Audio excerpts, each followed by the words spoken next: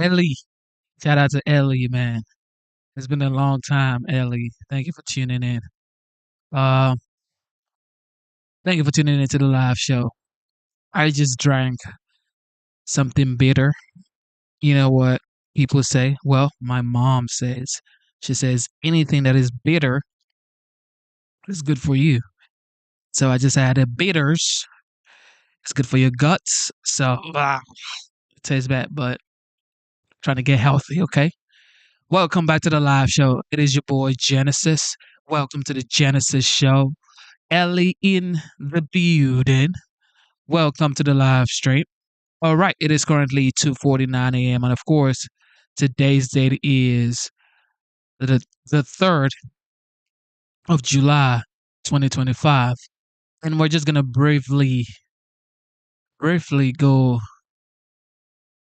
um see what's going on with the House voting on the big beautiful bill. Hopefully it passes. It's most likely going to pass. I mean, come on. It's most likely going to pass. And that would be the celebration for July 4th, Independence Day. So let's see what Hannity has to say concerning that bill. Speaker of the House of Representatives, and that is Mike Johnson is with us. The magic number 217, Mr. Speaker. This is the test vote. You have 9 members that have not voted at this point. You have 4 nays. You can only afford 3. Bring us behind the scenes. I'm sure a lot of discussions are going on. What's happening? Yeah, Chad Pergram's got it right as usual, except there's no cracking of skulls, Sean. This is part of the process. We are tying up some loose ends.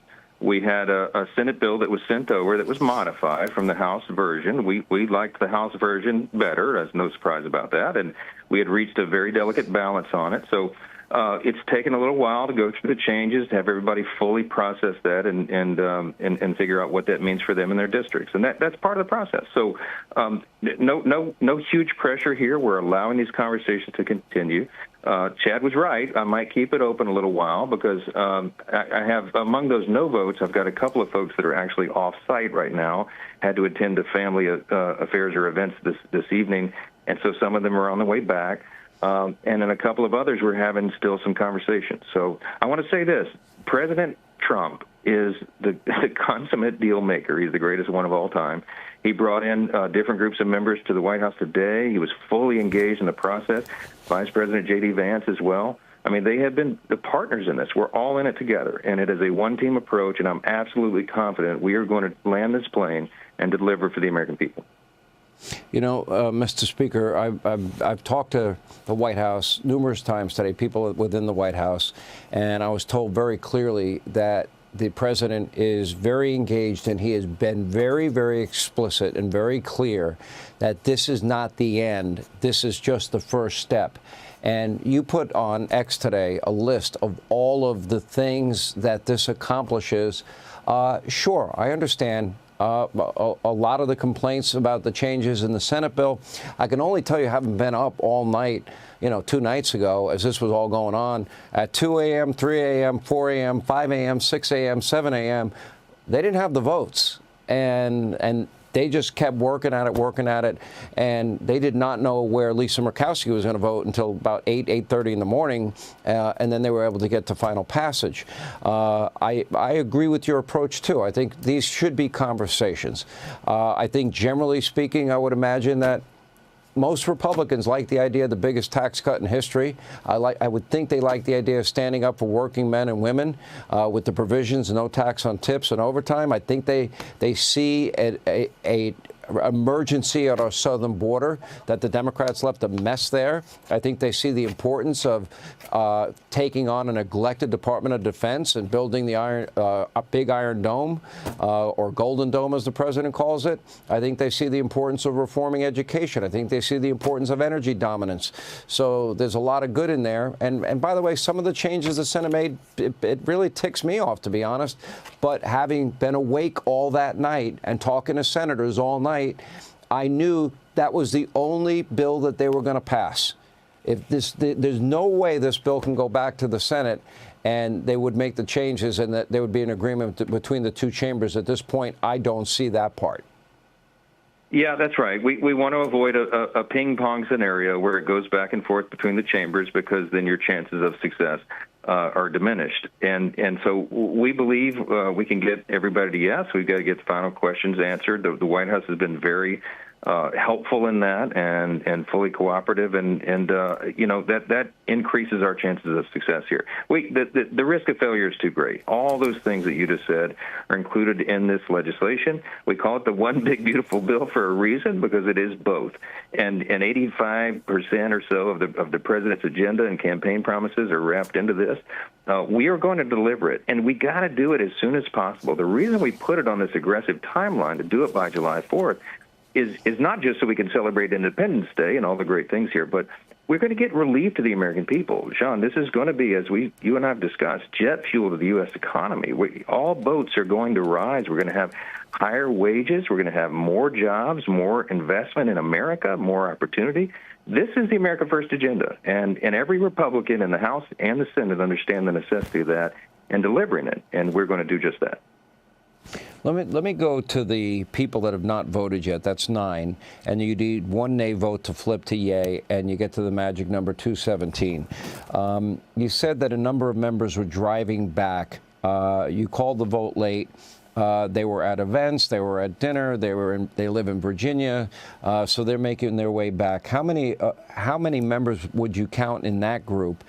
And for the people that maybe are unhappy with the Senate version, which, by the way, I kind of agree with some. I agree with them on a lot of their objections. However, the good overcomes this, and the promise of the president that he's going to, you know, through executive action and future legislation, if he makes a promise, I've known him for 30 years, he means what he says. So how many of these members are coming back, the people that have not voted? And what are the conversations like? Are they civil? Is there screaming and yelling in the, quote, cloakroom, or no? No, we haven't had any screaming and yelling. It's been very, I think, very, very cooperative and in its nature and conciliatory. Everybody wants to get to yes. And, you know, they were concerned about some of the amendments from the Senate, but that's the nature of this deliberative body. You have 2 different chambers. You have lots of different interests. And they all have to come together in the end. This is how the founders envisioned it would work. A lot of hard work behind the scenes, a lot of you know, rolling up the sleeves and arm wrestling around the table. But at the end, everybody's on the same team, and they have to do that in an agreeable manner. That's what's been happening today. I can tell you that everybody who visited with the president was delighted by the visit. Of course, you know, you've been in those scenarios with him all the time. He's a great host, and he loves bringing people over to the White House and having those conversations. He is deeply involved. He knows the policy. He knows exactly what we're doing with the agenda. And he can answer most of the questions the members have himself. Is the president talking to members directly tonight? He has been. In fact, he called me most recently about an hour ago and said, who else needs to have a discussion? I'm ready to get on the phone. And I said, Mr. President, you've done your job, and we'll do ours here. I mean, he has been fully a participant in this whole thing, and that's such a refreshing thing for members of Congress to know that you have a commander-in-chief who is so engaged like that, and helping to carry the ball over the line. It's really been a great working relationship, and the cabinet. I mean, we've had cabinet secretaries engaged today in conversations, answering questions in their areas. I mean, it's just an incredible team in the White House and in the Congress as well. So we are going to get this job done. Everybody will celebrate together, but the real celebration will be by the American people, because they are going to see the effects of this quickly, and it's going to be a great thing for the whole country. Mr. Speaker, how long do you plan on keeping the vote open? Chad, I think he talked about the record being over 7 hours. I'll go back to him in a minute. Or, you know, are you just going to keep it open as long as it takes? Well, I'll keep it open as long as it takes to make sure we've got everybody here and accounted for and all the questions answered. I made that commitment to my members. You know, we're in an era of Congress where we have small margins, small majorities, and that makes it by necessity a bottom-up institution. Right. You know, it's not a couple leaders in a back room like the old days where, you know, 2 or 3 people decide the agenda and it's hoisted upon everyone else and they take orders and follow. It really is a fully participatory deliberative body, and that means bottom-up, member-driven process. I've tried to decentralize the power of the Speaker's office so much as that is possible in our system, and I think people appreciate that. They all know their voices were heard in this, and remember, we put about 14 months of work into the production of the One Big Beautiful Bill. So a lot of time, a lot of deliberation, a lot of committee hearings and meetings, and everybody's got their voice heard. And I think it's a really important part of this. Let's talk about the 4 nay votes that are on the board right now. I assume you've spoken to all 4 of them. What indication are you getting from them that they might be willing to switch?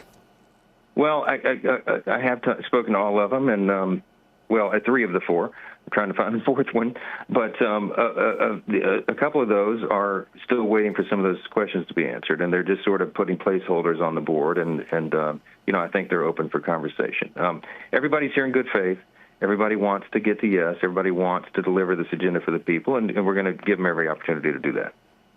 All right, Mr. Republicans needs to come together. Every single Republican needs to come together to get this bill passed in the House floor for sure. But it's most likely going to be passed by morning. But let's keep going, man. Let's keep going.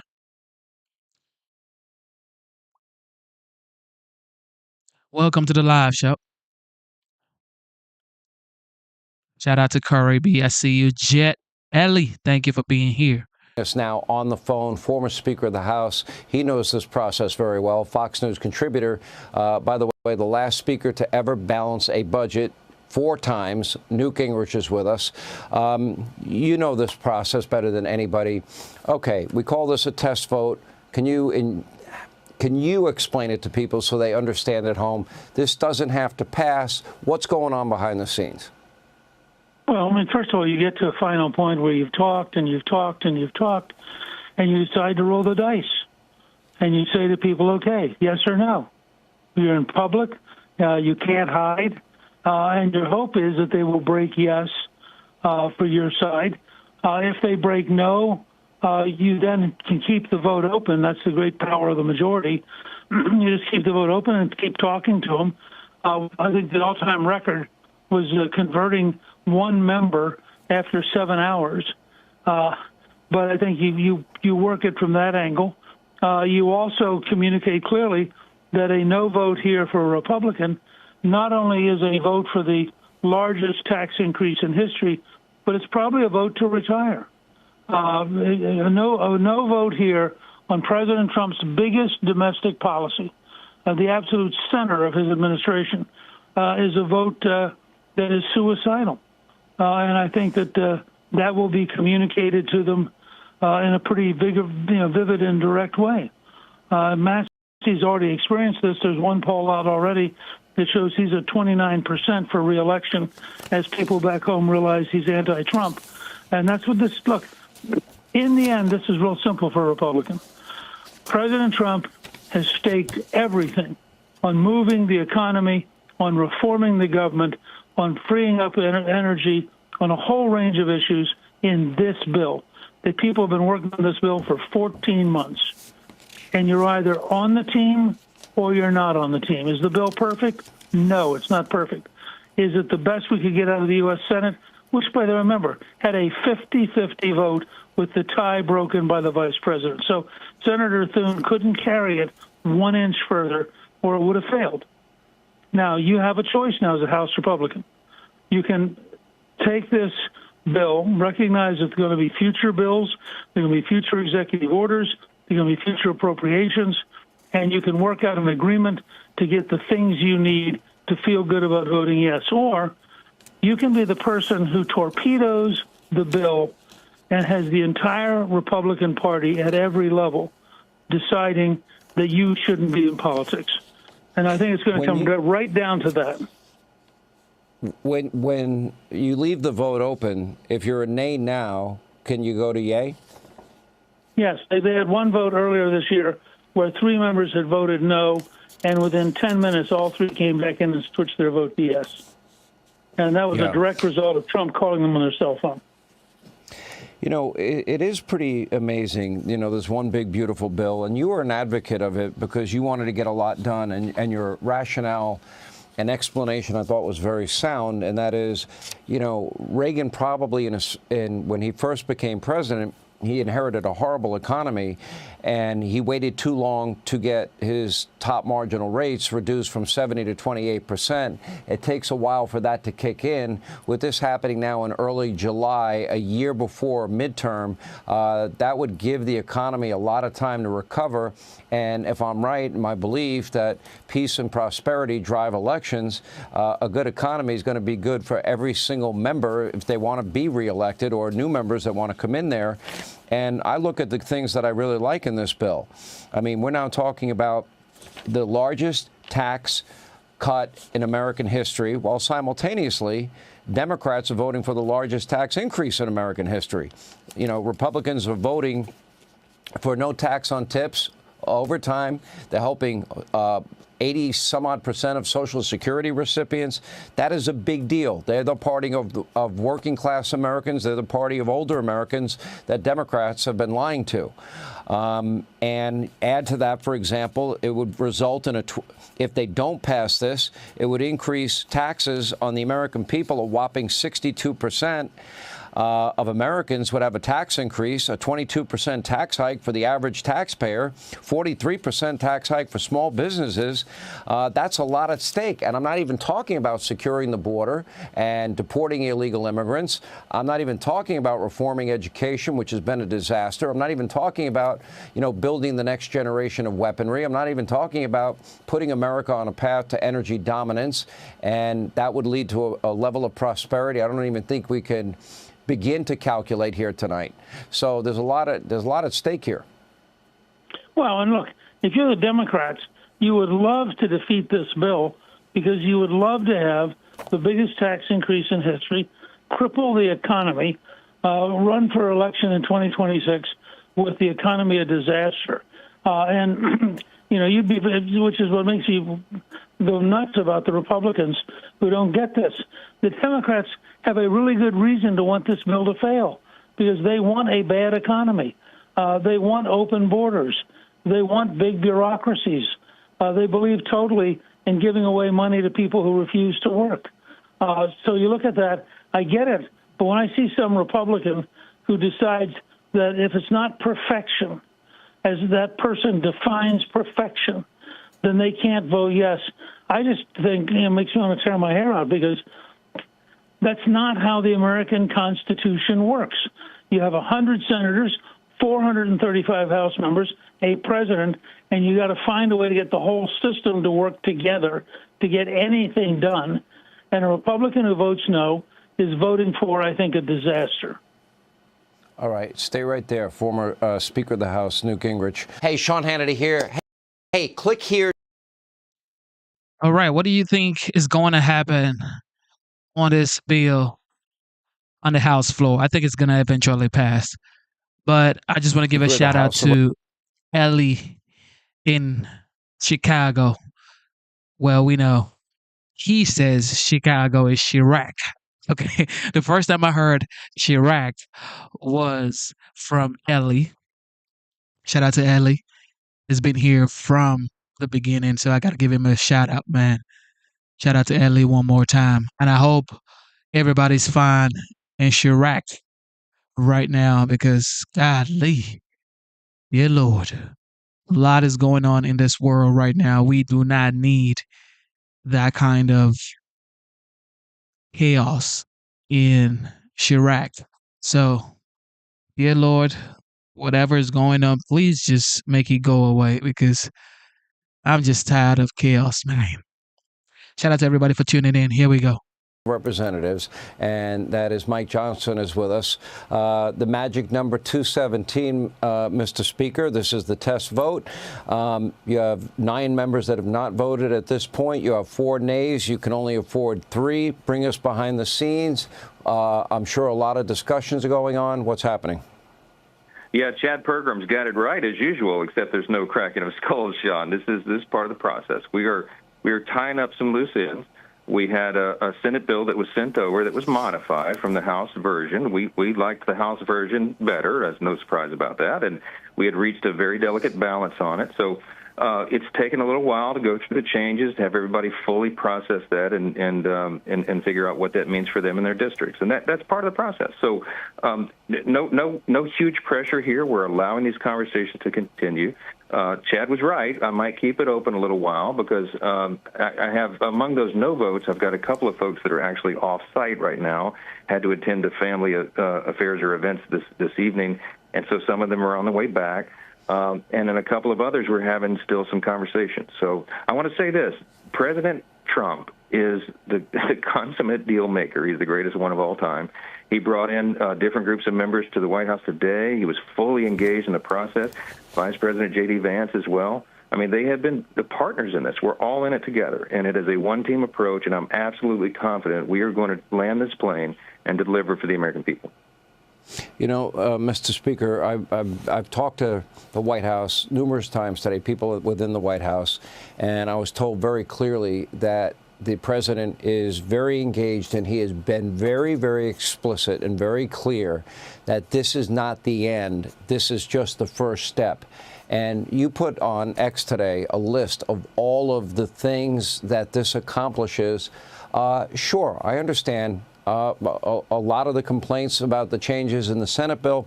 I can only tell you, having been up all night, 2 nights ago, as this was all going on, at 2 a.m., 3 a.m., 4 a.m., 5 a.m., 6 a.m., 7 a.m., they didn't have the votes. And they just kept working at it, and they did not know where Lisa Murkowski was going to vote until about 8:30 in the morning, and then they were able to get to final passage.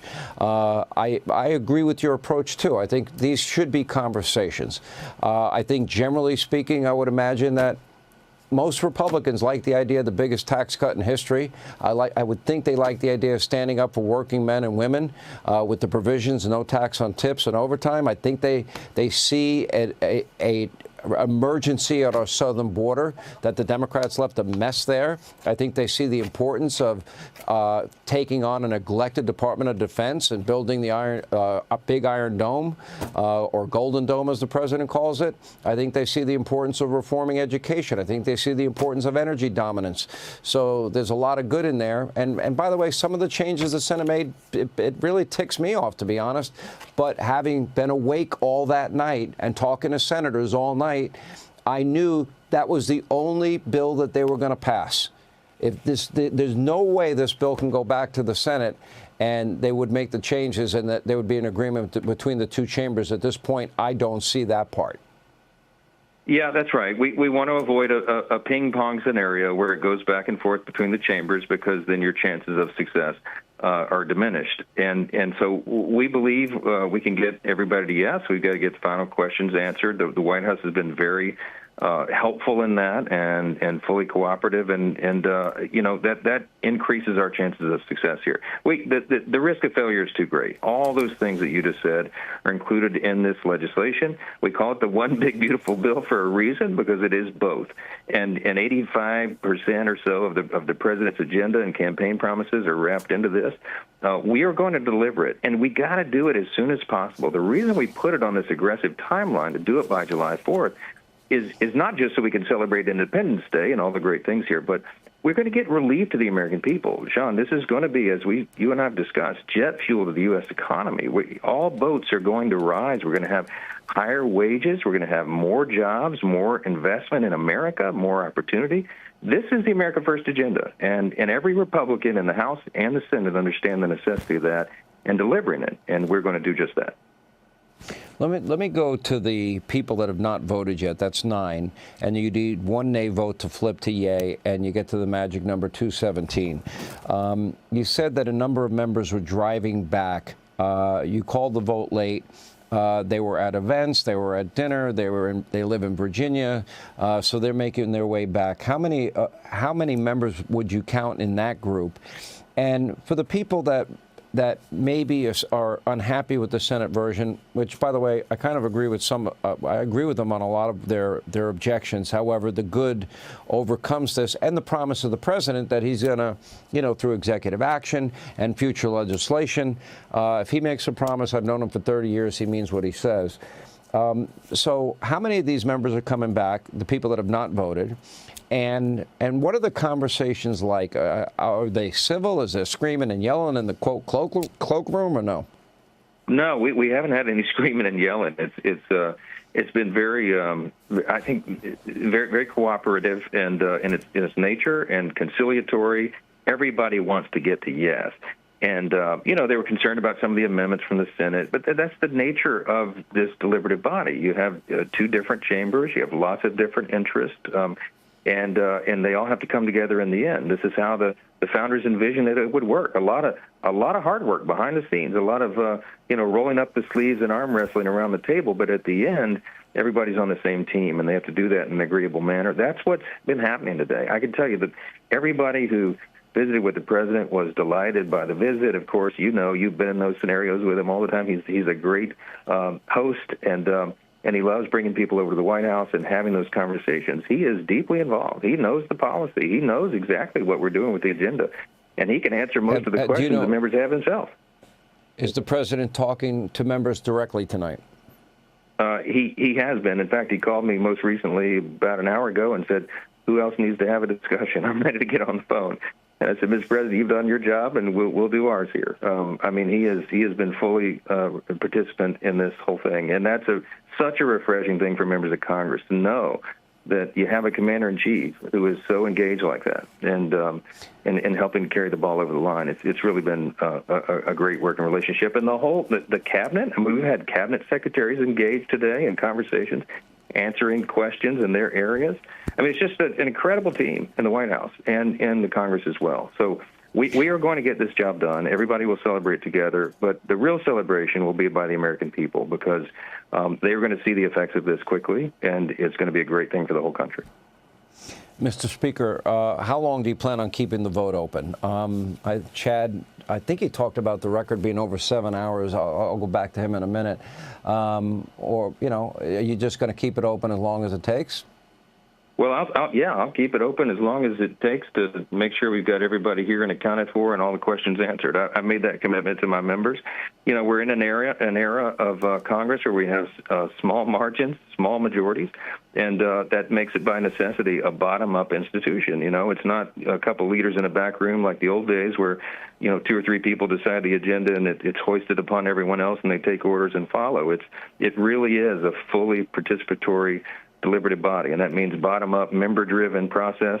I've tried to decentralize the power of the Speaker's office so much as that is possible in our system, and I think people appreciate that. They all know their voices were heard in this, and remember, we put about 14 months of work into the production of the One Big Beautiful Bill. So a lot of time, a lot of deliberation, a lot of committee hearings and meetings, and everybody's got their voice heard, and I think it's a really important part of this. Let's talk about the 4 nay votes that are on the board right now. I assume you've spoken to all 4 of them. What indication are you getting from them that they might be willing to switch? Well, I have spoken to all of them, and at 3 of the 4. I'm trying to find the 4th one, but a couple of those are still waiting for some of those questions to be answered, and they're just sort of putting placeholders on the board, and I think they're open for conversation. Everybody's here in good faith. Everybody wants to get to yes. Everybody wants to deliver this agenda for the people, and we're going to give them every opportunity to do that. All right, Mr. Speaker, we really... Bill is definitely going to take a long time to pass, which is probably tomorrow morning, but it is going to pass. Okay? This has to pass because it's not going to have to go back to Senate for another amendment or whatever. Nah, it's not going to have to go back to the Senate. It's going to pass, and let's move on to the next, okay?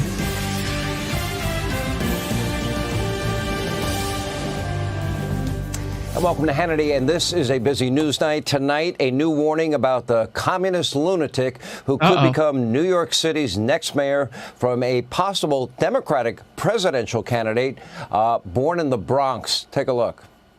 Ladies and gentlemen, let me be very, very clear. If the Democratic Party becomes the likes of Zohran Mamdani, who, by the way, I like, I'm not trying to throw any shade on him or anything like that, but if the Democratic Party becomes him, you have no chance.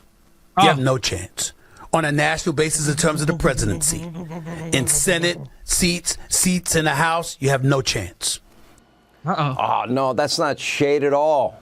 The great Stephen A. Smith will join us with more on his warning to the Democratic Party. But we begin tonight with the One Big Beautiful Bill, which just cleared another major hurdle, advancing out of the House Rules Committee at this hour. My sources, they are saying that it is very close to getting to yes, meaning it could pass even shortly. We're watching the House floor very closely tonight. And very soon it will be up for a House-wide vote, which will likely pose the last major obstacle before the BBB bill, as they like to say, is signed into law.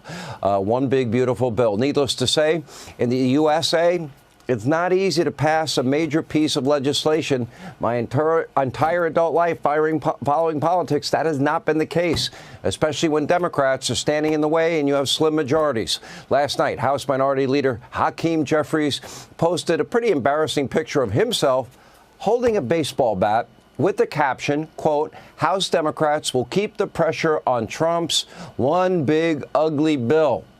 Well, I guess this was supposed to be menacing, threatening, more love from the party of mostly peaceful riots, of course. Now, if you actually knew anything about how to swing a bat, the Democrats, they wouldn't lose the congressional baseball game every single year. But that's besides the point. I digress. Now, tonight, it's clear Democrats do not really seem to know or care what's even in the bill. Their only motivation is to lie to the American people, scare old people about what's not in the bill, and as per usual, stick it. To who? President Trump, as usual. Take a look. I was asking you about no taxes on tips, which is part of this bill for working people who work on a tipped wage. Do you support that? You know, I haven't looked seriously at it because I haven't thought they were serious about it. Tips are income, and I would prefer just to have a much more progressive income tax, so people who are making a lot of money are paying more. Oh, my God. I never really thought about working men and women, and yeah, that would be a huge savings to them. I've never thought about it. Meanwhile, we have been talking about it the entire election campaign in 24 and all this year. Now, whether they are willing to admit it or not, Raskin, his far-left colleagues, they are now poised to vote against what is the largest tax cut in American history. And by doing so, they will be voting for the largest tax increase in American history. As Speaker Johnson rightly is pointing out, they are supporting a $4 trillion tax increase, the largest in American history. This includes a tax increase of 62% on American families, a 22% tax hike for the average taxpayer, and a new 43% tax rate for small businesses. By the way, they will pass that cost on to you. Democrats are literally fighting tooth and nail against what amounts to an extra $10,000 in take-home pay for an average family of four. They are fighting against no tax on tips for people that work so hard in the service industry. I spent 10 years of my life doing it. No tax on overtime. My 10 years in construction, I could have used, no tax on overtime because I worked a lot of overtime. And tax relief for middle and low-income seniors on Social Security. So let's be clear.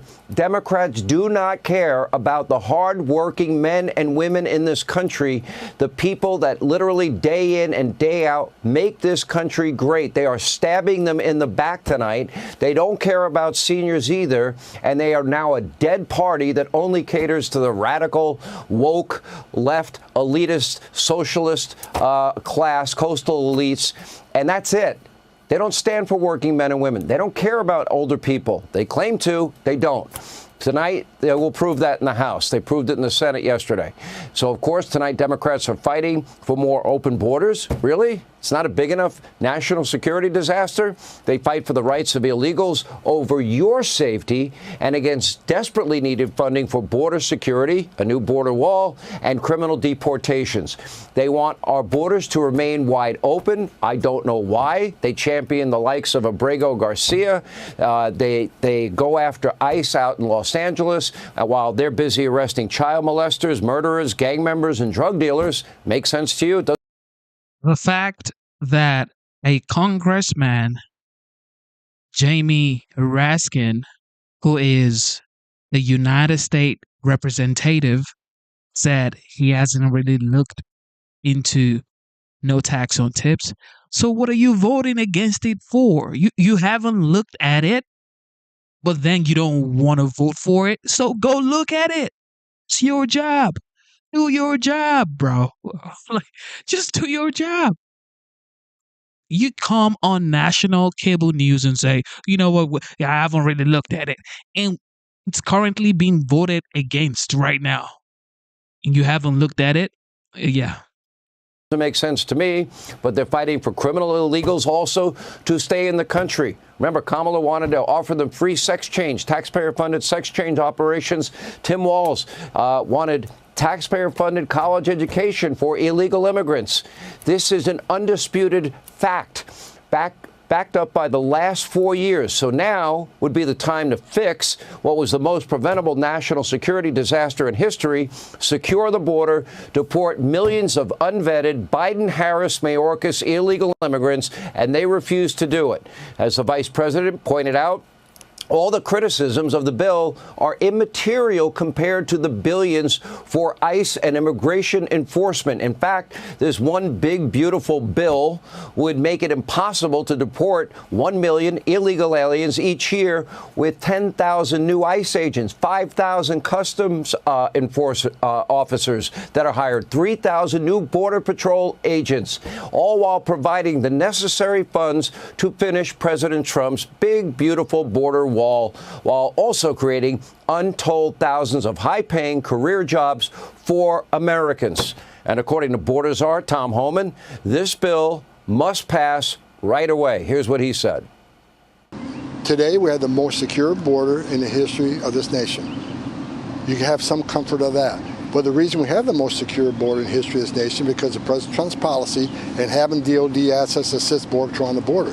That's why we have that most secure border, which is why we need the big, beautiful bill passed, because that puts more Border Patrol agents on the border, maybe relieve DOD assets. That puts more ICE agents on the streets of this country to arrest more public safety threats and national security threats. I looked at numbers this morning.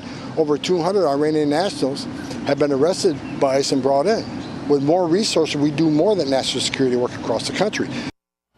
Let's get rid of the known terrorists. Let's get rid of the murderers and the rapists, other violent criminals, the cartel members, gang members, and drug dealers. This bill also moves America towards energy dominance. What does that mean? That means we can be an energy-rich country. Everybody will benefit. It funds, by the way, the Department of Defense to build out the next generation of weaponry. We live in a very, very dire, dangerous world. We see that with Iran. We see it with China. We see it with Russia. The military was completely ignored and depleted under Biden and Harris. This bill also goes a long way towards reforming and beginning the process of fixing this broken educational system that is failing our children. It is time to pass the bill, fix the border, deport illegals, modernize our military, and secure a massive tax cut for every single American. And take heart in knowing that this is just the first step in fixing this monumental disaster left by the Democrats. Hey, Sean Hannity here. And when people say, well, cut the budget for the military, what are you thinking about? That's why the United States is the United States. That's why America is the greatest country on the face of the earth. The military is part of it. So you cannot cut the budget for the Defense Department. Look, let the Defense Department do what they do so they can secure the homeland. Whatever they have to do, whatever they need should be given to them. All right? That's what that's what I believe. That's my opinion. However, this guy, the U.S. representative, talking about he hasn't, I haven't really checked it out. So what are you doing? Or what have you been doing? Let's go back there. Take a look. I was asking you about no taxes on tips, which is part of this bill for working people who work on a tipped wage. Do you support that? I haven't looked seriously at it because I haven't thought they were serious about it. Tips are income. and I would prefer just to have a much more progressive income tax so people What? Oh my God. What? who are making a lot of money are Man, paying. please get away. Okay, just get away. Greg, this is a huge win, but is this like celebrating a murder conviction of a loved one where it's a victory, but it shouldn't have happened in the first place? Well, and it still doesn't restore them fully. It was necessary. I mean, this is not about women's sports alone. It's about truth, biology, morality. It was a battle over your own mind. What you think and what people, i.e. a mob, a cowardly mob, could compel you to believe and obey. You have heroes in this story. J.K. Rowling, Riley Gaines. There were a few reporters and journalists who shared the risk and fought this twisted ideology in the face of persecution of unhinged and violent activists and disillusioned strange men. We pushed this story hard because, I mean, for me personally, the mob think and this mass delusion, I wanted to break it open. I wanted to see what would happen if you faced it. So I just want to go through the villains in this. You had the media that blamed all the brave people that stood up as transphobic, when in reality, what is transphobic? Fear of telling the truth to trans. It was the media that was actually transphobic. Then you had teachers who defended lying to parents about their kids. You had cowards on social media who bullied, people like Riley Gaines and behind their virtue signaling pronouns. Then you had the hacks that promoted the false stats on trans suicide. You had ESPN who lauded Thomas as a female icon. You had the Biden White House who promoted trans ideology by appointing trans people in the cabinet. The medical establishment who pushed the false science while butchering kids. Celebrities who promoted their children like it was a tequila brand. And then there are parents who use their kids' identity to build their own identity. Munchausen by proxy. Then you have the men themselves. They're not women, they're hardly men. They're autogynephiliacs. They found a way to game society to indulge their fetish. And their fetish wasn't just to dress up as women, it was to garner public humiliation. It was a humiliation fetish. This is why the Dems lost. They cowered before a fetish that caused irreparable harm. And they gaslit the public who knew better, but were too scared to say anything for fear of being mobbed. Right now, you have a candidate in New York City who wants to take $70 million from taxpayers to pay for more butchery. This is a huge victory, but it's not just about sports. One of my favorite comments today, Dana, by a loved one was, America is healing. That this is a really important step back to restoring. But, again, Thomas took the place, these male athletes took the place of females. So restoring or stripping away the awards, it still doesn't account for everything that was actually lost. You have to admit that it's pretty absurd that it takes an act of a president to allow women to win in women's sports. I mean, what a world. And all the things Greg said, I would echo, and I would add this. They not only took away opportunity, but it was scholarship money, possibly. It was award money. It was sponsorship money. Because this started, and it eked out in swimming. I don't know if it started there, but that's when we first started really learning about it. And then every day, we could do a different story about another sport where this was happening to women. And where were the champion women athletes who had already succeeded? I'm sorry, Billie Jean King, she played the battle of the sexes for a reason. She's wildly successful, and she was silent on this. Martina Navratilova, okay, great, thank you. One? We got one woman athlete that would stand up for these girls, and what was amazing to me is how poised Riley Gaines and Paula have been, and they're not the only ones. These women who took a little bit of speech training and media training and found their voice because nobody else was sticking up for them. That is an incredible accomplishment for them. The other thing that the president has been able to do, and I give props to Secretary Linda McMahon as well, who has accomplished so much in her career, but this might be the crowning achievement, in my opinion, because she's saving women's sports. You have a situation where the University of Pennsylvania has a chance to shock itself out of the delusion that it was in following the mob. And when the history books are written about this period, people are going to look back and go, "What? That's insane. They did what?" And hopefully we live long enough to read that history, because I'm hoping that a lot of these things happen pretty quickly now that University of Penn has gone through it. Right. And included in that, Joey, UPenn nominated Leah Thomas as NCAA Woman of the Year. Crazy. So now we have holdouts, Maine, California, et cetera. Are they going to hold out forever? Or do you think they're just going to finally cave in when there's such an exodus of female athletes that flock to states that actually protect them? Yeah, well, first of all, you're the lawyer, so you have better insight on this than I do. But the NCAA was recently sued and lost a settlement called the House Settlement, where players from all over the country can go back to the university and get paid for their name, image, and likeness. Before that, there was a Supreme Court ruling against the NCAA about how name, image, and likeness and players can receive money. The reason why I bring that up is that when you go back to it, even this decision from this college says, but we were in compliance with the NCAA rules of eligibility. Like, it seems to me like that's low-hanging fruit. I mean, from what I understand, there are two aspects of this. One, the Trump administration withheld more than $700 million in grants from the university. So maybe part of their motivation was to get that money quicker. But the other side is they had a lawsuit moving forward that this is a settlement of. So the Trump administration must be pretty confident about their case, what the leverage they have. And I don't see where in a settlement with one university, they can't take that same leverage to the NCAA or any number of other universities. And at the end of the day, I hope every single girl that was forced to share a locker room with a fully intact 6'4" man sues the hell out of every school and every authority that made them do that when they were asking not to. That's the thing, LJ. I cannot get over exactly that fact. It's the criminal code that covers that. So we prosecuted coaches and teachers for sexual assault. Should the schools be held criminally accountable for forcing minor women, young women, to be naked in front of fully intact naked males? Because that is squarely covered by the criminal code, and I think that's what's next too. Well, since I'm in Harold's seat and I'm chocolate, it's good to be back around the table.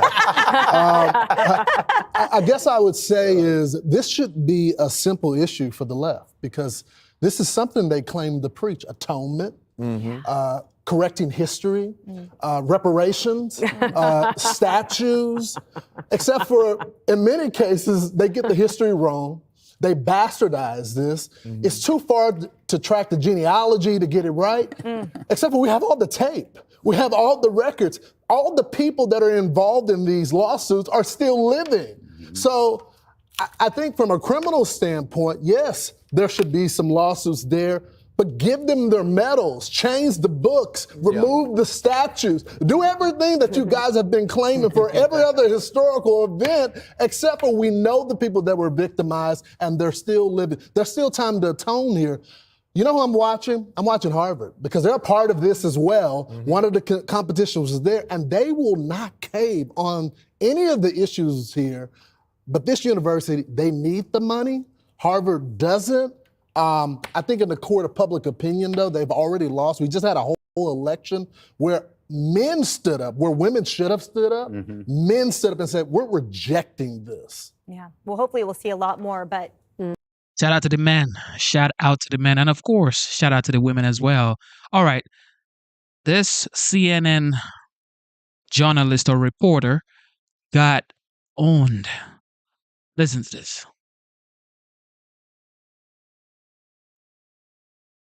Lauren, who doesn't want this, Lauren, it's not just the leadership, as Lauren said, that doesn't want this bill to change. It's also President Trump and the administration. There is a concern that if this goes back to the Senate, they're starting completely over. They got it through the Senate. They want to get it through the House as is. They don't want any more question marks. They don't want to wait for any more votes. And so what we've seen here today is an incredibly quiet White House. We know that behind the scenes, they are having meetings. It's been a revolving door of not only just the holdouts, both conservative and the more moderate, but also people who support the bill, because they are hoping that this will bring some pressure to those colleagues if they're all in the room together talking it out. And as Lauren mentioned, a lot of this has been negotiations. How do we get this done as is?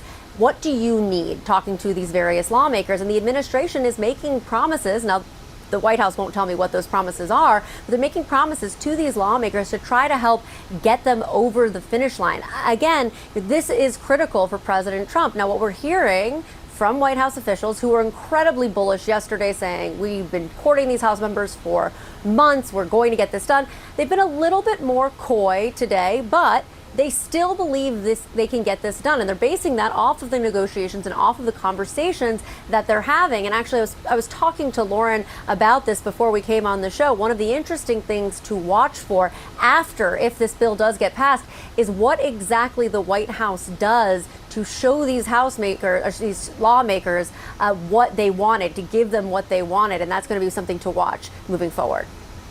Yeah, we will be watching for that. Kristen Holmes, thank you. Out front now, Republican Congressman Tim Burchett. Congressman, thank you so much for being with us this evening. You voted yes on the House version of this bill. Where do you stand right now on this version the Senate sent over? I'm firmly undecided. I've got a few more questions to answer.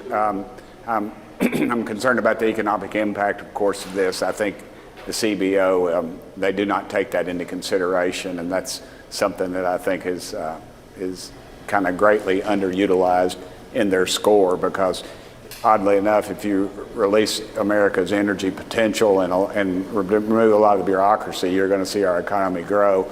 And of course, the tax credits that are there for business manufacturing, 100% write-offs, things like that. And in Tennessee, if we don't pass it, we're going to see over a $2,000 to $3,000 tax increase on families making $70,000 or less. So, of course, I'm leaning in the affirmative, but I'm just waiting out to hear just exactly everything. We've been breaking it down piece by piece. So you're taking issue with the CBO estimate here? Yes, ma'am, I do have an issue with it. The office is very partisan. I mean, 85% of the people in their healthcare division identify as a Democrat, or they've contributed to Democrats, or they're registered Democrats. They're leading, I believe their leading economist is that. We ought to do away with these organizations, because we use them when we like them, we don't use them when we don't like them, and you've got a bunch of bureaucrats in here that are on a lifetime gravy train. And frankly, we've got independent agencies that can do that. We have people up here with accounting degrees that can do the math. So I feel like that is a waste of taxpayers' money. So in January 2024, there was a Republican who trusted the CBO so much that they reintroduced a resolution to require the House clerk to read the CBO estimate of any bill. I believe that was you, sir, the third time you introduced that resolution. Is that right? That's correct, ma'am. Of course, and that proves but just you what don't I like said. the you don't like the CBO us, now, ma'am. But you don't like the CBO now. You introduced that resolution over multiple years, but now you're dissing the CBO. Did the bill pass? Your resolution? Did the bill pass? Yes, ma'am. You introduced it, sir. I know it's it, ma'am, irrelevant. But did it pass? They never pass because nobody wants any verification. It proves my point. When it serves us well, you took a when stance it serves and you were us well, we're for it. But when it doesn't, we don't. So you're clear about where you are like, on the CBO. I just want to say, but just to get to where you said earlier that you were closer to voting yes after speaking with the president. I saw the vice president sent you put a nice tweet up that you responded to. What did the president say to you that made you feel maybe closer to voting yes? He talked about the economic output that we would have that was not in the CBO scores, and along those lines, he talked about other things that I'm not going to share, but because it was in privacy. But I think there's a lot of things that will probably be revealed when this is passed, and I think America will embrace it further. I think, again, once you do some things like straighten up Medicaid and Medicare, and you dispute a lot of the lies that are in the media about people getting kicked off, I think America understands what we're up against in this. We're up against people want to call it the swamp up here, but it's really just a sewer. It's a man-made thing that it doesn't produce anything, and it fights us every step of the way. And so I think once you allow Americans to get out and work and actually force those to work and get them off the couch that some of them are on, that are in the illegals and folks that are gaming the system, I think you're going to see that this country will bust wide open economically, and I think that's going to be a great thing for this country.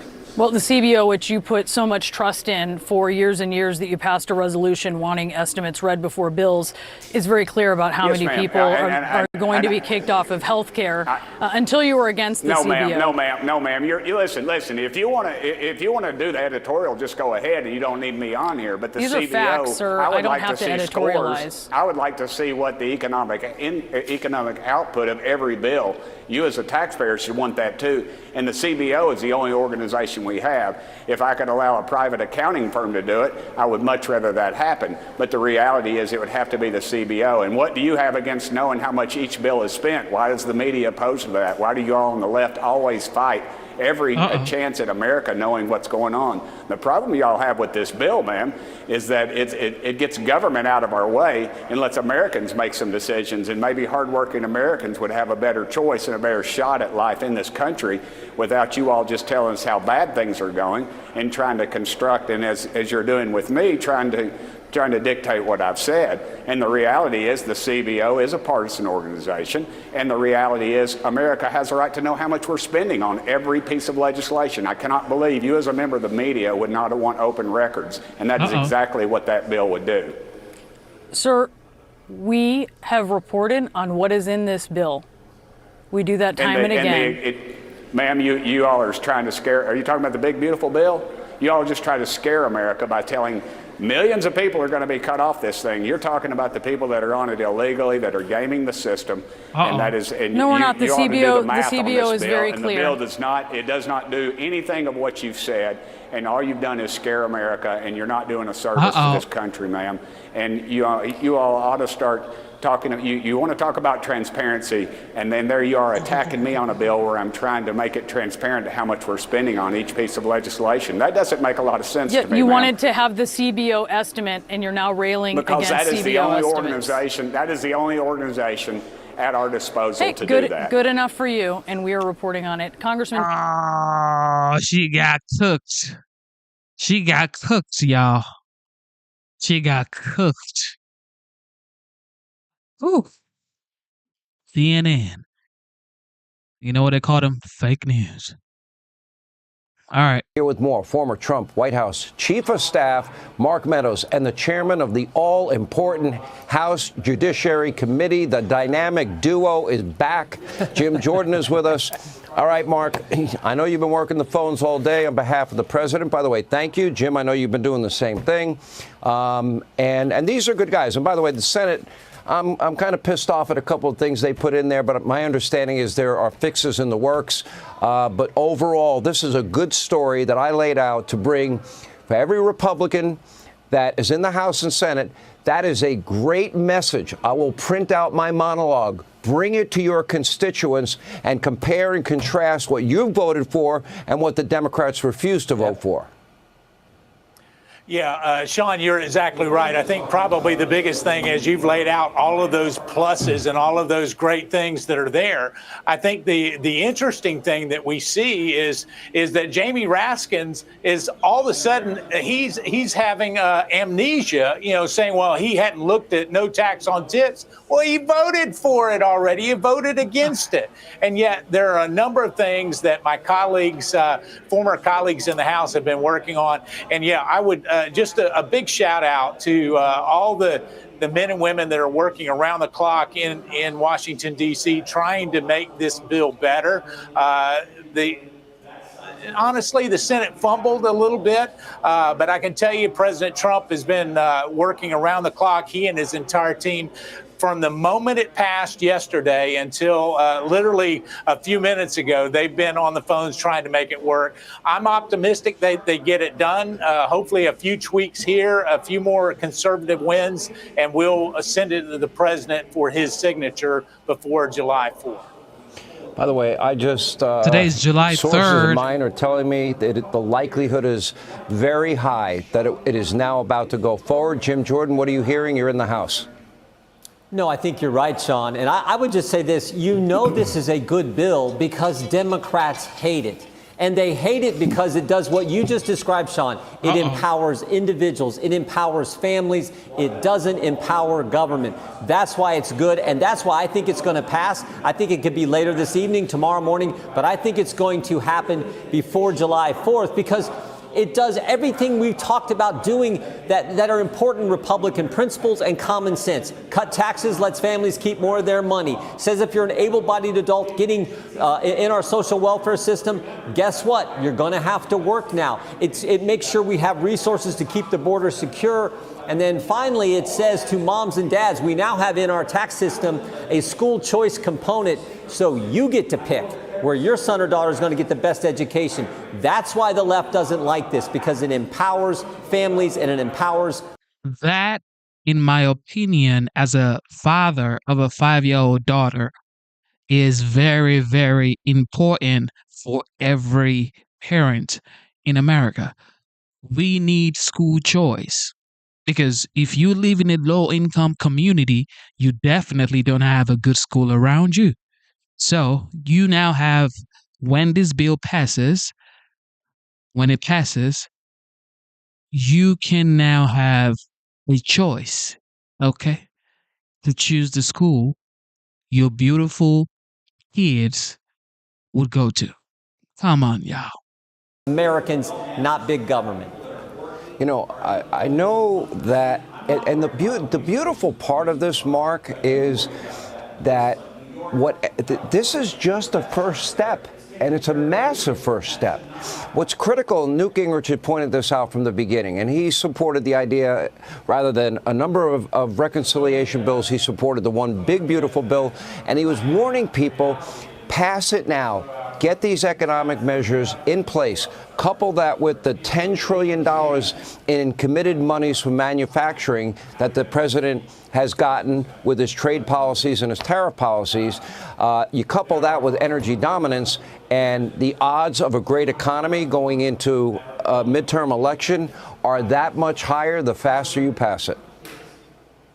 Listen, if you're talking about chess, the best chess player is a grandmaster. If you're talking about legislative wins, you don't go any further than President Donald Trump. He's not only has us on the precipice of actually passing this, along with a lot of my former colleagues, but he's done unbelievable things in foreign policy and at the border. You hit it in your monologue. But here's the interesting thing is, you hit the nail on the head. It is the first step, a big step, and a big, beautiful step. But it's also the negotiations right now that are happening, really, as we're on the air live with your audience, that are happening right now. Is what is the second step? What is the third step? How do we get there? How do we deliver on not only the promises, but continue to win for the president and the American people? And I'm confident, like Jim said, that we'll get there either later tonight or tomorrow. And I just applaud everybody for working so hard to try to get there. No, and I applaud them as well. I think this is great. Jim, tell me about the process. One thing Lindsey Graham was pretty adamant about is, we're coming back for more. And he's the budget chair in the Senate. He said, we'll do another reconciliation in the fall. How doable is that? And what does that mean in terms of taking it to the next level and even including more savings and fixes if needed? Yeah, I would answer it in this context. Momentum is important. It's important in sports. It's important in politics. And we need to keep the momentum going. I mean, President Trump has secured the border.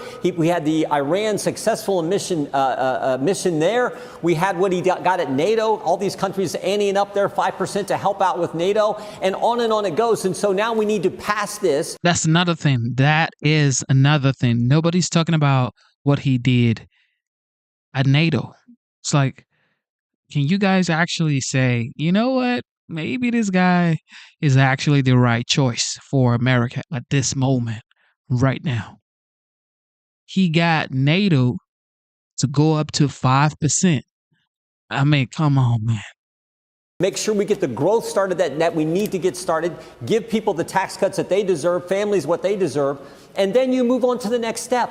But don't stop the momentum that is so strong. There's a reason why President Trump's polling numbers are off the charts. They're the highest of any Republican president in modern times because he's doing what he said he would do, and the people of this great country see the results. So let's keep that going by passing this bill, and then we can do exactly what Senator Graham said. We can come back for another bite at the apple with the second reconciliation package. Yeah, all right. You can tell this guy, you can tell this man right here reads a lot. Look at his face and look at his eyes. Yeah, that's a reader right there. All right, here we go. On to the next. Here we go. Joining us now, he is the chairman of the very powerful House Oversight Committee. James Comer is with us. James, you're down on the floor. You're talking to your colleagues. What's going on? I think we're going to get there, Sean. I mean, as you said, there's a lot of negotiating going on. Some of these guys are the usual suspects. They like to wait till the very last vote and go in dramatic fashion. But at the end of the day, this is an important bill, and Newt Gingrich is exactly right. There's a lot of people trying to fight for the needs in their district. Nobody's going to say they're 100% satisfied with this bill, but this is the way the founders set it up. When you've got 435 representatives and 100 senators, it's a lot of give and take. That's the way this system was created. This bill has been through regular order. We've talked about and debated this bill for 7 months. I personally like the House version better than the Senate version, but I understand the Senate's half the equation. We have to govern. At the end of the day, Sean, this is President Trump's agenda. This is what he campaigned on. This is what the American people voted for, and tonight's the night that hopefully we'll get this bill passed. Yeah, I think so. Are you hearing any of the dialogue, debate? Do you know members that are talking to the president right now as we speak? Are they coming off the House floor and picking up their phone? They are. Obviously, everyone takes the president's calls. There's two schools of thought here. There's two concerns. There's a concern, obviously, with the level of spending that the Senate version has.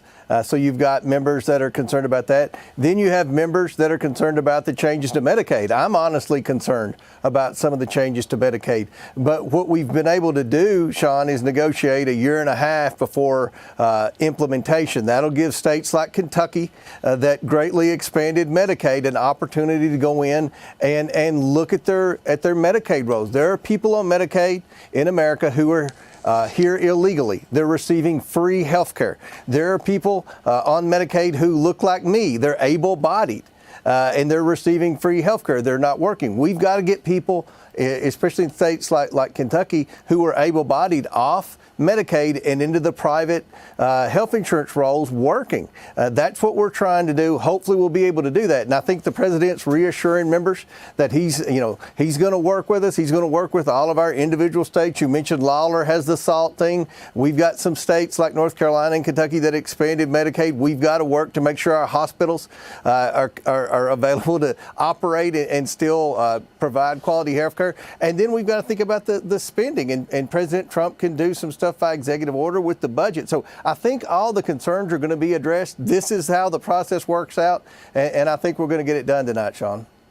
You know, and I think it's important to get the economy rolling immediately. I think it's important to secure the borders and make sure Tom Homan and Kristi Noem and everybody, all the ICE agents, they have the resources needed to not only build that wall, but also get rid of these criminal aliens in the country.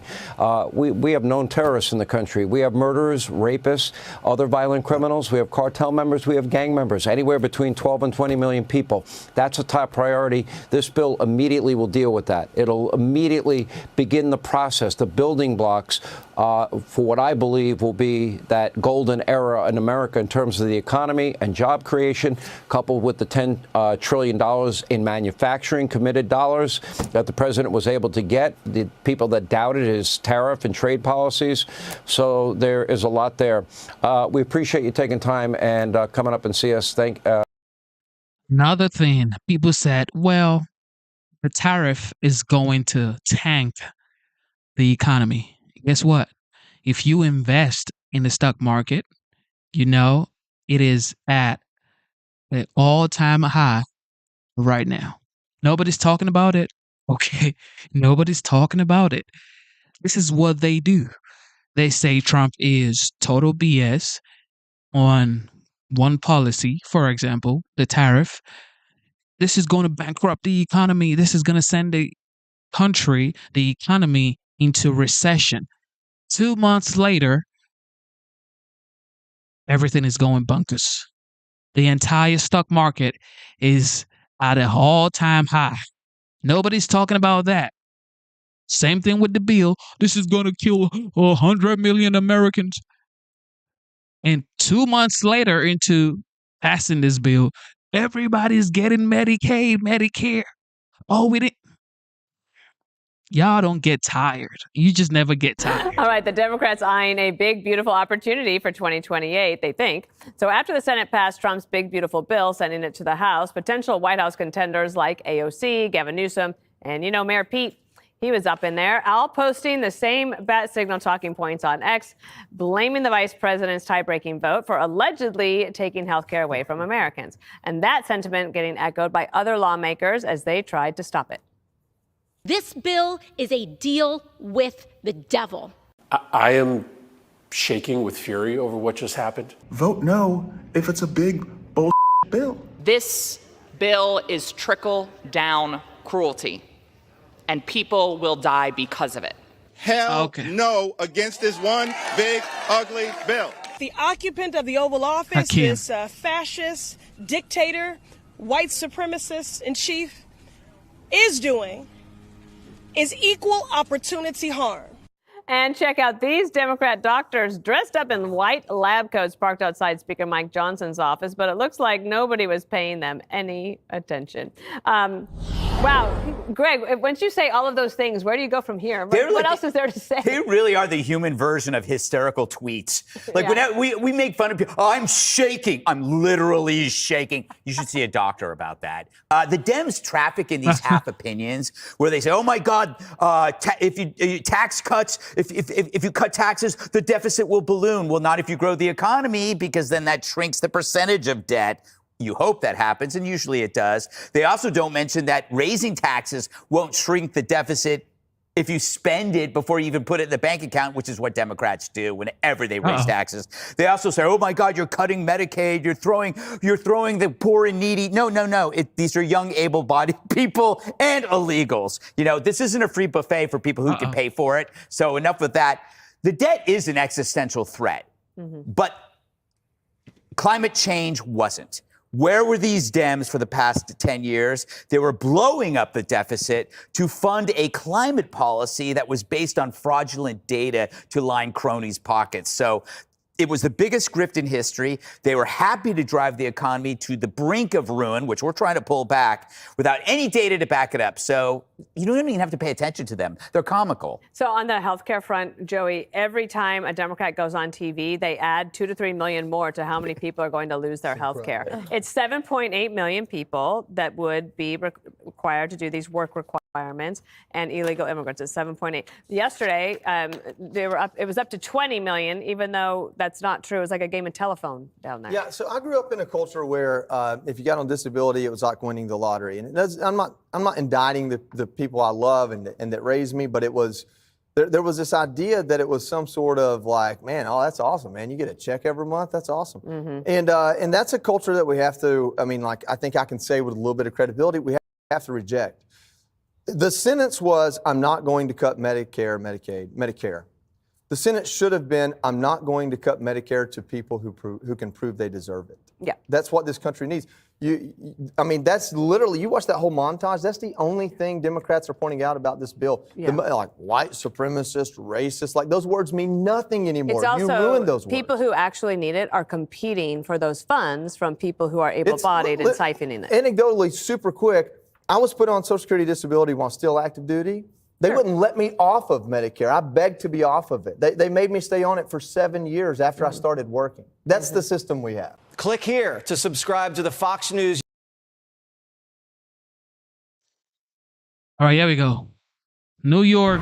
The Democratic Socialist who just won the Democratic primary in New York City, Zoran Mamdani, is holding an event right now with leaders and members of the city's labor unions. President Trump made these remarks about him. Your beloved New York City may well be led by a communist soon, Zoran Mandani, who in his nomination speech said he will defy ICE and will not allow ICE to arrest criminal aliens in New York City. Your message to communist Zoran Mandani? Well, then we'll have to arrest him. Look, we don't need a communist in this country, but if we have one, I'm going to be watching over him very carefully on behalf of the nation.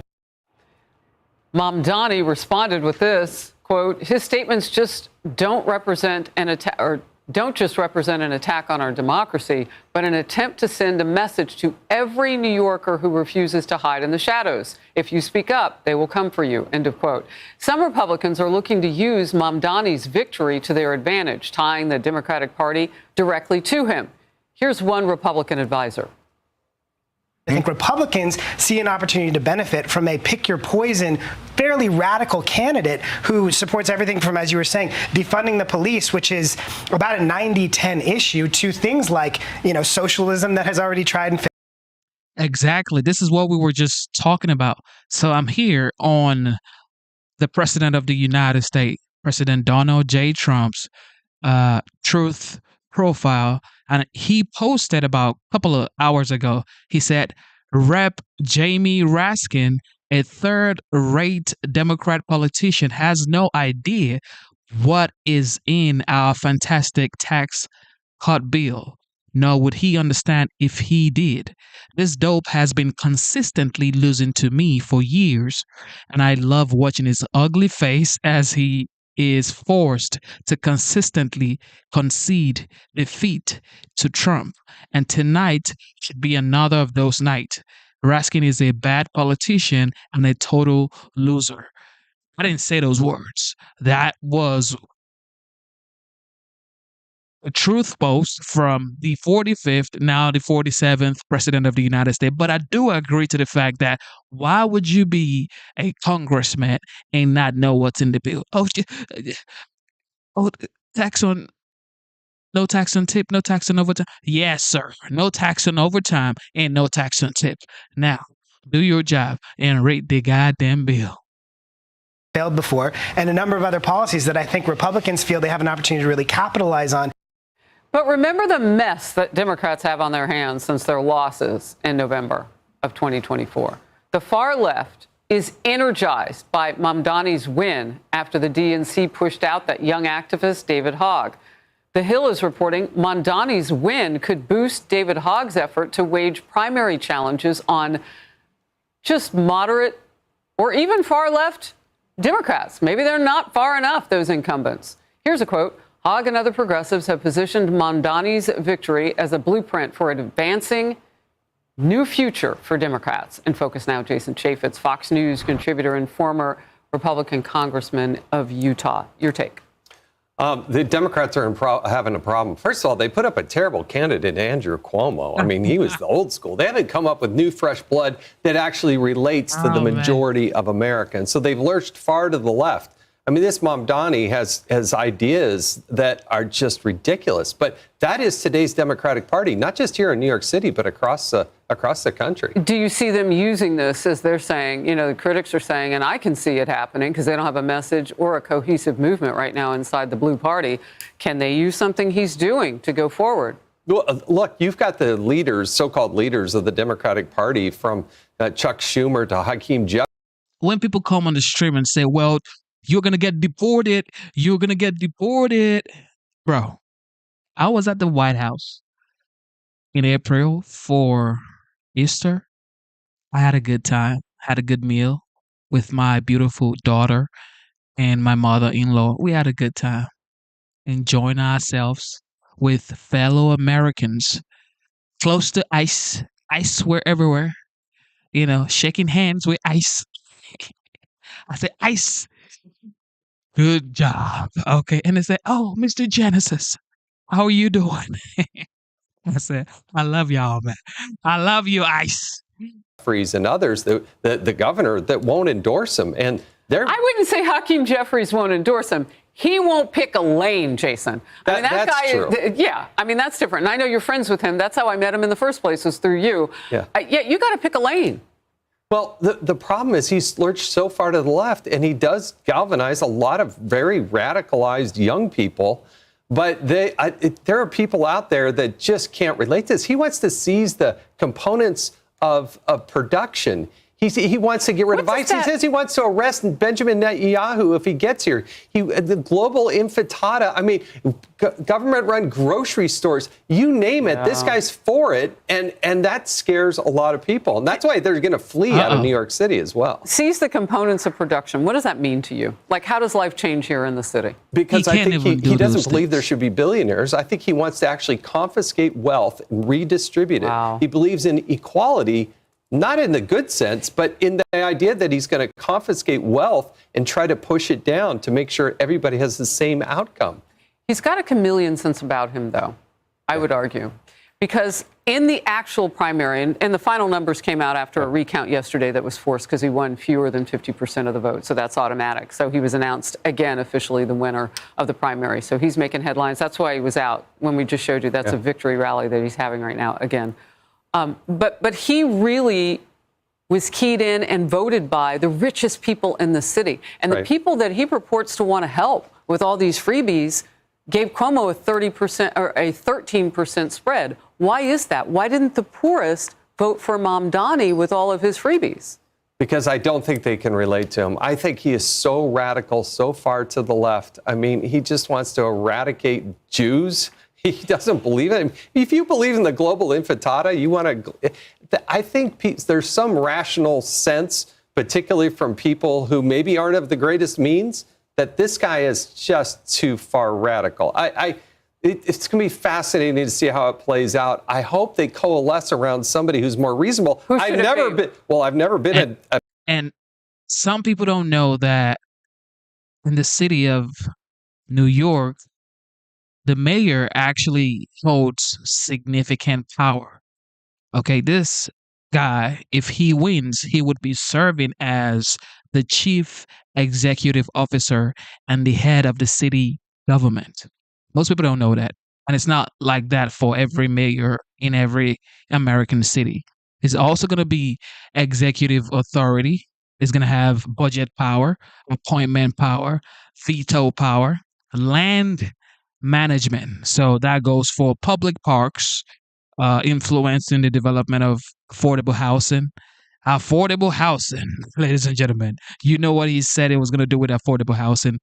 And, very crucial aspect of the city life. He's going to have magistrate powers, residual powers. He will have a lot of power if he wins the mayor race for New York City. It's just how New York is set up. So if you're a mayor in New York, you have power. A big Eric Adams fan, but I am right now compared to this guy because I really worry about in this city. It's a dangerous place here in New York City. If you're going to dismantle law enforcement, you're going to get rid of them. You won't cooperate with ICE. This town is just going to turn to it. I can't say it on. Yeah, I also think that he's somewhat chameleon because he didn't do his homework. Like, does he think the rest of us are stupid to believe that a mayor can get done the things that he's promising? He had a better chance as assemblyman for his own district, but I don't think he studied up Buttercup. We'll see. Yeah. Jason, good to see you. Thank you. Wait, don't go away. Axios is pointing out President Trump's, quote, day of swagger. No, we don't want to skip this. An excerpt. Trump and his team seemed to view yesterday, day 163, as his best day as president. A day when his brash, norm-crushing style was paying off in a series of wins. Yesterday, President Trump had a big win when his big, beautiful bill passed the U.S. Senate. He also visited Alligator Alcatraz, as you showed when I was talking with Congresswoman Kat Cammack. Its symbolic backdrop on the massive plunge in border crossings under President Trump's illegal immigration crackdown.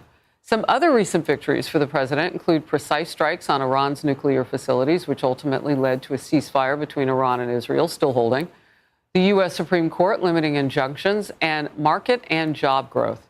CNN's data analyst Harry Enton breaks down polling on the Republicans' approval rating 5 months into the term of Republican presidents going back more than decades. Watch this.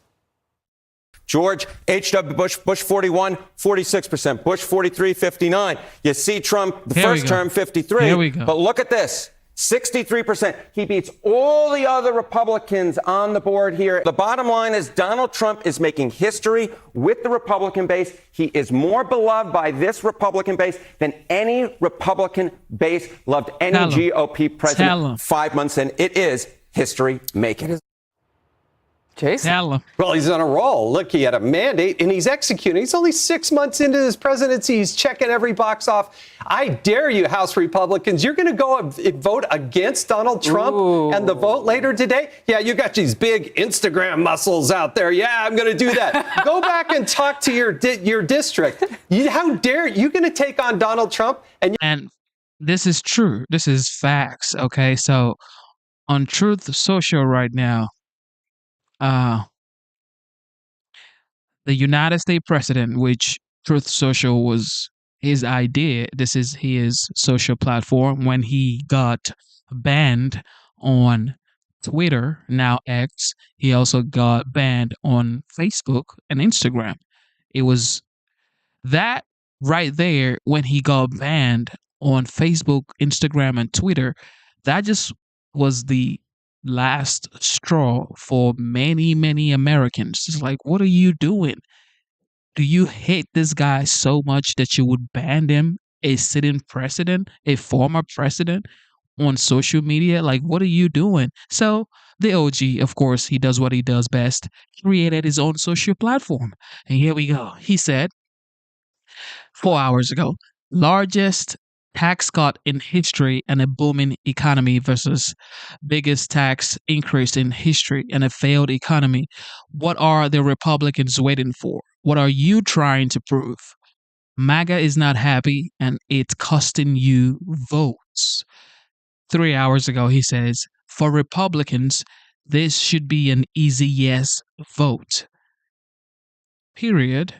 And he says, ridiculous. OG. You're going to take his signature piece of legislation to lock down the border and do all these things and have historic numbers, and you're going to vote against that? I think that's what leadership's banking on. I think later today they're going to put up that vote and dare them to vote against it, because there's no way. They rode the Donald Trump wave. They used his name to get elected, and now they're going to vote against him? No way that happens. Wow, day 63. Day 163 comes with, what did you say, big Instagram muscles? Yeah, they're all tough. I've been in there. Yeah, we're all tough. And then you walk outside and you go out and you deal with Donald Trump breathing down your throat. Good luck with that. This is weeks of wins, though, because that's what we put up.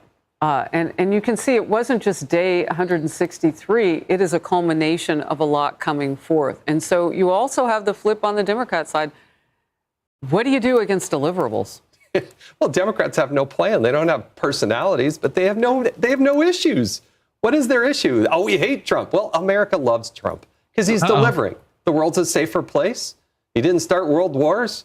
The inflation's come down. Even the Waffle House got rid of their egg surcharge. It doesn't get any better than that. Oh my goodness. For real. Like, I was at the park last weekend with my daughter, and most people that look like me, when I talk to them, they'd be like, they say things like, Trump, and, I don't really like that guy. That was last year. Now, when I go to the park and I'm talking to them, it's like, this guy has a lot going on, and I think he's making the right choices. I'm like, oh, for real? Everybody, especially people who look like me, are beginning to move towards Trump. It's like magic, like clockwork. It's like this guy, he's checking every single box. When you doubt him, he delivers. And I feel like everything that he's been through, like the lawsuits, raiding his home, censoring a former president, which is taking him off social media, those things just made him stronger. Because now he has his own platform. People just go to his platform to listen to him speak, or to listen to him enact a tariff. Like, Trump is on Truth Social making deals with different countries. Isn't that just crazy? On Truth Social, that's where you get your news. Like this guy is wild. Anyway, let's go check what is going on with the vote on the House floor. Of my time, Mr. Speaker. Reserves. Gentleman from Missouri is recognized. I yield 1 minute to the gentleman from Tennessee, Mr. Kustoff. Gentleman from Tennessee is recognized for 1 minute. Thank you, Mr. Speaker. What do they have going on here?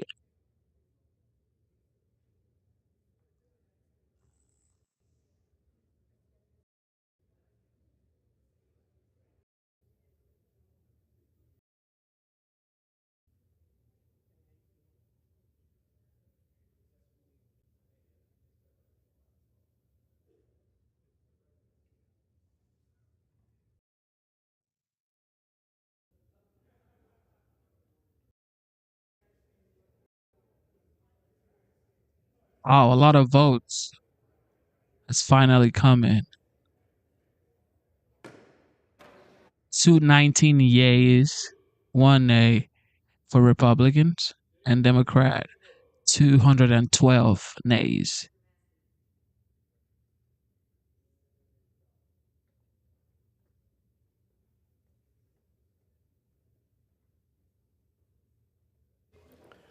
On this vote, the yeas are 219, the nays are 213.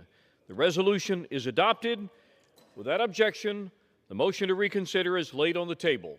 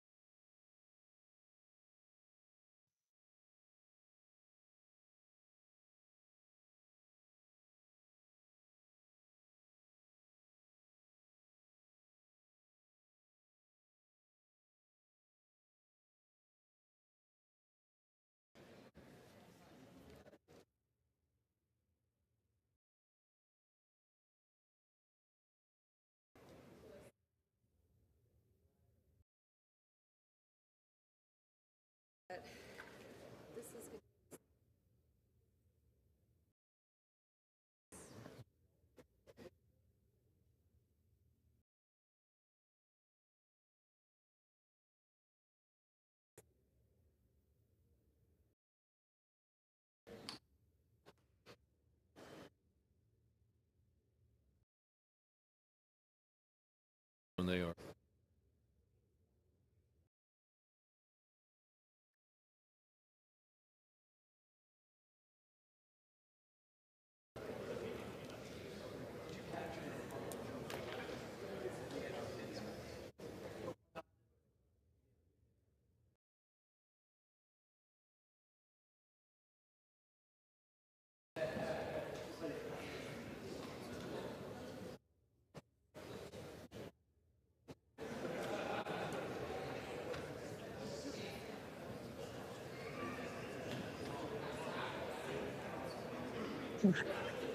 Okay, so that was some sort of addition to the bill. So now there's going to be some sort of discussion. Everybody's going to come out and say what they think about the bill, Democrat, Republicans. And then after that, there would be probably a final vote. And that's when we would know if it passed or not. But it's about to go on. It's about to go down.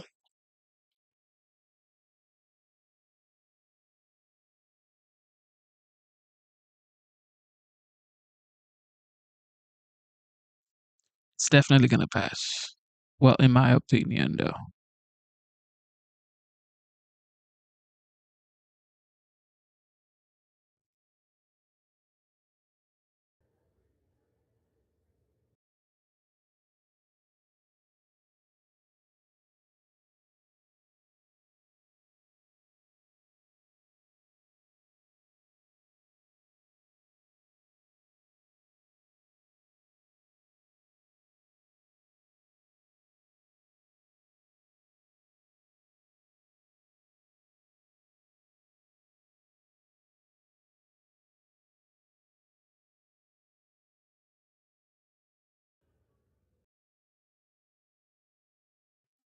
Somebody said BBB, big billionaire bill.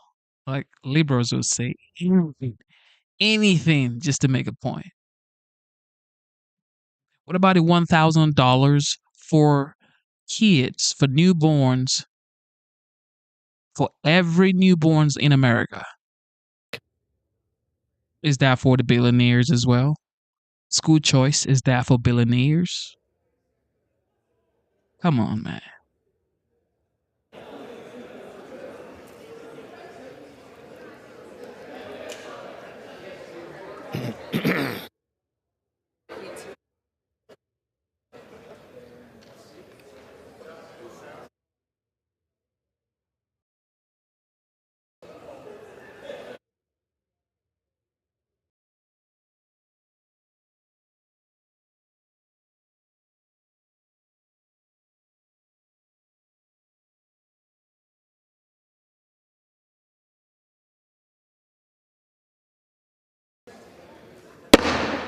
House will be in order. All right, here we go. For what purpose does the gentleman from Texas seek recognition?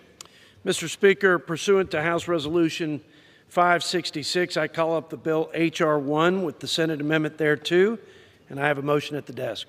The clerk will report the title of the bill, designate the Senate amendment, and designate the motion.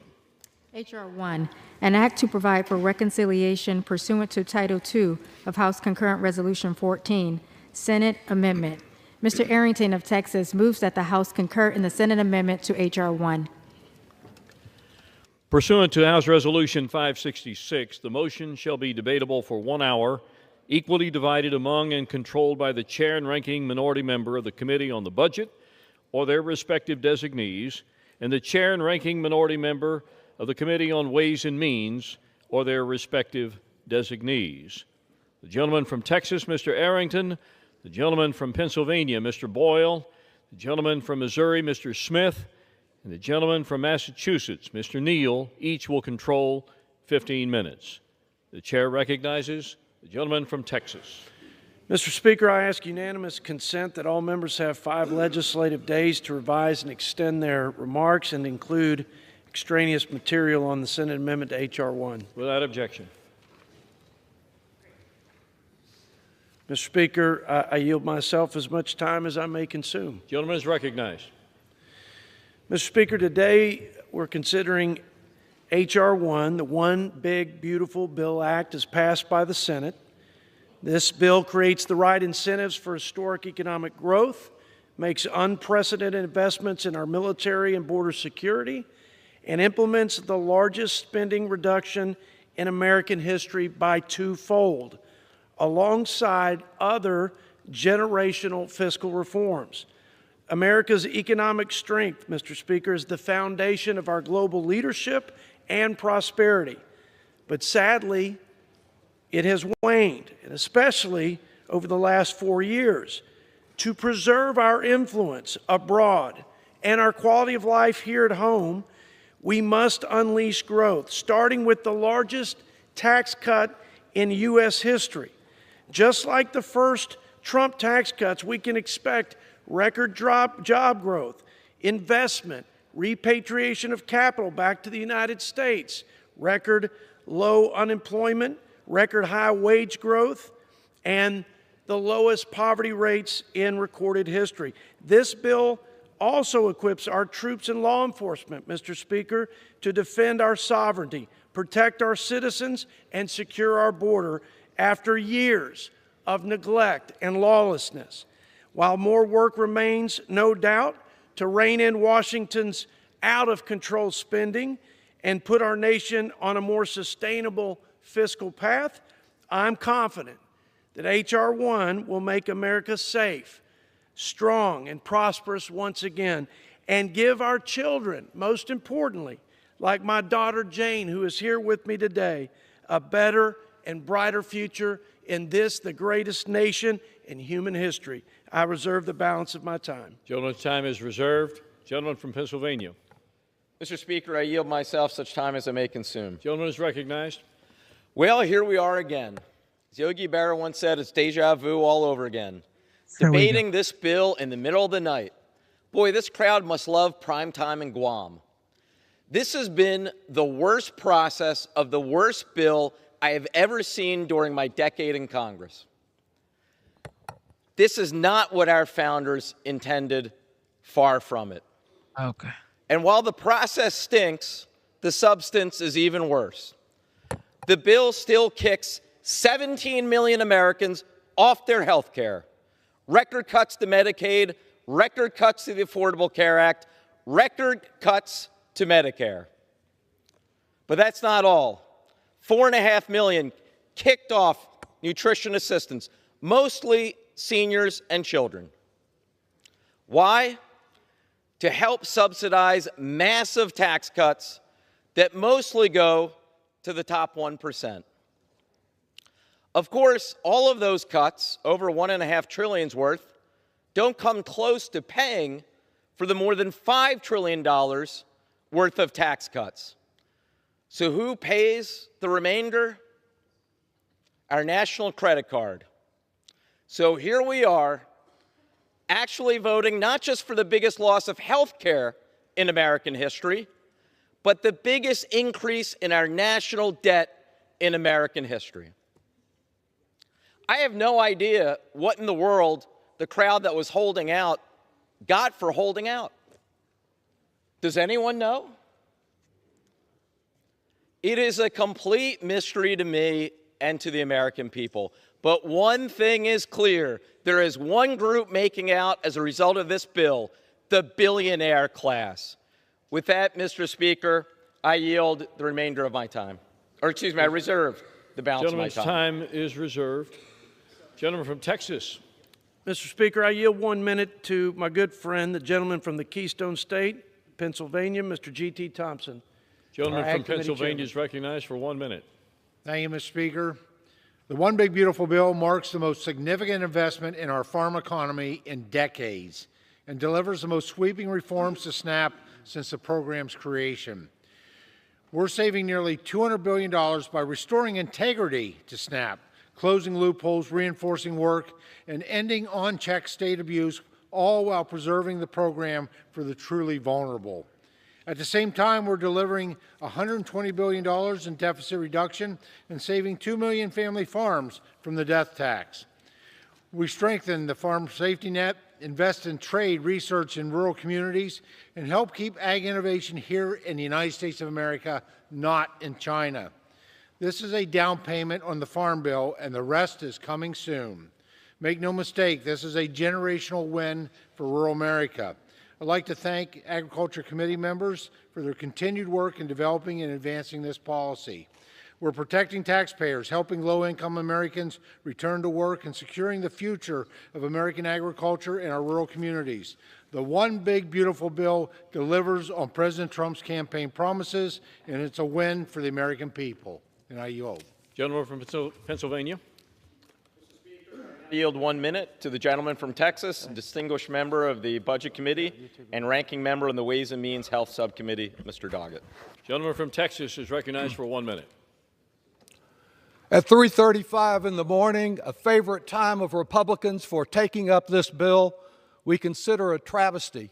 The Senate took an ugly bill, went out and whipped it with an ugly stick, made it even uglier. 17 million Americans going without health insurance, a 17% increase in electric rates, the largest nutritional assistance cut in American history, leaving Americans hungry. And yet the Independent Committee for a Responsible Federal Budget condemns this as exploding our debt, spiking it to new record highs, and accelerating the insolvency of Social Security and Medicare. One thing remains the same. It takes from those with the least and gives to those with the most, lining the pockets of the super rich with millions in tax giveaways. It is mean, it is cruel, it is wrong. That's why it's being taken up at this hour of the morning, as they have done throughout this process. Let's reject this ugly bill and stand up for Americans. I yield back. Gentleman from Texas. Mr. Speaker, I yield 1 minute to the gentleman from California and fellow Budget Committee member, Mr. Tom McClintock. Gentleman from California is recognized for 1 minute. Mr. Speaker, this bill fulfills many of the promises we made to the American people. Lower taxes, lighter regulations, a secure border, more frugal spending, and a war on waste. Throughout history, these are the policies that have produced prosperity and security, and there's every reason to believe that they will again. I remind my conservative friends who say this bill doesn't go far enough that our process was not designed to make perfect law.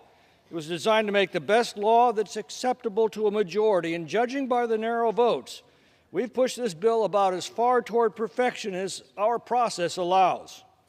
The proof is not in the debate points scored today, but rather next year when Americans will ask themselves if they're better off. I believe because of this bill, the answer will be a resounding yes. And perhaps that's what the Democrats fear most. I yield back. Gentleman from Pennsylvania. Mr. Speaker, I now yield 1 minute to the gentlewoman from New Jersey, a distinguished member of the Budget Committee, Ms. Watson-Coleman. Gentlelady from New Jersey is recognized for 1 minute. Thank you, Mr. Speaker. I rise to discuss this big, disgusting billionaire bailout bill. This year, I've traveled the state of New Jersey hearing from the constituents of my 3 GOP colleagues.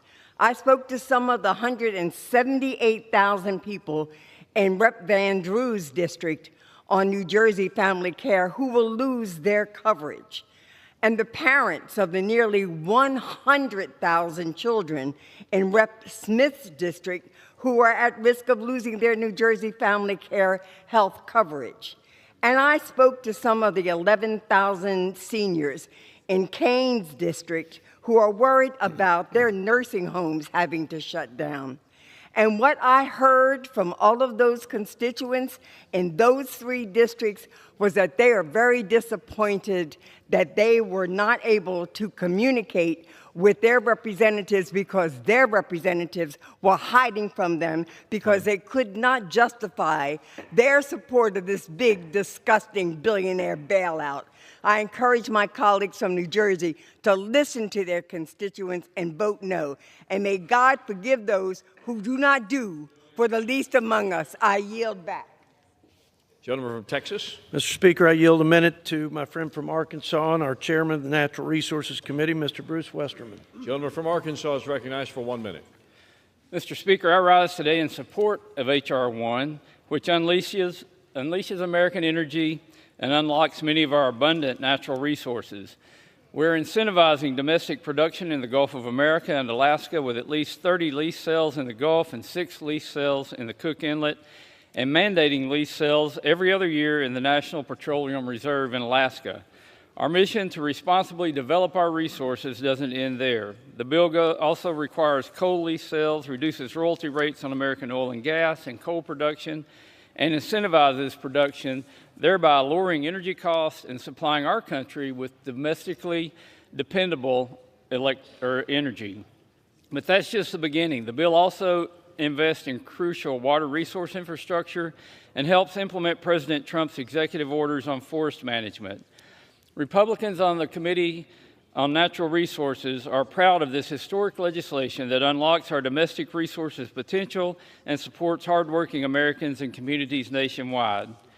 As we become energy dominant again and mine, refine, and manufacture again in America, I urge my colleagues to support this legislation, and I yield back. Gentleman from Pennsylvania. Mr. Speaker, I now yield 1 minute to the gentleman from California, the Democratic Caucus Chairman, Mr. Aguilar. Gentleman from California is recognized for 1 minute.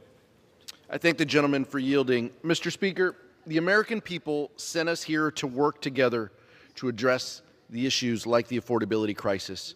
Democrats are ready to work with anyone to make housing more affordable, to make child care more affordable, and to make everyday goods like groceries less expensive.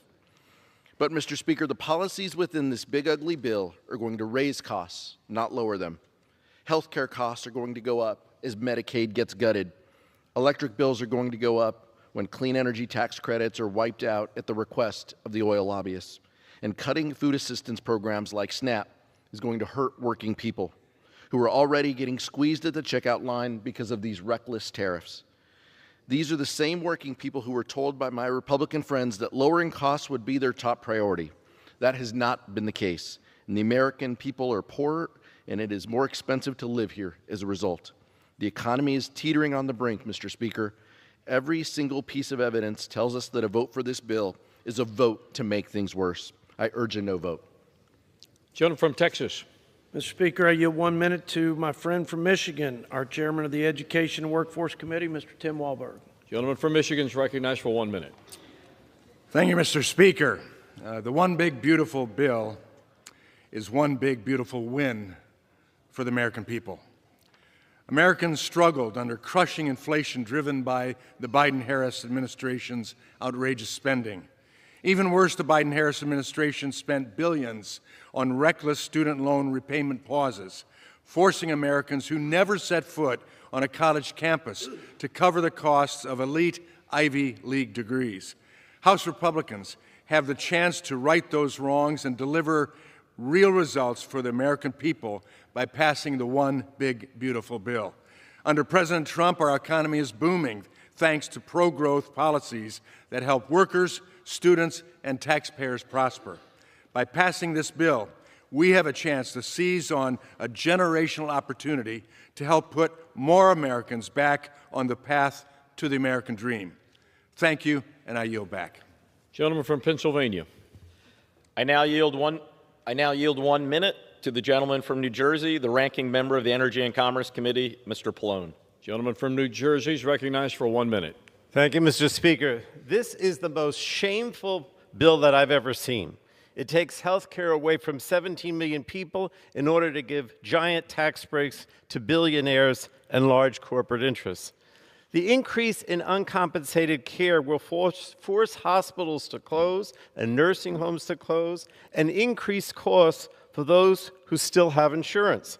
Now, costs are going to soar for hardworking families across the country as health insurance premiums and energy bills and medical debts rise for millions while the rich get richer.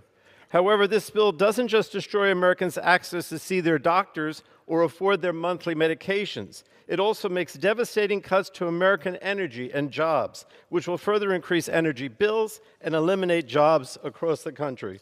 Mr. Speaker, this bill is fundamentally cruel.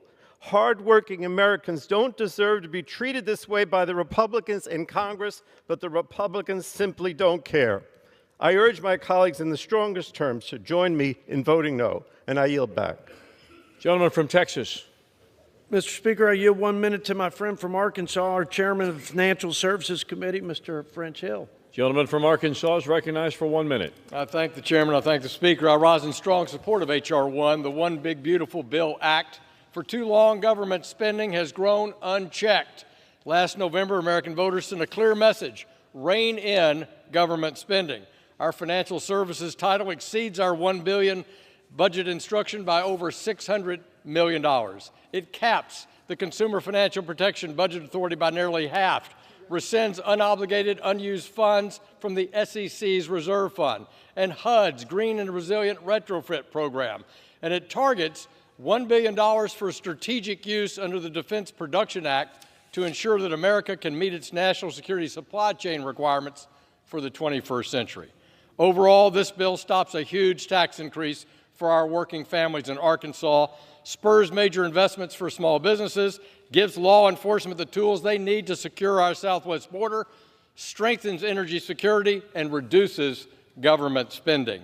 It delivers on the promises that we made to Americans' voters. I support this bill strongly. I urge a yes vote, and I yield back the balance of my time. Gentleman from Pennsylvania is recognized. Mr. Speaker, I yield 30 seconds to the gentlewoman from Vermont, distinguished member of the Budget Committee, Ms. Ballant. Gentlewoman from Vermont is recognized. Mr. Speaker, 30 this seconds. is a cruel bill. Thousands of Americans will die because of it. Rural hospitals will close, millions will lose their health care, and kids will go hungry. Americans will be poorer.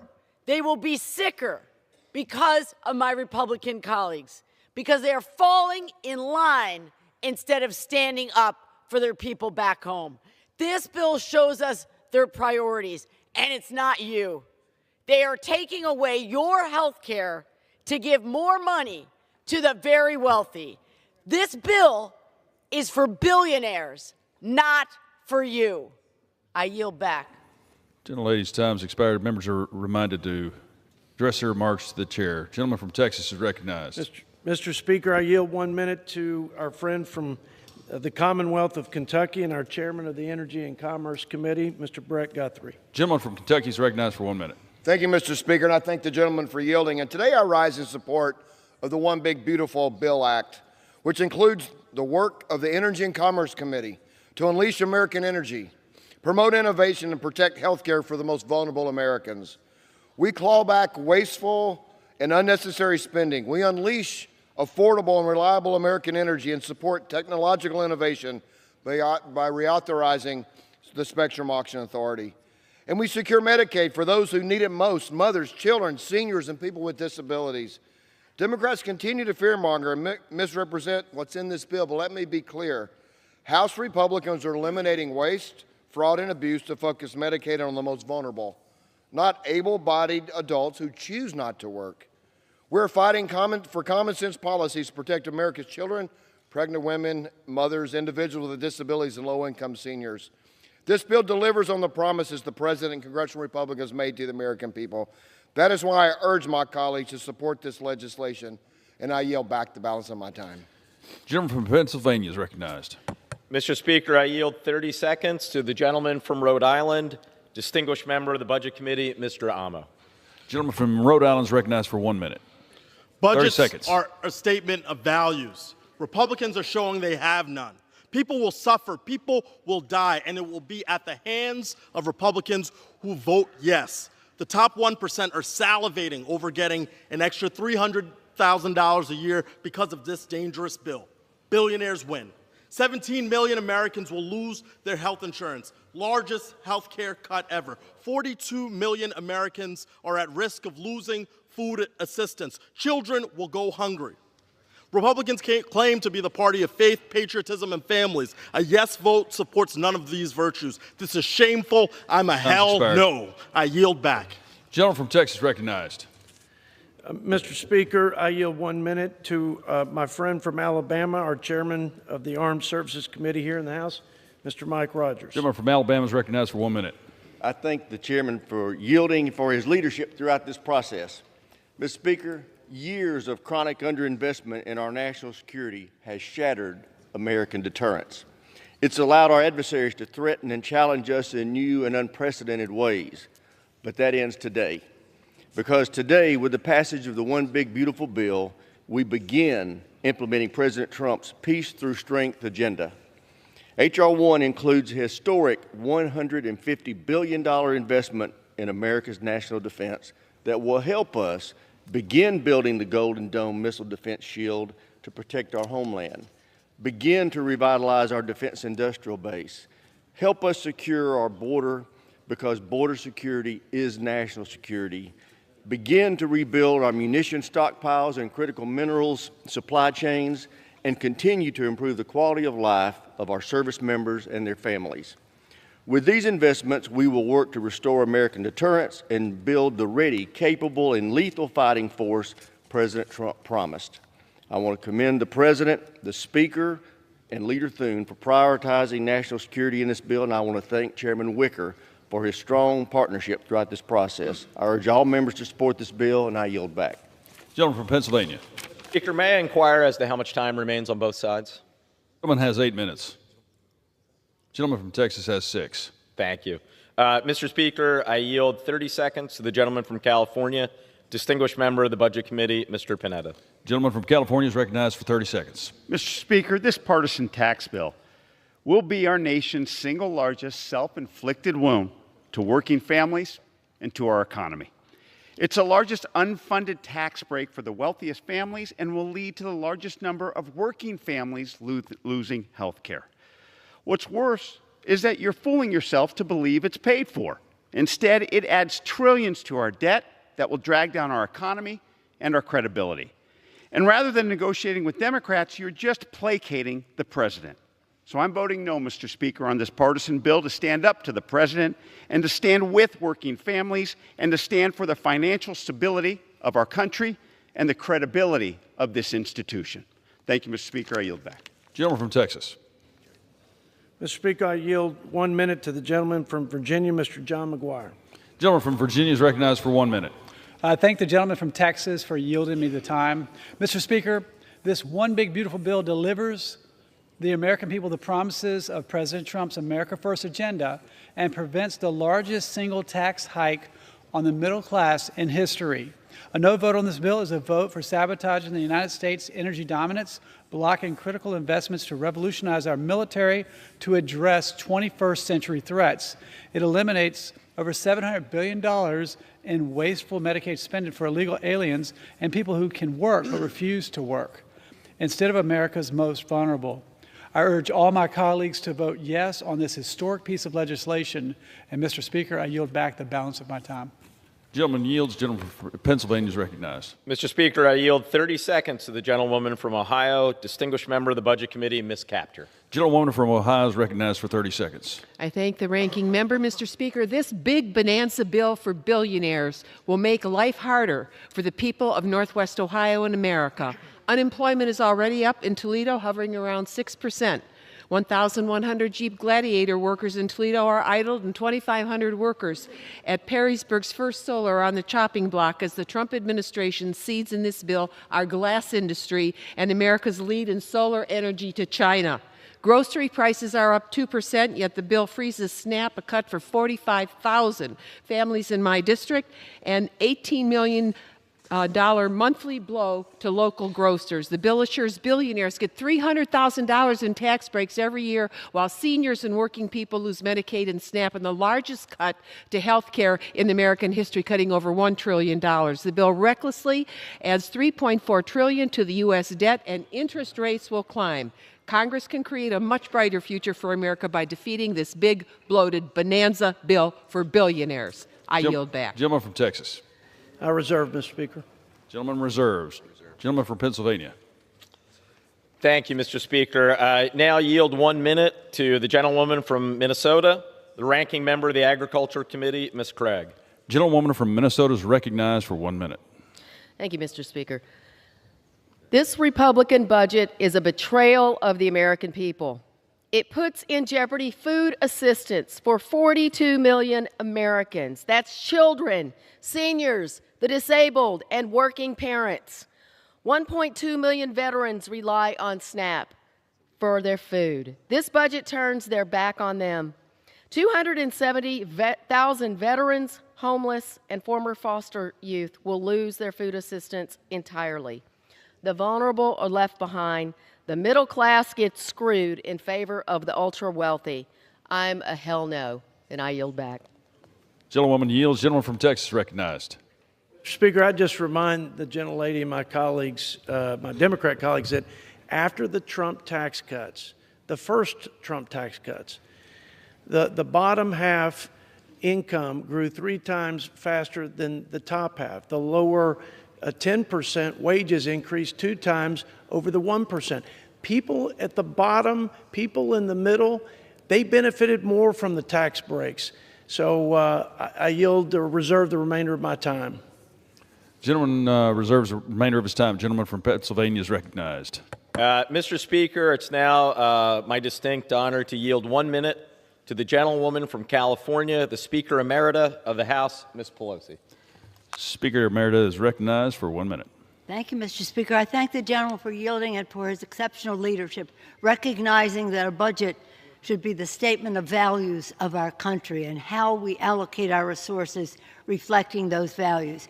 I ask to speak because I hear you members on the other side talking about spending on the part of the Democrats, spending for education and health care, and all the needs of food for our children. I just want to remind all of them, speaking to you, Mr. Speaker, that tax cuts are expenditures.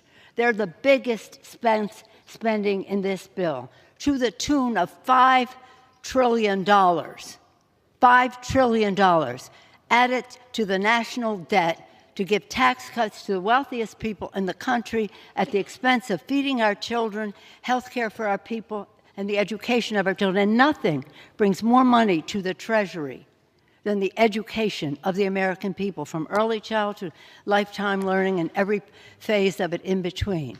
So you should be ashamed of yourselves to mock spending on education. The best dollar we spend is on educating the American people and the investments in scientific research, the biblical power to cure that science provides for us, cut in this bill, to spend $5 trillion for the wealthiest people in America. Thank you, Mr. Chairman. Gentleman from Texas recognized. Mr. Speaker, budgets are value statements. We value letting working families keep more of their hard-earned dollars. We value stewarding tax dollars, protecting our most vulnerable, preserving programs that they depend on, not allowing people in this country illegally to siphon money away, jeopardizing those safety nets.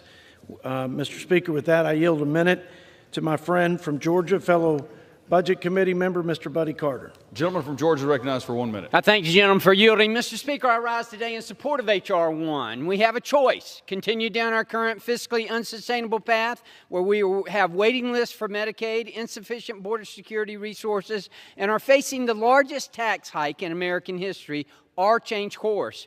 The One Big Beautiful Bill ushers in the golden age of America, as our great president says, where taxpayers, not illegal immigrants, are put first. It eliminates tax on tips and overtime and brings tax relief to seniors. It saves, it sustains Medicaid, and it's there for those who truly need it. It secures our southern border, making every community safe. All that is required of us is to unleash this prosperity, Mr. Speaker, is to vote yes. I'm proud to vote for this bill and encourage my colleagues to unleash America's shackles and make this country work for those who work for it every single day. Thank you, Mr. Speaker, and I yield back. Gentleman yields. Gentleman from Pennsylvania is recognized. I reserve. Gentleman from Pennsylvania reserved. Gentleman from Texas. Mr. Speaker, I yield a minute to my friend from Georgia, Mr. Mike Collins. Gentleman from Georgia is recognized for 1 minute. I thank the chairman. Mr. Speaker, campaign promises made and soon to be campaign promises kept. I spent my entire career in the private sector. I know what those Trump tax policies did for me, for my business, my community, my state, and my country. And now with this bill, we're going to bring inflation under control with energy dominance. We're going to make sure that small businesses have certainty with our tax policies out there. And also, Mr. Speaker, we're going to bring these federal agencies under control by deregulation. You do that, and you will unleash the American entrepreneurial spirit out there. This is a big day for Main Street. Wall Street has had their time. I encourage my colleagues, vote for this bill. Let's get this thing to the president's desk, and I yield back. Gentleman yields. Gentleman from Pennsylvania. I reserve. Gentleman reserves. Gentleman from Texas. I reserve, Mr. Speaker. Gentleman from Texas reserves. How much time do I have, Mr. Speaker? Gentleman from Texas has 3 minutes. Gentleman from Pennsylvania has 5.5.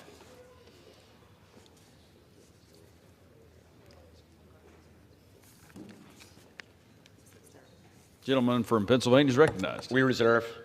I'm ready to close. This is like a tennis game. You ready to close? Oh. I am prepared to yield to one more speaker, and then we'll close. Great. Gentleman from Pennsylvania is recognized. So with that, yield to my good friend, the gentleman from the Commonwealth of Kentucky, who they tell me is behind me. Let's hope they're right, Mr. McGarvey. All right. How much time? Oh, 1 minute. Thank you. Gentleman from Kentucky is recognized for 1 minute. Thank you, Mr. Speaker. A budget is a series of choices. Republicans are choosing to take health care away from 17 million Americans. Republicans are choosing to take food off the plates of hardworking families, kids, and seniors. Republicans are choosing to blow up the national debt by trillions of dollars. And for what? Also, the top 0.1% can pay even less in taxes. I don't ever want to hear a Republican say they care about rural America or the debt ever again if they vote for this bill. A budget is a series of choices, and theirs are indefensible. I'll vote no. Thank you, Mr. Speaker. I yield back. Gentleman yields. Gentleman from Texas. I reserve, Mr. Speaker. Gentleman from Texas reserves. Gentleman from Pennsylvania. In that case, Mr. Speaker, I yield myself the balance of my time for the purposes of close. Gentleman's recognized. This has been a very long day after many, many days that have stretched into the night to the following morning, such as this one, after a very long 6 months on this bill.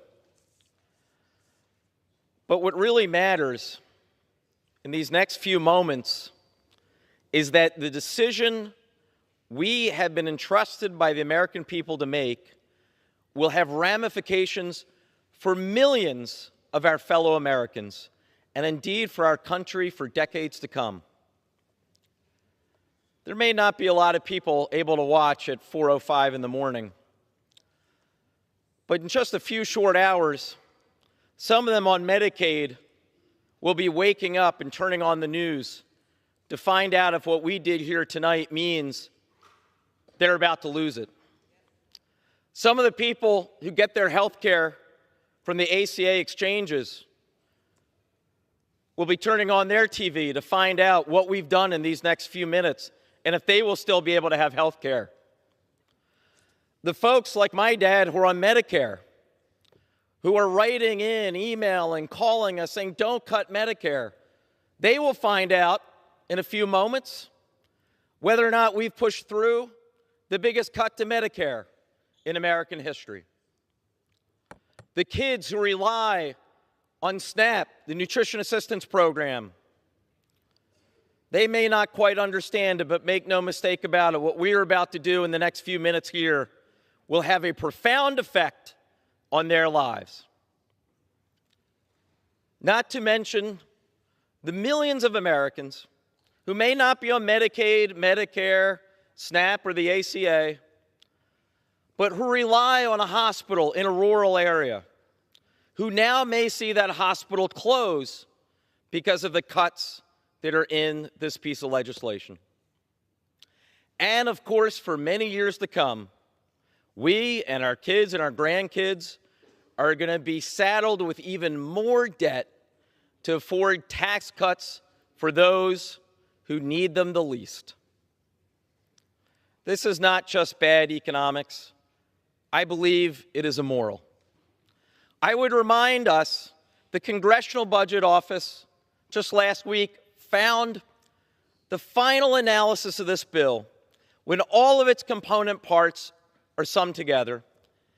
It found this: the bottom third of households would be poor, the middle of the country would be no better off, and the biggest benefit would go to the top 1% of Americans.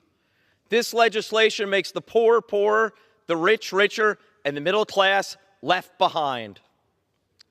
On behalf of the millions of Americans who are relying on us to hold firm, on behalf of this side of the aisle, we say hell no. Vote no on this bill. With that, I yield back. Gentleman yields. Gentleman from Texas is recognized. Mr. Speaker, I yield myself the balance of my time. I want to start by thanking my good friend and ranking member, Mr. Brendan Boyle. He's a good American, and he's been a great partner and colleague, and I mostly appreciate his friendship. We convene here before the 4th of July. I think it's worth recalling those unalienable rights that sparked this American experiment, life, liberty, and the pursuit of happiness. Our founders built this republic on the promise of freedom, the freedom to build, to strive, to pursue our own dreams. But that promise only thrives when government stays in its place, preserving liberty, not suffocating it with unchecked regulation and unbridled spending. This legislation reclaims that founding promise. It is the principal vehicle for advancing President Trump's America First agenda, unleashing a rising tide of prosperity, securing our border, modernizing our national defense, and supercharging energy, agriculture, all the sectors of our economy that Washington has kept in a chokehold for too long. Throughout this debate, Mr. Speaker, we heard one hollow Hail Mary attack after another designed to scare the American people and prey on their fears, the last gasp of a broken status quo. For our part, we put our trust in the American people. We appeal to their aspirations, and we deal in facts, not in fear. They're the false claims that they make that this only helps the so-called 1%, the top 1%, the super rich, when actually it locks in the largest middle-class tax cuts in history, putting thousands of dollars back in the pockets of families still recovering from the crushing inflation and cost of living crisis caused by the Democrats' failed economic policies and unbridled spending. The complete distortion that Medicaid's being cut, when in fact it's being strengthened for our most vulnerable citizens by eliminating hundreds of billions of dollars in waste, fraud, and abuse. The fallacy that work requirements are somehow punitive, when we know that they restore the dignity of work and lead to better opportunities and bigger paychecks. All their myths are headed for the ash heap of history. From day one, we said this was a generational opportunity to deliver the most comprehensive and consequential set of conservative reforms in modern history. And that's exactly what we're doing. This isn't our moment, Mr. Speaker. This is the American people's moment. And I urge my colleagues to pass this bill and open up that gateway to a new golden age of America. God bless America. Go West Texas, and I yield back. Gentleman from Texas yields back.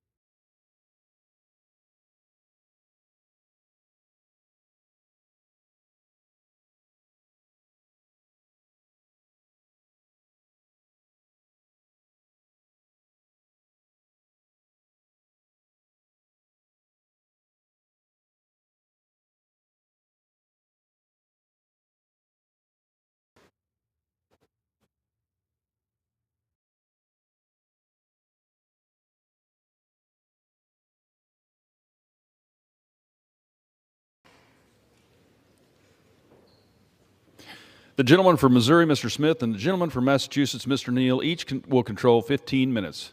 Chair recognizes the gentleman from Missouri. Thank you, Mr. Speaker. I yield myself such time as I may consume.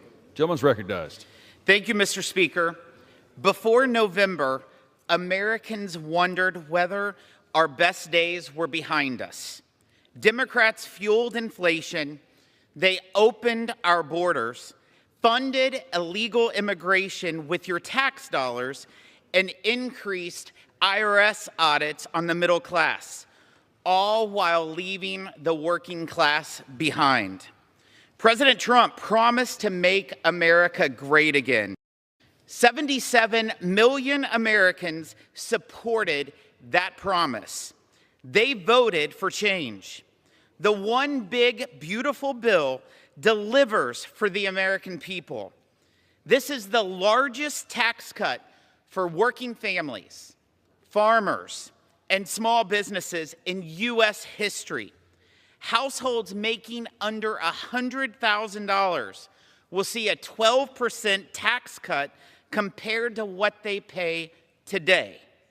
The average family of four will see nearly $11,000 more in their pockets each year. Real wages for workers will rise by as much as $7,200 a year.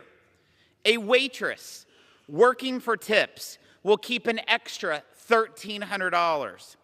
A lineman working overtime after a storm will keep an extra $1,400. While Democrats defend illegal immigrants, fraudsters, and bureaucrats, Republicans are standing up for the American people, putting more money in their pockets. President Trump, he promised no tax on tips, overtime pay, car loan interest, and tax relief for seniors. We are delivering on all those items and more. Families win in the one big, beautiful bill. Over 40 million households will benefit from a higher child tax credit of $2,200. We boost the standard deduction to give a tax cut to the 91% of middle-income families who use it, up to $31,500. Young Americans win. We expand choices for educational freedom and open up savings options to include trade schools. Moms and dads get new support for adoption, paid leave, childcare, and healthcare costs. Kids get Trump accounts, giving them a financial stake in our country's future. We bring back American jobs and our manufacturing base by protecting or creating more than 7 million jobs, including 1 million new small business jobs each year. We reign in Washington by delivering the largest cut in mandatory spending in U.S. history. The one big beautiful bill is for the people who don't have lobbyists in this town. The farmers, the welders, the waitresses, the nurses pulling double shifts, the truck drivers hauling goods across this country, the folks who work hard, play by the rules, and ask only for a fair shot and a government that works for them, not against them. It's for places like Peachtree City, Georgia, Yukon, Oklahoma, Petersburg, West Virginia, Erie, Pennsylvania, and all the other communities that the Ways and Means Committee visited over the last 24 months. The one big beautiful bill is their bill. It's about restoring sanity in a town that's lost it, cutting waste and reining in reckless spending. It demands that if you're able to work, you should.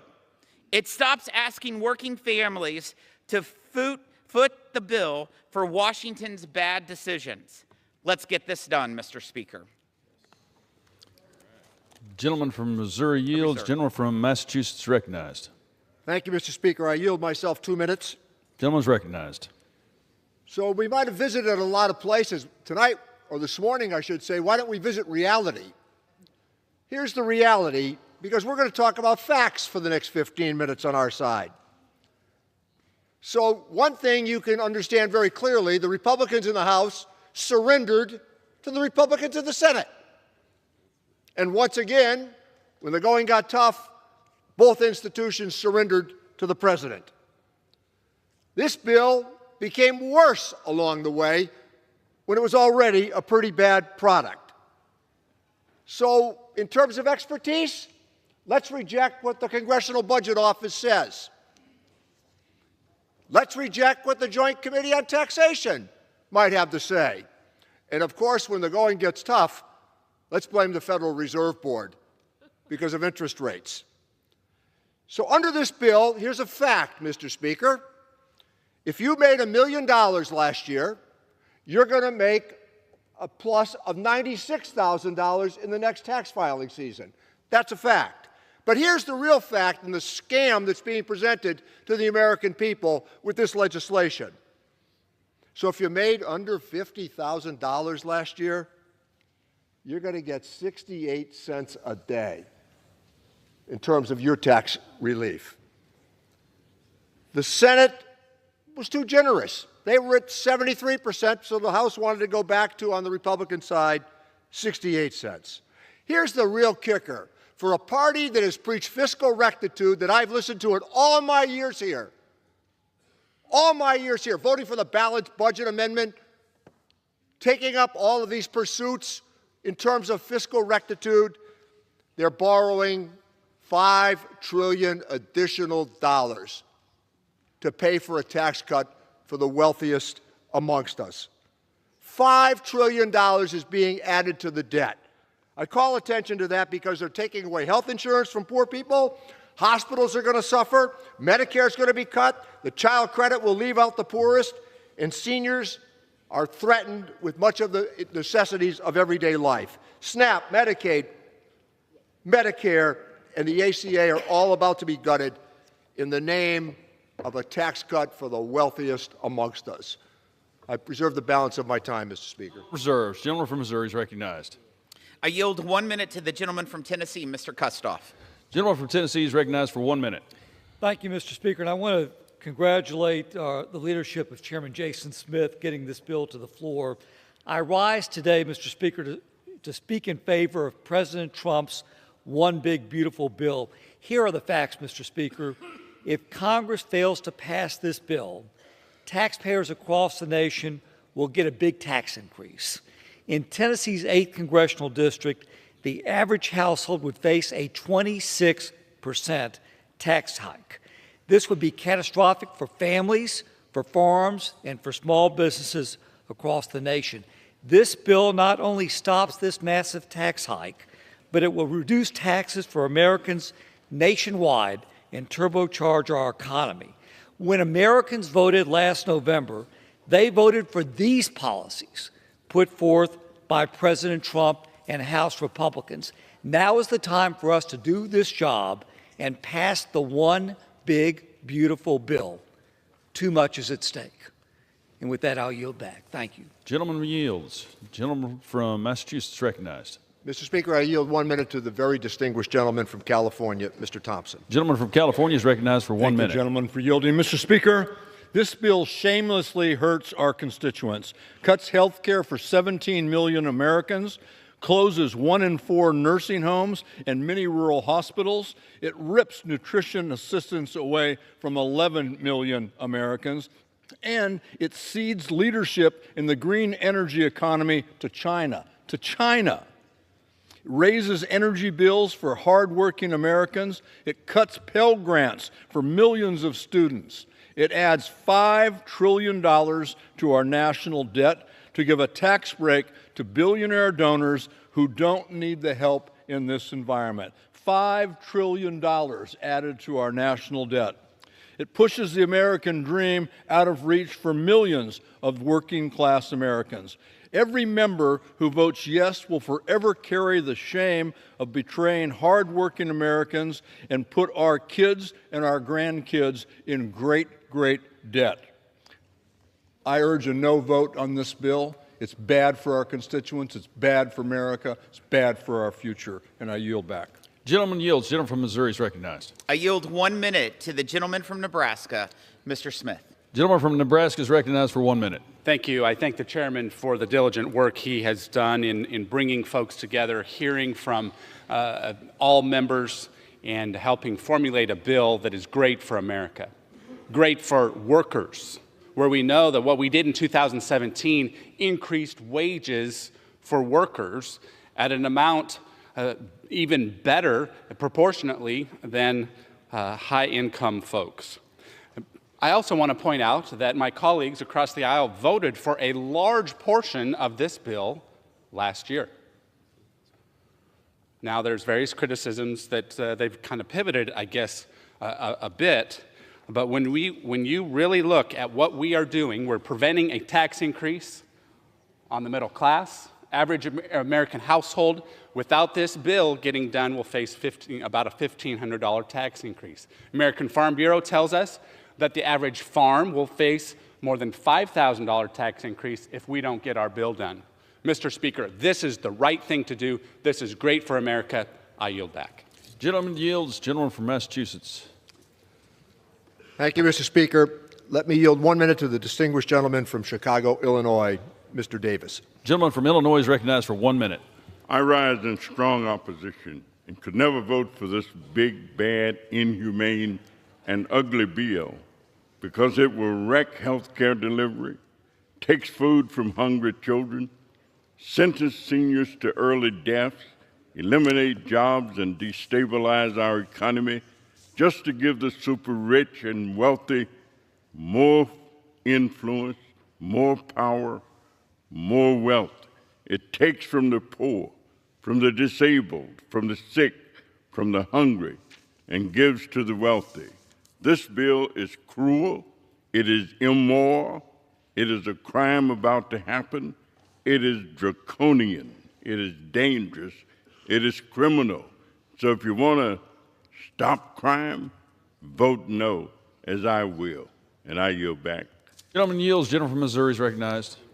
Mr. Speaker, at this time, I yield 1 minute to the gentleman from Illinois, Mr. LaHood, for the purposes of a colloquy. Gentleman from Illinois is recognized for 1 minute. Mr. Speaker, I rise to enter into colloquy with the gentleman from Missouri regarding the termination of the commercial clean vehicles credit in the One Big Beautiful Bill. Is it your understanding and intent, Chairman Smith, for the purposes of this provision, vehicles shall be treated as, quote, acquired, unquote, as of the date on which a written binding contract is entered into for their acquisition and a payment has been made? I yield to Chairman Smith for a response. Mr. Speaker, yes, it is the legislative intent that vehicles shall be treated as acquired as of the date on which a written binding contract is entered into for their acquisition and a payment has been made. Mr. Speaker, I associate myself with the comments of the managers. I am pleased to know their legislative intent. Mr. Speaker, in closing, I urge my colleagues to support this common sense legislation, and I yield back. Gentleman yields. Gentleman from Massachusetts. Mr. Speaker, I'd like to yield 1 minute to the gentlelady from California, Congresswoman Sanchez. Gentlelady from California is recognized for 1 minute. Thank you. Mr. Speaker, I flew overnight through thunderstorms and flash flood warnings to be here to stand up for my district this morning because Republicans refuse to stand up for theirs. I've been in Congress for over 20 years, and I've never seen such cowardice from my colleagues across the aisle. Time and time again, we see Republicans fold like cheap lawn chairs. Senator Murkowski said it was a bad bill. Then why the hell would you vote for it? I'm here to stand up against a bill that kicks 17 million Americans off of their health care, a bill that cuts school lunches and food assistance to children who go to bed hungry every night, a bill that includes billions of dollars for ICE, an already bloated agency that has been upending due process and racially profiling people in my district for weeks. To my colleagues across the aisle, have you no decency? Have you no humanity? It's not too late to do what you know is right by your constituents and by your country. Vote no on this one big steaming pile of crap. And I yield back. Gentlewoman yields. Gentleman from Missouri is recognized. I yield 1 minute to the gentleman from Kansas, Mr. Estes. Gentleman from Kansas is recognized for 1 minute. Mr. Speaker, I rise today on behalf of the Kansas families, workers, and small businesses who will benefit from the One Big Beautiful Bill. By extending and improving the TCJA, working-class families in my district will pay $10,900 less in taxes and see increased wages of $7,200 on average. It contains my bipartisan legislation to make research and development expensing permanent, a jobs provision ensuring America continues to lead the world entirely on innovation. It eliminates fraud and waste in Obamacare, and it builds on President Trump's successes at securing the border. Despite the misleading spin from my colleagues on the left, this bill delivers on what Americans voted for in November. It's time to pass the One Big Beautiful Bill. With that, Mr. Speaker, I yield back. Gentleman yields. Gentleman from Massachusetts. Mr. Speaker, I'd like to yield 1 minute to the gentlelady from Alabama, Congresswoman Sewell. Gentlelady from Alabama is recognized for 1 minute. Mr. Speaker, this so-called big, beautiful bill is nothing but a big, ugly betrayal of Alabama families and the big handout to billionaires. There's nothing beautiful about stripping health care from working families. There's nothing beautiful about taking food off the table of the most vulnerable neighbors. And there's nothing beautiful about putting rural hospitals on life support in communities that can least afford it. Mr. Speaker, the cuts in this bill are not just numbers on a page. They are empty cupboards and shuttered clinics. They are hospital wings closed in small towns already struggling to keep their doors open. They are parents lying awake at night wondering how they will afford medicine for a sick child or how they'll keep food on the table if they lose their hours. Here are the facts. 170,000 Alabamians will lose their health care. 700,000 Alabamians will lose or reduce their nutrition assistance. 5 Alabama hospitals will close and add $5 trillion to the national debt. On behalf of the 750,000 Alabamians that I represent in Alabama's 7th Congressional District and the 5 million hardworking Alabamians, I say vote hell no on this bill, and I urge my colleagues to do the same. Gentleman from Missouri is recognized. I yield 1 minute to the gentlelady from West Virginia, Ms. Miller. Gentlelady from West Virginia is recognized for 1 minute. Mr. Speaker, I rise today in strong support of this big, beautiful bill. In 2017, President Trump signed the largest tax cut in history into law. Today, thanks to the hard work of the Ways and Means Republicans, we will make those tax cuts permanent and prevent an end-of-the-year tax hike. This bill gives the average working family a $1,300 tax cut and makes permanent the 199A small business deduction to keep our economy humming. This is a big win for our West Virginia businesses. It provides relief to gig workers by ending the Democrats' absurd 600 1099K reporting threshold and reverts back to the time-tested standard of $20,000 and 200 transactions. It will provide economic relief, secure our borders, and ensure American energy dominance. This legislation will make the life of the average American better, and I support getting it to President Trump's desk. I urge all my colleagues to do the same. Thank you, and I yield back. Gentlelady yields. Gentleman from Massachusetts. Thank you, Mr. Speaker. I would remind the gentlelady that in 2017, the Republican Party borrowed $2.3 trillion for that tax cut. I yield 1 minute to the gentlelady from Wisconsin, Congresswoman Moore. Gentlelady from Wisconsin is recognized for 1 minute. Thank you. Thank you, Mr. Speaker, and thank you, Ranking Member. If you are a Republican with misgivings with the massive debt that this bill creates, or if you're worried about stripping 17 million Americans of health care access, I tell you that now is your moment. A coward dies 1,000 times before his death, but the valiant taste of death but once. Shakespeare. So vote your constituents, vote your conscience. This is how you will be remembered. Better to vote your conscience today and face an angry tweet than to have your legacy be one of equivocation and cowardice. By their deeds, you will know them. I urge all my colleagues to oppose debt, death, and hunger. Oppose this cruel legislation, and I yield back. Gentlelady yields. Gentleman from Missouri. I yield 45 seconds to the gentleman from Iowa, Mr. Feenstra. Gentleman from Iowa is recognized for 45 seconds. Thank you, Chairman Smith. President Trump's one big, beautiful bill will dramatically grow our economy and reduce our deficit. It's the largest tax cut in American history for families, farmers, workers, and small businesses. This bill will help our Main Street businesses grow, invest, hire, and increases the exemption for the death tax, which will help save 2 million family farms. Additionally, this legislation fully funds the border wall, hires more ICE and Border Patrol agents, and creates American energy independence. We must pass this bill to unleash economic growth and rural prosperity. Let's make President Trump's one big, beautiful bill the law of the land. Thank you, and I yield back. Gentleman yields. Gentleman from Massachusetts. Mr. Speaker, I yield 1 minute to the gentlelady from Connecticut, Congresswoman DeLauro. Gentlelady from Connecticut is recognized for 1 minute.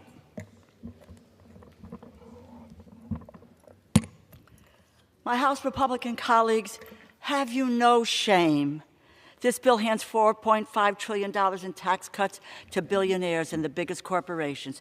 It takes health care away from 17 million Americans. People will die. 42 million Americans will go hungry. This bill triggers $500 billion in Medicare cuts. It increases the budget deficit by $3.3 trillion. President Trump and House Republicans have abandoned their promise to lower the cost of living. They are making it worse.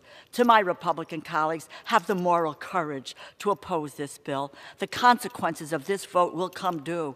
They will not wait until next November. It will come tomorrow and every day after, and every phone call and letter that your office answers when your constituents tell you they cannot find health coverage or afford groceries, and they ask what you have done to help. And I hope you have the moral courage to tell them the truth, that you did nothing. Vote no, and I yield back. Gentlelady yields. Gentleman from Missouri. I yield 47 seconds to the gentleman from Indiana, Mr. Yocum. Gentleman from Indiana is recognized for 47 seconds. Thank you, Mr. Chairman. Mr. Speaker, I rise in strong support of the One Big Beautiful Bill. President Trump inherited a disastrous open border policy from the Biden-Harris administration. There were nearly 9 million encounters at the southern border under President Biden, more than the last 14 years combined. You can plainly see the difference between the first 5 months of President Biden and the first 5 months of President Trump on this chart. As it turns out, all we really needed was a new president. And now the One Big Beautiful Bill will permanently secure the southern border. It completes the wall, funds thousands of new border agents, and equips them with the cutting-edge tools that they need. I urge my colleagues to vote yes, because border security is national security. Mr. Speaker, I yield back. Gentleman yields. Gentleman from Massachusetts. Mr. Speaker, I yield 1 minute to the gentlelady from California, Congresswoman Chu. Gentlelady from California is recognized for 1 minute. I rise in opposition to Republicans' big, ugly bill because of my constituents, like Lisa, whose son was diagnosed with a life-altering disease that left him unable to work by mid-age. Medicaid enables Lisa to be his full-time caregiver and ensures that he has the care he needs. Unfortunately for Lisa and her son, Republicans don't care. They've made it very clear over the past 6 months who they are fighting for. It's not for the most vulnerable like Lisa and her son, who may be 2 of the 17 million Americans kicked off their health care thanks to this bill. Instead, Republicans are fighting for billionaires like Donald Trump and the top 0.1% who will get an average tax cut of $309,000 per year, while those earning less than $50,000 get 68 cents a day. To my Republican colleagues, there's still time to join Democrats in preventing this despicable bill from becoming law. I yield back. Gentlelady yields. Gentleman from Missouri. I yield 30 seconds to the gentleman from North Carolina, Mr. Knott. Gentleman from North Carolina is recognized for 30 seconds. Mr. Speaker, I rise in strong support of this bill. After listening to the previous few hours, it should surprise no one that the party of open borders, the party of illegal aliens, and now the party of state-run grocery stores hates this bill. Because this bill secures America's borders. It protects America's farmers and America's businesses. It protects us from tremendous amounts of waste, fraud, and abuse. And it stops the largest tax hike in American history. This bill is a win for the American people. I yield back. Gentleman from Massachusetts. Mr. Speaker, might I inquire as to how much time is remaining? Gentleman has 6 minutes. I yield 1 minute to the gentlelady from Oregon, Ms. Salinas. Gentlelady is recognized for 1 minute. Mr. Speaker, with this bill, my Republican colleagues are betraying the American people. In the dark of morning, they're trying to ram through legislation that will raise costs, strip away health care, take food off the table of working families, and increase energy costs for all Americans, all to give tax breaks to billionaires and corporations. Cuts to Medicaid will shutter rural hospitals, nursing homes, and health centers, leaving families with higher costs and nowhere to turn for care. As millions of families are right now struggling to put food on the table, this bill cuts funding for nutrition assistance, forcing children, veterans, and seniors to go hungry. And this bill raises costs on everything from energy bills to prescription medications. This bill is a grave mistake. If it passes, my Republican colleagues may pay for it at the ballot box, but countless Americans will pay for it with their lives. I urge my colleagues to have the moral courage to oppose this bill. I yield back. Gentlelady yields. Gentleman from Missouri. I yield 1 minute to the gentleman from Louisiana, the Majority Leader, Mr. Scalise. Gentleman from Louisiana is recognized. Thank you, Mr. Speaker, and thank Chairman Smith for not just yielding, but for his leadership in getting us to this point. Mr. Speaker, we are at the precipice of the new golden age of America. And how do we get there? We get there by actually making the right decisions for those hardworking families who have been struggling. You know, if you listen to the people on the other side, Mr. Speaker, who have over and over again said they are against this bill and all the things that are in this bill for hardworking families, you would think the last 4 years things have been going great for middle America. I don't know what parallel universe they've been living in, Mr. Speaker, but we heard the message that the voters sent, who said they're sick and tired of high inflation, of high gas prices, of not being able to fill up their grocery cart because of the spending in Washington for Washington at their expense. And so what does this bill do? It says we're finally going to turn that around and deliver a bill that focuses on families in America. You know, we hear a lot from the other side, Mr. Speaker, about billionaires tax cuts for billionaires. You go look at this bill. Everybody's had the opportunity to read the bill. They actually read the whole bill on the Senate floor. Only took 14 hours. And if you listened, one of the things you'd find out, Mr. Speaker, is there are some new tax cuts in this bill, but not for billionaires. So then it would beg the question, why does the other side keep hiding behind billionaires as their excuse to vote no? Because they made a decision, Mr. Speaker, early off, they don't want to give people back their money. They want to keep that power in Washington. That's really what's at stake here. That's the big fight that has been going on for years. The other side won that fight the last few years by raising taxes, raising spending, growing Washington. And while they did that, families in America suffered. Inflation went up for those hardworking families while Washington grew. Interest rates grew up to the point they couldn't even afford to buy a first-time home because Washington grew. And we said it's enough that Washington has to finally start living within Washington's means so that families in America can finally start living the American dream again. That's what this bill focuses on, Mr. Speaker. And how do we do it? We do it, number one, by locking in rates for everybody. Nobody's taxes go up, Mr. Speaker. Nobody's. Now, the other side's upset about that, and I understand it, because they don't want just the billionaires to go up, because they know in this bill the income groups that get hit the hardest, if a no vote prevails, and we've heard them, they're all going to vote no, Mr. Speaker, but if a no vote prevails, the income groups that get hit the hardest are the lower and middle income groups of America. And they know that. They're watching this vote. And you can say billionaires all day long, but you know what the new tax cuts in this bill are? Because there are new tax cuts. For the waiter and waitress who's working maybe 2-3 shifts at a restaurant, at a diner, barely getting by, that's the new tax cut that we're putting in this bill. And so you would say, well, then how could the other side possibly vote against that? But, Mr. Speaker, they are. And maybe a focus group told them that if they curse enough and if they say billionaires enough, those families will forget what's actually happening. But they're not going to forget because they're paying attention. You know what the average pay for a worker in America who makes tip money is under this bill? $32,000 a year. That's right. Billionaires aren't even allowed to be eligible for that tax break. But the waitress who's working 2-3 shifts, barely getting by, making $32,000 a year, finally gets a little bit more money. And yes, every Democrat has bragged over here that they're going to vote against that. They don't want that waitress to get that money back in her pocket.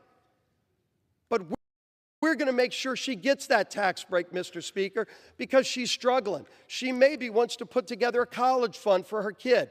Maybe she wants to take her family on a vacation.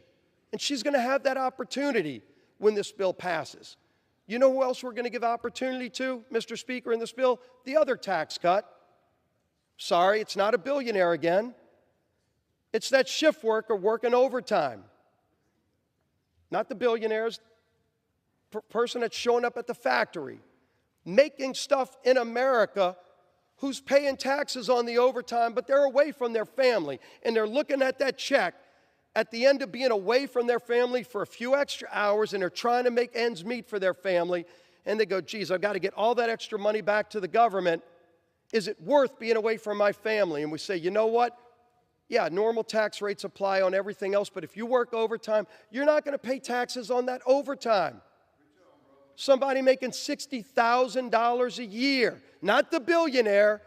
Say billionaire enough, and maybe that shift worker won't know what you're doing, but Mr. Speaker, they do know. They do know what's about to happen because everybody's watching this vote, and that's a good thing because that shift worker deserves that extra money back.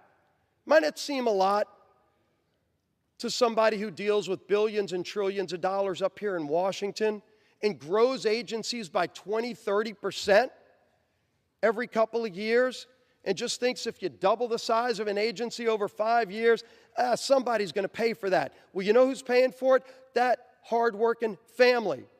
You know, we clean up waste, fraud, and abuse, and it's been mocked by the other side.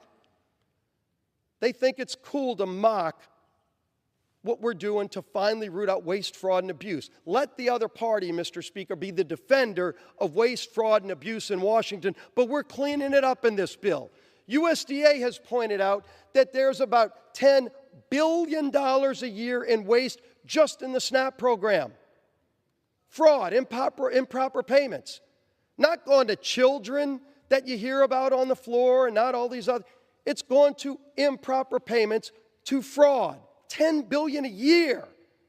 But, Mr. Speaker, when you hear about the billionaires and you say, well, how could anybody vote against this bill? Think about what a no vote means. Because I'm proud of the yes vote that we're about to cast to help those families. But everybody who votes no, Mr. Speaker, make no mistake about it, everybody who votes no is going to be asked a question by that waitress making $32,000 a year saying, why do you want me to pay more money in my tips so that $10 billion of fraud goes out in the SNAP program? Because you voted against cleaning it up and you voted against no tax on tips. That's the no vote. You can't hide behind the billionaire anymore. You're going to have to face the reality, Mr. Speaker, that this bill actually delivers for the working families of this country who have been struggling. They haven't been living on Easy Street the last 4 years, but they went to the polls in November and said, we want to try a different approach. And this is that different approach, to give them more power, to give them more opportunity. You know we're giving opportunity, Mr. Speaker, to in this bill. Again, if you're going to vote no, this is what the no vote will take away. We actually create something unique in this bill. Hadn't been talked about yet, but it's in the bill. I'm real proud of it. We create opportunity in school choice for every, not billionaire, low-income families. Every low-income family in America will be eligible for a scholarship so that their kid can go to the school of their choice if they're in a failing school. Now, you vote no, Mr. Speaker. How do you tell that family that their kid doesn't have the same opportunity they deserve that every other kid in America can have? If somebody can afford it, they can go to a private school. But if that low-income family can't afford it, we're finally giving them a lifeline in this bill, Mr. Speaker, and saying you can have the same opportunity. But a no vote says that you don't think that that parent deserves the same opportunity? And then you hide behind billionaires. There's going to be no hiding, Mr. Speaker. We all know when this board lights up what the consequences are. And why do we say there's going to be a golden era in this country? We're securing our border in this bill, too. We're opening up American energy in this bill. Everywhere from the North Slope of Alaska to, yes, the Gulf of America, where President Biden had shut down American energy. He green-lighted Russia's Nord Stream pipeline so Russia could produce their energy, funding billions of dollars to go fund their war against Ukraine. But in America, we were shut down. We open it up in this bill, Mr. Speaker. American workers get to produce American energy, not just for America. It's going to lower the price at the pump. Again, you're a middle-income family. The billionaire doesn't care what the cost of gasoline is. You know who does? That waitress making $32,000 a year saves that tip money. Maybe she can go on a trip and get in her car and drive and afford the gasoline now because we'll be producing more. We actually have lease sales in this bill for once so we can produce energy in America. We have great natural resources. We just had them shut down for 4 years by an administration that said no to American energy, said yes to other countries' energy. Iran was able to sell their oil on world markets thanks to the previous administration. That party's over.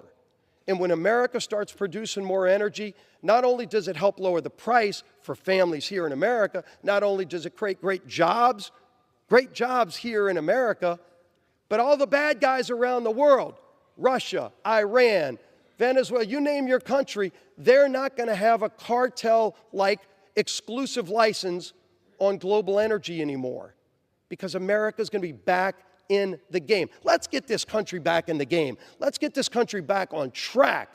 Let's actually promote opportunity in the American dream again for anybody who wants it. You want to work, there's going to be more opportunity than you've ever had before. If you're disabled on Medicaid right now, you've been crowded out of those programs by people turning down work. Able-bodied people, 35-year-olds sitting at home playing video games. They're going to now have to go get a job. That's right. And by the way, that's a good thing for them. Their mom doesn't want them sitting in the basement playing video games anyway. But now it no longer will be crowding out Medicaid for the truly needy people who deserve it. The disabled people will not be getting crowded out of those programs by people who can actually go get a job, and there are going to be a lot of great jobs, Mr. Speaker, a lot of great jobs in this country. America's coming back. You can vote no all day long, and you can hide behind billionaires all day long, but we're going to keep moving forward because this country doesn't sit down in the fetal position. America's ready for a rebirth, and we're going to deliver it. President Trump is at the helm now. It's a new day. World leaders know it.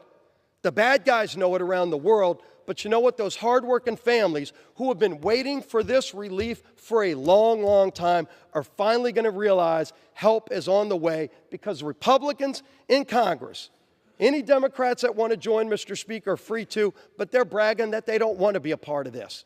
But you know what? The hardworking families of America are hungry for this kind of change. Take power away from Washington, give it back to the people, and watch what happens. Great things are ahead for this country, greatest country in the history of the world. We are finally going to give and restore that great American dream and that hope for those families who have been waiting way too long. That help is coming. We're going to pass this bill. President Trump's going to sign it. It's going to be a great 4th of July. Let's pass the bill, Mr. Speaker. I yield back to balance my time. Gentleman yields. Gentleman from Massachusetts.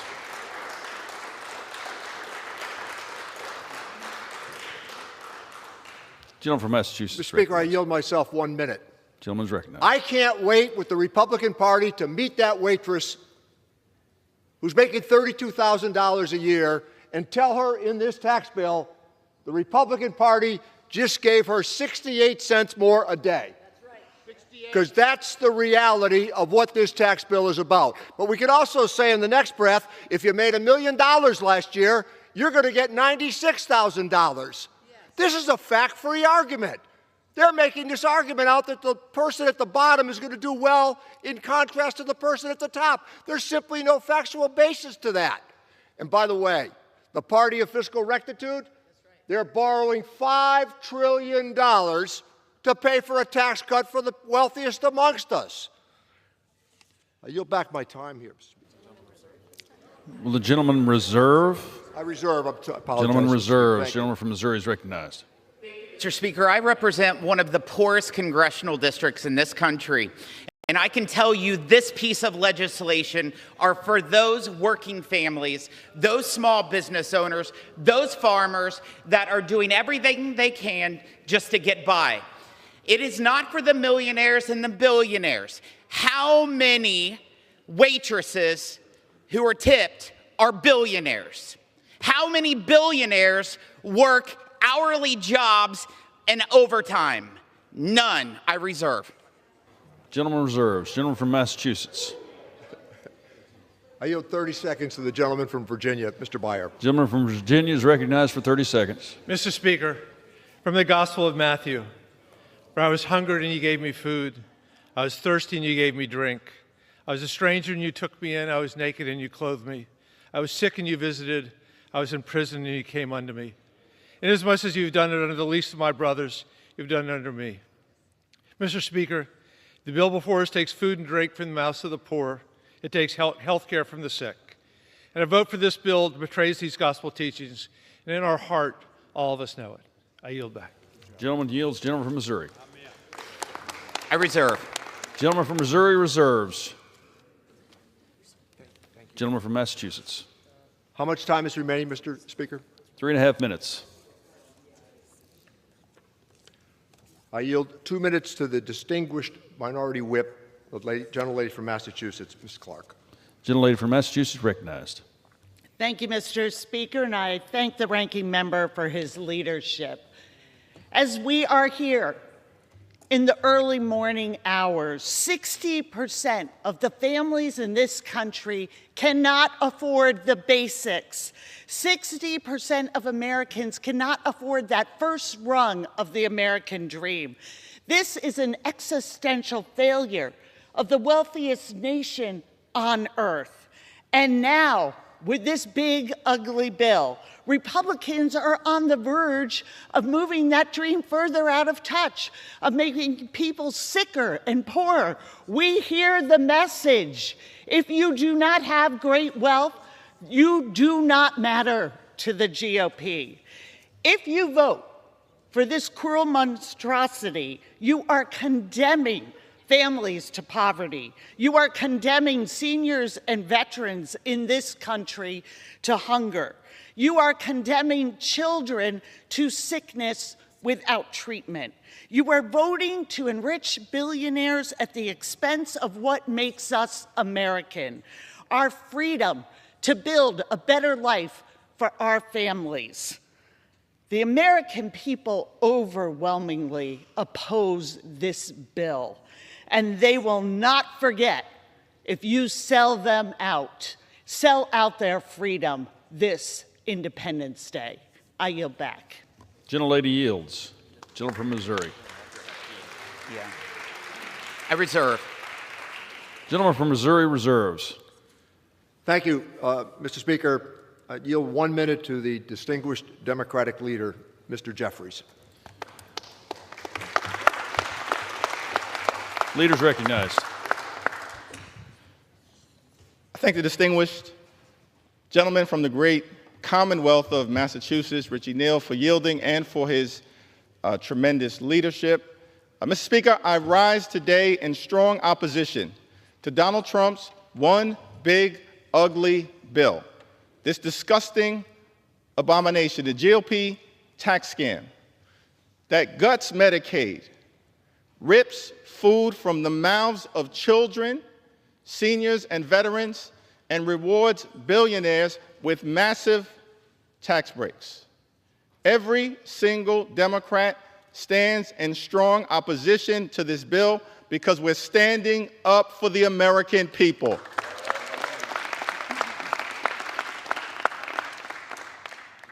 Mr. Speaker, I've heard a lot from my Republican colleagues who've expressed pride in this accomplishment. I asked the question, if Republicans were so proud of this one big, ugly bill, why did debate begin at 3:28 a.m. in the morning? Republicans are once again, which has been the case, Mr. Speaker, through every step of this journey, tried to jam this bill through the House of Representatives under cover of darkness. But I'm here today to make it clear that I'm going to take my time and ensure that the American people fully understand how damaging this bill will be to their quality of life. Now, Republicans and Donald Trump promised that costs would go down on day one.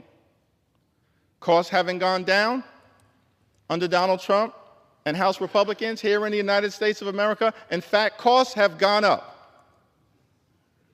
We believe that America is too expensive, that the cost of living is too high, that that's a priority that should be worked on in a bipartisan way. But from the very beginning of this Congress, our Republican colleagues have shown no interest in addressing the high cost of living in the United States of America. Not a single executive order has been issued by this administration, Mr. Speaker, to address the high cost of living. Not a single bill has been passed, Mr. Speaker, to address the high cost of living in the United States of America. And this bill, this one big, ugly bill, this reckless Republican budget, this disgusting abomination, is not about improving the quality of life of the American people. It will hurt everyday Americans. in several different ways. This bill represents the largest cut to health care in American history. It's an all-out assault on the health care of the American people, an assault on Medicaid, an assault on Medicare, an assault on the Children's Health Insurance Program, an assault on the Affordable Care Act, an assault on Planned Parenthood and the health care of women all across the United States of America, an unprecedented assault on the American people and their health care. Almost $1 trillion in cuts to Medicaid. This runs directly contrary to what President Trump indicated in January, which was that he was going to love and cherish Medicaid. Nothing about this bill loves and cherishes Medicaid. It guts Medicaid. It guts Medicaid in a way that's going to hurt children, hurt families, hurt seniors, hurt people with disabilities, hurt women, hurt everyday Americans. Hospitals will close, including all throughout rural America, Mr. Speaker. Nursing homes will shut down. By some estimates, 1 in 4 nursing homes will close as a result of this one big, ugly bill. And community-based health clinics, which are the lifelines in neighborhood after neighborhood all across this country, in urban America, in rural America, in suburban America, in small-town America, in the heartland of America, will not be able to operate. And as a result of the lack of health care that will result directly from this one big ugly bill, people in America will die. Unnecessary deaths. That is outrageous. It's disgusting. That is not what we should be doing here in the United States House of Representatives. Not what we should be doing. In addition to the cuts to Medicaid, this bill will result in the largest cut to Medicare in American history. By some estimates, more than $500 billion in cuts to Medicare as a result of the Republicans' one big, ugly bill. This bill will also result in a devastating blow to the Affordable Care Act. That's no surprise because since 2010, Republicans, Mr. Speaker, have been trying to gut and destroy the Affordable Care Act. And as a result of the damage that is done to the Affordable Care Act in this legislation, millions of Americans will lose their health care. The assault on health care in this one big ugly bill will result in more than 17 million Americans losing health care in the United States of America. Shame on the people who've decided to launch that kind of all-out assault on the health and the well-being of everyday Americans. That's not what we should be doing here in the United States House of Representatives. And because of the drastic cuts that are made to health care in this one big ugly bill, people with private insurance all across America are going to experience increases in their premiums, their copays, and their deductibles. Millions of Americans in every corner of this country, an all-out assault on health care. That's a very different vision, Mr. Speaker, that Republicans have, working hard to take health care away from the American people than our vision, because we believe, as Democrats, that in the United States of America, health care should not simply be a privilege. Health care is a right that should be available to every single person in the United States of America.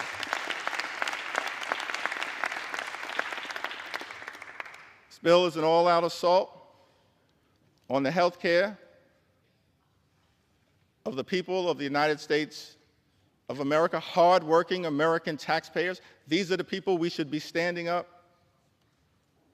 to work hard to lift up. But instead, they're victims of this legislation. Hospitals will close. That impacts everybody in the United States of America. If your hospital closes, whether you're on Medicaid or not, you will be unable to get the treatment that you or your family needs. That's why we're fighting so hard to stop this bill. 1 in 4 nursing homes, by some estimates, will close as a result of the Republicans' assault on Medicaid in this one big, ugly bill. This bill also represents an assault on nutritional assistance here in the United States of America. We've made great progress over the last 50-plus years as it relates to hunger in this country. Great progress. But we're still dealing with the reality that tens of millions of people in this country go to bed every night wondering whether they're going to be able to get a nutritious meal the next day. Tens of millions of people in this country, millions of children. And instead of trying to address that issue, Mr. Speaker, the one big ugly bill will rip nutritional benefits away from millions of Americans, including children, rip food from the mouths of hungry children and hungry veterans and hungry seniors. That is unacceptable. That's one of the reasons why we stand in strong opposition, Mr. Speaker, to this one big, ugly bill. Republicans promised to address the high cost of living in the United States of America. We believe that the cost of living is too high. Housing costs are too high. Grocery costs are too high. Utility costs are too high. Insurance costs are too high. Child care costs are too high. America is too expensive. There are far too many people in this country struggling to live paycheck to paycheck. That should not be the case in the United States of America. But instead of addressing the high cost of living in this one big ugly bill, Mr. Speaker, Republicans are actually going to increase costs, particularly as it relates to the energy bills that everyday Americans pay. Estimated that energy bills will increase by hundreds of dollars a year. That has nothing to do with lowering the high cost of living, making this country a more affordable place. It does the exact opposite. It's an all-out and unnecessary assault on the clean energy tax credits. The clean energy tax credits that many of my Republican colleagues promised in letter after letter after letter that you would stand behind, but all chose to fold and abandon, fighting instead for special interests and opposing the ability for this country to stand up a cleaner energy economy, which means cheaper energy. And because of the attack on clean energy jobs, on the clean energy economy, on the economic development that had already been set in motion, often in districts represented by my Republican colleagues and in Republican-led states, red states. By some estimates, millions of jobs are going to be lost. And so you're ripping health care away from millions of Americans, Mr. Speaker, ripping food away from children and veterans and seniors, raising the cost of utilities, of paying your energy bill by hundreds of dollars, stripping away millions of jobs all across America. And what is all of this being done for? To provide massive tax breaks to billionaires all across this country. We are better than that in the United States of America. When we take an oath, convene here, come to the United States Capitol, our job is to make life better for everyday Americans. But the genesis of this bill, the focus of this bill, the justification for all of the cuts that will hurt everyday Americans in this bill is to provide massive tax breaks for billionaires. It's extraordinary. Never in my time here in Congress have I experienced legislation that benefits so few people who fall into the category of the wealthy, the well-off, and the well-connected, while at the same time hurting everyday Americans, that we should be fighting hard to help. Now, all of this apparently is being rushed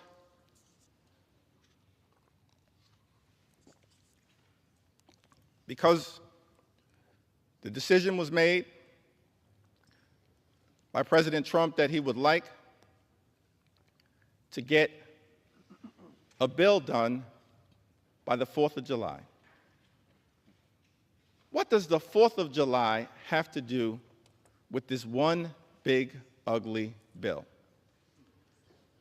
What does celebrating American independence, the birth of this exceptional country, the journey that we've been on for 249 years, what does any of that have to do with this one big, ugly bill? I would suggest, Mr. Speaker, that if you actually look at the Declaration of Independence, what we find is that everything about this one big, ugly bill runs in direct contrast with what was set in motion by the framers and the founders of our great country. Of course, the Declaration of Independence, authored by Thomas Jefferson, makes the famous statement that we hold these truths to be self-evident, that all men are created equal, that they are endowed by their Creator with certain unalienable rights, that among these are life, liberty, and the pursuit of happiness. Mr. Speaker, I want to lock in for just a moment on that aspirational objective, the pursuit of happiness. Because when it comes to everyday Americans, this one big, ugly bill will hurt the quality of life of hardworking American taxpayers, and it's all designed to put a happy smile on the face of billionaires. That is inconsistent with the Declaration of Independence and what we should be celebrating on July 4th.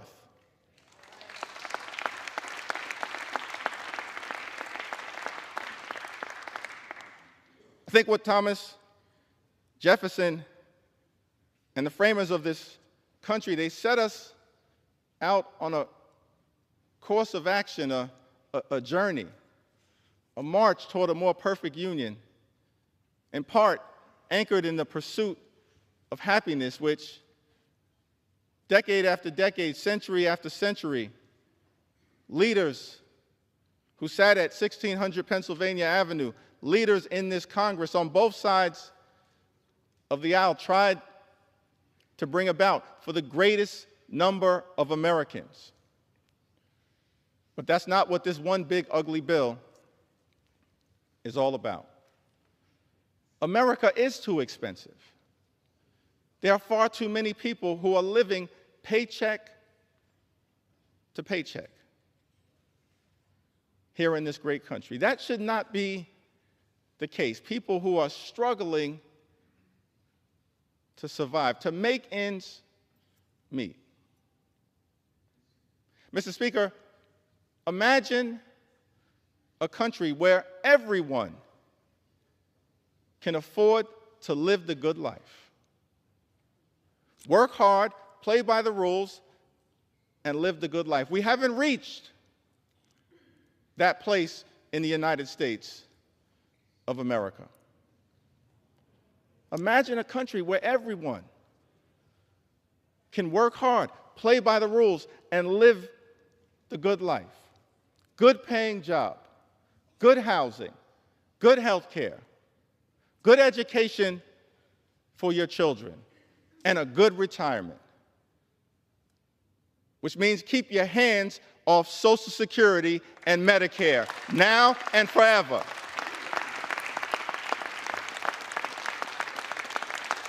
Now and forever.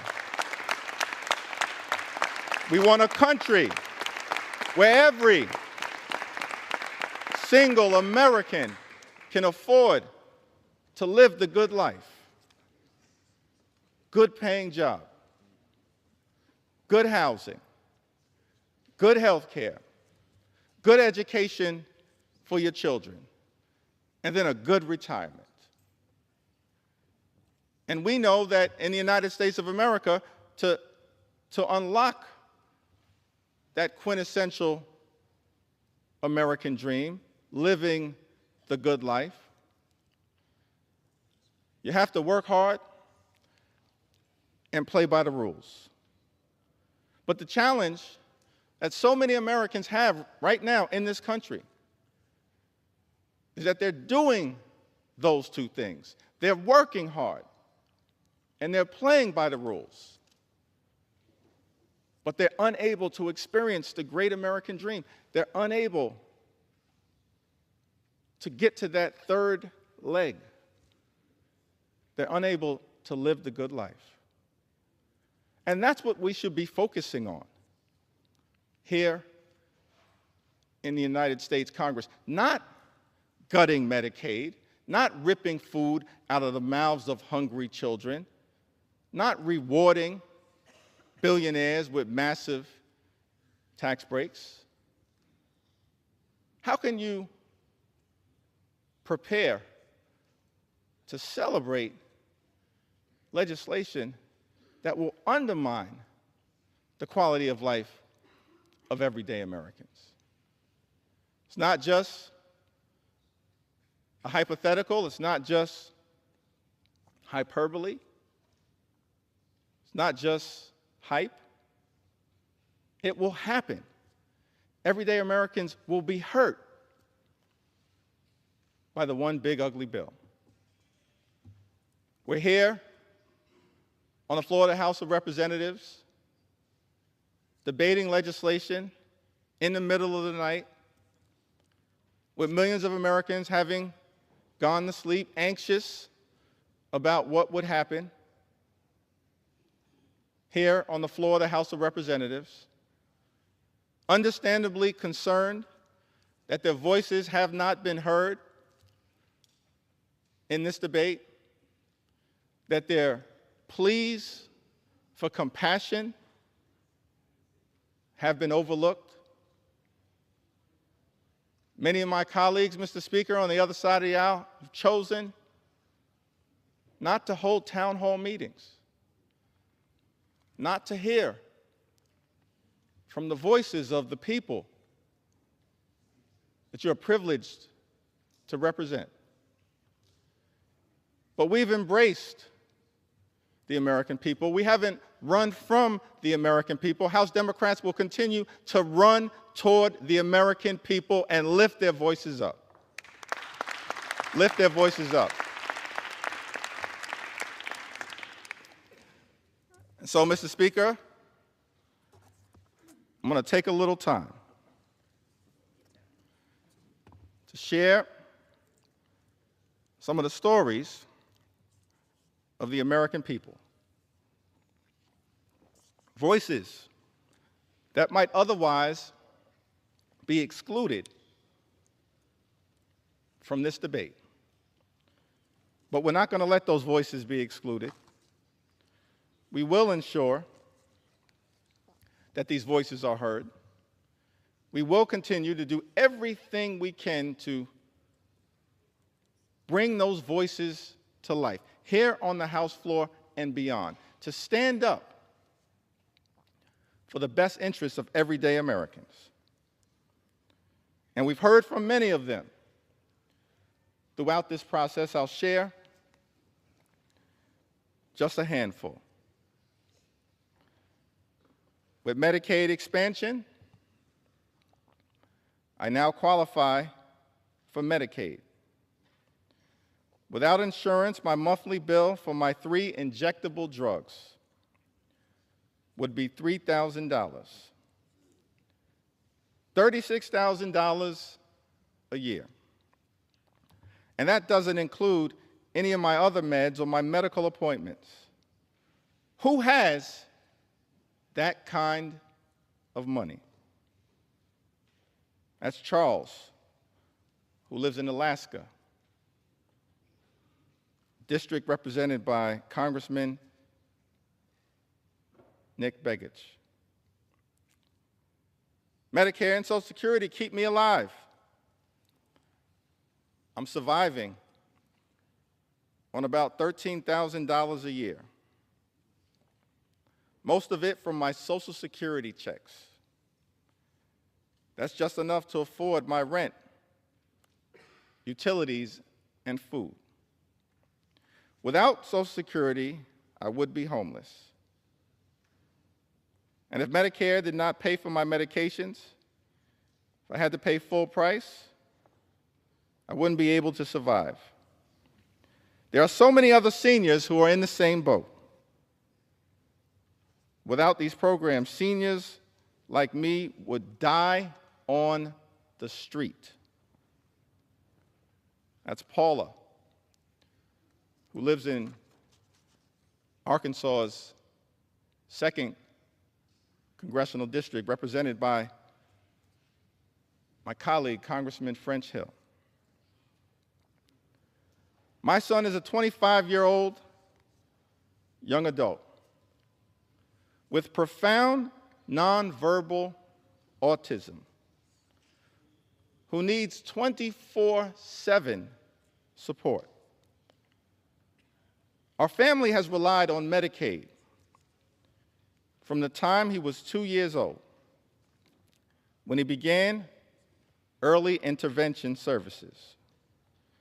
At 3, when he was diagnosed with autism, a private health insurance denied him coverage for his pre-existing condition. Medicaid stepped in to provide health care. From that point until today, home and community-based services through Medicaid have been vital to our son's health and well-being. Medicaid also helped his school district pay for medically necessary therapies at school. Our son is thriving and healthy, and our family can support him at home because of Medicaid. That's Robin. She lives in Arizona's 1st Congressional District, represented by David Swiker. These are stories from everyday Americans who've written to us to say to this Congress, stand up for our health care, Mr. Speaker. Don't stand up for billionaires. Stand up for everyday Americans, for our health, for our safety, and for our well-being. Gwendolyn from Arizona, she also writes, she says Medicaid is the difference between my son being healthy, happy, cared for, and social, versus being at home with aging parents who struggle to physically provide the care that is required daily. Medicaid funding means my son receives the incontinent supplies he needs, the internal feeding supplies he needs to live, and medications that his primary insurance won't cover. Medicaid matters because without it, my son and millions of others like him may not survive. Let me speak directly to Gwendolyn from Arizona. Her representative may not be fighting on your behalf. As House Democrats, we're here to say to you, we agree. Medicaid matters and it must be preserved. It must be preserved. Because Medicaid matters to millions of people all across this great country, to children, to seniors, to people with disabilities, to women, to families, to people in every corner of the United States of America. Yes, Gwendolyn, Medicaid matters. And if your representative won't fight for it, we will.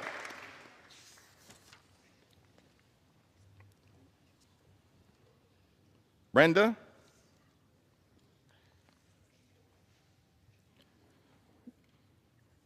Says to us, my youngest child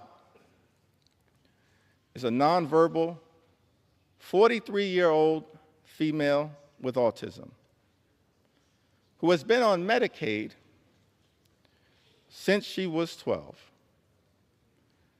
She's had 3 major surgeries and 6 or more outpatient surgeries, all made possible because of Medicaid. We would not have been able to get our daughter what she needed if it wasn't for Medicaid. She also has a seizure disorder and is on several medications. Some of them are way too expensive for us to afford on a blue-collar income. Finding doctors that are good and accept Medicaid are few and far between. But some doctors are better than none. And the only way our daughter will get any medical care at all. She is one of the most vulnerable people in society. And caring for her is a full-time job. For myself and her father, who are both retired and are full-time care providers for her. I am not sure why anyone would want to take this help and service from people whose very life depends on the help it provides. That's a powerful and profound question. Why would anyone in this House vote to take away Medicaid from the American people, amongst the most vulnerable here in the United States of America? Brenda from Arizona lives in Arizona's 6th congressional district, represented by my colleague, Congressman Juan Ciscomani. Garrett, also from Arizona. I'm still in the A section right now. So strap in as we make sure we lift up the voices of everyday Americans all across this country. It's important that we take note. This isn't abstract, taking away health care from the American people. It's concrete, it's real. It has devastating implications. Garrett says, I was diagnosed with cerebral palsy at birth. Cerebral palsy at birth. Thanks to Medicaid, I was able to undergo multiple surgeries that significantly improved my ability to walk, transforming both my mobility and daily life. Relying on Medicaid, SNAP in the past, and SSI, I worry about what would happen to me and my friends if these programs were taken away. Without them, I wouldn't be able to keep up with doctor's appointments, medications, and transportation. Earlier today, my distinguished colleague from the great Commonwealth of Virginia read a passage of Scripture, one of my favorite passages of Scripture, Matthew 25 and 35 through 40. And later on this morning, as I continue my remarks, perhaps I'll have an opportunity to go a little deeper into the meaning of Matthew 25 and 35. What I can say is that all of us should be trying to lift up the least, the lost, the left behind, the poor, the sick, and the afflicted. Garrett tells us, I was diagnosed with cerebral palsy at birth. And the first thing that jumped out to me when I read this was that we're all God's children, and we should be looking after all God's children to the best of our ability, not running away from them and undermining their quality of life. So Garrett, we're going to continue to stand up and work hard on your behalf. Nancy from California. That's a great name, Nancy from California.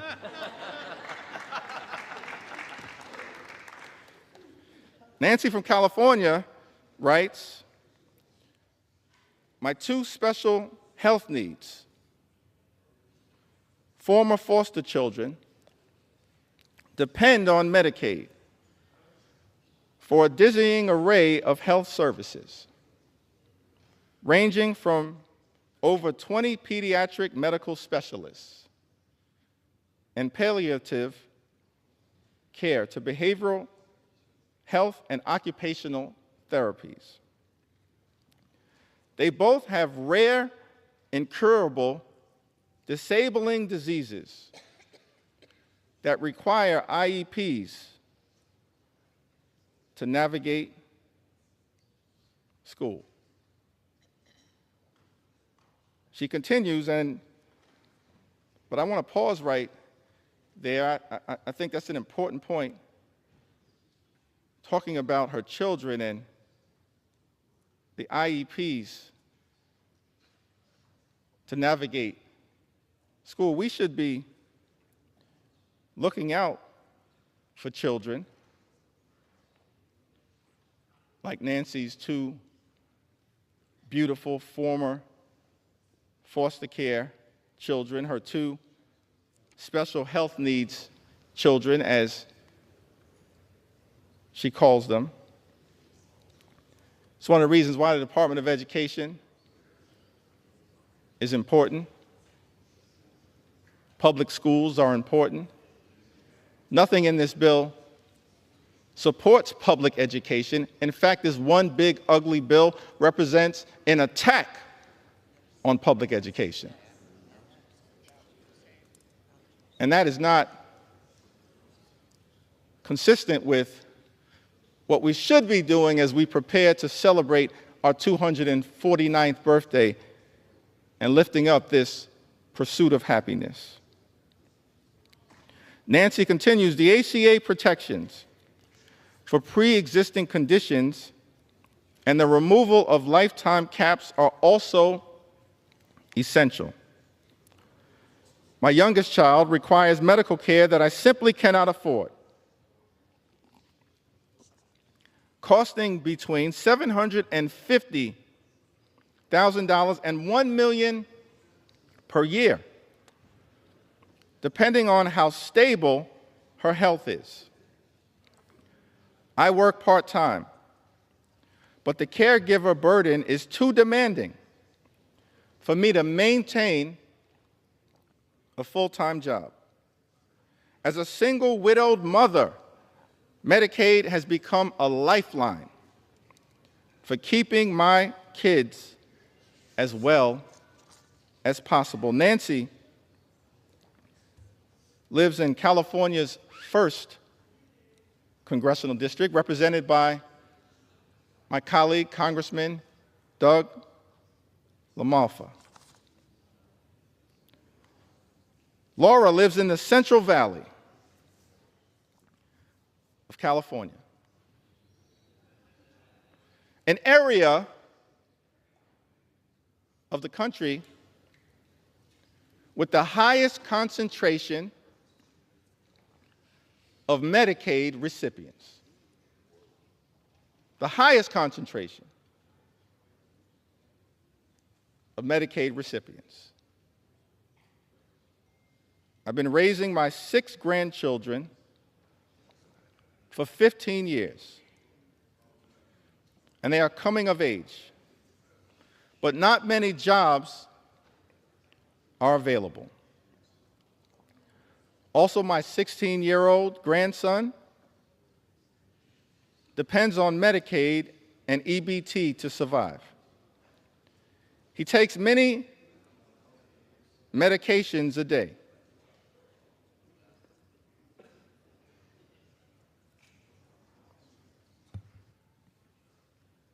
If you're not going to respect my ability to speak, respect the story that I'm telling on behalf of Laura. Respect her story, because her story matters. Her story matters, and the American people matter. We need order. He takes many medications a day. I'm too old to do anything but take care of him.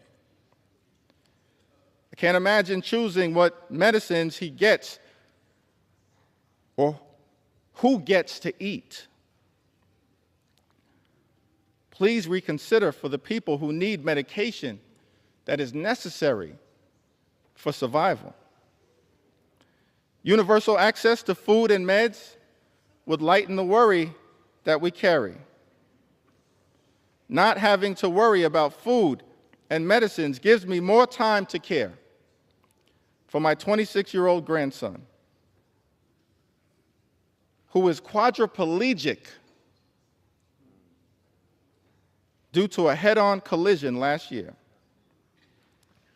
Please don't make him suffer anymore. He needs food supplements and many medications every day to survive. Laura lives in California's 22nd congressional district, a district that is represented by my colleague, Congressman David Valadao. Just happens to be the district that has the highest concentration of Medicaid recipients in this country. Laura, I don't know what your Congress member is going to do. Every single House Democrat is fighting hard to protect your Medicaid. We value you, and we're working hard to defend you. Jackie is from the Orange County area of California. My son is 34 years old. He has Down syndrome and autism and lives at home with his aging parents, Dad, 82, and Mom, 71. His biggest joys in life for him are his day program and eating out. How small are his desires? And you want to take that away from him. He requires much care. Bathing, shaving, washing hair, brushing teeth, dressing, etc. His aging parents can do the job required for this 100% of the time. He has great caregivers right now, and they have been with him for many years. Now you want to take that away from us? Please know that Medicaid, Medi-Cal, is what allows us to keep him in a safe and happy environment that he will not get anywhere else. And for a whole lot less money. Why should that change for him? Jackie asks. Please be respectful of families who have high-need family members who need these services. Thank you for allowing me to speak on behalf of my son and everyone who loves him. Jackie lives in California's 40th congressional district, a district represented by my colleague, Congresswoman Young Kim. Kayla writes to us from Colorado. At 26, I was diagnosed with brain cancer, a discovery I was only able to make because of Medicaid. Without it, I wouldn't have been able to get the treatment I need to survive. That diagnosis changed my life. And while I am grateful to be here, I can no longer work. Now I rely on disability benefits food stamps, just to get by. These programs are the only reason I'm able to live. Without this support, I don't know how I would manage.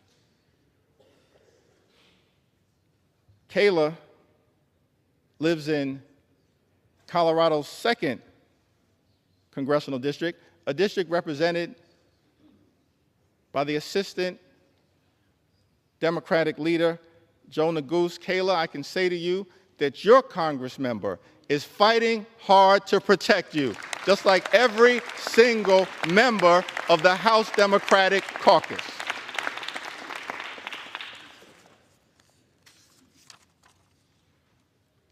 Ashley writes to us from Colorado. Says, my life was saved by the Affordable Care Act.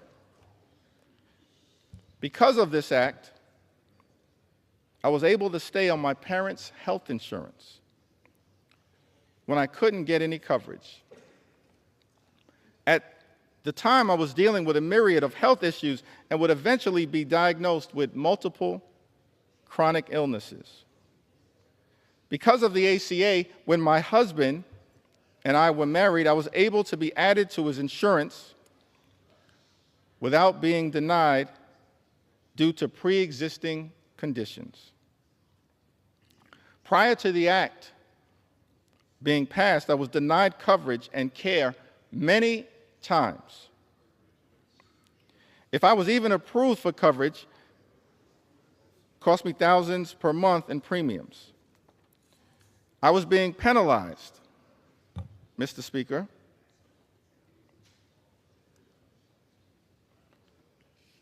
for being sick. There were many times when I could not get coverage that I had to choose between which prescriptions I would get to have or whether I would get all my meds or the groceries we needed.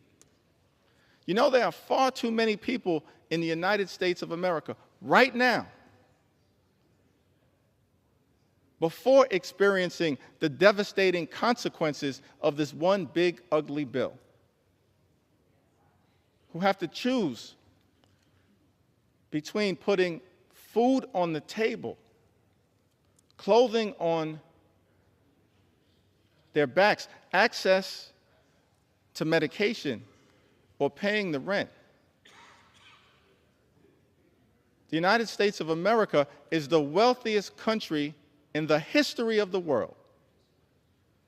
Not a single hard-working American taxpayer should ever have to choose between food or medicine or rent or putting clothing on their back. Not a single hard-working American taxpayer should ever have to make that choice.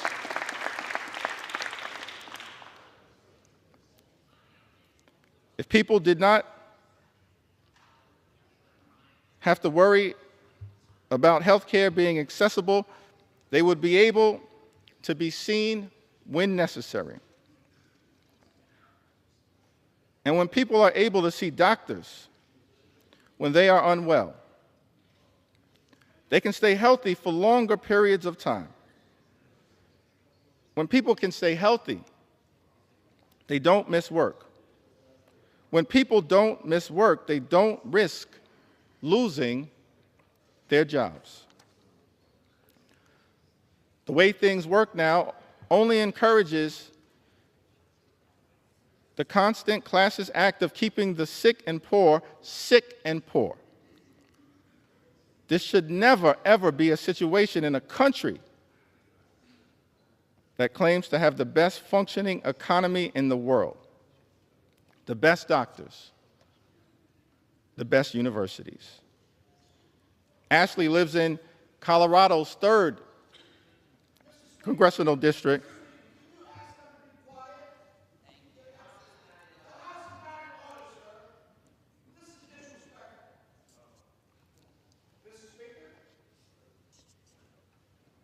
The gentleman is not recognized. The House will be in order.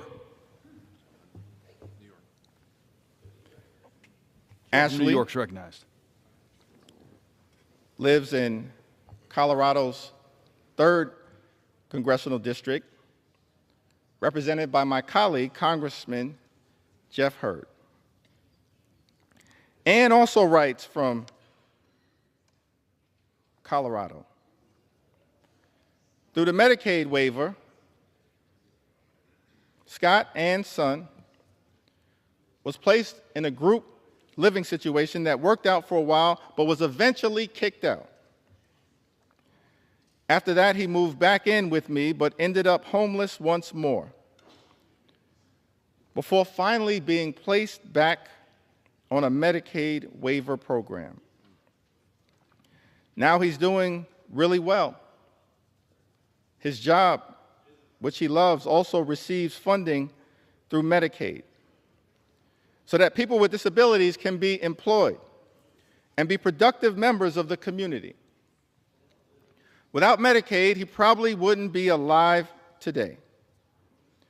Without this assistance, we likely wouldn't be where we are now. And I doubt that there would be a happy ending to this story.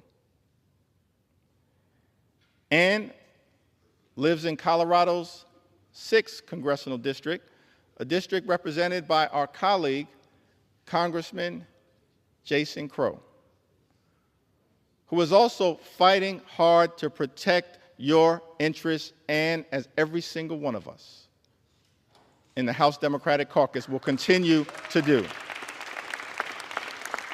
We believe in America, health care is not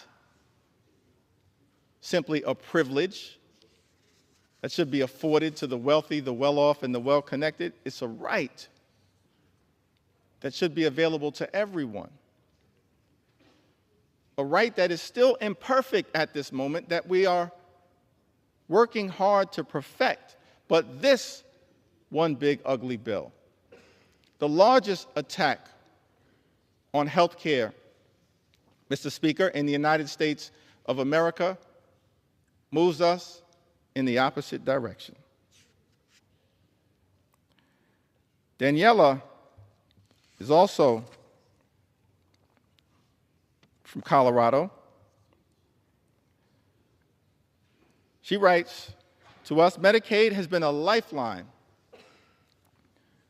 for our family, especially for my 5-year-old daughter who has autism. That's the thing, Mr. Speaker. Medicaid is important for so many Americans all across this country, including people with disabilities. It's a necessary lifeline so that parents can help their children live a better life with dignity and respect. Why would any legislation that this House passes attack health care available to families that are pouring in everything they have to help their child under difficult circumstances live the best possible life? It perplexes me, Mr. Speaker, that this bill would go after the health care of people like Daniela and her 5-year-old daughter. Daniela says that as parents, we've faced many struggles trying to balance full-time work, starting a real estate business, and still being there for our 3 other children.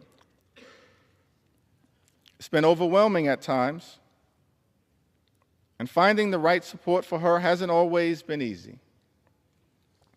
But Medicaid has provided therapy and services that have made a world of difference in her life.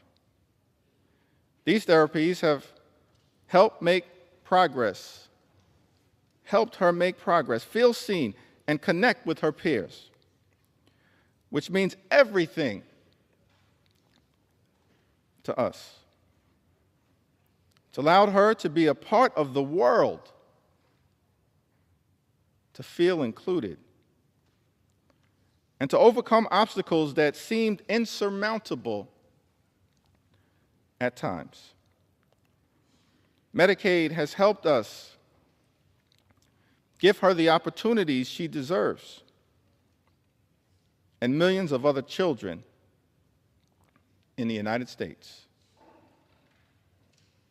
Mr. Speaker, Daniela lives in Colorado's 8th Congressional District, a district currently represented by Congressman Gabe Evans. Currently represented.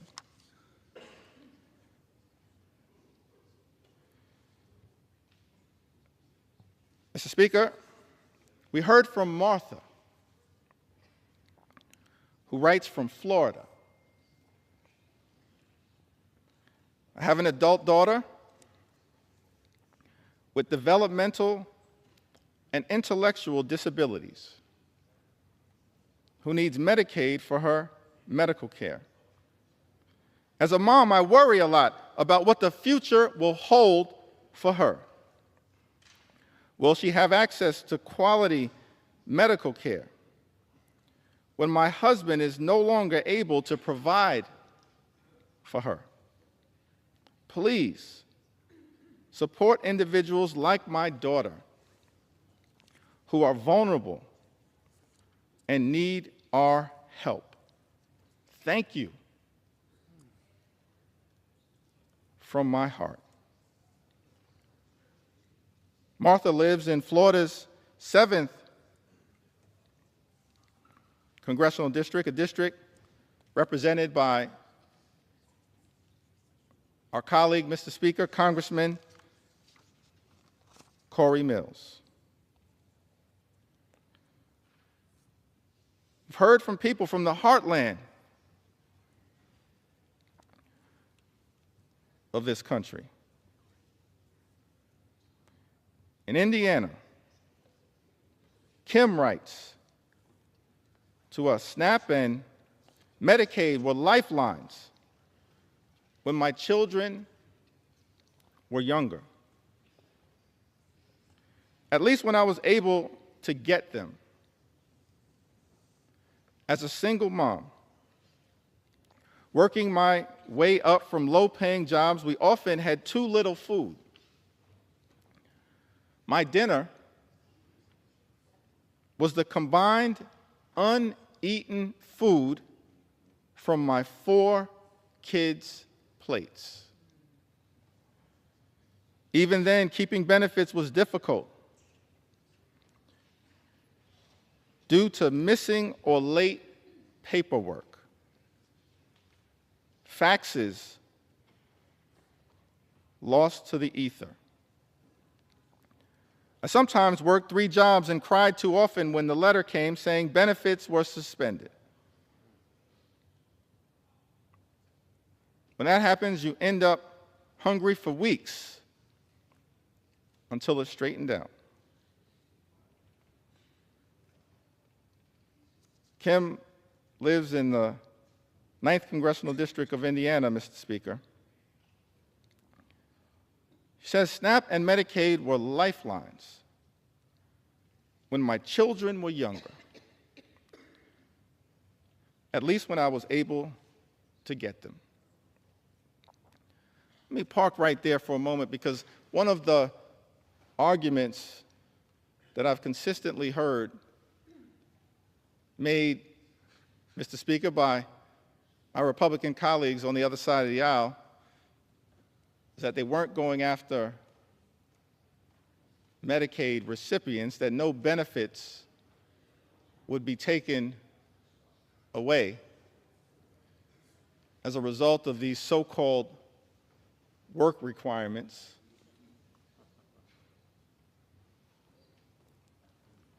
Let's fact check that statement. Every independent entity that has looked at this question, including the Congressional Budget Office, has made clear, as a result of the one big ugly bill, millions of Americans will lose their Medicaid benefits. These so-called work requirements are just a smokescreen, because more than 90% of the people who receive Medicaid benefits who can work do work right now in the United States of America. Right now, more than 90%. What these impositions are really paperwork requirements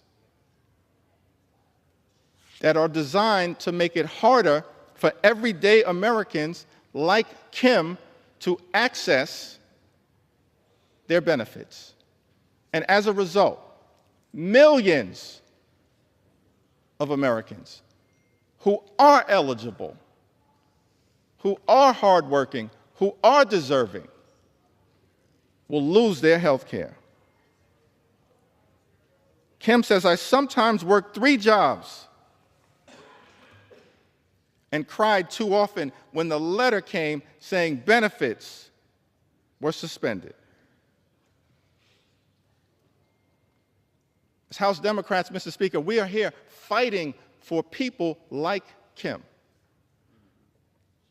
and millions of others like her all across the United States of America who will lose urgently necessary, life-changing, and life-sustaining Medicaid benefits as a result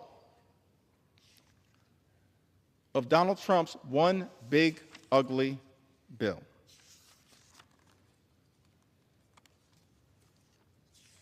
We hear from Maria, from Iowa, in the great heartland of this country. Maria writes to us in 2021, I got seriously sick with COVID. I ended up in a coma for 12 days, spent 3.5 weeks in the ICU, and then another 3 weeks on the recovery floor. If it wasn't for Medicaid, I wouldn't have received any of the care I needed. I honestly don't know where I'd be today. I don't know what my family would have done. Without Medicaid, I wouldn't have made it. If I lost Medicaid, it would completely change my life. I wouldn't be able to afford my insulin, diabetes medications, blood pressure medications, or see my endocrinologist, all of which are life-sustaining treatments. I also need to see my pulmonary specialist regularly. Without Medicaid, my health would deteriorate rapidly. That's a statement that applies to millions of Americans all across this great country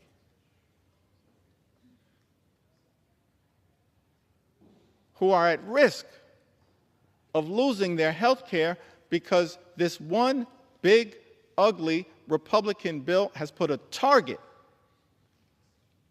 on their back. Mr. Speaker, without Medicaid, my health would deteriorate. Taking the time to share these stories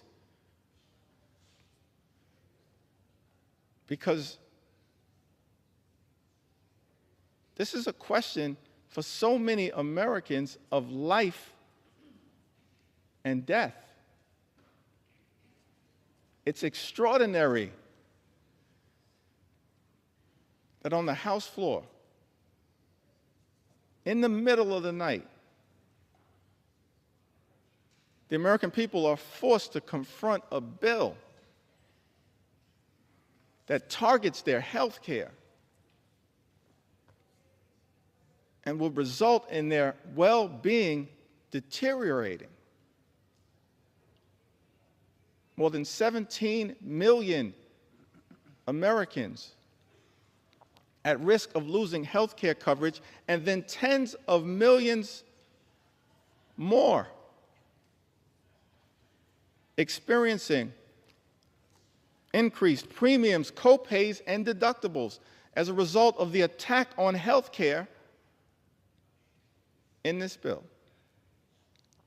Many of them will also lose coverage, lose their health care. These are Americans on private insurance, employer-provided insurance. But because of the health care attacks in this bill, their premiums, their copays, their deductibles will go up. Some will not be able to afford it, and they will lose their health care. That's what this bill represents. That's why I'm taking the time to share these stories and experiences and concerns and fears and anxieties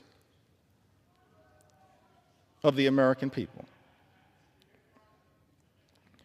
I wish, Mr. Speaker, that we had a lot more time to debate this bill. This is the type of bill that under normal circumstances we'd have hours and hours of debate, where hundreds of members could participate on both sides of the aisle and share their thoughts, their perspectives, their ideas, their passionate support or passionate opposition. But this bill, which by some estimates is larger than the CARES Act and the American Rescue Plan and the Infrastructure Investment and Jobs Act and the CHIPS and Science Act combined in terms of its possible impact on the debt in this country, increasing the debt by more than $3 trillion, saddling our children and grandchildren with that level of extraordinary debt by people who claim to be fiscally responsible. The implications of this bill are enormous. And yet, each side of the Ways and Means Committee was given 15 minutes to discuss the implications of this bill. Each side of the Budget Committee was given 15 minutes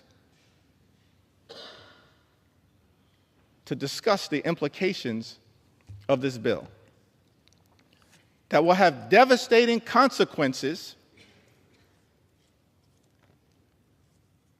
for everyday Americans,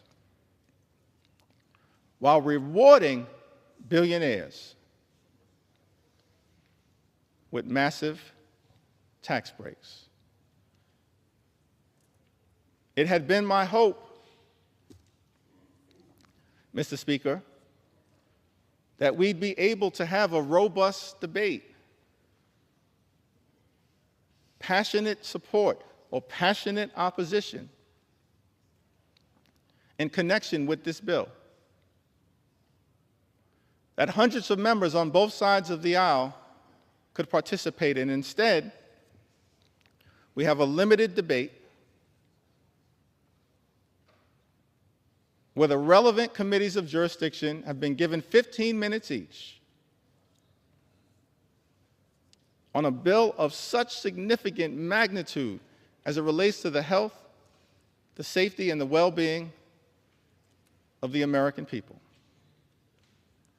And because that debate was so limited, I feel the obligation, Mr. Speaker, to stand on this House floor and take my sweet time to tell the stories of the American people. And that's exactly what I intend to do. Take my sweet time on behalf of the American people, on behalf of their health care, on behalf of their Medicaid, on behalf of their nutritional assistance, on behalf of veterans, on behalf of farmers, on behalf of children, on behalf of seniors, on behalf of people with disabilities, on behalf of small businesses, on behalf of every single American. I'm on this House floor after 6 a.m., and I'm planning to take my sweet time.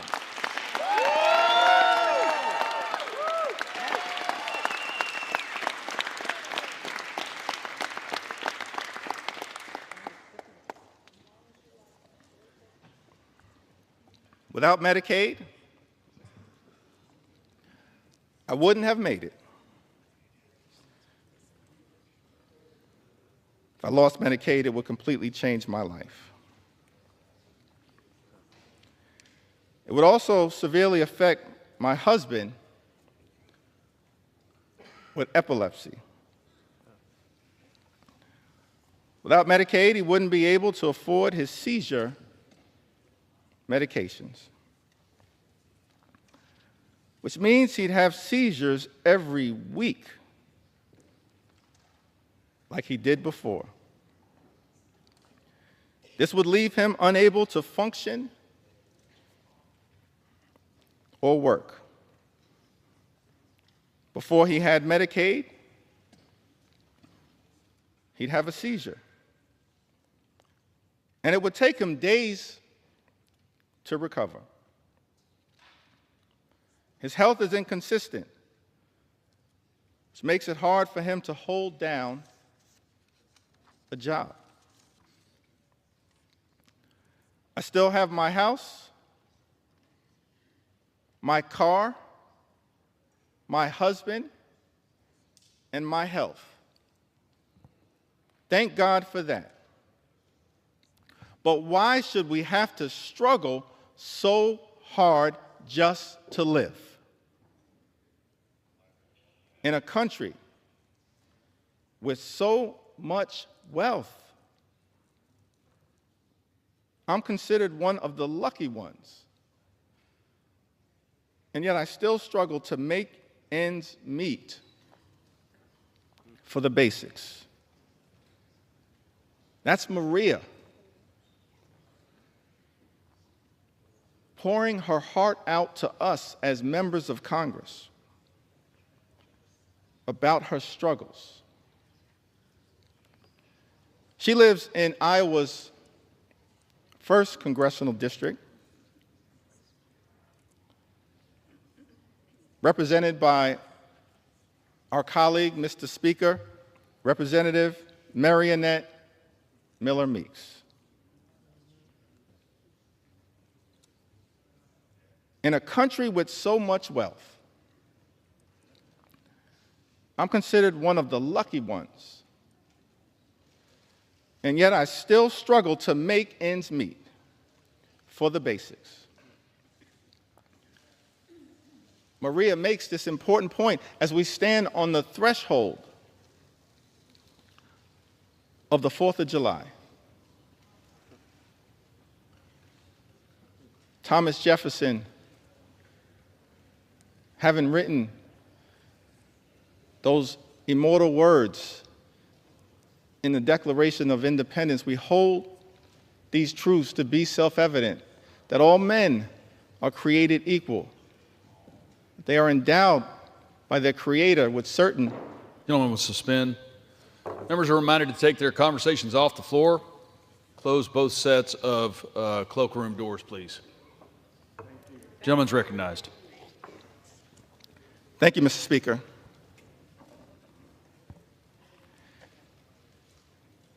If I'm not going to get any love for the other side of the aisle, I would expect that at least Thomas Jefferson would.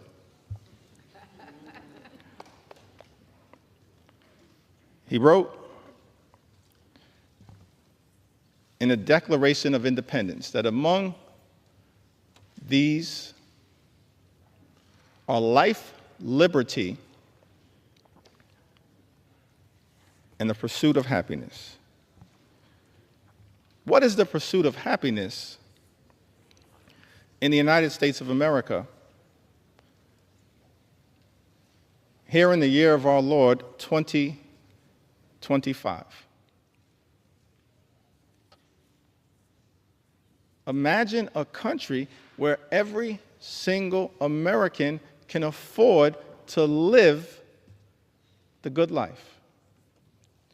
Work hard, play by the rules, live the good life. That's the American dream. But our concern as Democrats is that in the wealthiest country in the history of the world, there are far too many people,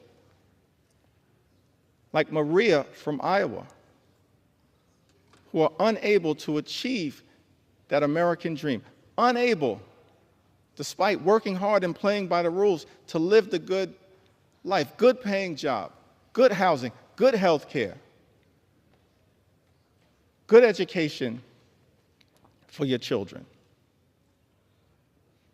and a good retirement. That should not be too much to ask for here in the United States of America. But instead of working to bring that American dream to life for the greatest number of people all across the country, this one big ugly bill, Mr. Speaker, that our Republican colleagues are trying to jam down the throats of the American people, will undermine their quality of life.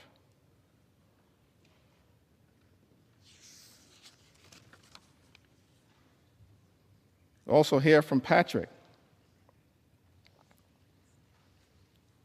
Lives in the heartland of this country. One of the good people of Iowa, who says, I'm a registered nurse in the ICU at the VA hospital in Iowa City.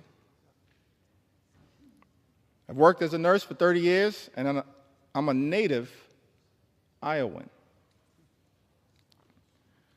I have 2 disabled children who are on Medicaid. My son had a severe brain injury as a child and requires extensive physical therapy, occupational therapy, and speech therapy. My daughter is autistic and lives independently on housing provided by Medicaid. Before we had Medicaid, we were bankrupt paying for their treatment.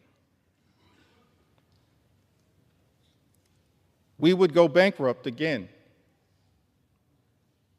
if Medicaid is cut. These are complicated systems for people with very complicated needs. These quote-unquote common sense solutions they're coming up with are not based in reality.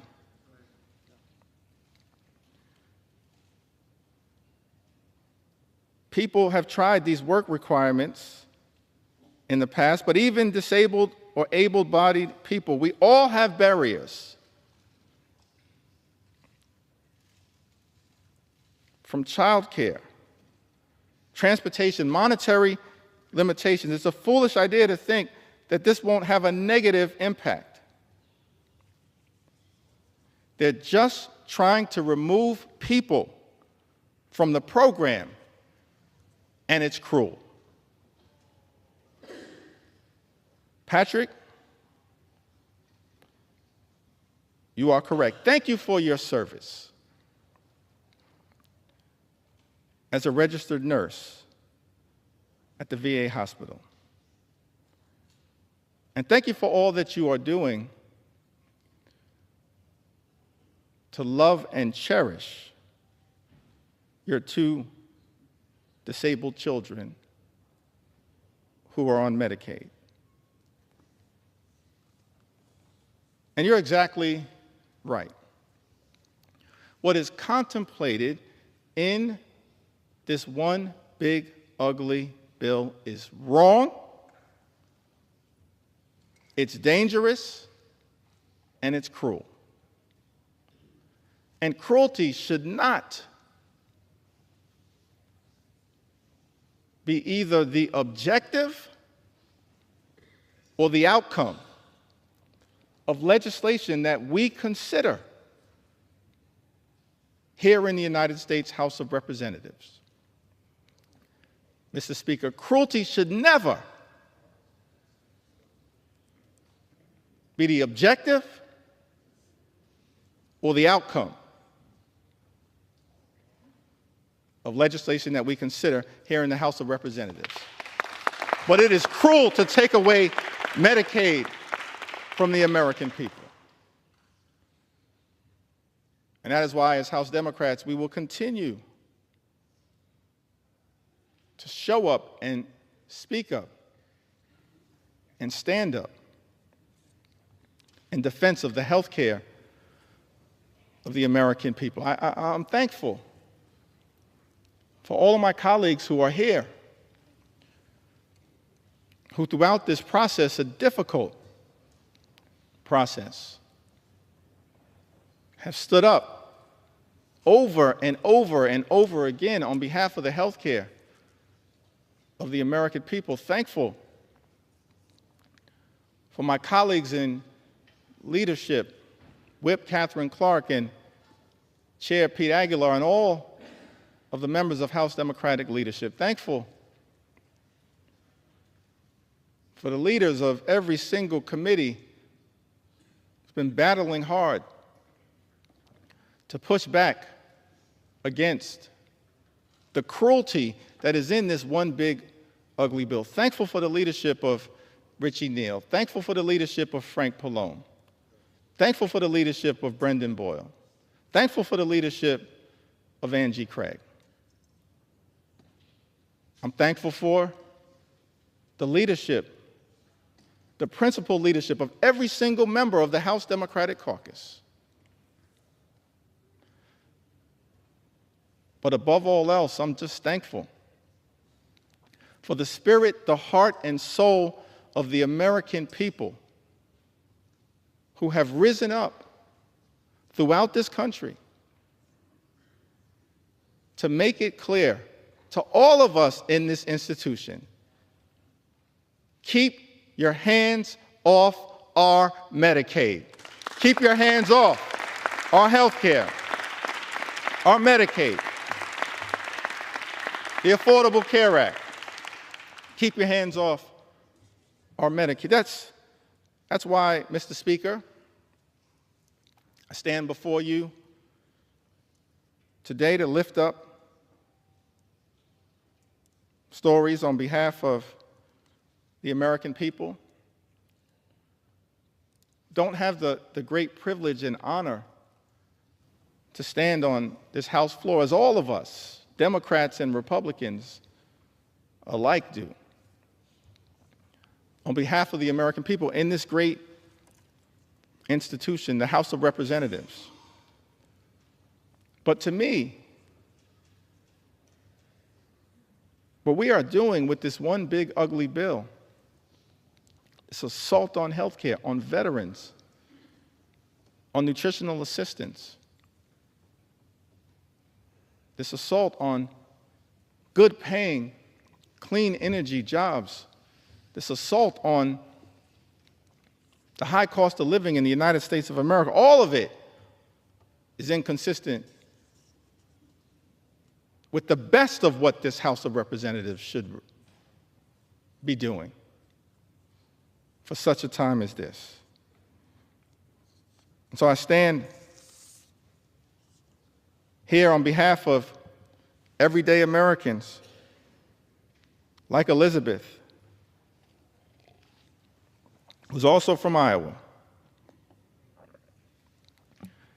Elizabeth suffered from sepsis caused by untreated strep throat.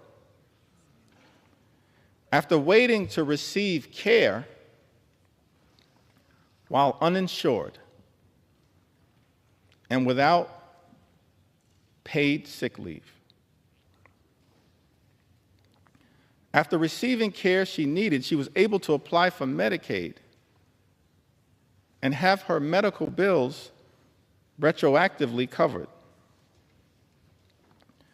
Now, Medicaid has allowed her to get access to essential and preventative health care.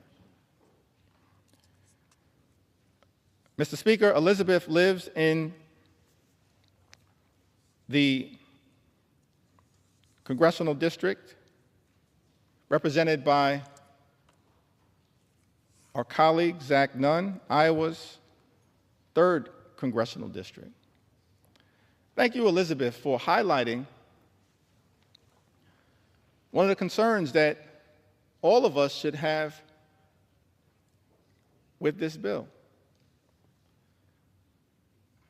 When you launch an all-out assault on the health care of the American people, when you effectively end Medicaid as we know it, gut parts of the Affordable Care Act, what you essentially are doing by stripping health care away from the American people, putting people like Elizabeth back in the position that she had previously been in, where she has untreated medical conditions that won't get better on its own, it will likely get worse and lead to further medical complications. Why would we do that to the American people? That is wrong. We should be lifting people up in this country, not tearing them down. We should be lifting up everyday Americans, not tearing them down, and putting them at risk of their life, their quality of life, their health, their well-being getting worse. We hear from Becky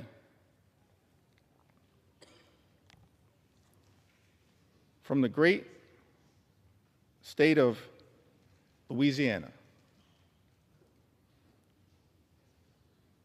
By the way, Louisiana is a state with some of the highest percentages of Medicaid recipients of any state in the Union. Any state in the Union. And Louisiana is a state at risk of suffering greatly as a result of the all-out assault on Medicaid that is part of Donald Trump's one big ugly bill. Becky tells us, I have had Medicaid for years. And without it, I wouldn't be able to afford to see my doctors or cover what Medicaid doesn't pay. As a senior citizen, I now have to go back to work just to keep a roof over my head, afford rising food and utility costs, and maintain my car. Meanwhile, the government keeps taking more and more out of my Social Security benefits. Money I already paid taxes on while working. Feels like the middle class no longer exists. You're either rich or poor. Politicians today have no real understanding of what it's like to struggle every single day. If they had to live like regular people, maybe things would improve for seniors like me. Becky lives in Louisiana's 3rd Congressional District, a district represented by our colleague, Mr. Speaker, Representative Clay Higgins. Louisiana, state, of course, also represented by my good friend and colleague,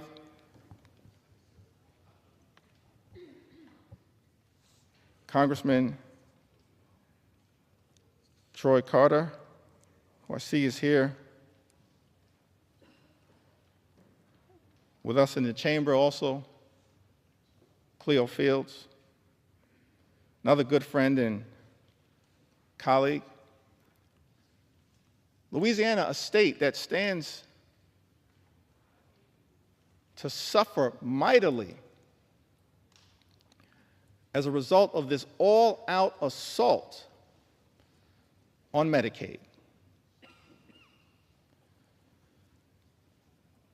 Now, I heard my distinguished colleague, Mr. Speaker, the House Majority Leader, someone who personally respect his resilience, his perseverance, his journey. I think he comes by his views in good faith. It's his perspective. It's the Speaker's perspective.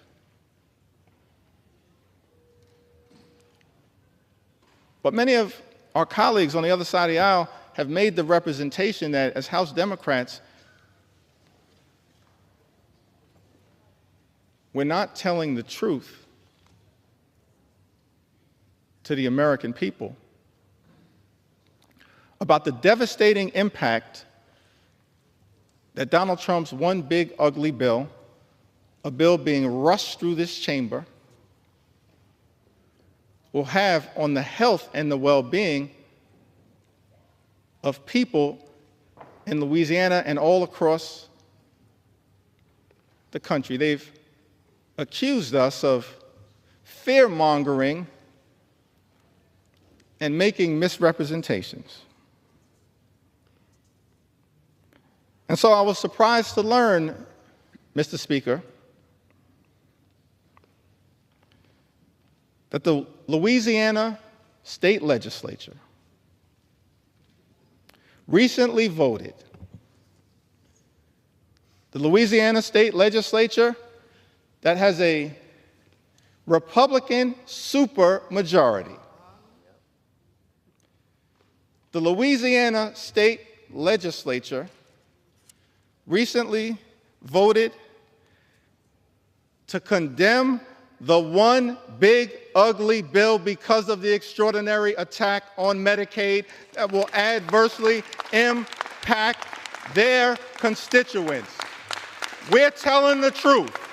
This one big, ugly bill will hurt everyday Americans in Louisiana and all across the country. Don't take our word for it. Take the word of the Louisiana State Legislature. Supermajority. Who done? So we're here on the House floor, taking our sweet time to tell the stories of the American people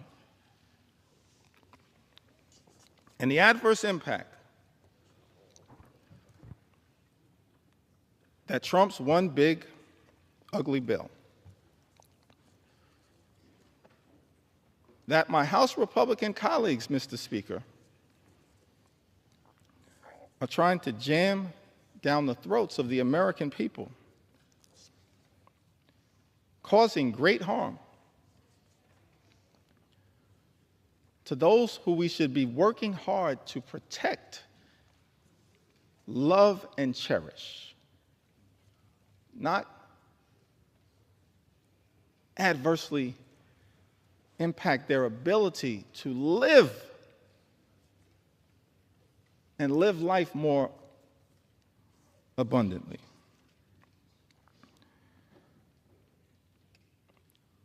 Tamara, who lives in Louisiana's 4th congressional district, represented by the Speaker of this great House. I have depression and PTSD. I'm unable to work and rely on Medicaid to get my monthly medications to keep me essentially alive. Tamara, we're going to continue to fight hard on your behalf. We heard from Emily, who lives in the Commonwealth of Massachusetts. Emily tells us that I'd moved to Massachusetts in 2020 and was working a retail job for minimum wage. I was unable to afford much, but the state thankfully approved me for SNAP assistance and Medicaid. Without that jump start, I'm not sure where I would be today. There shouldn't be shame or stigma surrounding these programs.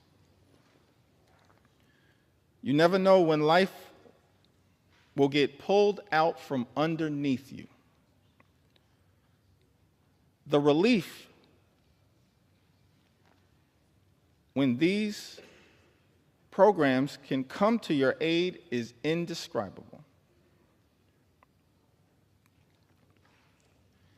Emily lives in the 5th Congressional District of Massachusetts, a district that is represented by the House Democratic Whip, Catherine Clark, who's a strong champion on your behalf, Emily, powerfully, ethically, principally, fighting hard on your behalf.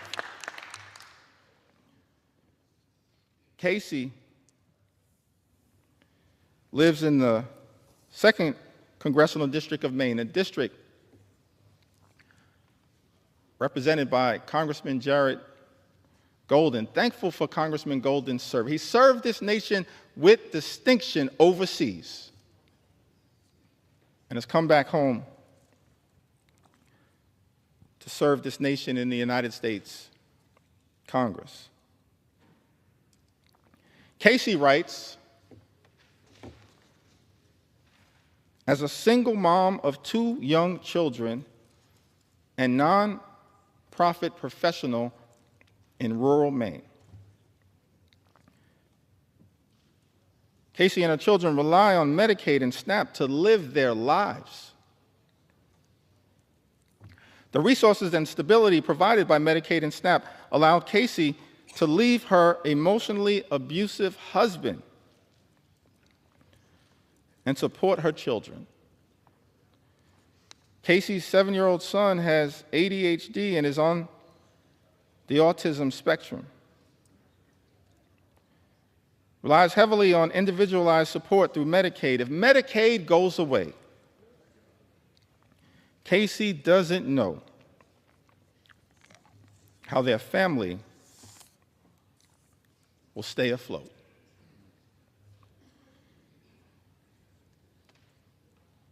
The American people pouring into us, Democrats and Republicans, in the United States House of Representatives, the People's House, pouring into us with all of their heart, all of their soul, all of their authenticity, pleading that this Congress would find it in our hearts to stand up for them and not stand up for billionaires, which is what this one big ugly bill is designed to accomplish.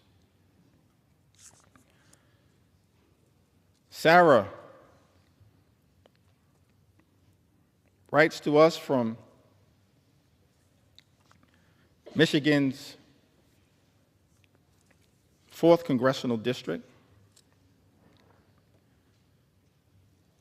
My daughter has a heart condition,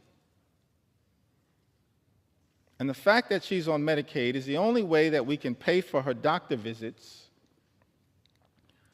and medications. I'm a widow, and money is very tight. So the fact that I'm on Medicaid, too, is the only way that I can pay for my own visits and meds. The loss of Medicaid for us would be absolutely devastating. Mr. Speaker, Sarah lives in Michigan's 4th Congressional District, a district currently represented by our colleague, Congressman Bill Huizenga. The loss of Medicaid for us would be absolutely devastating. That's the consequence of the GOP tax scam, this disgusting abomination, this reckless Republican budget. Mr. Speaker, that Republicans were trying to jam down the throats of the American people during the dead of night. It's extraordinary. No legislation that we consider in the House of Representatives should be devastating for everyday Americans, either in its objective or in its outcome. But as Democrats, we stand here in strong opposition to this one big ugly bill because of the devastating consequences that will result to everyday Americans all across this great country. Lucy writes to us from the heartland, from the great state of Michigan as well. My brother is a developmentally disabled senior who lives in a group home. Until the age of 59, he was cared for by our mother cannot live on his own and has numerous health issues. He depends on Medicaid. Without Medicaid, his brothers and sisters could not support his medical care. We're hearing from families all across the country. Mothers and fathers, brothers and sisters, sons and daughters, husbands and wives, pleading with this Congress, pleading with House Republicans to stand up for their loved ones who are on Medicaid, who are at risk of having their health care run over and their lives ruined by the consequences of Donald Trump's one big, ugly bill. Lucy lives in Michigan's 7th congressional district, a district currently represented, Mr. Speaker, by our colleague, Representative Tom Barrett. We've also heard from Sharon, who lives in Michigan. My daughter is a young woman who was born with cerebral palsy, mild cognitive impairments, and autism. She depends on Medicaid services for her health.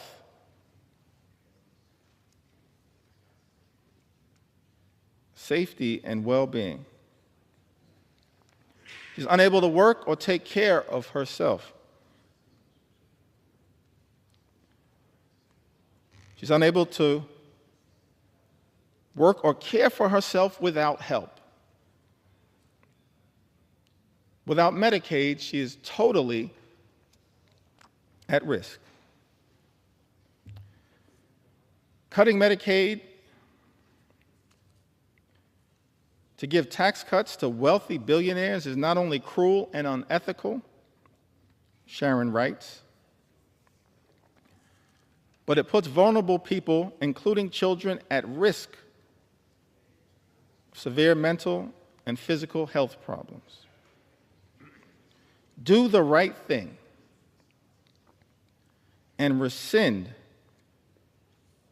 the drastic cuts to Medicaid for vulnerable people with serious physical disabilities and people with serious and persistent mental health problems.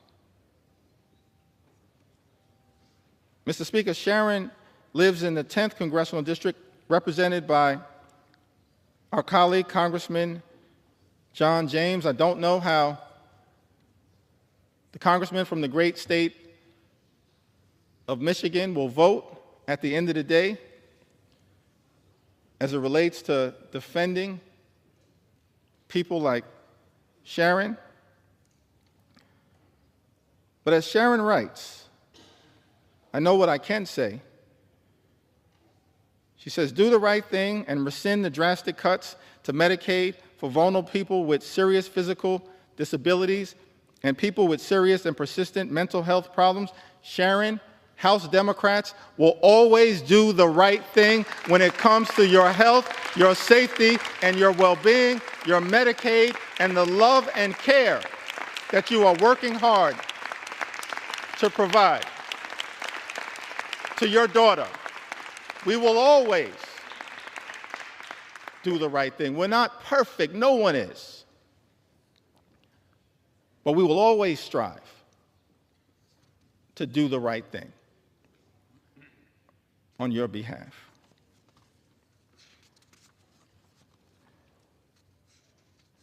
As I work through these stories in the Midwest,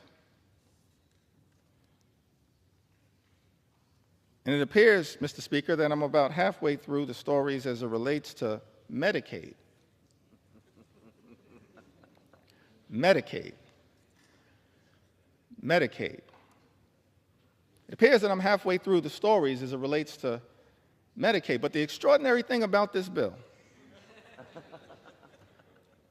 is that it represents such an unprecedented assault on the American people that there are stories that need to be told as it relates to the attack on nutritional assistance for the American people. And I will tell those stories. Stories that need to be told as it relates to the attack that has taken place on farmers in this country. And I will tell those stories. Stories that need to be told as it relates to the attack on small businesses in this country. And I will tell those stories. Stories that need to be told as it relates to the unprecedented assault on veterans in this country. How dare this administration attack veterans who have served this country? Instead of attacking veterans, we should make sure that every single veteran in this country can live with the dignity and respect that they've earned.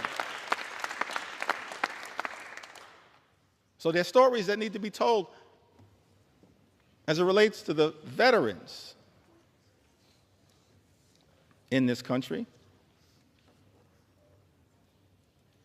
And there are stories that need to be told as it relates to law-abiding immigrant families. We have to secure our border. We believe that we have a broken immigration system. It should be fixed in a comprehensive and bipartisan way. But we must also stand up for dreamers and farm workers and law-abiding immigrant families in this country. We will not abandon our nation's heritage as a country of immigrants. Not today, not tomorrow, not ever. It's part of what American exceptionalism has been all about.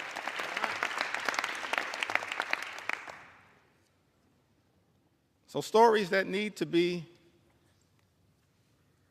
told. William writes to us from the great state of Minnesota. So thankful for our colleagues from the Minnesota delegation fighting hard on behalf of that great state. I'm a 57-year-old man living in central Minnesota. I am a type 1 insulin-dependent diabetic, legally blind, and I suffer from severe nerve damage in my back and legs due to diabetes. I rely on Social Security, Medicare, Medicaid, and SNAP benefits to support myself. Any reduction in these programs would severely impact my life and my ability to afford food, pay for my small apartment, and access medical care. Without these benefits, I would be destitute. William lives in Minnesota's 6th congressional district. Mr. Speaker, a district represented by our colleague, Congressman Tom Emmer. Say to William, I don't know what the majority whip will ultimately decide to do as it relates to this one big ugly bill. But we're going to stand up for the things that clearly matter to you. We're going to stand up for Social Security, stand up for your Medicare, stand up for Medicaid, stand up for your SNAP benefits, and stand up for you. I'd also note, parenthetically, it's not rhetorical that we are claiming to stand up for people like William, a 57-year-old man living in central Minnesota.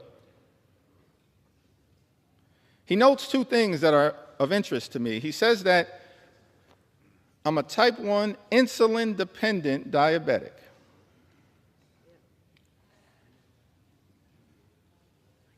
And then also says, I rely on Social Security, Medicare, Medicaid, and SNAP benefits to support myself. Which suggests to me that William actually may have been a beneficiary of some of the hard work that has taken place on this side of the aisle. His life is not perfect. There's still a lot of work that needs to be done. But as a type 1 insulin-dependent diabetic who's also on Medicare, as a result of the Inflation Reduction Act, his insulin at this point, always and forever, will be no more than $35 per month. That's a down payment, William, on the type of work that we believe needs to be done, because we are committed to lowering your costs, despite all the talk that comes from my colleagues on the other side of the aisle, Mr. Speaker, on day one, promising to lower the high cost of living. Costs would go down on day one. Costs haven't gone down. Mr. Speaker, in the United States of America, costs are going up. Life remains far too expensive. And as a result of some of the reckless policies coming out of the Trump administration, including the Trump tariffs, on again, off again, creating so much uncertainty, but certainly will result in thousands of dollars per year in additional costs on everyday Americans. We're committed to lowering the high cost of living. We're committed to making sure that every single person in this country can afford to live the good life. Good paying job, good housing, good health care, good education for their children, and a good retirement. We're committed to working hard to make sure that every single American like William can afford to live the good life. This one big ugly bill does the exact opposite. Does it make life more affordable, Mr. Speaker? It makes life more expensive. The gentleman suspend. House will be in order. As the caffeine kicks in, please take your conversations outside the chamber or in the cloakroom. Gentleman's recognized. Thank you, Mr. Speaker. Without Medicaid, Heather from the great state of Minnesota writes, without Medicaid, my 3 kids and I would have no insurance. I couldn't afford my epilepsy and schizophrenia medications. My kids wouldn't have access to health care, including ER visits, physicals, vaccinations, and dental cleanings. Heather lives in Minnesota's 8th Congressional District, represented by our colleague, Mr. Speaker, Congressman Peter Stauber. Lynn writes to us, from Missouri, the Show Me State, a state ably represented by Representative Emanuel Cleaver and Representative Wesley Bell. Lynn writes to us, says that I'm a widow near 70 with very little family left and have been diagnosed with breast cancer. I have an adult son, severely disabled. He already has lost transportation services due to low Medicaid funding. And if Medicaid is cut, it will be disastrous for my situation. Lynn knows that this one big ugly bill puts a target on the back of Medicaid. One of the senators from the great state of Missouri, Senator Josh Hawley, spent months warning about the damage that Donald Trump's one big ugly bill would do to the people of Missouri as a result of the all-out assault on Medicaid, and then turned around and voted to cut Medicaid from his constituents. So shocking, it's so disappointing, so heartbreaking for many Americans that a lot of people in the House of Representatives, Mr. Speaker, a lot of people in the Senate have talked a good game about Medicaid, but then turned around and done nothing to protect it. That's shameful. It disgusts me because I want to believe in the good faith of every member to look out for the people that they are privileged to serve.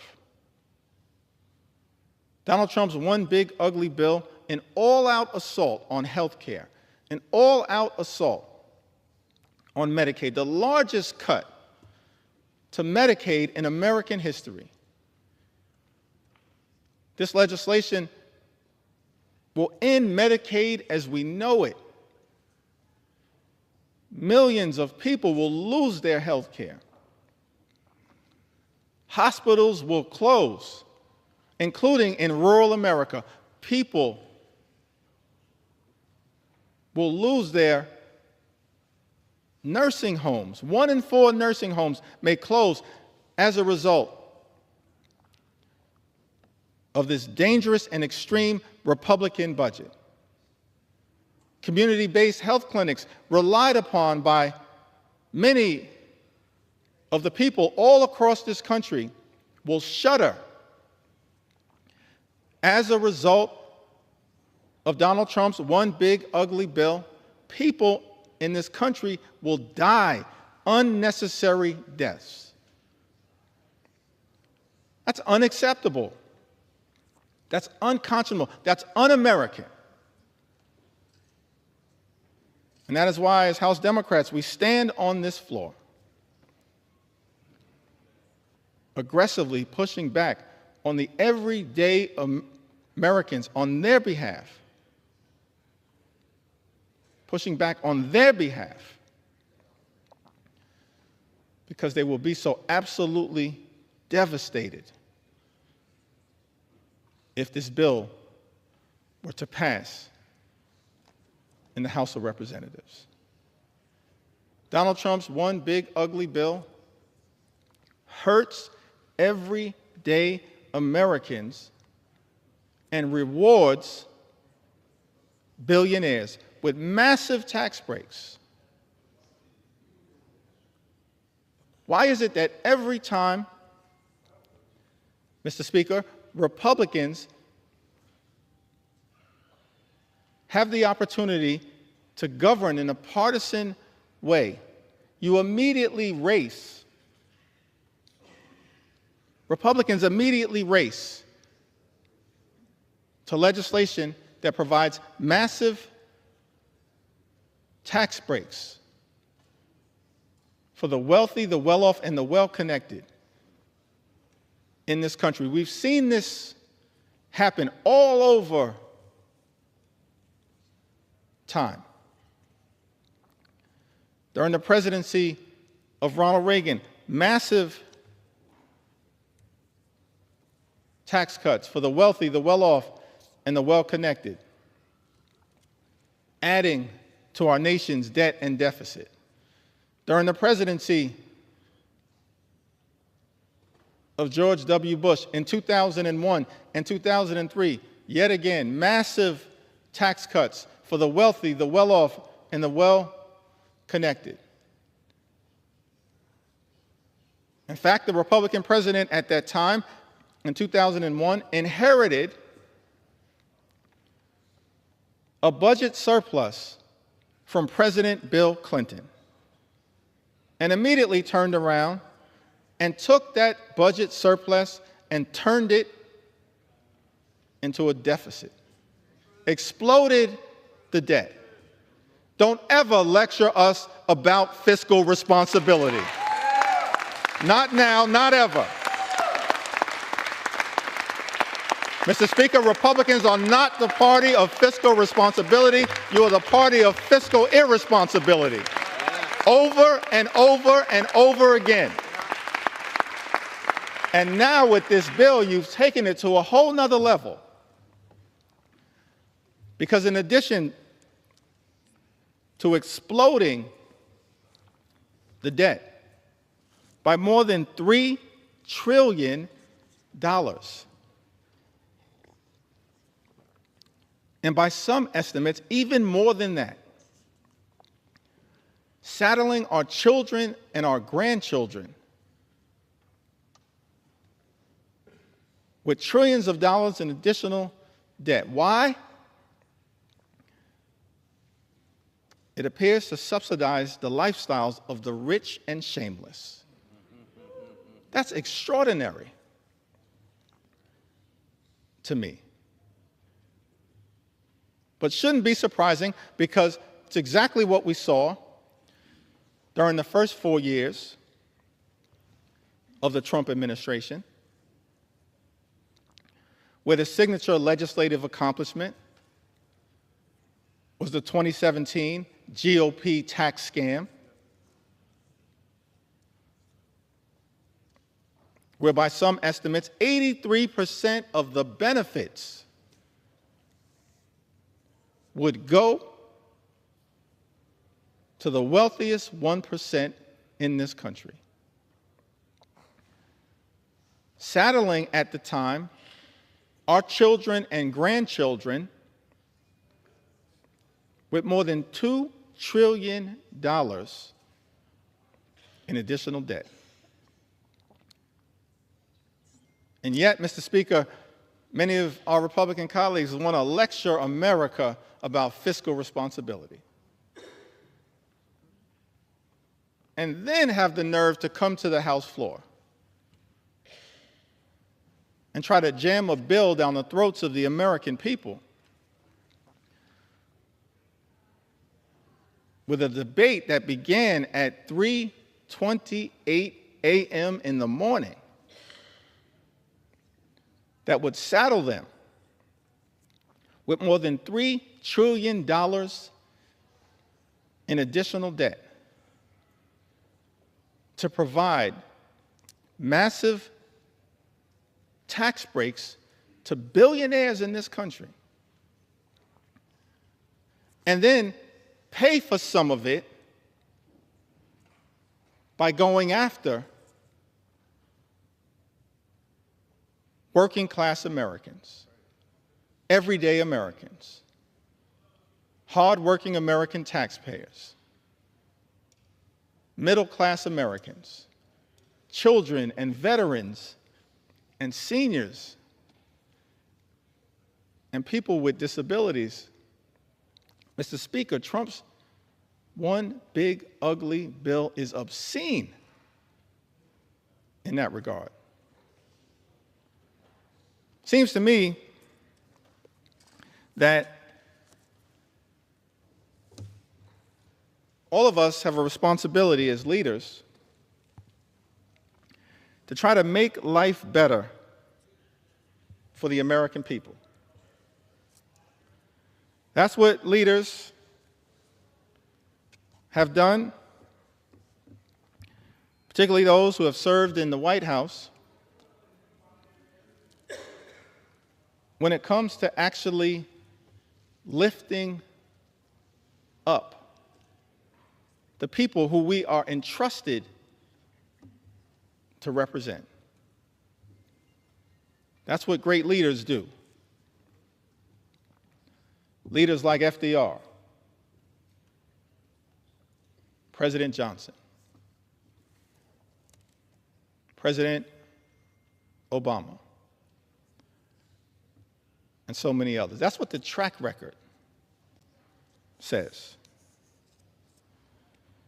American people in this country, they deserve real leadership. What we've seen from complete Republican rule in Washington, D.C., Mr. Speaker, it's not leadership that lifts up the American people. It's leadership that is tearing them down and tearing us apart. The first 6 months of this administration have been characterized by chaos, cruelty, and corruption. That's not real leadership. We know what real leadership looks like in the United States of America. Real leadership shows courage. Real leadership shows compassion. Real leadership shows commitment. Working with Congress as a separate and co-equal branch of government, not to bend the knee to some extreme agenda,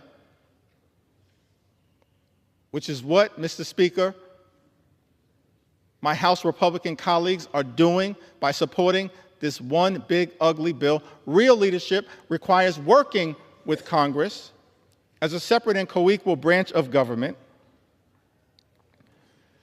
to actually lift people up. President Lincoln, when he addressed the House of Representatives, I believe it was his second annual message to Congress, on December 1st in 1862, in the middle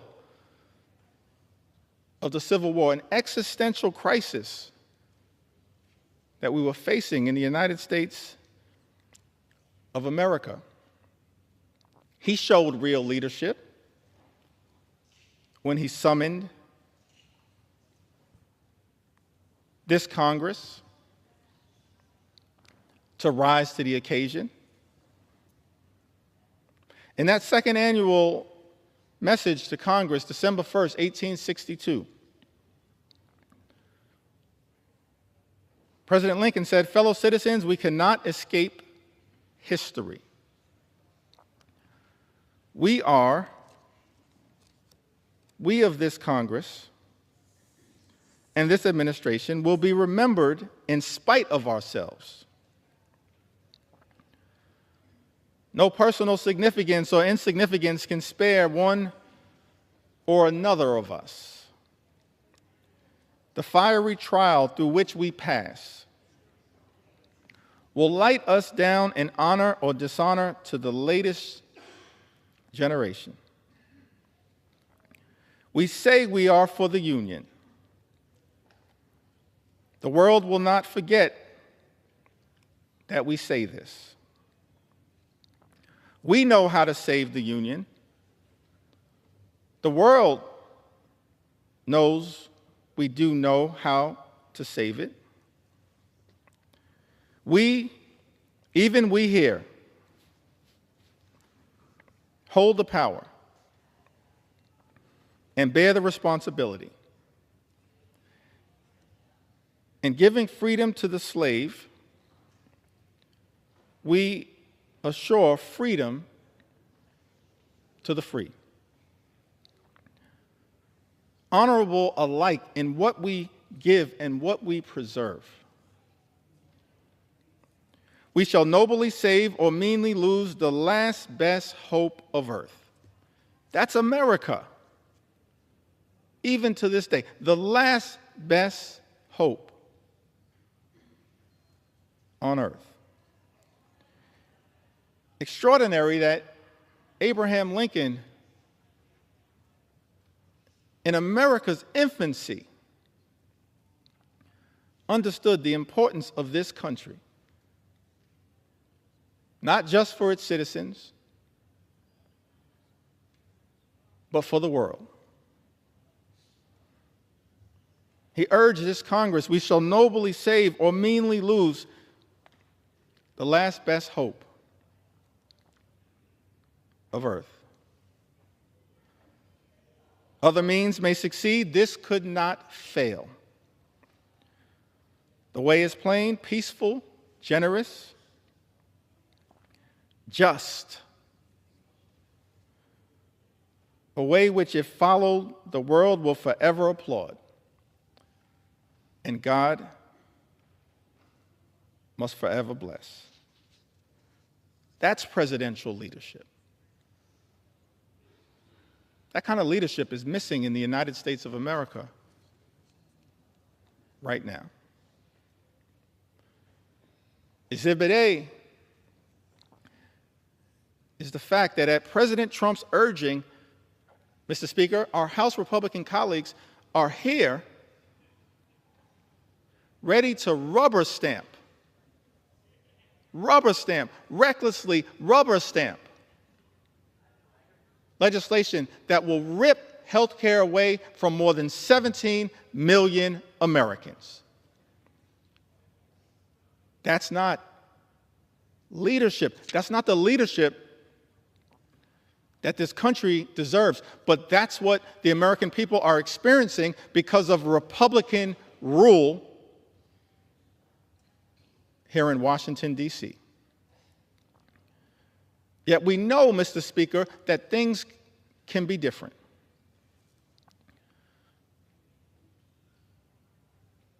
At the very beginning of the preamble of the United States Constitution, those words are written, we, the people, in order to form a more perfect union. I like that. We, the people, in order to form a more perfect union. That's a recognition of the aspirational objective that all of us should have as part of our sacred charge to make life better for the American people, while also acknowledging that at its birth and even to this day, America is not a perfect country. But the gift that we've been given is that sacred charge to strive for a more perfect union, to look out for every single American as best we can. Now, we've seen that kind of leadership across the years, across the decades, across the centuries, particularly as it relates to the social safety net. It's a social safety net that's under extreme assault right now. Donald Trump's one big, ugly bill represents an unprecedented assault on America's social safety net. An unprecedented assault on hardworking American taxpayers. It's the exact opposite of the type of leadership that we've seen in this country that is designed to march us toward a more perfect union. It's one of the reasons why we can't forget American history. We need to learn from and lift up American history. All types of history, and I'll address that issue later, but let me also parenthetically pause and make it clear, Black history is American history. We will never let anyone erase it. We need to learn from it, not erase it. And we will never let that happen. Our history teaches us that what leadership actually does is set us on a course toward a more perfect union. And leaders have recognized that part of doing that is to make sure we are there for everyday Americans who would otherwise find themselves in an incredibly vulnerable situation. President Franklin D. Roosevelt, reflecting upon Social Security, which he championed, uttered these words: long before the economic blight of the Depression descended on the nation, millions of our people were living in wastelands of want and fear. Men and women too old and infirm to work either depended on those who had but little to share, or early learned the meaning of being a burden to relatives or to the community.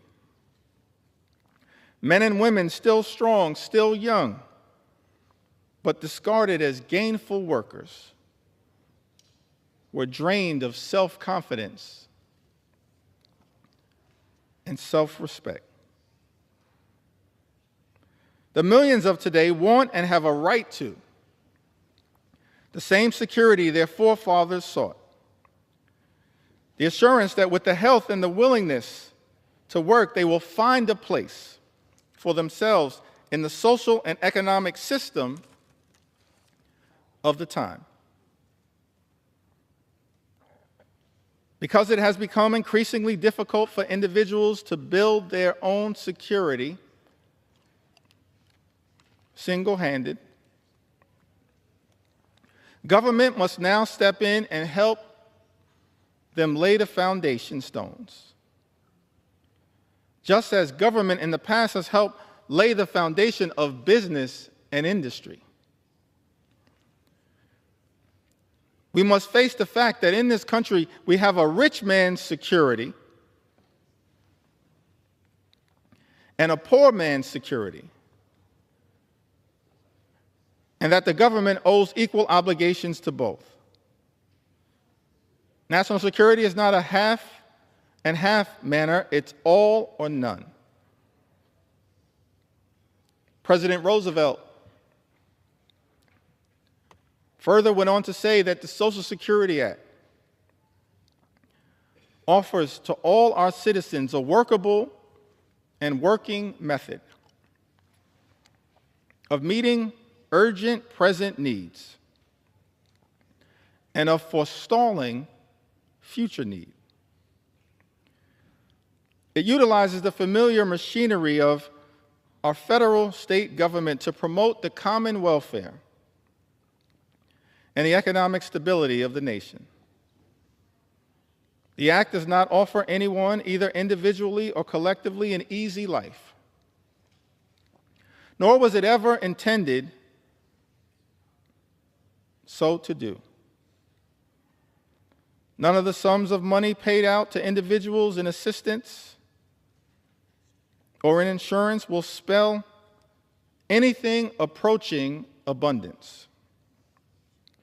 But they will furnish that minimum necessity to keep a foothold.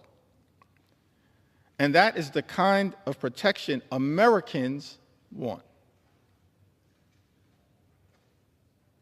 Truer words could never have been spoken. That is the type of protection that we should be building upon here in the United States Congress, not undermining. President Franklin D. Roosevelt went on to say, "What we are doing is good, but it is not good enough. To be truly national, a Social Security program must include all those who need its protection." Today, many of our citizens are still excluded from old age insurance and unemployment compensation because of the nature of their employment. This must be set aright, and it will be. FDR continues to say to the American people, "I am hopeful that on the basis of studies and investigations now underway, the Congress will improve and extend the law. I'm also confident that each year will bring further development in federal and state Social Security legislation. And that is as it should be." One word of warning, however, in our efforts to provide security for all of the American people, let us not allow ourselves to be misled by those who advocate shortcuts to utopia of fantastic financial schemes. We have come a long way, but we still have a long way to go. There is still today a frontier that remains unconquered, in America unclaimed. This is the nationwide frontier of insecurity, of human want and fear. This is the frontier, the America we have set ourselves to reclaim. President Franklin D. Roosevelt pioneered Social Security, but recognized that the work was unfinished, even as it related to making sure every single American, regardless of race or position in life, would have Social Security to be able to live out their golden years with grace and dignity. President Franklin D. Roosevelt talked about this frontier that America must continue to pursue, conquering the frontier of insecurity, of human want and fear. That's leadership. That's what we should be doing here in the United States of America, Mr. Speaker, not enacting devastating cuts to health care that will hurt millions of everyday Americans. All of this is also unfolding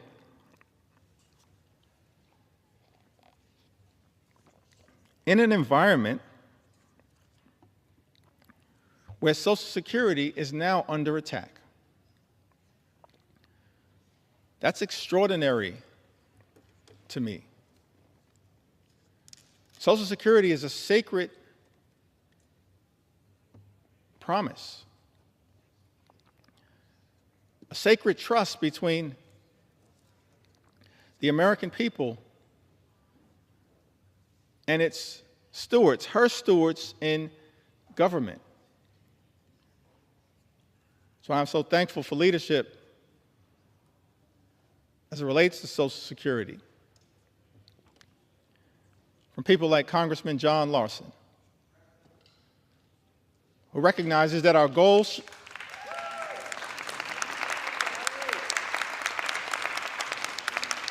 recognizes that leadership is not attacking Social Security. We as House Democrats, led by John Larson, are determined to protect and strengthen Social Security for the American people. Keeping FDR's promise of conquering that frontier of financial insecurity. That's what we should be doing here in the United States Congress, not attacking the social safety net, Mr. Speaker. Many of my colleagues on the other side of the aisle, they constantly call things like Social Security and Medicare entitlement programs. I think they label Social Security and Medicare entitlement programs, and by the way, as a result of this one big ugly bill, Medicare will be cut potentially by more than $500 billion, the largest cut to Medicare in American history, set in motion by Donald Trump's one big ugly bill, and now co-signed, it appears, by House Republicans. Mr. Speaker, House Republicans who've also co-signed this extraordinary assault on Social Security, closing offices, cutting off access to phone service, making it harder for seniors to access their hard-earned benefits. Social Security is not an entitlement program. Medicare is not an entitlement program, Mr. Speaker. I learned this very early on in life. When I was 15 years old, I secured my first job. I was a messenger traveling from office to office in Midtown Manhattan, delivering mail, delivering packages. I was just a sophomore at Midwood High School in Brooklyn, my first job, earning minimum wage, $3.35 an hour. Thankful for that money, having been raised by my mom and dad in a working class neighborhood in central Brooklyn, $3.35 an hour, coming of age in the middle of the crack cocaine epidemic in central Brooklyn. And I couldn't wait to get my first check.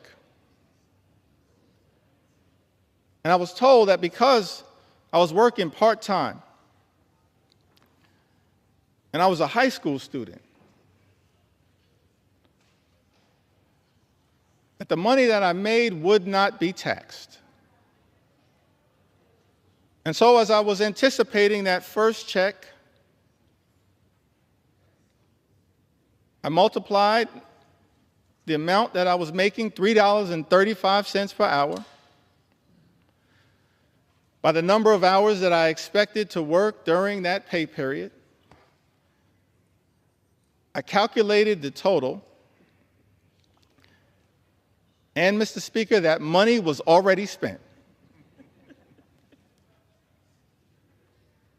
I couldn't wait to go to Albee Square Mall in Brooklyn and get some new sneakers so I could look fresh like Run DMC. Money was already spent, Mr. Speaker, because I was told that as a high school student working part-time, my first job, the money that I would make would not be taxed. And then I got my first check.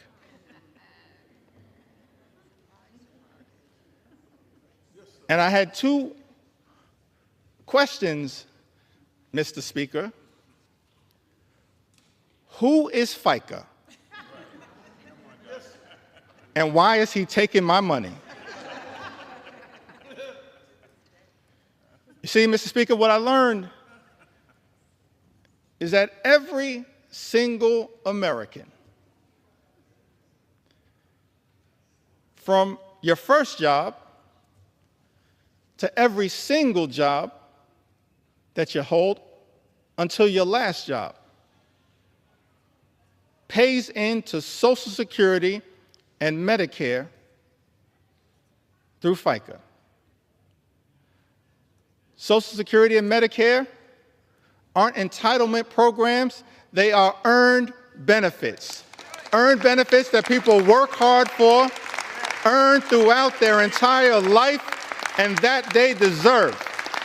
So keep your hands off Social Security and Medicare, the earned benefits of the American people. Hands off these earned benefits. Extraordinary that as a result of this one big ugly bill, Medicare could be cut by more than $500 billion, and these earned benefits of the American people could be jeopardized. Others have noted that because of Donald Trump's one big ugly bill,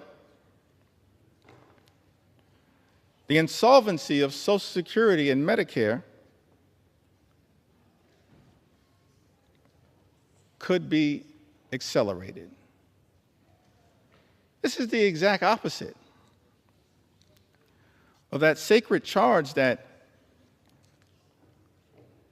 President Franklin D. Roosevelt articulated to the nation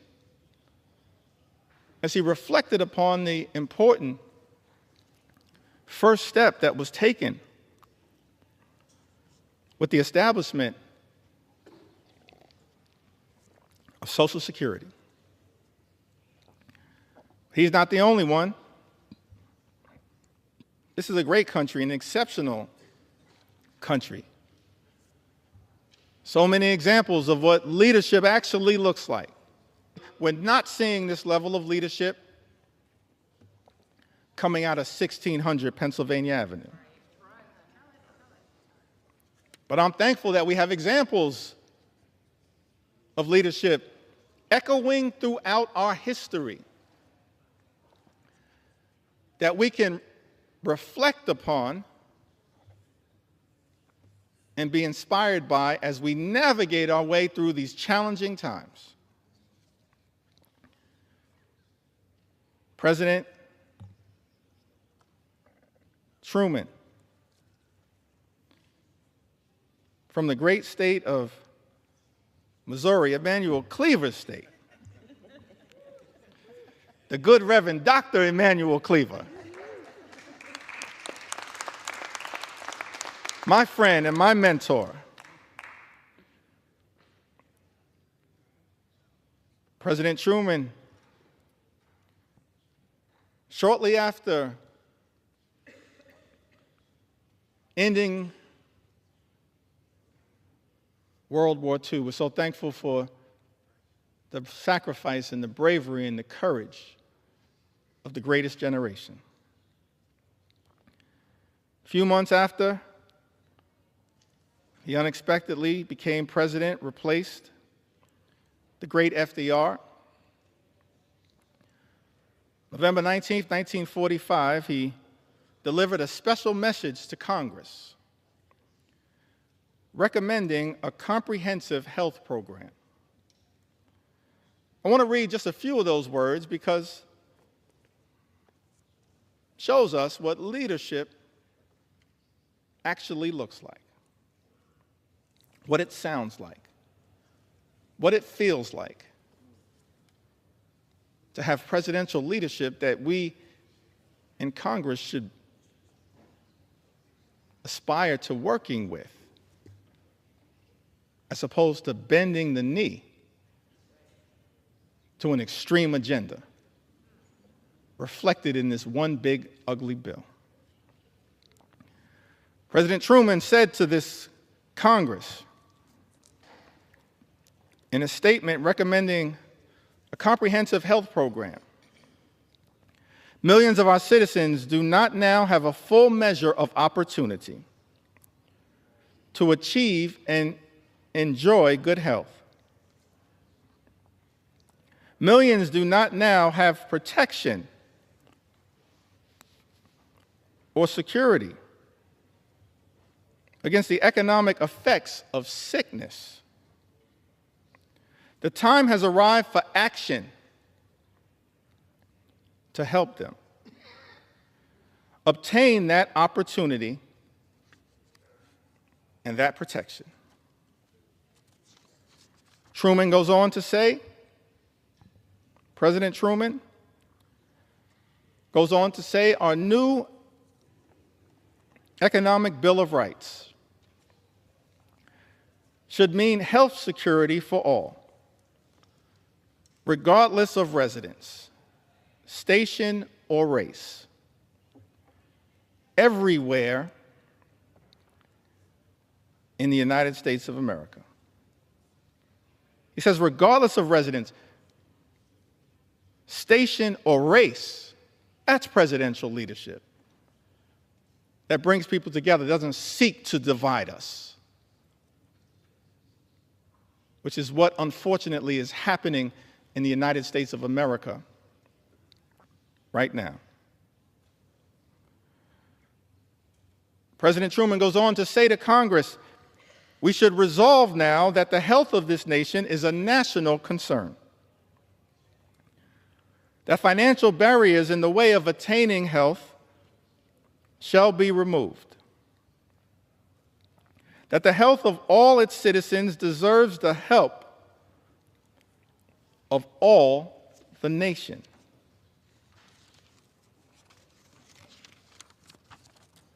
Truman goes on to articulate the challenges that exist in America as it relates to illnesses. He articulates several of them. Talks about the deficiencies in health care that existed across America. And the fact that in the aftermath of World War II, it was clear that so many people without coverage were medically infirm. And he made clear that's unacceptable in the United States of America. He articulated a forward-looking vision for universal health care, aspirational vision, a vision designed to lift the American people up, not rip health care away from them, which is what this one big, ugly bill will do, ripping health care away for more than 17 million Americans. That's shameful. It disgusts me that were on the floor of the House of Representatives right now, having to push back so aggressively against an all-out assault on the health care of the American people when we should be trying to lift them up in a manner consistent, Mr. Speaker, with what President Truman once charged this Congress with doing. And of course, he wasn't the only one. We're thankful for other leaders who worked with this Congress in prior years to actually advance the health, safety, and well-being of the American people. President Lyndon Baines Johnson, in connection with the Great Society, inspired in part by his own experiences growing up in the hill country of Texas, seeing rural poverty and the devastating impacts of it. Something that he was inspired to address, as opposed to this one big, ugly Republican bill that will result in rural hospitals closing in the United States of America. That's not the type of leadership that this country needs, that rural America needs. Thankful that we have examples of the type of leadership that hopefully, Mr. Speaker, we can aspire to achieving in this country. President Lyndon Baines Johnson, in connection with the signing of Medicare and Medicaid, spoke to the American people. He said, because the need for this action is plain, and it is so clear indeed that we marvel not simply at the passage of this bill, but what we marvel at is that it took so many years to pass it. And I am so glad that Amy Forand is here to see it finally passed and signed, one of the first authors. There are more than 18 million Americans over the age of 65. Most of them have low incomes. Most of them are threatened by illness and medical expenses that they cannot afford. And through this new law, Mr. President, every citizen will be able, in his productive years, when he is earning, to insure himself against the ravages of illness in his old age. President Johnson was referring to President Harry Truman, who was there at the signing ceremony, having recognized President Truman's vision. He says, and through this new law, Mr. President, every citizen will be able, in his productive years, when he is earning, to insure himself against the ravages of illness in his old age. That was the beauty of Medicare. You pay into it, it's an earned benefit. And you can reap the benefits in your golden years. President Johnson went on to say, this insurance will help pay for care in hospitals, in skilled nursing homes, or in the home. It's ironic. That's what presidential leadership looks like. LBJ says this insurance will help pay for care in hospitals, in skilled nursing homes, or in the home. And yet, Mr. Speaker, we're here 60 years later, And Republicans are trying to jam a budget down the throats of the American people that will close hospitals, close nursing homes, and detonate the ability of millions of people to access home care. That's shameful. It's not the type of leadership that this country needs right now, but that's what we're getting. Chaos, cruelty, and corruption. President Johnson went on to talk about Medicaid, which is the subject of an all-out assault now by this reckless Republican budget, the GOP tax scam, this one big ugly bill. So I want to make sure that the record reflects what enlightened leadership had to say about Medicaid. The benefits under the law are as varied and broad as the marvelous modern medicine itself. If it has a few defects, such as the method of payment of certain specialists, then I'm confident those can be quickly remedied, and I hope they will be. No longer will older Americans be denied the healing miracle of modern medicine. No longer will illness crush and destroy the savings that they have so carefully put away over a lifetime so that they may enjoy dignity in their later years. No longer will young families see their own incomes and their own hopes eaten away. No longer will this nation refuse the hand of justice to those who have given a lifetime of service and wisdom and labor to the progress of this progressive country. Medicare and Medicaid benefit older Americans right now. People who have given a lifetime of service and wisdom and labor to the progress of this progressive country, as LBJ spoke to. And this bill, Mr. President, again, a nod to President Harry Truman, is even broader than that. It will increase Social Security benefits for all of our older Americans. It will improve a wide range of health and medical services for Americans of all ages.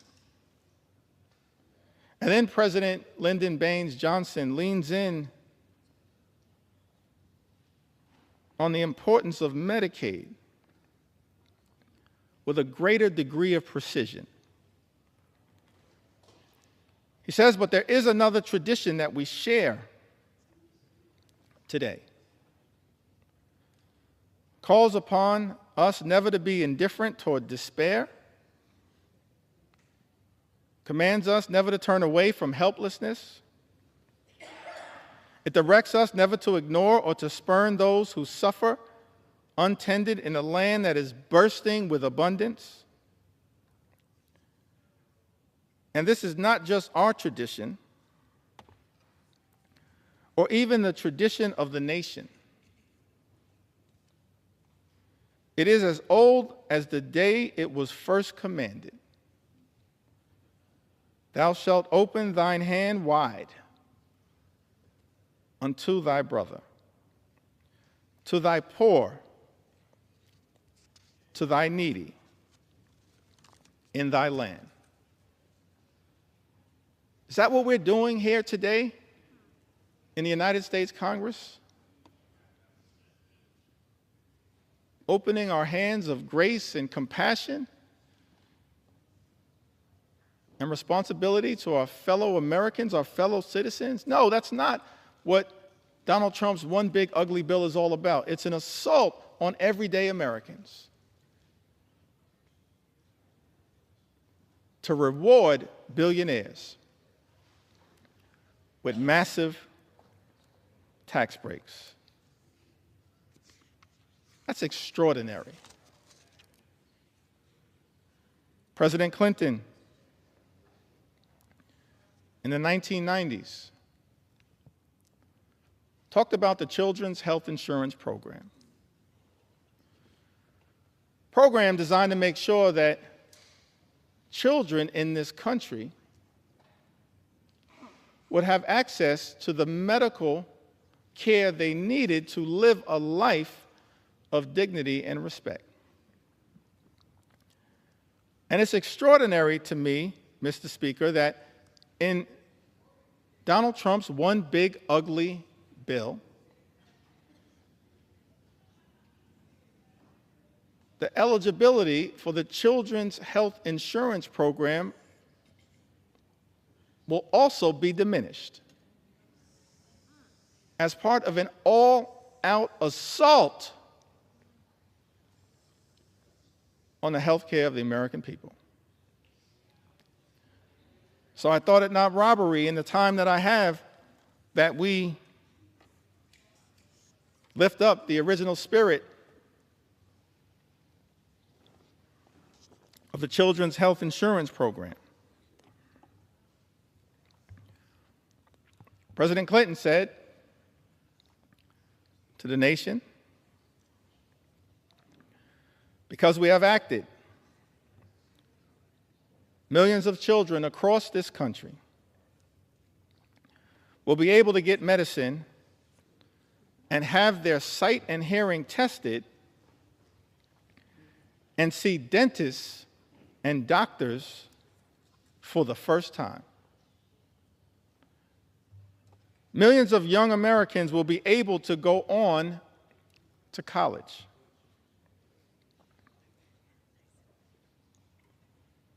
Millions of Americans not so young will be able to go back to school to get the education and training they need to succeed in life. Millions of families will have more to spend on their own children's needs and upbringing. This budget is an investment in their future and in America's. You see, budgets are moral documents. And in our view, Mr. Speaker, budgets should be designed to lift people up. This reckless Republican budget that we are debating right now on the floor of the House of Representatives tears people down. This reckless Republican budget is an immoral document. And everybody should vote no against it because of how it attacks children and seniors and everyday Americans and people with disabilities. This reckless Republican budget is an immoral document. And that is why I stand here on the floor of the House of Representatives with my colleagues in the House Democratic Caucus to stand up and push back against it with everything we have on behalf of the American people. In the spirit of John Lewis, show up, stand up, and speak up for what we know is right. It's an immoral document that we're debating right now on the House of Representatives. This budget also represents an attack on the Affordable Care Act. For some reason, Republicans have been obsessed, Mr. Speaker, with attacking the Affordable Care Act. Gave it a nickname, Obamacare. But the great Jim Clyburn flipped the script and said, yes, it's Obamacare because President Barack Obama cares about the American people, just like we do as House Democrats. That's not what is being reflected right now on the other side of the aisle. We care about the American people. We care about their health. We care about their safety. We care about their well-being. And so I'm proud to stand here on the floor saying, yeah, we're going to continue to defend Obamacare. until the very end, no matter what it takes. So President Obama spoke to this Congress as well.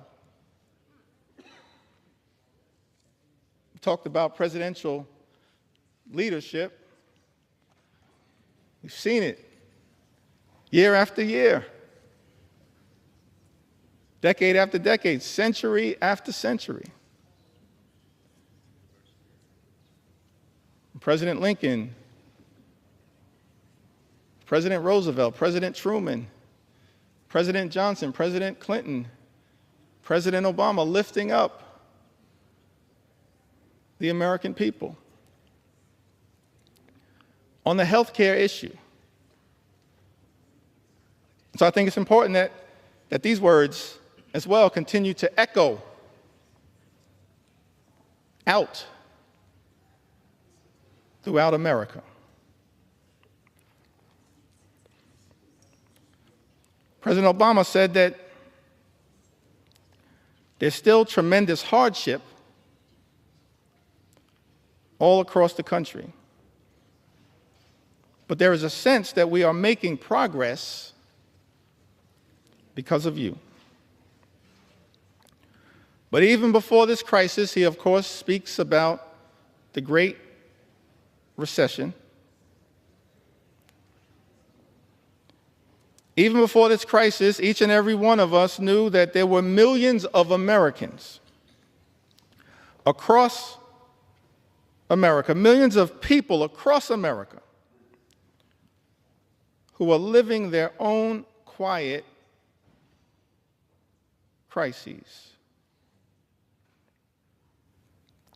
Maybe because they had a child who had a pre-existing condition. And no matter how desperate they were, no matter what insurance company they called, they couldn't get coverage for that child. Maybe it was somebody who had been forced into early retirement in their 50s, not yet eligible for Medicare. And they couldn't find a job. And they couldn't find health insurance,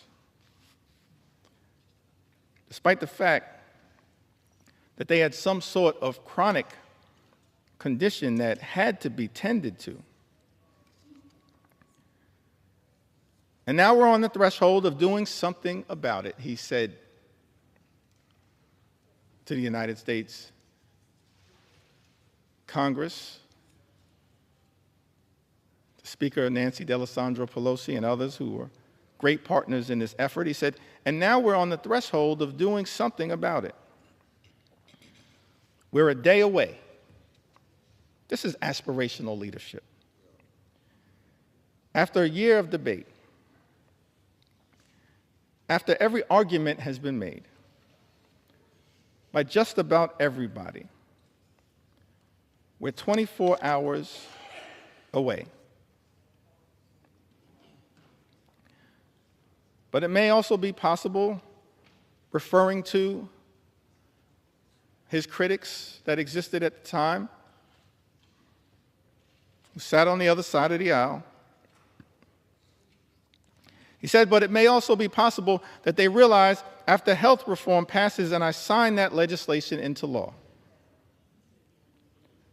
that it's going to be a little harder to mischaracterize what this effort has been all about. Because this year, small businesses will start getting tax credits so that they can offer health insurance to employees who currently don't have it.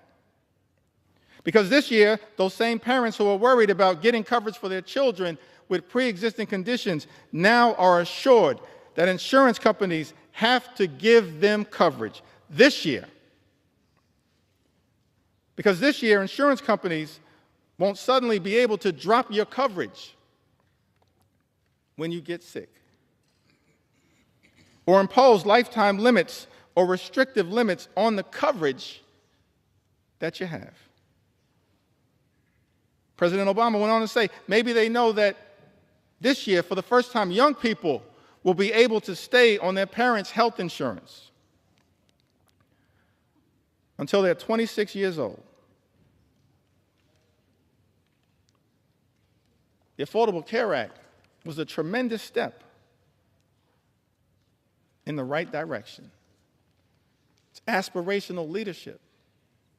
Tens of millions of Americans now have health insurance coverage as a result of the Affordable Care Act. But this reckless Republican budget, this one big, ugly bill that President Donald Trump has directed my Republican colleagues to sign off on,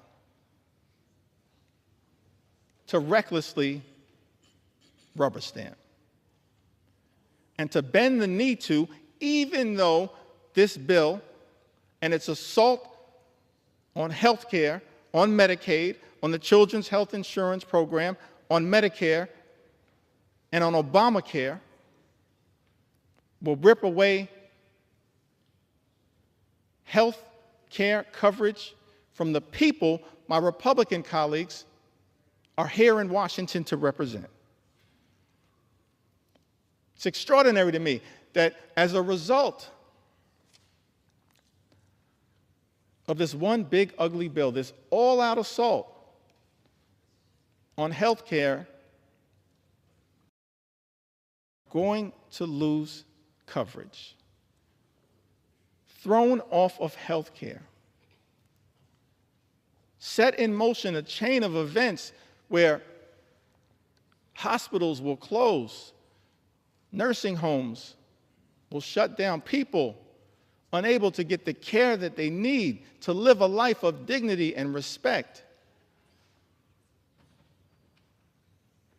And that as a result of the all-out Republican assault on health care in the United States of America, people will die. Tens of thousands, perhaps year after year after year,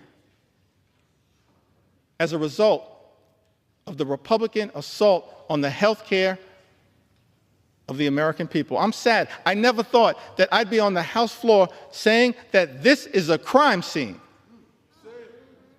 And House Democrats want no part of it. No part of it. It's a crime scene going after the health and the safety and the well-being of the American people. And Mr. Speaker, we want no part of it, which is why we're fighting so hard to stop it. Serving in the United States Congress on this glorious floor, having to be part of a crime scene. Shameful. All-out assault on the American people. President Biden worked hard with many of the people in this Congress who still serve to try to build upon this great legacy, this journey that we've been on,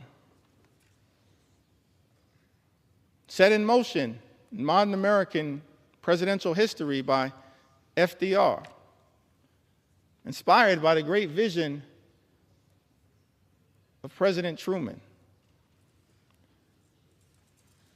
enhanced in years that were cut short far too early by President Kennedy, and then powered in such an extraordinary way by President Lyndon Baines Johnson. Built upon aspirationally by President Jimmy Carter. And then advanced the Children's Health Insurance Program by President Bill Clinton. Furthered in such an extraordinary way by President Barack Obama. and then built upon and enhanced by President Biden. None of us are perfect, but that's part of our march toward a more perfect union. That's part of the charge that we have as public servants, given that sacred charge in the preamble of the United States Constitution. We the people, in order to form a more perfect union, leadership that tries to perfect the American journey. President Biden spoke to this in August of 2022, talked about the challenges, pushing back against special interests that are often the forces trying to stop progress on behalf of the American people. This one big, ugly bill is filled with giveaways to special interests here in Washington, D.C. I'm disgusted by that. It's not what lawmaking should be about. President Biden, reflecting upon the challenges of making progress on behalf of the American people, says in August of 2022, and yet we've not wavered. We've not flinched. We've not given in. Instead, we're delivering results for the American people. We didn't tear down. We built up. We didn't look back. We looked forward.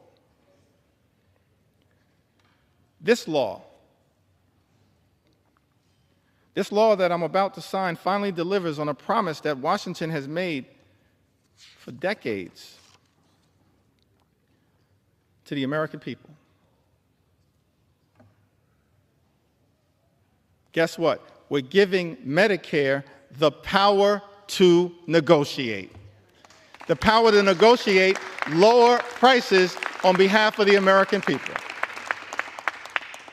This means seniors, President Biden goes on to say, are going to pay less for their prescription drugs, while we're changing circumstances for people on Medicare by putting a cap of a maximum of $2,000 per year on their prescription drug costs, no matter what the reason for those prescriptions are. That means if you're on Medicare, you'll never have to pay more than $2,000 a year. No matter how many prescriptions you have, whether it's for cancer or any other disease, no more than $2,000 a year. I don't care who in this town is trying to take credit for something accomplished by others. President Joseph Robinette Biden did that. He did that.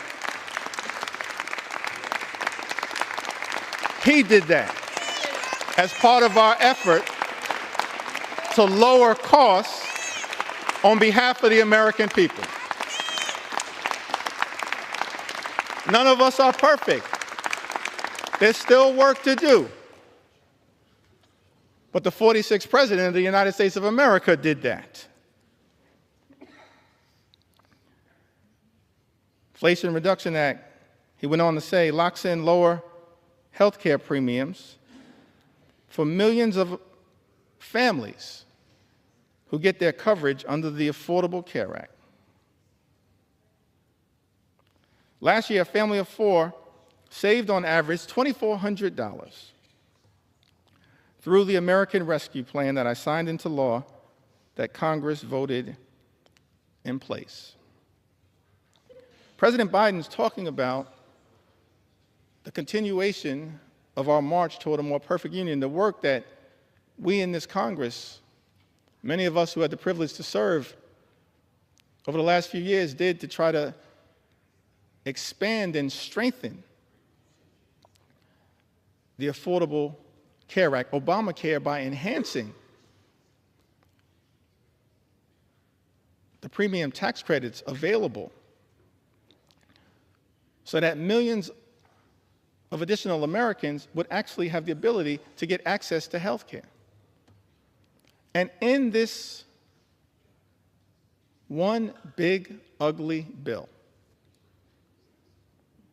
Republicans are setting in motion the explosion of those tax credits that are designed to provide affordable health care coverage to the American people.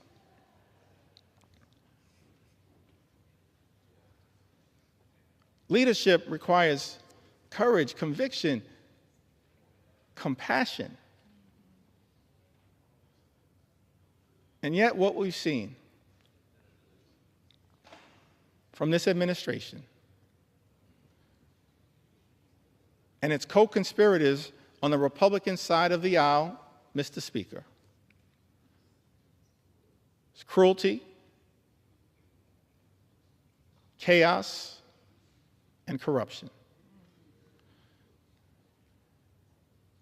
And it's all been morphed into a toxic mix now contained in Donald Trump's one big ugly bill. An extraordinary assault on the health care of the American people. I mentioned earlier, Mr. Speaker, that I've taken to the House floor to share stories from the American people. Stories available to us in connection with debating this bill. But I'm going to do my best to make sure that we have a representative sample of why so many Americans all across this country went to bed in fear and are now waking up in horror because Republicans are trying to jam this one big ugly bill down the throats of the American people. An assault on health care, an assault on nutritional assistance, an assault on children, an assault on veterans, an assault on farmers, an assault on everyday Americans. Crystal, who's also from the great state of Alaska, said that after my husband passed away suddenly, I was unprepared to pay all the bills as a part-time stay-at-home mom, and working part-time while my young girls were in school. I applied for SNAP benefits.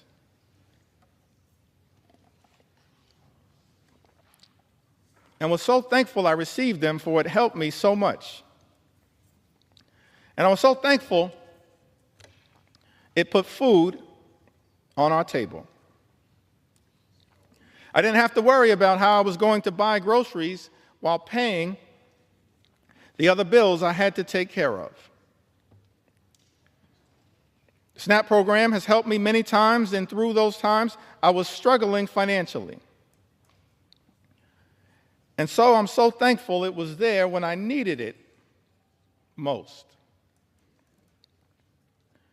I am no longer on the program, but it was one of the biggest blessings in my life. During those hard years, after my loss. Thank you to the government for helping me. We all need help at times in life. And I think this program should remain available to those who really need it, who are for sharing your story with us. Mr. Speaker, Talise wrote to us, lives in Alabama's 5th Congressional District, a district currently represented by Dale Strong. So thankful for the representation of my good friends Terry Sewell and Shamari Figures in the great state of Alabama. Talise writes to us, I'm a single mom doing everything with my one income. My ex-husband refuses to pay child support or split the cost of anything related to my daughter. If it wasn't for SNAP, we'd probably have very little in terms of food because I am always running on E. I'm so beyond grateful for the assistance. Curtis writes to us, Mr. Speaker, from the great state of Arizona, in my disabled senior status, I would be in a dire nutritional status, if not mostly for the SNAP nutritional assistance, a godsend. For so many Americans, that is what SNAP has been, a godsend in a time of need. And now the nutritional assistance benefits will be ripped away from millions of Americans in Donald Trump's one big ugly bill, a bill that Republicans are prepared to recklessly rubber stamp.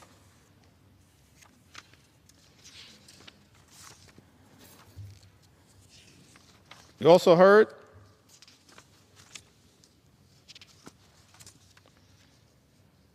from Diana, great state of California. Diana writes, SNAP has helped my family tremendously during this difficult time. We really appreciate all the help. My husband was diagnosed with cancer, and we have a little one at home. It's been difficult taking care of everything. Please keep this benefit to help people get on their feet. Diana lives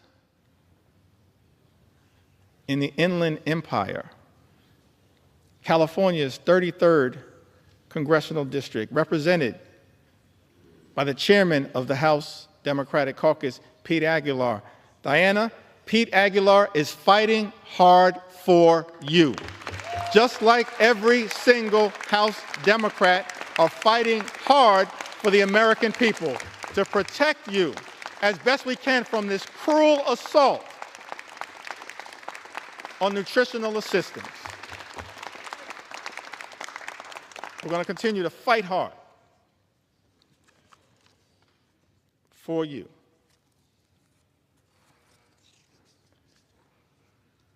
In Ohio,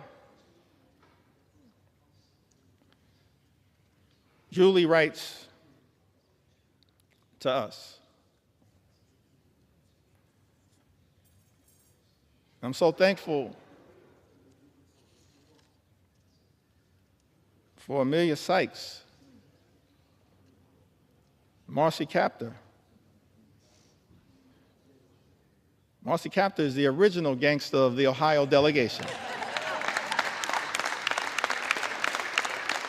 The longest serving woman in the history of the United States Congress, fighting hard on behalf of the people she incredibly represents, along with Amelia and Shontel Brown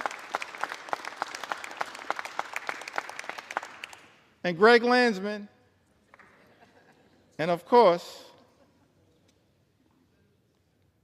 y'all know I couldn't leave out my big sister, Joyce Beatty.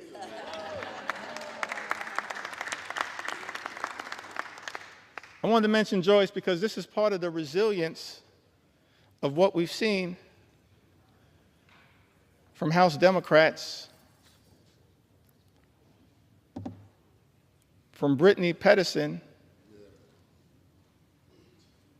distinguished gentlelady from the great state of Colorado, who gave birth to a beautiful baby boy, Sam, at the beginning of this year.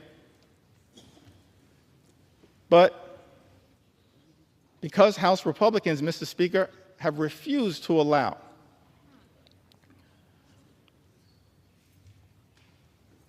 proxy voting, virtual voting, for expectant mothers and new mothers throughout this year, shortly after giving birth, Congresswoman Brittany Pedersen, each and every week, often with her baby boy, Sam, has come to the United States Congress to stand with House Democrats in defense of the American people.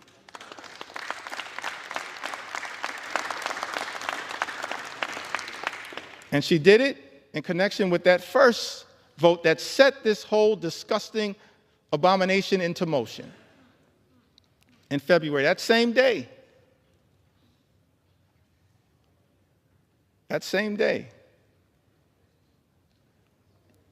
Kevin Mullins showed up to vote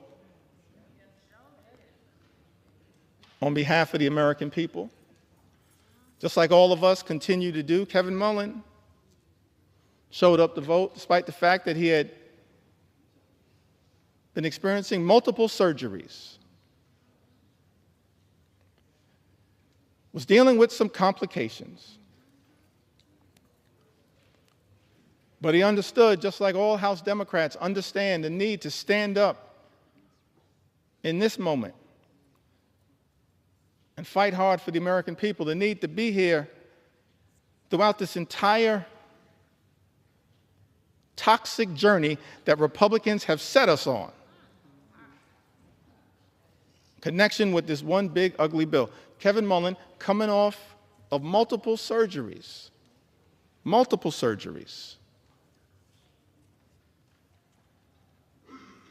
rolled out of his hospital bed, got on a plane from Northern California, took his wife with him so that she could change his IV on the plane across the country to be here and stand with his sisters and brothers in the House Democratic Caucus family to push back against this one big ugly bill. I was so thankful, so appreciative to see the great Joyce Beatty, who's been battling some issues, working her way through them, putting off surgeries for as long as she could. And yet, perhaps against some of the advice that she may have received, understood, as she said in her own words, the importance of being here on behalf of the American people to stand up and push back against Trump's one big ugly bill, because it will have devastating consequences for everyday Americans. Thank you, Joyce Beatty, for your courage, your strength, and your resilience on behalf of the people that you represent in the great state of Ohio and people all across the country. That's what we do as House Democrats, and you're leading by example. And I could tell stories about every single one of us who in this moment recognizes that we have to keep rising to the occasion because of the extraordinary assault that has been launched against the American people by Donald Trump and complete Republican control here in Washington. Let's understand who is doing you in. People on the other side of the aisle. It's not too late. All we need are 4 Republicans to join us, to show John McCain levels of courage. Not on the battlefield, as he did in such an extraordinary way. And yes, Mr. President, John McCain was an American hero and patriot. An American hero and patriot. I may have disagreed with him on a whole host of issues. We cannot disagree with the fact that he was an American patriot and a war hero who served this country overseas.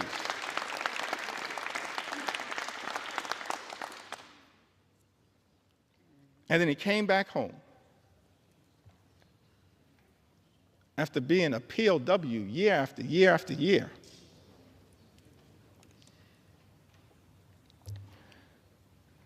And got elected to the United States House of Representatives. Did I get that right, y'all? To the United States House of Representatives. Just making sure y'all are paying attention. All good things start in the United States House of Representatives, as far as we're concerned. And then he went over to the Senate. And then in one of his final acts of courage, he pushed back against the effort to rip away health care from millions of Americans. All we need is 4 Republicans to show John McCain levels of courage when it comes to protecting the health, the safety, and the well-being of the American people, protecting the nutritional assistance of the American people. I think earlier today, I may have neglected to mention the leadership of Jim McGovern, who's done an extraordinary job leading the charge on the Rules Committee as we've pushed back against this all-out assault on the American people. Hour after hour after hour after hour, Jim McGovern, the members of the Rules Committee,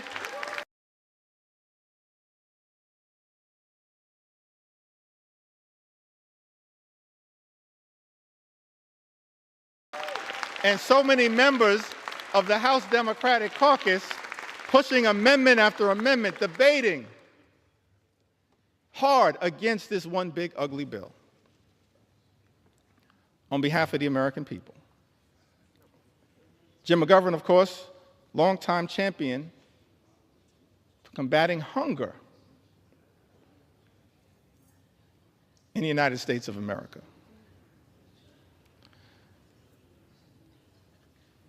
So thankful for Jim's resilience and his strength, even in the face of great tragedy. Continues to battle hard on behalf of the American people. Julie writes, SNAP has been an amazing help to my family. Very grateful to receive it. I'm a single mom of twin 13-year-old girls. I've been on my own with my girls since they were 1 and have never received child support.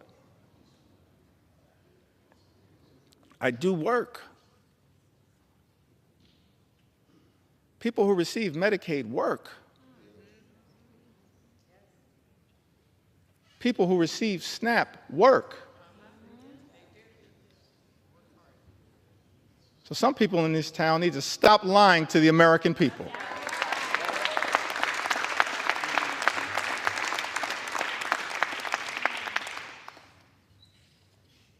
Mr. Speaker, I said some people in this town need to stop lying to the American people.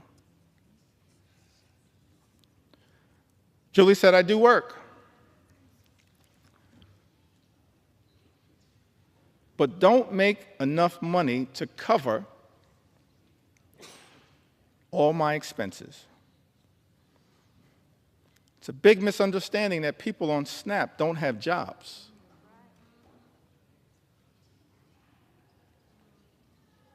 My children would eat very poorly if I didn't have SNAP.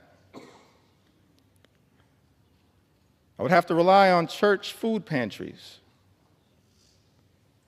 and they could only offer the bare minimum. The food banks don't give basics like milk and bread. That's Julie's experience. Mr. Speaker, she lives in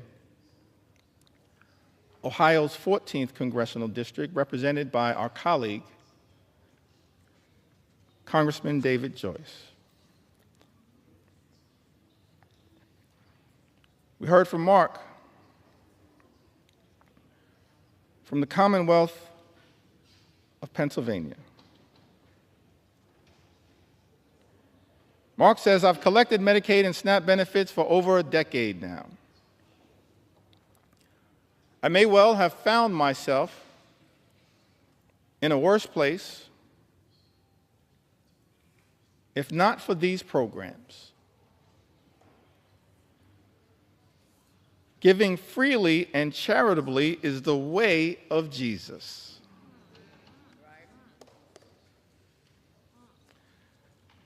Reverend Cleaver, some people in this chamber need to hear those words again. Giving freely and charitably is the way of Jesus. That's someone who's talking like a Matthew 25 and 35 Christian. SNAP and Social Security benefits have been life-saving for me. They literally keep me alive. I suffer from severe depression, anxiety, OCD, and have Asperger's. This is why I'm on Social Security and SNAP. I believe that everyone should have access to these benefits. And in an ideal world, our communities would be centered around love, harmony, and the protection of each other. That's real love, not fake love like promising to love and cherish Medicaid and then turning around and presiding over the largest cut to Medicaid in American history, which is what Donald Trump's one big ugly bill represents. Mark says, I believe that everyone should have access to these benefits. And in an ideal world, our communities would be centered around love, harmony, and the protection of each other. That's the kind of leadership that this country needs and deserves right now, but that's the kind of leadership it's not getting from 1600 Pennsylvania Avenue. Mr. Speaker, Mark lives in Pennsylvania's 1st Congressional District. I believe that district is represented by our colleague, Congressman Brian Fitzpatrick. I want to ask the question, what happened earlier today?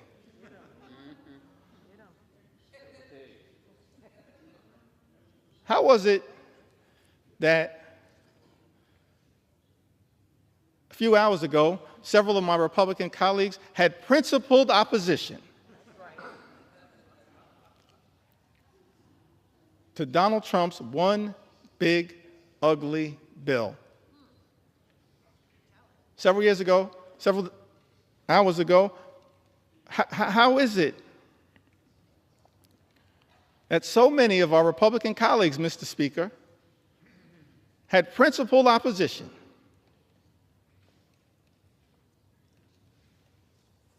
to Donald Trump's one big, ugly bill?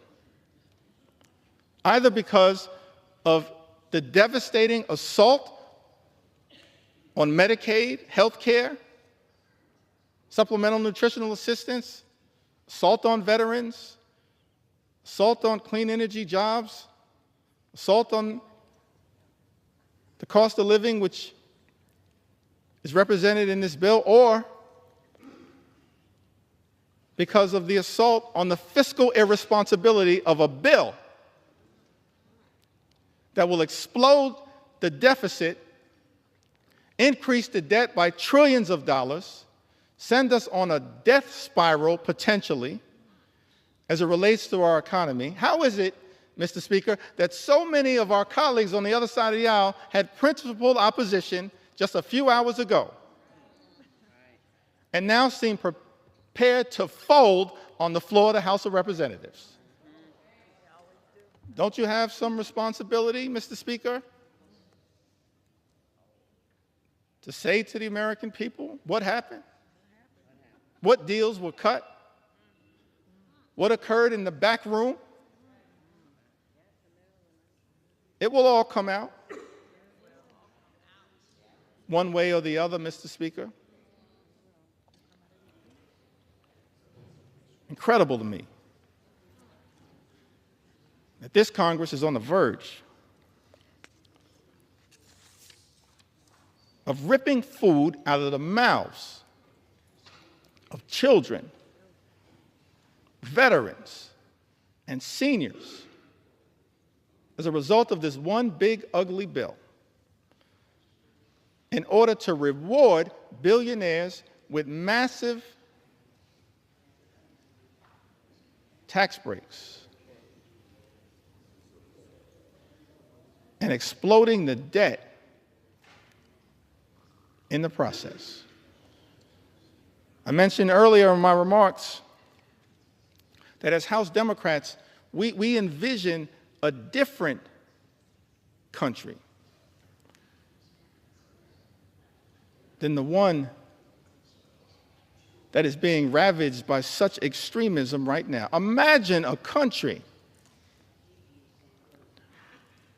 where every single American can afford to live the good life. Good paying job, good housing, good health care, good education for your children, and a good retirement. Work hard, play by the rules, live the good life. That's the America that we should be working hard right now to bring about for every single American. But we know there are far too many Americans in this country struggling to live paycheck to paycheck.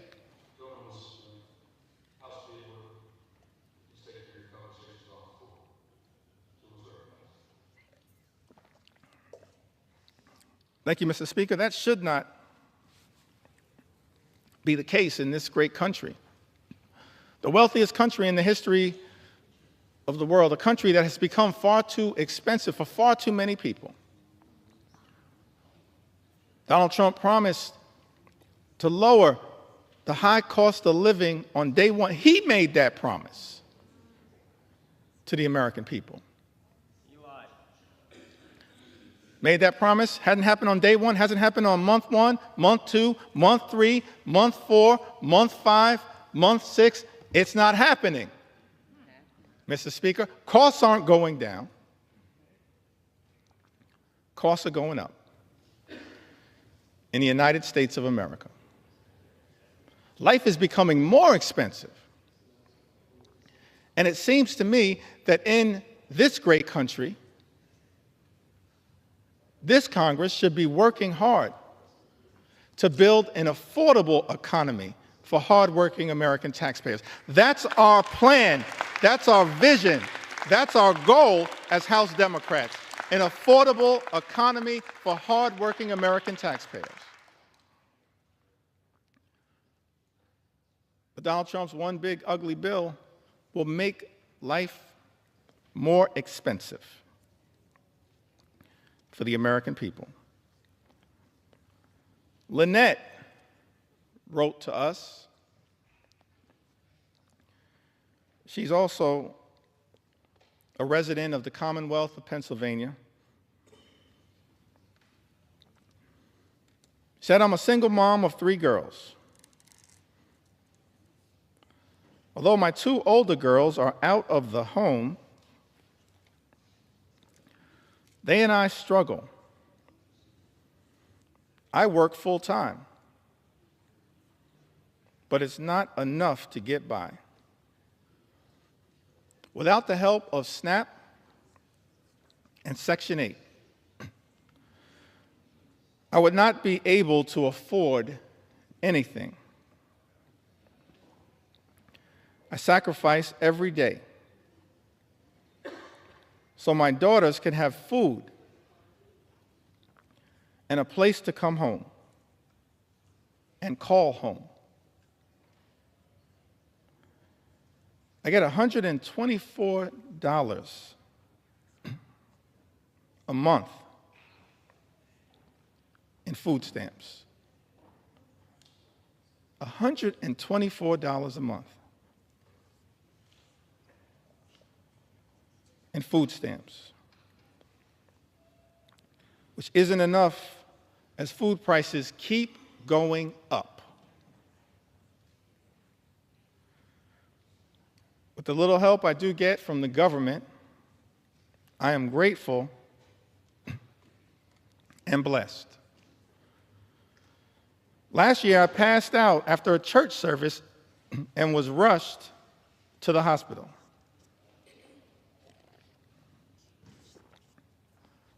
I didn't have any insurance at this time, but I was treated. However, I could not pay back the services that I received, and I still need treatments. I have been choosing to pay for rent and food, but I have these bills and other appointments that I need to go to but don't have the extra money, and I don't qualify for Medicare, don't make enough to get insurance on the marketplace for insurance. Lynette, without the help of SNAP and Section 8, I would not be able to afford anything. Mr. Speaker, Lynette resides in Pennsylvania's 7th congressional district, a district represented by our colleague, Congressman Ryan McKenzie. Wendy writes to us from the Commonwealth of Virginia. Says that I am a single mother of 2 children, and due to bone cancer. I now live with a disability and am unable to work. I have not only survived cancer, but my children and I also survived domestic abuse. I have been making ends meet while not working or receiving any child support for almost 2 years. To my family, SNAP is literally life or death. And while I hope that one day my circumstances will improve to the point that I will not need the assistance, for now, Wendy tells us, it is our lifesaver. That's what these safety net programs represent. Lifesavers for Americans in need. And instead of protecting these life-saving programs, these life-sustaining programs, what we see from this one big ugly bill is that nutritional assistance for the American people will be decimated. And as a result, millions of Americans, our fellow Americans, are at risk of going hungry. That is not right in the United States of America. It's not right. And that is why we're fighting hard for people like Wendy, who, Mr. Speaker, lives in Virginia's 5th Congressional District, a district represented by Congressman John McGuire. Jamie, from the great state of Wisconsin, the heartland, part of the heartland of the United States of America, the magical Midwest, the hardworking people of the great state of Wisconsin. I was privileged to just be there this past weekend. Jamie said, I work, I am a single mom. I need help to feed my kids. All the bills have skyrocketed. I'm doing this on my own. Please don't take away SNAP. That's a plea that I think is being heard all across this land. Please don't take away SNAP. It's a lifesaver. It's being ripped away from the American people as part of this Republican effort, Mr. Speaker, to provide massive tax breaks for billionaires. Jamie is represented, she lives in the 3rd Congressional District of Wisconsin, currently represented, Mr. Speaker, by Congressman Derek Van Orden. Healthcare under assault. Nutritional assistance under assault. Farmers in this country have also been under assault.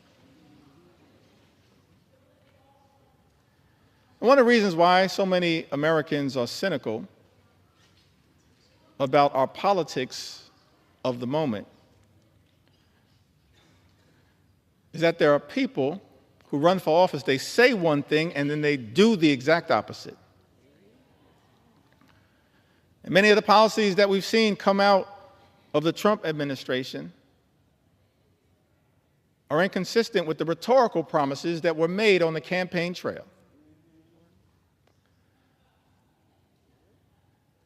Donald Trump and House Republicans promising to look out for people in farm country,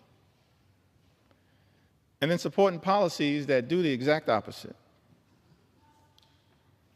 April is from Iowa. Says that fourth-generation farmer on land her family has worked for almost 125 years in north-central Iowa. And then says, if there's all this uncertainty out there, how can we plan? We need a path forward. It's like changing a tire while we're still driving down the road. That's what our farmers are being asked to do, change a tire while they're still driving down the road because of the uncertainty that has been unleashed by an administration far too focused on chaos, cruelty, and corruption. Those are my words. April goes on to say, we're kind of holding our breath for this fall. That's when it will hurt the most farmers. We need trade with Mexico and Canada too. That's why I think the reciprocal tariffs are going to hurt us more.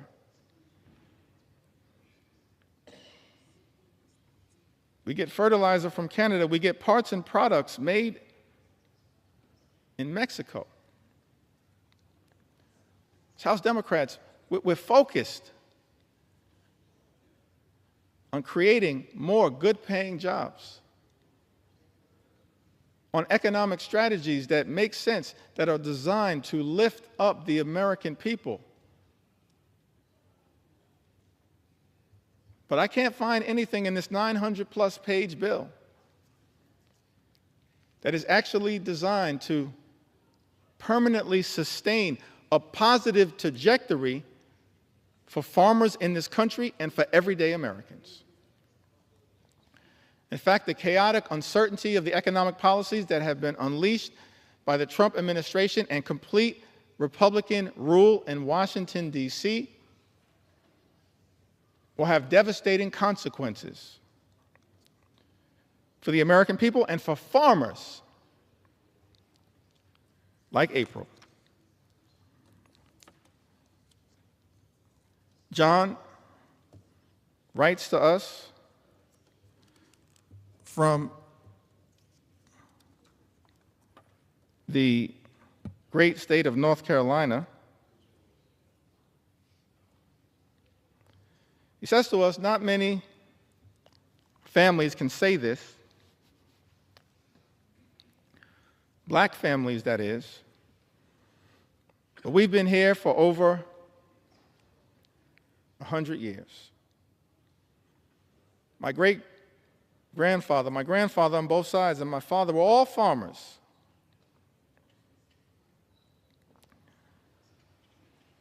Honestly, I cannot understand it.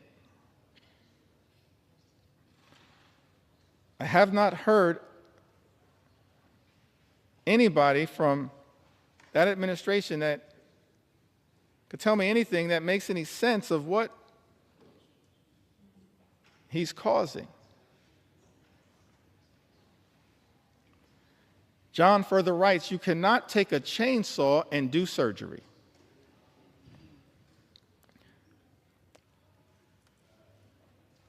I'm going to plant about 50% less than I would normally because I don't know what the price is going to be.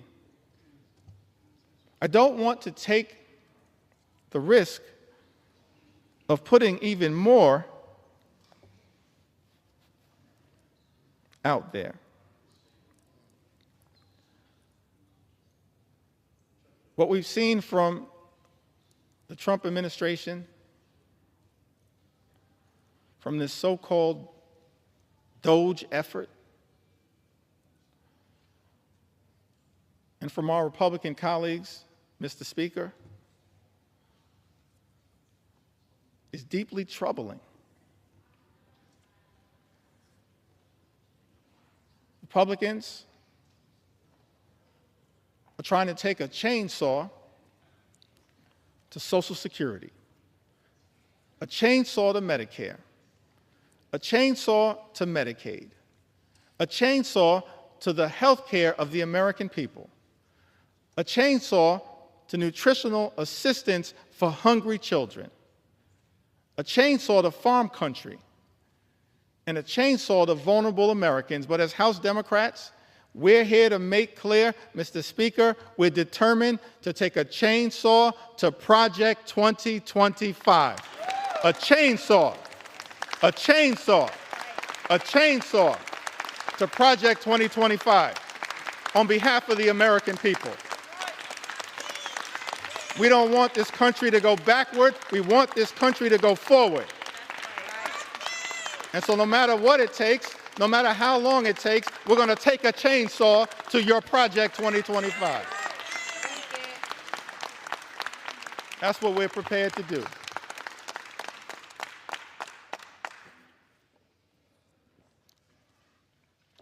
Thank you, John, from North Carolina. One last farmer whose voice I want to elevate at this moment. And then I'd like to have a discussion about, anchored around some of the things that our Republican colleagues, Mr. Speaker, have said during this entire process. Correspondence that has been written by Republicans as it relates to this one big ugly bill. Correspondence that I'm struggling to understand now, because it appears that almost every single House Republican is prepared to recklessly rubber stamp Donald Trump's extreme agenda and sign off on this one big ugly bill. So I'm going to go through some of the correspondence momentarily that maybe at some point our Republican colleagues can help us figure out. But I want to enter into the record one last story from a farmer. Can we respect the farmers in the United States of America? Can we respect them?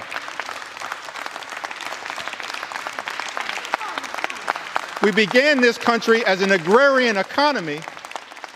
We should respect the farmers in this country as I'm telling their stories. On the eve of our 249th birthday, can we respect the farmers in this country who we're working hard to defend?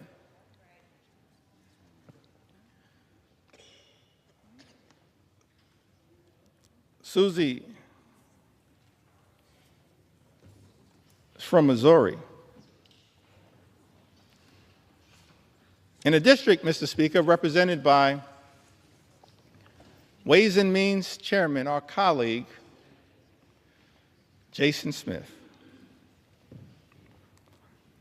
She writes to us, she says that Susie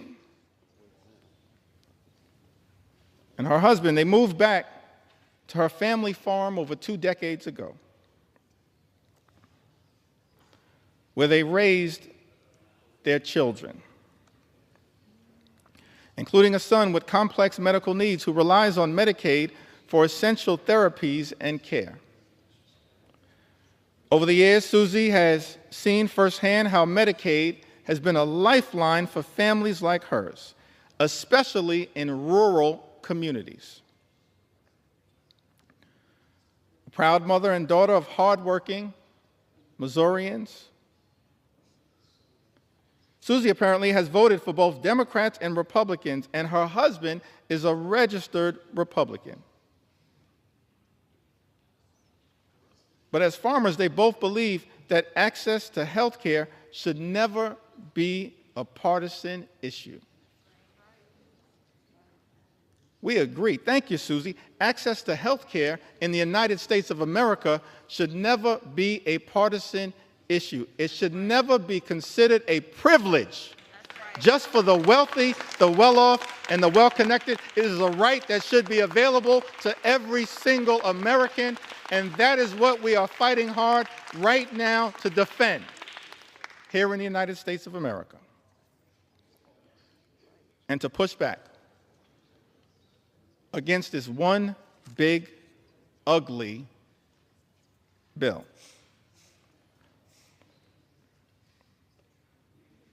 As I mentioned earlier, in the time that I have remaining, I certainly want to share the story of some of our veterans. Share a few stories of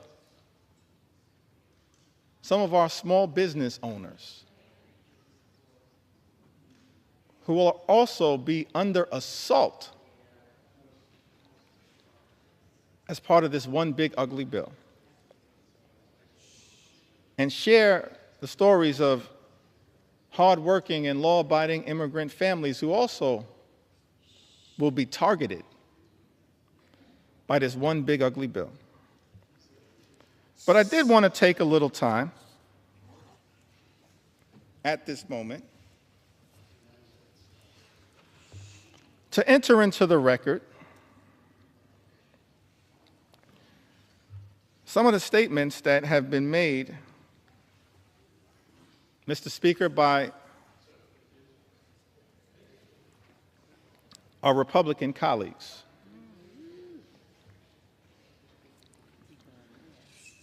That I just don't understand.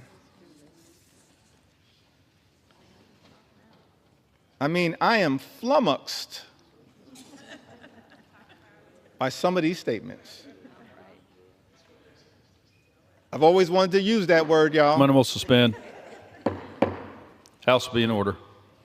Please take your conversations outside the chamber. Please take your conversations outside the chamber. Gentleman's recognized. Thank you, Mr. Speaker. I was hoping to seek some clarification at some point after I'm able to yield the floor. But I'm still here to take my sweet time on behalf of the American people.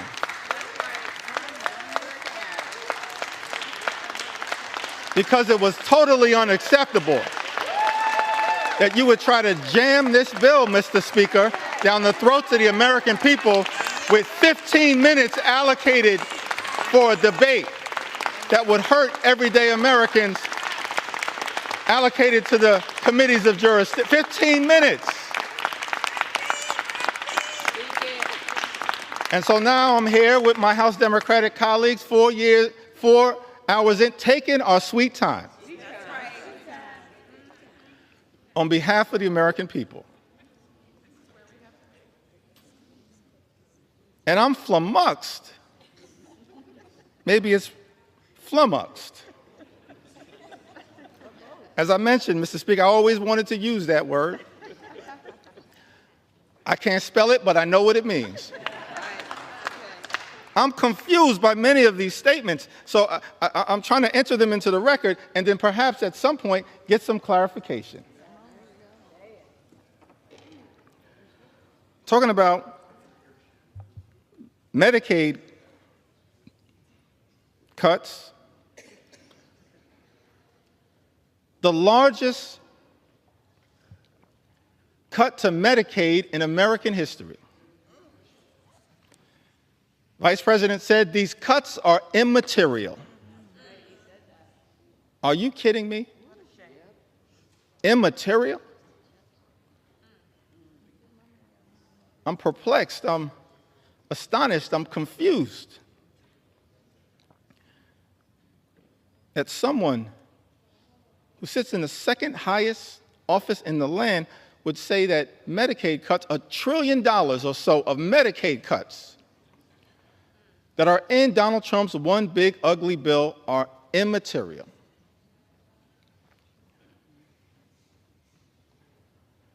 I'm confused, Mr. Speaker,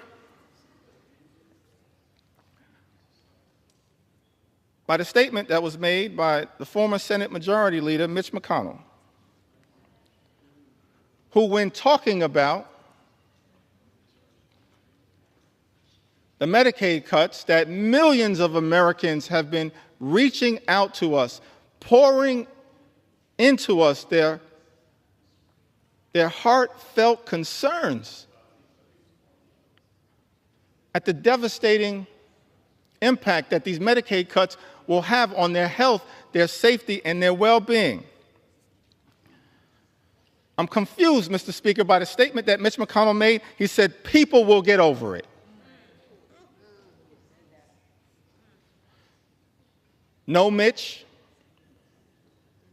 The American people will not get over it, but they will get even next November.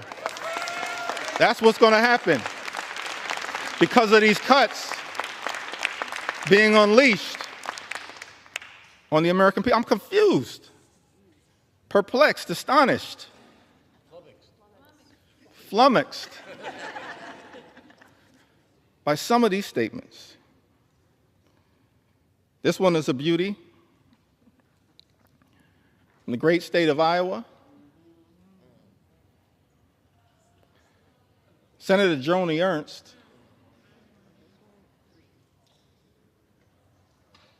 she showed up at a town hall meeting in Iowa. First of all, I'll give her credit for showing up at a town hall meeting because House Republicans were instructed not to show up at town hall meetings. So she shows up, Mr. Speaker, at a town hall meeting, is questioned about the fact that health care in America, that the Medicaid is a question of life or death. And when asked by one of her constituents about the concern that was had, the fact that people will die as a result of the devastating cuts to Medicaid and health care that are in Donald Trump's one big ugly bill, Senator Ernst says, we're all going to die anyway.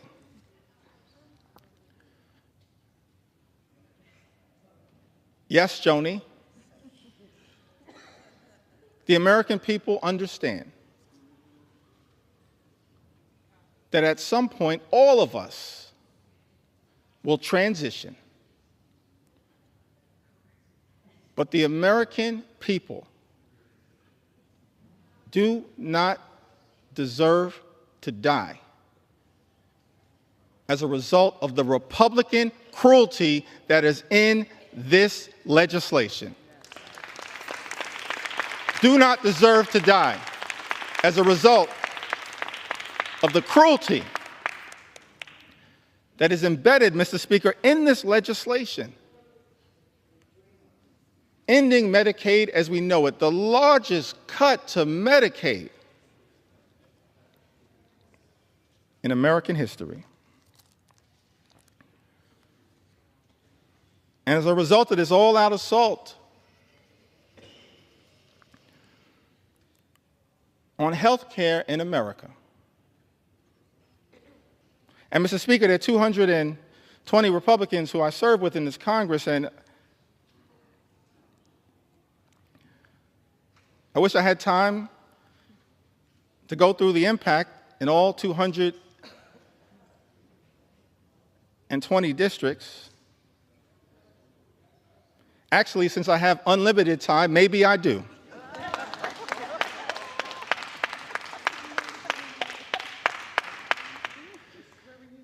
But, Mr. Speaker, I figured that, I'll start in my home state of New York.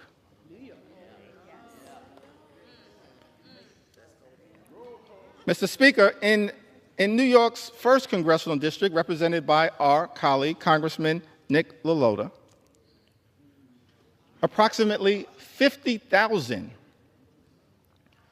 New Yorkers will lose their health care.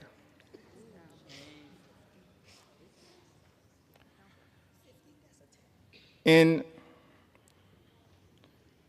New York's 24th Congressional District, Mr. Speaker, represented by our colleague, Congresswoman Claudia Tenney, over 30,000 New Yorkers will lose their health care.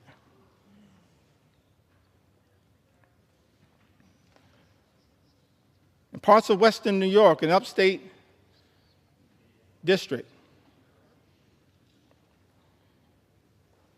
New York 23, currently represented by Congressman Nick Langworthy, approximately 35,000 New Yorkers will lose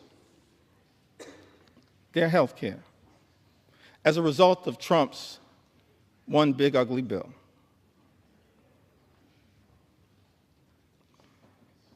In New York 17, currently represented by Congressman Mike Lawler, more than 30,000 New Yorkers will lose their health care. In New York 21, the North Country,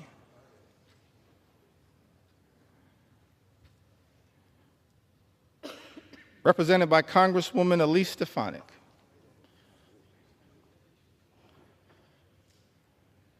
welcome back to Congress. I'm sorry it did not work out for you. That's a lesson that should be learned by all those who pledge fealty to the wannabe king. But I digress.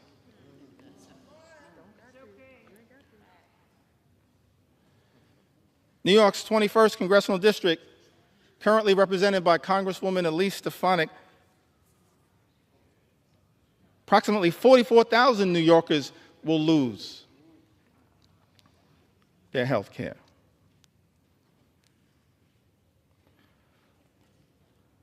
In Long Island, Suffolk County, part of Long Island, currently represented in Nassau County by two amazing colleagues, Tom Swazi and Laura Gillen. But in Suffolk County, New York's 2nd Congressional District, currently represented by Congressman Andrew Garbarino, 48,000 New Yorkers will lose their health care.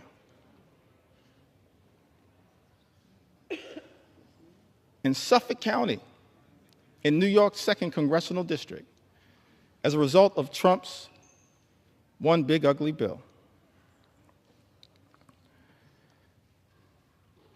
And in the 11th Congressional District, a district that includes all of Staten Island, a district, Mr. Speaker, currently represented by Congresswoman Nicole Malliotakis, more than 50,000 New Yorkers will lose their health care as a result of Donald Trump's one big ugly bill on Staten Island and in New York's 11th Congressional District. I don't think the Wu-Tang Clan would approve of that.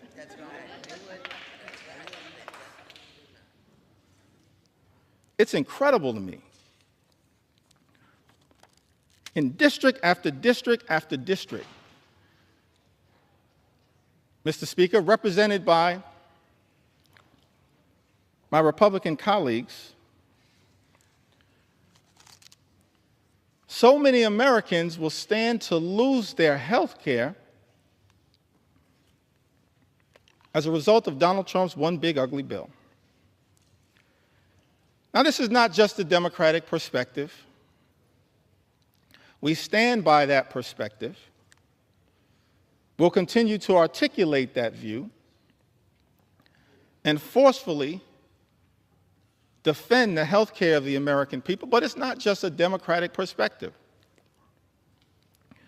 And so I thought that it was important that we enter into the record some of the words, Mr. Speaker, of members of the House Republican Conference who wrote directly to you, Mr. Speaker, in their own words,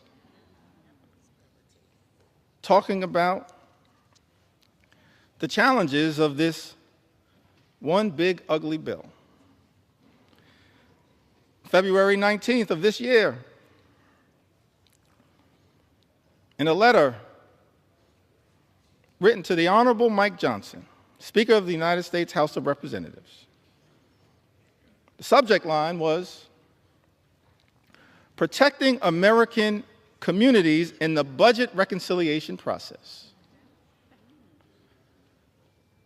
For all of the American people who may be watching the floor of the House of Representatives right now, that's the process that we're in. It's one big ugly bill. Mr. Speaker, Republicans chose to go down this road because Republicans are uninterested in actually trying to find bipartisan solutions to solving problems on behalf of the American people. And so we're in this budget reconciliation process that can avoid the filibuster in the United States Senate. And Republicans, Mr. Speaker, have been uninterested in trying to actually find bipartisan common ground. We're the party of common sense. Let's be clear about that. I'm going to be spending some time on the road talking about what common sense really is all about. Common sense certainly is not taking health care away from the American people. And so in this letter on February 19th, and I got a lot of statements that have been entered into the record, but I figured we'd start with this one. February 19th, Dear Speaker Johnson, as members of the Congressional Hispanic Conference, that's different than the Congressional Hispanic Caucus. The Congressional Hispanic Caucus right now is fighting hard on behalf of the health care of the American people. On the Democratic side, I call that the real CHC. The Congressional Hispanic Caucus is fighting hard on behalf of the American people. But this is a letter as members of the Congressional Hispanic Conference. Mr. Speaker, as you know, these are Republicans here in the House of Representatives. And those who represent sizable Hispanic populations. We are writing to express our concerns regarding possible funding decisions stemming from the House Budget Resolutions Committee instructions advanced on February 13, 2025. Those budget instructions, by the way, were what set this whole toxic process in motion that has resulted in this moment that we find ourselves in right now on the floor of the House of Representatives, connected to this one big ugly bill. And in this letter, it says that while we fully support efforts to rein in wasteful spending and deliver on President Trump's agenda, let me park right there parenthetically for a moment. Nothing in this bill is about waste, fraud, and abuse. Nothing is doing anything meaningful about waste, fraud, and abuse. The letter continues, it is imperative that we do not slash programs that support American communities across our nation. It then goes on to say that the House Budget Resolution proposed $880 billion in cuts to programs under the jurisdiction of the House Committee on Energy and Commerce. With Medicaid expected to bear the brunt of these reductions. Their words, not our words. This one big ugly bill. Devastated by this one big ugly bill.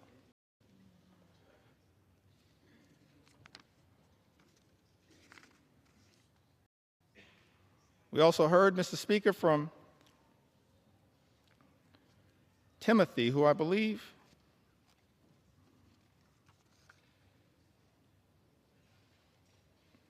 may have written to us from the Commonwealth of Kentucky. He says, "My name is Timothy.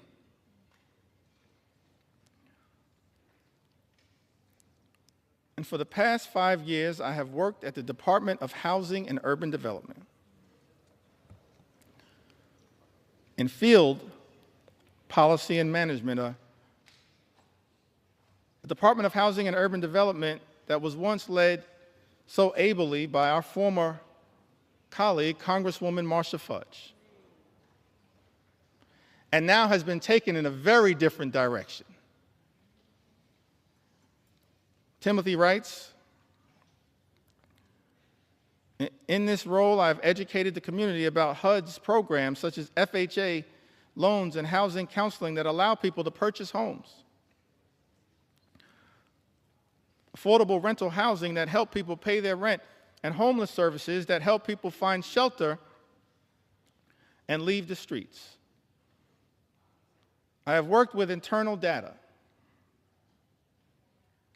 that focused on improving our programs.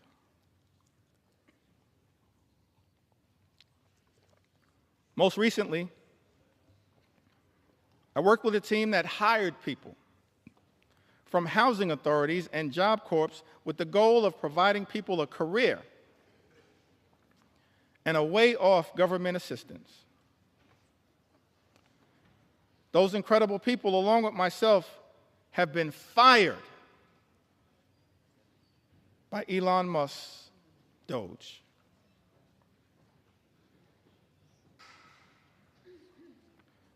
My entire professional career, I have taken jobs that I considered bigger than me. I served in the military, both enlisted and as an officer. I deployed. And am now a disabled vet with a rating of 90%. After the military, I focused on giving back and challenging myself in a way while continuing a job that was bigger than myself, so I joined the Peace Corps. Served in Ukraine for years, working as a youth development volunteer. Now as a HUD employee, I'm being fired by an unelected official and being called lazy by my president. I want to know why Elon Musk has this power and authority and why our elected officials are not doing more to stop it. I have served this country and the government my entire life because I love my country. Why is this happening? Tim writes to us. That is such an important question, Mr. Speaker. Why is this happening in the United States of America? Why are we living in a country where this administration has launched an all-out assault on veterans in the United States of America, firing veterans like Tim in the United States of America, jeopardizing services from the VA, earned benefits that these veterans are entitled to because of their extraordinary service. Men and women in uniform who serve this country, Mr. Speaker, benefits that they've earned, and now find themselves in the legislative line of fire from their own government, their own country, and stand to be hurt in such an extraordinary way by this extreme Republican budget, this one big, ugly bill. We're here on the House floor, Mr. Speaker, to say to Tim and every single veteran who put on the uniform, every single man and woman who served this country, we will not abandon you in your hour of need. We're going to stand up for every single veteran in this great country and make sure that the veterans of the United States of America are treated with the dignity and respect that you deserve. That is our promise to each and every veteran in the United States of America, and that's why, Mr. Speaker, we stand in strong opposition to Donald Trump's one big ugly bill. An all-out assault here in the United States of America, an extraordinary assault. An assault on the economy, an assault on our veterans, an assault on farm country, an assault on health care, an assault on nutritional assistance. And of course, this one big ugly bill and the Trump administration, I wish it was not so. Because at the beginning of this Congress, Mr. Speaker, I stood right where you stand right now and said in my first remarks to this Congress and the American people that as Democrats, we were prepared to find common ground on any issue to make a difference in the lives of the American people we all represent. But then, Mr. Speaker, beginning on January 20th, a flood of extremism, the likes of which have never before been seen in the United States of America, has been unleashed on the American people. An all-out assault on the American way of life. An assault on small businesses that is underway here in the United States of America. We should all recognize that small businesses represent the heart and soul of the American economy.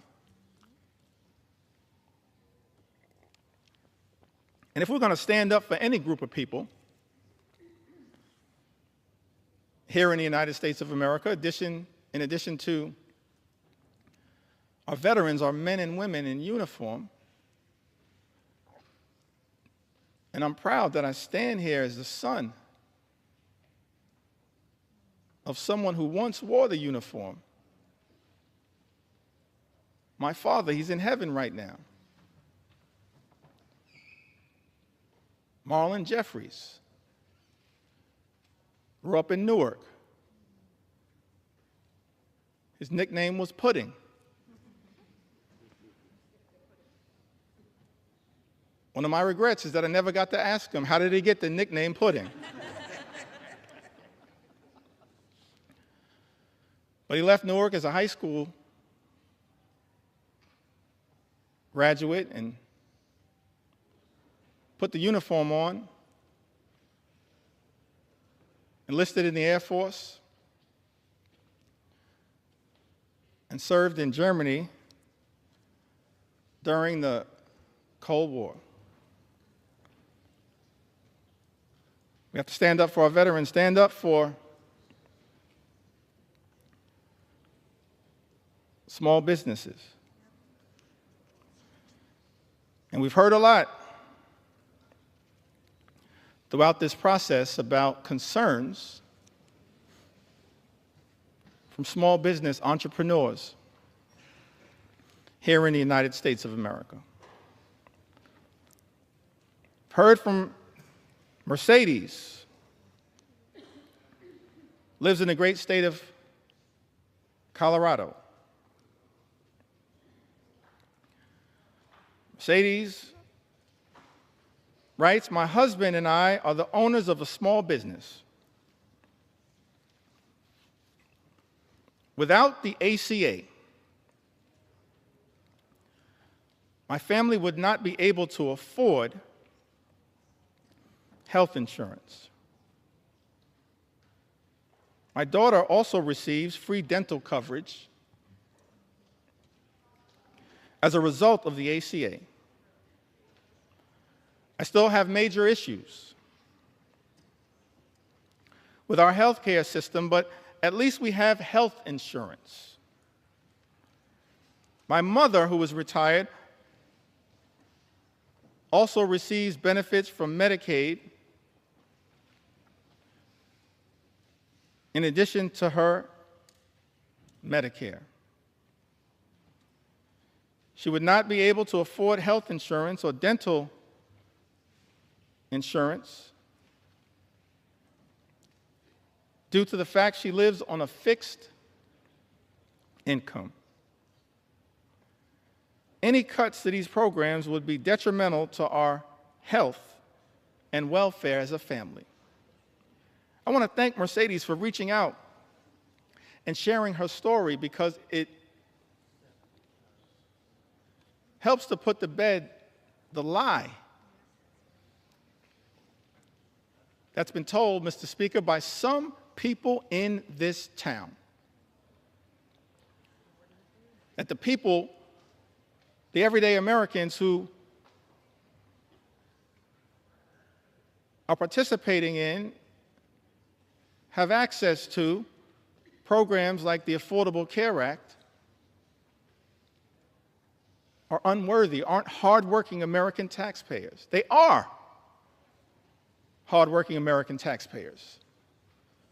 A group of people that real leaders in this country, beginning in modern American history, as I illustrated earlier from President Franklin Delano Roosevelt all the way through, our most recent president, who we served with in the last Congress, have recognized that we have a sacred obligation to stand up for everyday Americans who are struggling right now, including our small business entrepreneurs, the heart and soul of the American economy, who right now are dealing with such economic uncertainty because of the erratic, reckless, and dangerous Trump tariffs that have unleashed so much chaos and uncertainty, raising costs for small business owners all across the country, undermining their ability to fully achieve their entrepreneurial dreams. This is not who we should be in the United States of America. Small business owners under assault by this administration. And there's a target on the back of many of these small business owners as a result of this one big, ugly bill. Janice wrote to us. She's from the great state of Michigan, the heartland of our country. So thankful to all the members of the Michigan delegation and what they represent.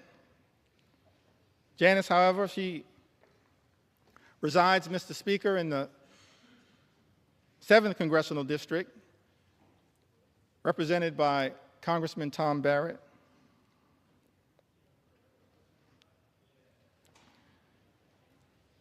Says that small business owner, mother, ACA recipient in Michigan, who recently spoke about how Trump's tariffs would potentially force her to close her business, which has given her family a livelihood for a decade and helped put 2 children through college. I just don't understand why Trump thinks putting tariffs will help American businesses. It's not. She writes, it's going to decimate us. People like us will be hit the hardest. But then Janice shows the great resolve of the American people, the great spirit of resilience of the American people, the refusal to run away from difficult circumstances. Janice writes, people like us will be hit the hardest. But Janice then writes, I refuse to call it quits. I won't give in to him. Janice, neither will House Democrats. Not now, not ever. We will never give in to this type of extremism as being unleashed on the American people. We will continue to stand up for you. One last small business owner that I'd like to mention. So many who've written to us,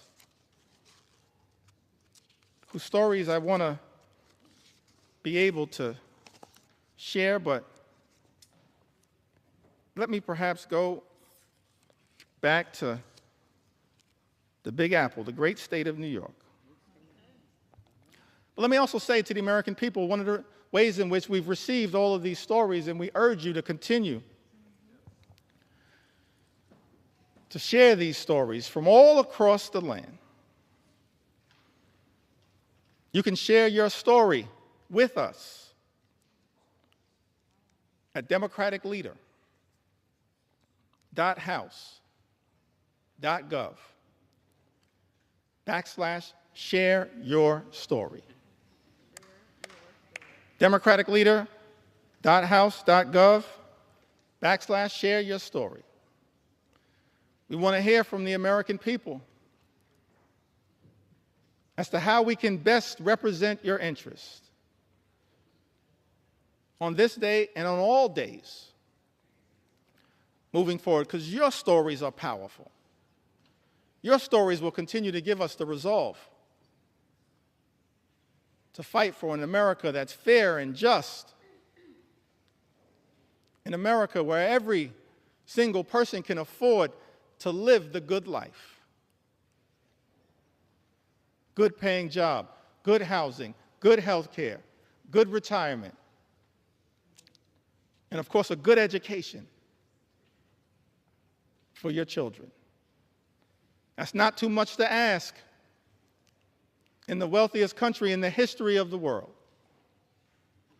Work hard, play by the rules, and every single American should be able to afford to live the good life.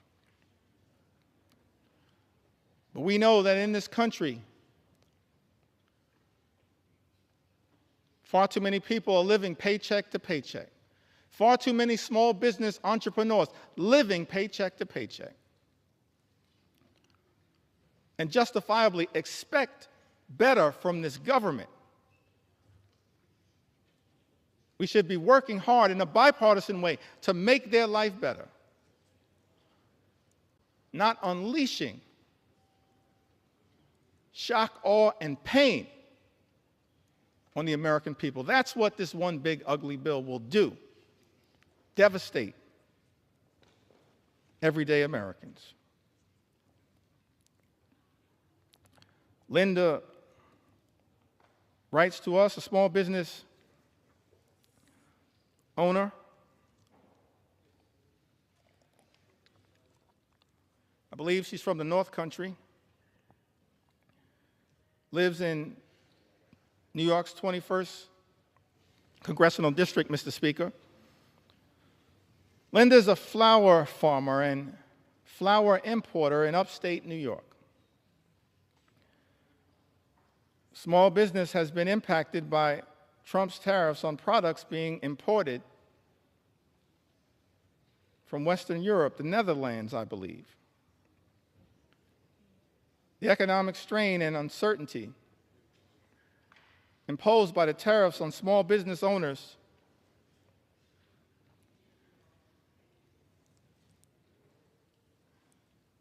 operating on slim margins has caused Linda and her customers to incur additional expenses. Linda tells us, Mr. Speaker, everything was going really well until the tariffs. And now she worries the business will go bankrupt and be forced to close if the tariffs stay in place. How is it that we're living in America where President Trump, Mr. Speaker, and House Republicans promised to address the high cost of living in the United States, promised to lower costs on day one. But costs aren't going down, they're going up. And as a result of these Trump tariffs, are now at risk of experiencing thousands of dollars per year in additional costs. And there is nothing in this one big ugly bill that is going to meaningfully make the lives of everyday Americans, of hardworking American taxpayers, of working class folks, of middle class folks, of all those Americans who aspire to be part of the middle class, of the poor and the sick and the afflicted. Nothing in Donald Trump's one big ugly bill that will meaningfully make their life more affordable. An all-out assault on the economy. We're dealing with an all-out assault on health care, on Medicaid, on the Affordable Care Act, on the Children's Health Insurance Program. All-out assault on the care, Mr. Speaker, being provided by Planned Parenthood, the medical care being provided by Planned Parenthood that is jeopardized in this very bill. All-out assault on hungry children, on hungry veterans, and on hungry seniors, millions of people who will lose their nutritional assistance, will go hungry. Food is being ripped out of their mouths by this one big, ugly bill.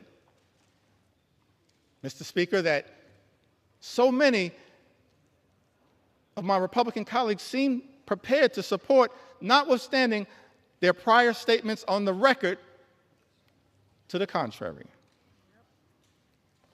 All-out assault on veterans. An all-out assault represented in this bill on small business owners and entrepreneurs who are the heart and soul of our economy. And this bill also represents an all-out assault on law-abiding immigrant families.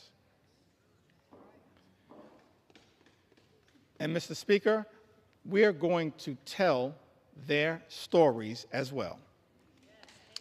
We're going to tell their stories. We're going to tell their stories.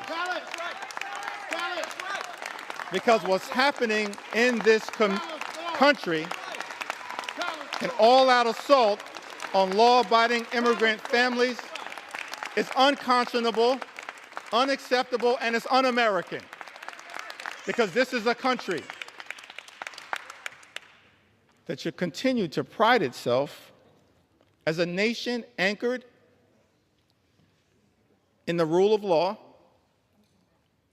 and at the same time, a nation anchored in our journey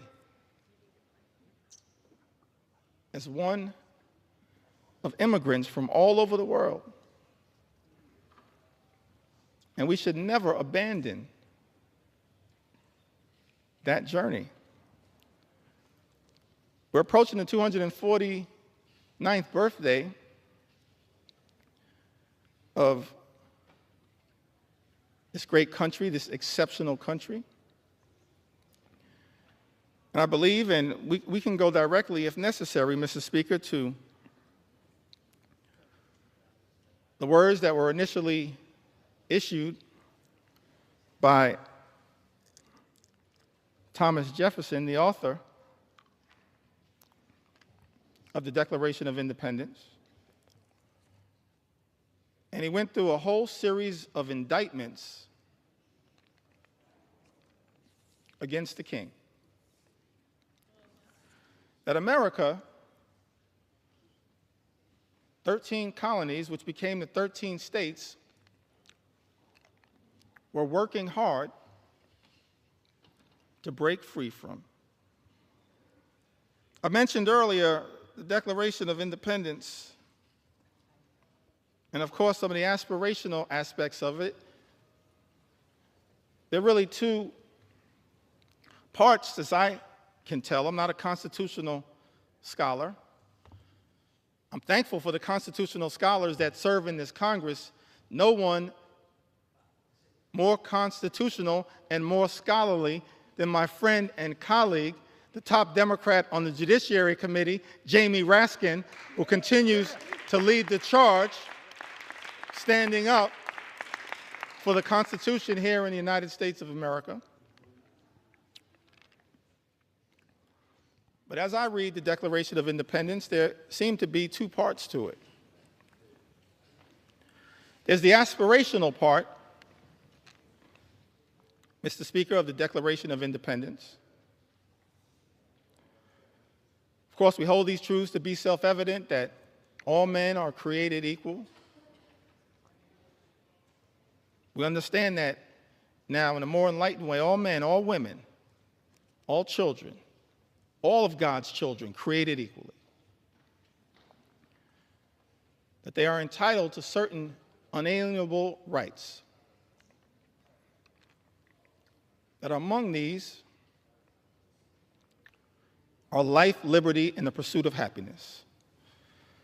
And so we spent a little time talking about what that could look like, our commitment to bringing about the American dream, the good life for every single person in this country, everybody. Work hard, play by the rules. You should be able to afford the good life in the United States of America. That's what we're going to continue to work on. Bring the American dream to life, consistent with that aspirational part of the Declaration of Independence, the life, the liberty, and the pursuit of happiness. But then, as far as I can tell, there was also a second interesting part of the Declaration. It was the indictment against the king. And I commend everyone in this chamber, all of the American people who may be observing the proceedings in the House of Representatives, particularly as we approach July 4th, to read that Declaration of Independence. Perhaps I may even enter it into the record later on today. Because we're here, Mr. Speaker, to take our sweet time on behalf of the American people, to make sure as best we can, to cover all of the things that as Democrats we're fighting hard to defend during this extraordinary moment of assault directed at the American people as a result of this one big, ugly bill that will hurt everyday Americans in order to reward billionaires with massive tax breaks and then exploding the deficit and the debt in ways that will jeopardize the future of our children and our grandchildren. But the aspirational part of the Declaration of Independence, of course, that is often famously quoted. But then if you read other parts of the Declaration of Independence, extraordinarily written document, it reads like an indictment against the extremism of the king. It reads like an indictment against the kings. I think of King George. It reads like an indictment against King George's flood the zone strategy. It reads like an indictment against King George's shock and awe strategy. It reads like an indictment against what I think may have been called Project 1775,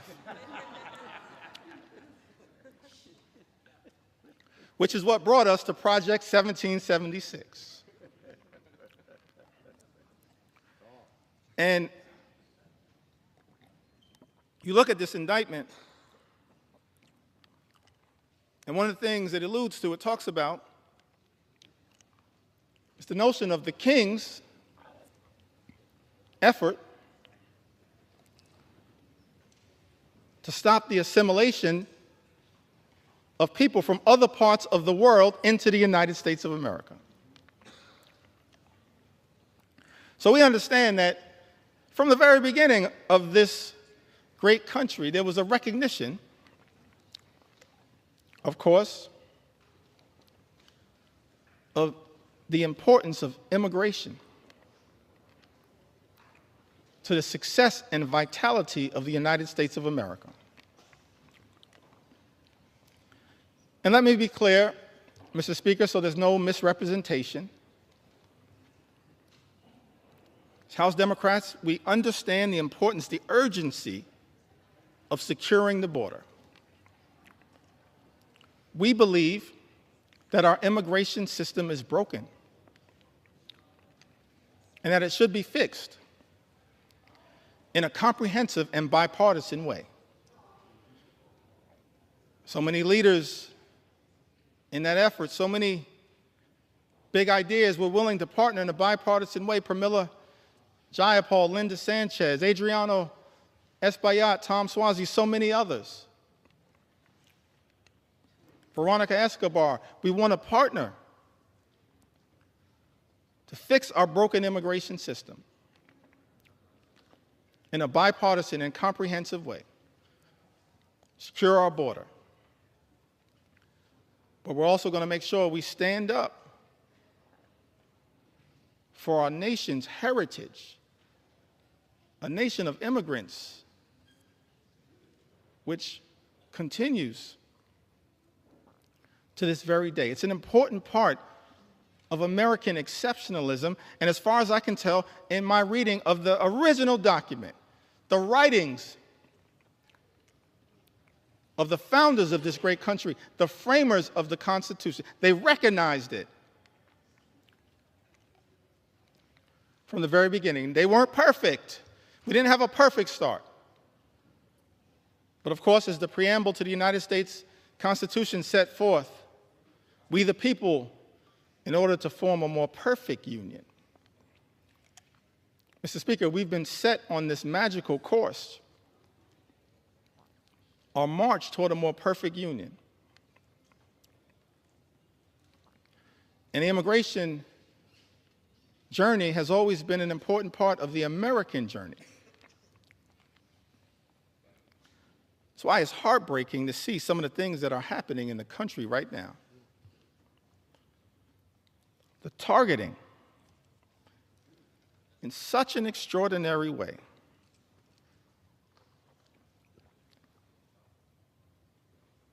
of law-abiding immigrant families, including American citizens. How can this be in the United States of America? Some people who might suggest that we should stay away from these stories. No, I'm going to lean into this part of the American journey because we support our heritage as a nation of immigrants. And we're going to stand up for dreamers, stand up for farm workers, stand up for law-abiding immigrant families all across this country. U.S. citizen children have been deported, Mr. Speaker. Is this who we've become in the United States of America? How can this be? This is extraordinary. 2-year-old American named Manu Borges Santos was born in Fort Lauderdale, Florida, in September of 2022. February, she was taken into custody in Florida alongside her mother and father, both of whom were undocumented. And as a result of this situation, 2-year-old Manu was deported to Brazil. Because of the Trump administration, Manu, a U.S. citizen, only 2 years old, is now effectively stateless. Manu is not a citizen or resident of Brazil. She's a 2-year-old girl, an American citizen.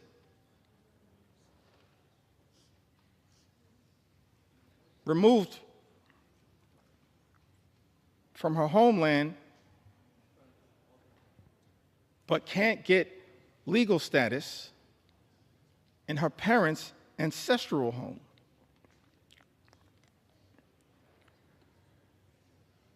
And as a result of her inability to get citizenship down in South America, because she's an American citizen, she has no right to routine pediatric checkups, even though Brazil has a public health system, cannot easily enroll in daycare, and finds herself in an untenable situation. I think we are better than this. We've got to find a better way, because I thought this administration promised, Mr. Speaker, to target violent felons, not 2-year-old American citizens. That's unacceptable, as far as I can tell, in the United States of America. Target violent felons all you want. We support that. They should be deported. But why are resources being spent targeting 2-year-old American children? That's not American. And I don't believe the American people support that. Mr. Speaker, that's not what this country should be all about. Manu wasn't the only one. The only American citizen who's been targeted by the deportation machine, a deportation machine that will be unleashed on steroids by this one big ugly bill. We know that, in fact, is the case. That's not hyperbole. It's not a hypothetical. It's not hype. J.D. Vance told us the other day, don't worry about the cuts to Medicaid. Don't worry about the fact that this is the largest cut to Medicaid in American history. Don't worry about the fact that millions of Americans, more than 17 million Americans, will lose their health care, and many more will experience higher premiums, copays, and deductibles, whose life will measurably get worse as a result of this one big ugly bill. Vice President J.D. Vance said, don't worry about that, because it's all about the deportation machine. That's not targeting violent felons. Apparently, much of what has been unleashed on the American people targeting American citizens, like a 2-year-old American girl with the initials VML, who was deported alongside her mother and sister to Honduras without any meaningful due process. VML was taken into custody by ICE on April 22nd.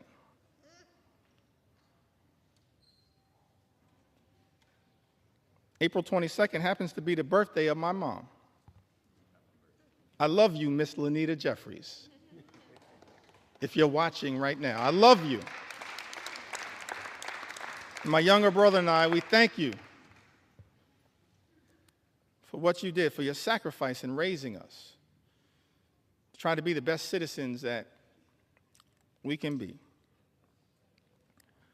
VML was taken into custody by ICE on April 22nd while attending a routine check-in at a New Orleans immigration office with her mother. VML's undocumented mother had no criminal history. And had she been allowed due process, they could have contested the removal.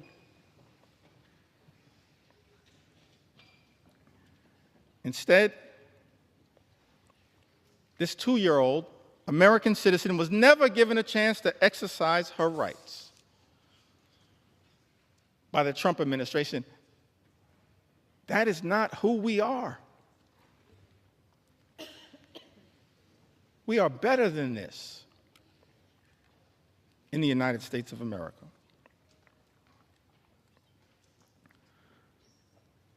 Carlos Carrie Lopez Alvarado, a U.S. citizen,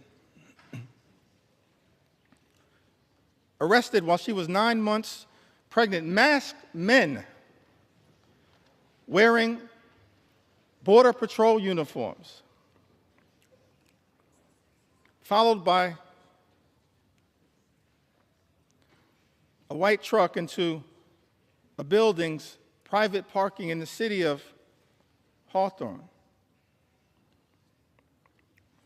In that truck was Carrie's partner, Brian. When she tried asking questions about who the agents were and what authority they had to arrest her partner, she was arrested.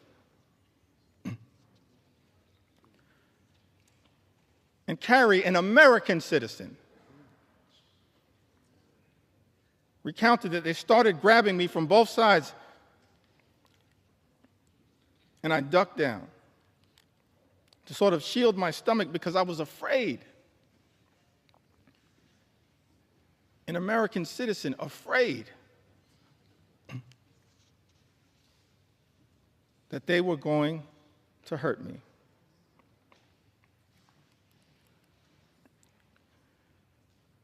She told them her due date. She was 9 months pregnant.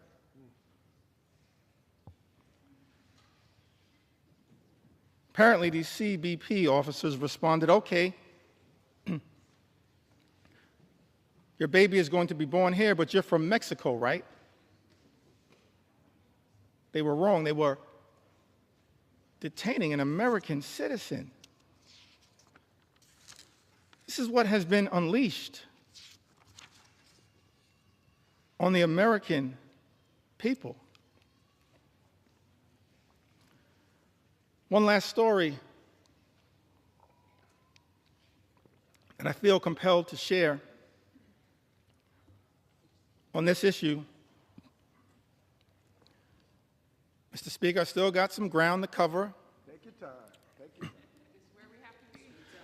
On a few other issues of importance to the American people, but one last story that I think needs to be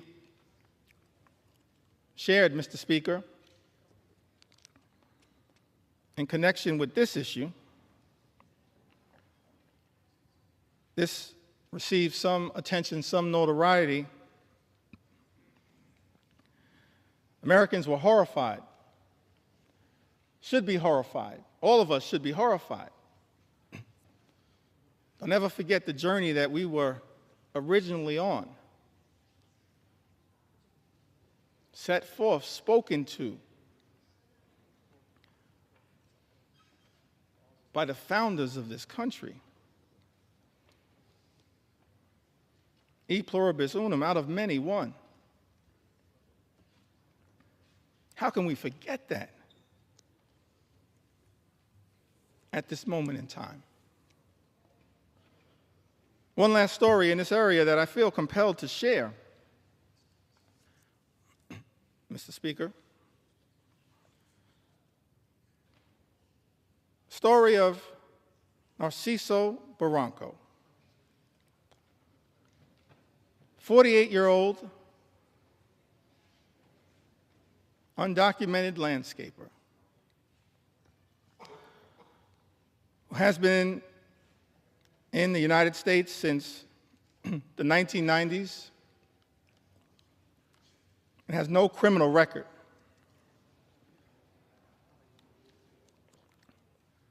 Here's the thing that got me about this story. It caused me to ask the question about this particular moment, the type of deportation machine that has been unleashed on the American people. Narciso, this landscaper, raised 3 American sons, all of whom became Marines, 2 of whom are currently, Mr. Speaker, on active duty Marines. His sons, juggling their military assignments have been trying to deal with the costs and the paperwork required to adjust their father's immigration status through parole in place, a program which allows undocumented members of military families to apply for a green card. But these men in uniform, juggling their military assignments, had not gotten there yet. So after 3 decades, living, working, and raising a family of patriots in the United States, Narciso was violently arrested while he was mowing the grass at an IHOP restaurant. We don't have to speculate as to whether this was true or not. In a video captured of the incident, you see he was sprayed with pepper gas. He was detained on the ground. He was not resisting. And he was hit repeatedly in the head by masked federal agents while he was on the ground. Let me park right there parenthetically for a moment. Seems to me that every other law enforcement professional in the United States of America has to disclose their identity in a way that is identifiable. These masks need to come down. They need to come down. They need to come down. These agents should just be held to the same set of standards as every other law enforcement officer in the United States of America. And if you don't understand the righteousness of that position, just study the case of Narciso. His oldest son, a Marine veteran, said in an interview, what we weren't prepared for and didn't prep him for was these guys attacking him. We never expected anything like that. We expected these guys to act professionally.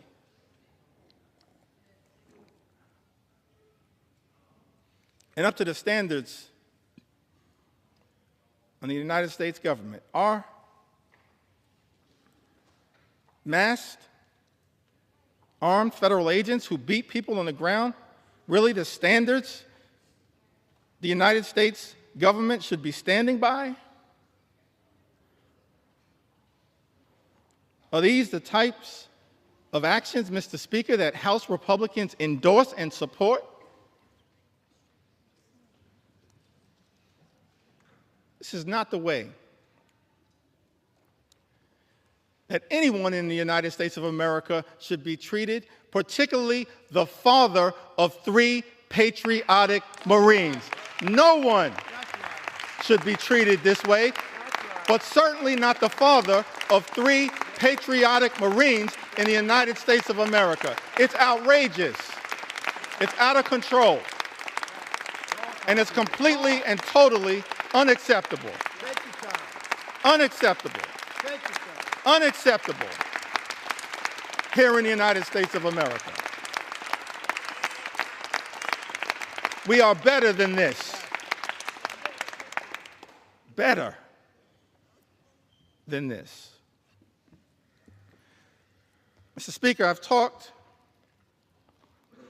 about the aspirational vision that we have for a country where everybody can afford to live the good life and work hard, play by the rules, experience the American dream. lived a good life, good paying job, good housing, good health care, good education for their children, and a good retirement. That's not too much to ask in the United States of America, the wealthiest country in the history of the world, a great country, an exceptional country, as Abraham Lincoln once observed in a speech in the chamber of the House of Representatives. America, the last best hope of earth. Spent a little time talking about the type of things, the type of America that we should be working hard at a bipartisan way to bring about, and spent some time critiquing this one big, ugly bill. And it's not like Republicans, Mr. Speaker, weren't given every opportunity to try to address the concerns that we have raised. I'm thankful for my colleagues in all of the committees of jurisdiction who worked hard, pulling all-nighters, offering amendments to try to improve this one big, ugly bill. We've actually introduced throughout this process, Mr. Speaker, hundreds of amendments. Just yesterday before the Rules Committee, hundreds of amendments. And before that, in late May, when the initial bill was being debated in a marathon session before the Rules Committee, more than 125 or so Democrats offering more than 500 different amendments to improve this bill, to stand up for the American people. Doing so over and over and over again throughout this process. And so, Mr. Speaker, I think it's important for the American people to understand what exactly House Republicans have rejected. What changes have House Republicans rejected to this one big, ugly bill?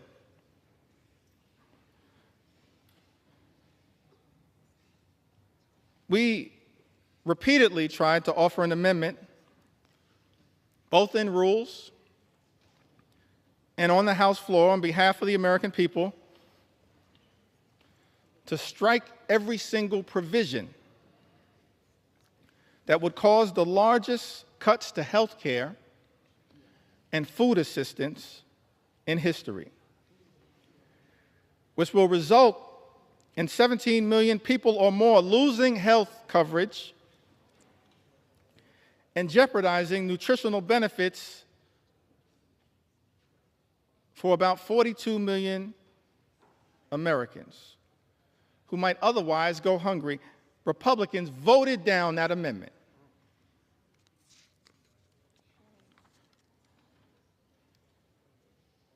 I believe it was Representative Amelia Sykes had an amendment to strike the Medicaid cuts in the bill to prevent millions of people from losing their health insurance and to stop hospitals and nursing homes from shutting their doors. Republicans voted down that amendment. Representative Judy Chu had an amendment striking cuts to the Affordable Care Act. Cuts that are in this one big ugly bill that will cause millions of everyday Americans to lose their health insurance or experience having their costs go up. Mr. Speaker, you know that Republicans voted down that amendment. Representative Lauren Underwood from the great state of Illinois had an amendment, and I wish I could go through all of the amendments that have been introduced, but I'm going to highlight as many as I can. Representative Lauren Underwood had an amendment to ensure that people who get their insurance through the ACA, Obamacare, will not see their premiums increase. As I mentioned earlier, that as a result of this one big, ugly bill,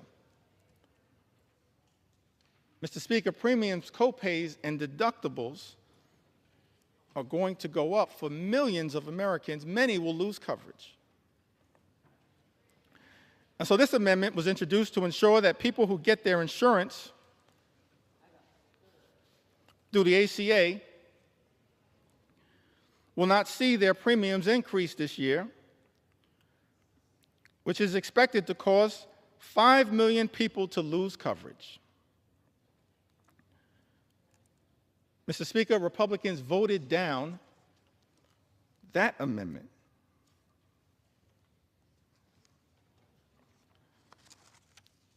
Representative Kelly Morrison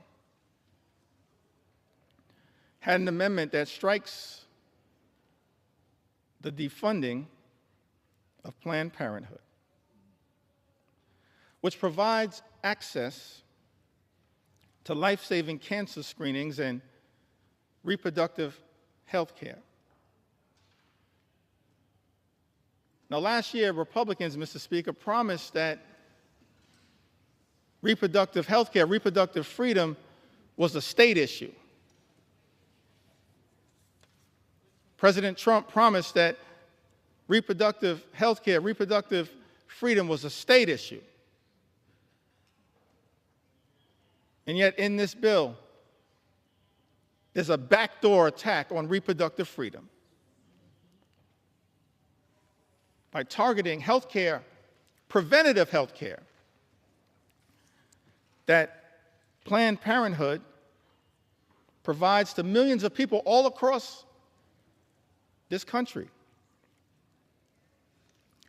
Representative Kelly Morrison had an amendment that strikes the defunding of Planned Parenthood, which provides access to life-saving cancer screenings along with reproductive health care. Republicans voted that down. Let me pause there parenthetically just to make one observation on this issue of reproductive freedom. What we're seeing right now in the House of Representatives, Mr. Speaker, Republicans unleashing a march toward a nationwide abortion ban.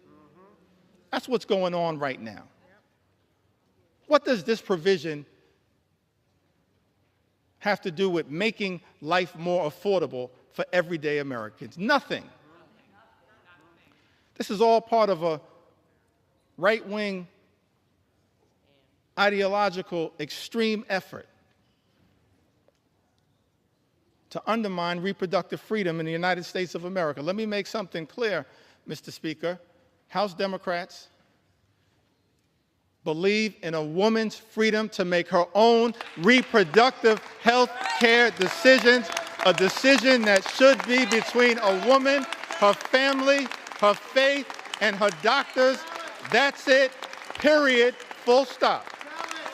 And we will continue to fight for reproductive freedom in the United States of America. And we will not rest, Mr. Speaker, until the Women's Health Protection Act becomes the law of the land here in the United States of America. Big difference between us and them. Big difference.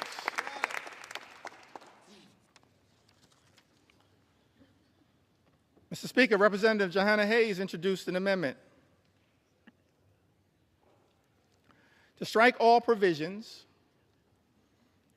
that would cut food assistance for children, seniors, and veterans. Republicans voted that down. How cruel. How cruel. Representative Shontel Brown had an amendment to strike burdensome red tape requirements that threaten nutritional assistance for millions of Americans and their families. Republicans voted that down. I mentioned earlier, Mr. Speaker, this notion that Republicans are trying to spin to the American people that the attack on nutritional assistance, imposing these paperwork requirements, or as Frank Pallone would say, red tape requirements, that's all about waste, fraud, and abuse. I think common sense suggests to us it has nothing to do with waste, fraud, and abuse. Mr. Speaker, I made clear earlier that as House Democrats, we believe that as custodians of taxpayer dollars, we need to make sure that we are spending that money efficiently, effectively, and equitably. And that we are committed to eliminating waste, fraud, and abuse wherever it may be found. I mean, one of the things that's interesting about this bill, this appears to be part of the deal that was negotiated by the senator from Alaska,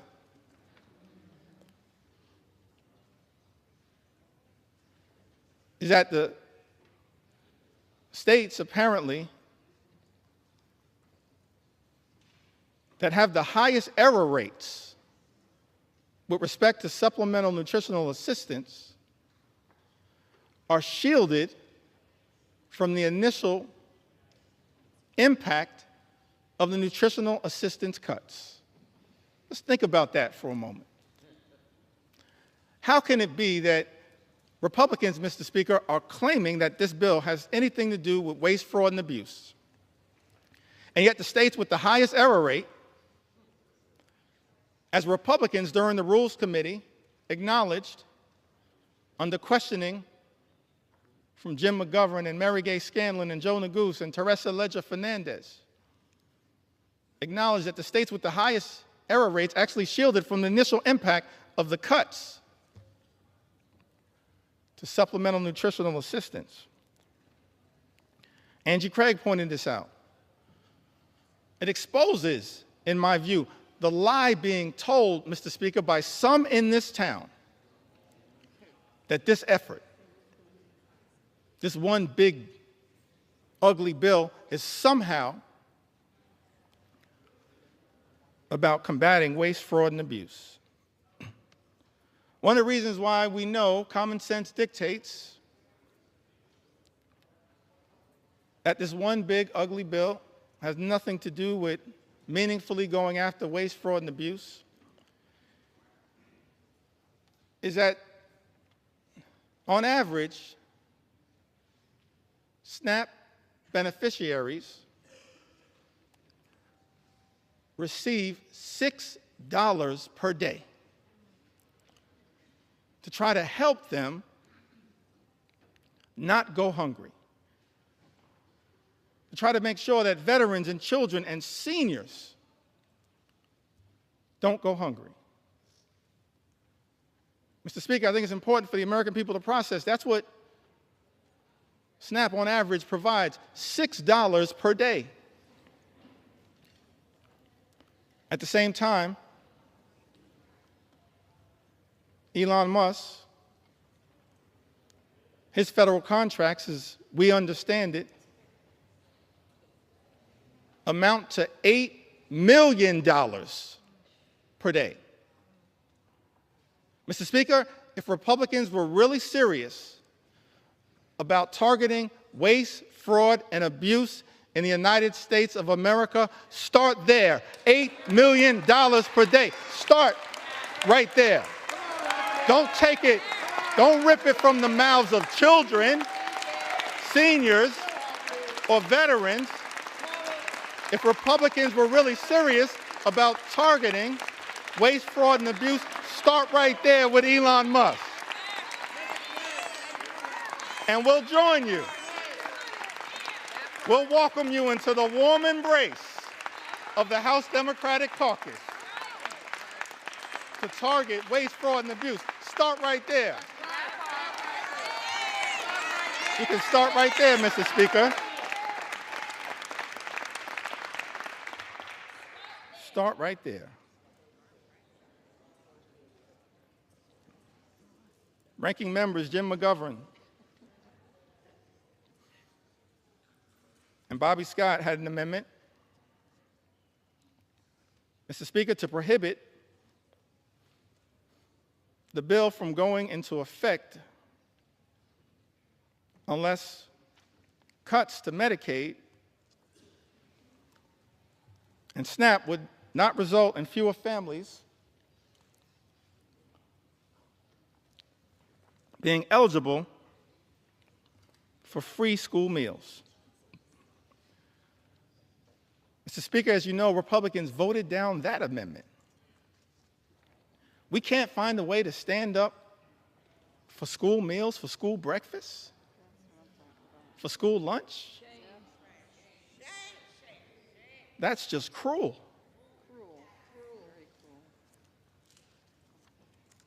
It is callous.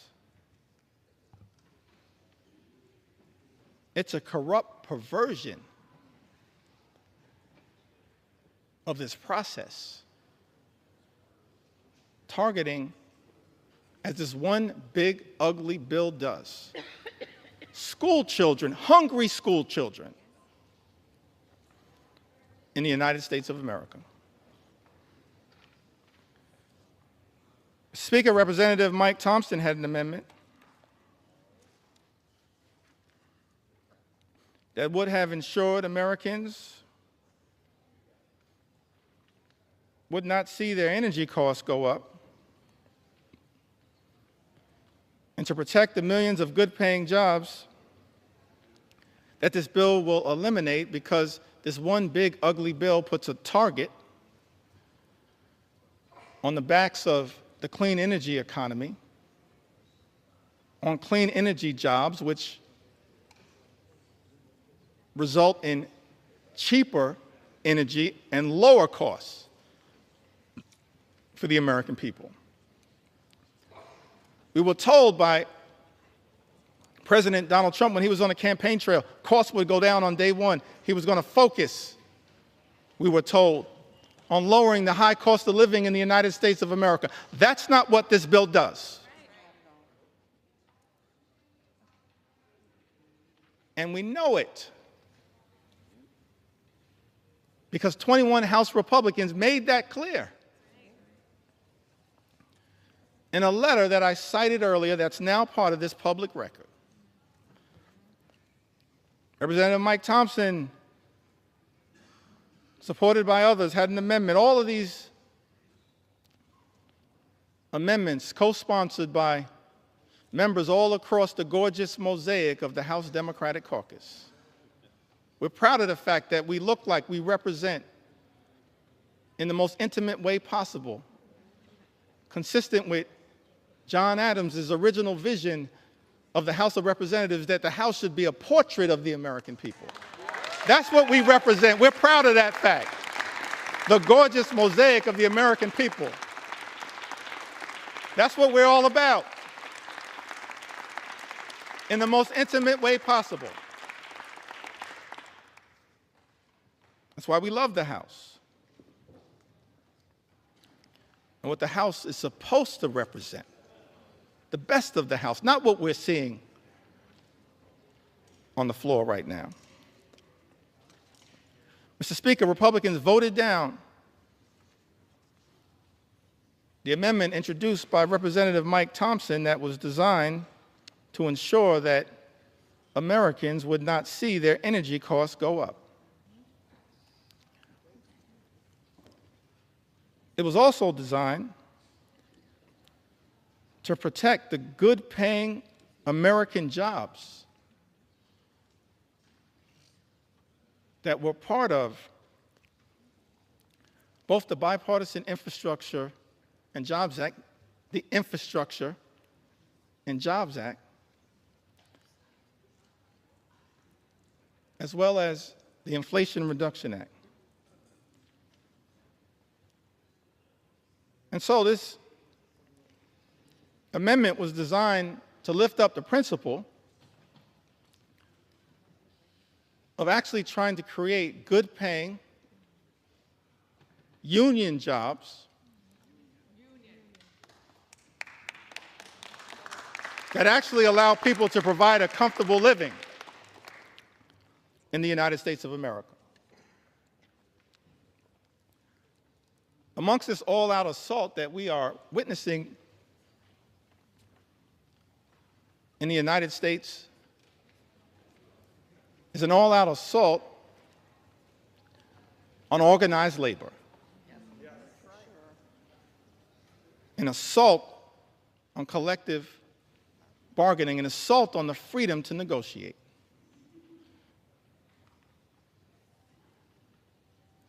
What's the difference, Mr. Speaker, between us and our colleagues on the other side of the aisle? I think one of the things that is a clear difference, Mr. Speaker, is that we believe, we recognize that in connection with this journey, work hard, play by the rules, imagine and dare to dream the ability to live the good life, to experience the American dream. An American dream that when you work hard and play by the rules, you should be able to provide a comfortable living for yourself and for your family. Educate your children. Purchase a home. Have access to high-quality health care. Go on vacation every now and then. And then one day retire with grace and dignity. That's the American dream. That's the ability to afford and access the good life. And we believe as House Democrats that no single force in the United States of America has done more to bring the American dream to life than organized labor, and we will continue to stand up for organized labor today, tomorrow, and always. Not undermine good-paying union jobs. That's what this bill, this one big ugly bill, does in the United States of America. We're going to stand up. Stand up. Stand up for organized labor.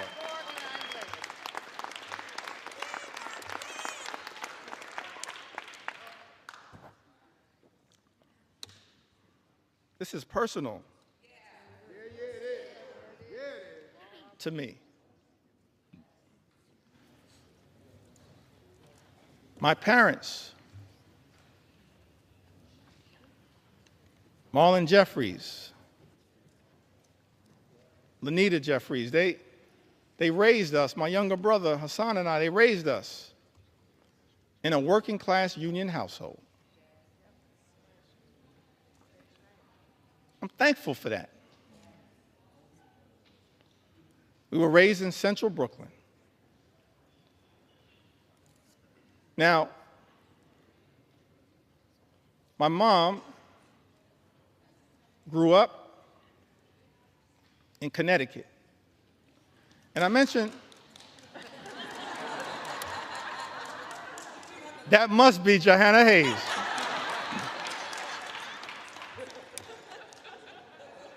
I don't see Rosa DeLauro on my sight line, but we're so thankful for all of the members of the Connecticut delegation. I'm an unofficial sixth member of the Connecticut delegation. My mom raised in Bristol, Connecticut.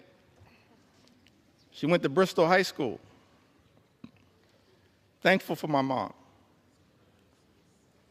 And my dad, I mentioned earlier, he grew up in Newark.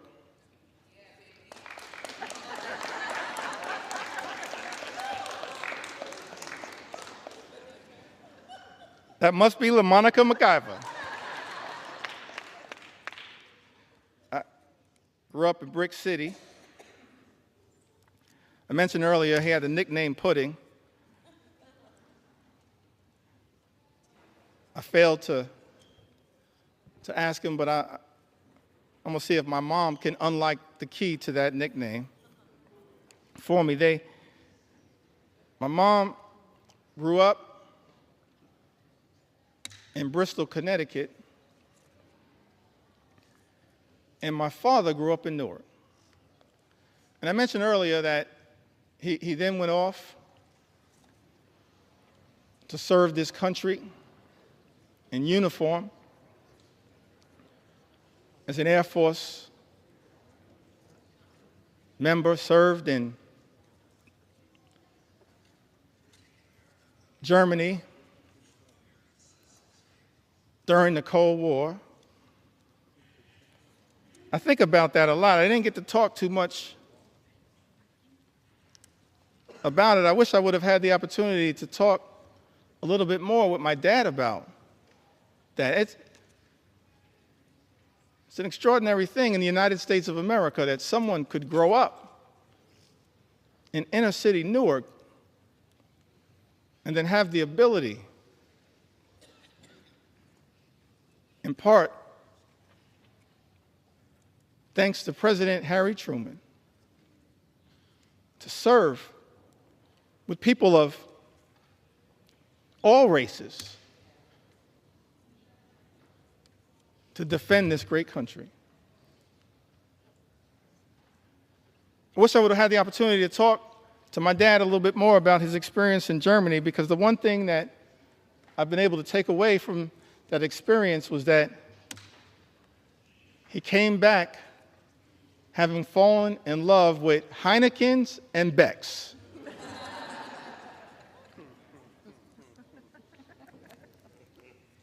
But he came back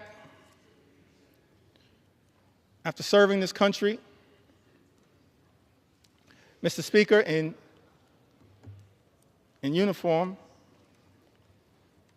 as so many men and women do right now in uniform. And let me make clear, we're so thankful, we're so appreciative of the courage of the men and women in uniform who serve in the United States military, and we will always stand behind you. We thank you for your service, your patriotism, your courage, your heroism, and your sacrifice, lifting up the freedom that is America. You are not suckers, you are heroes. You're not suckers, you're heroes.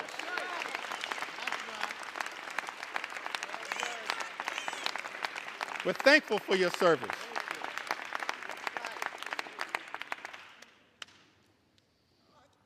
The men and women,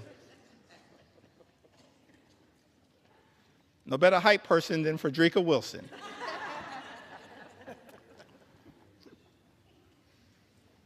So my dad, as I mentioned, grew up in Newark. My mom in Bristol, Connecticut. So they meet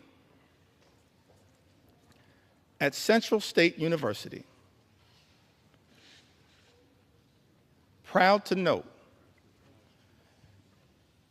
a historically black college and university that has given so much. Historically black colleges and universities to the United States of America, and we will always stand behind you. Always stand behind you. We will always stand behind you. I wouldn't be here right now without a historically black college and university. I'll never run away from that.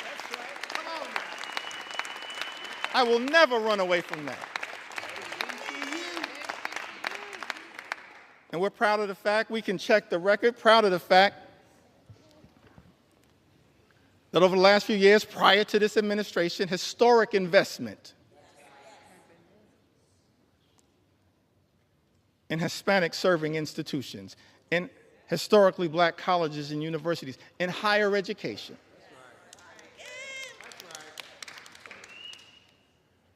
That's part of who I am right now. I don't know if I'll have time to tell the story of my grandmother. Maybe I will.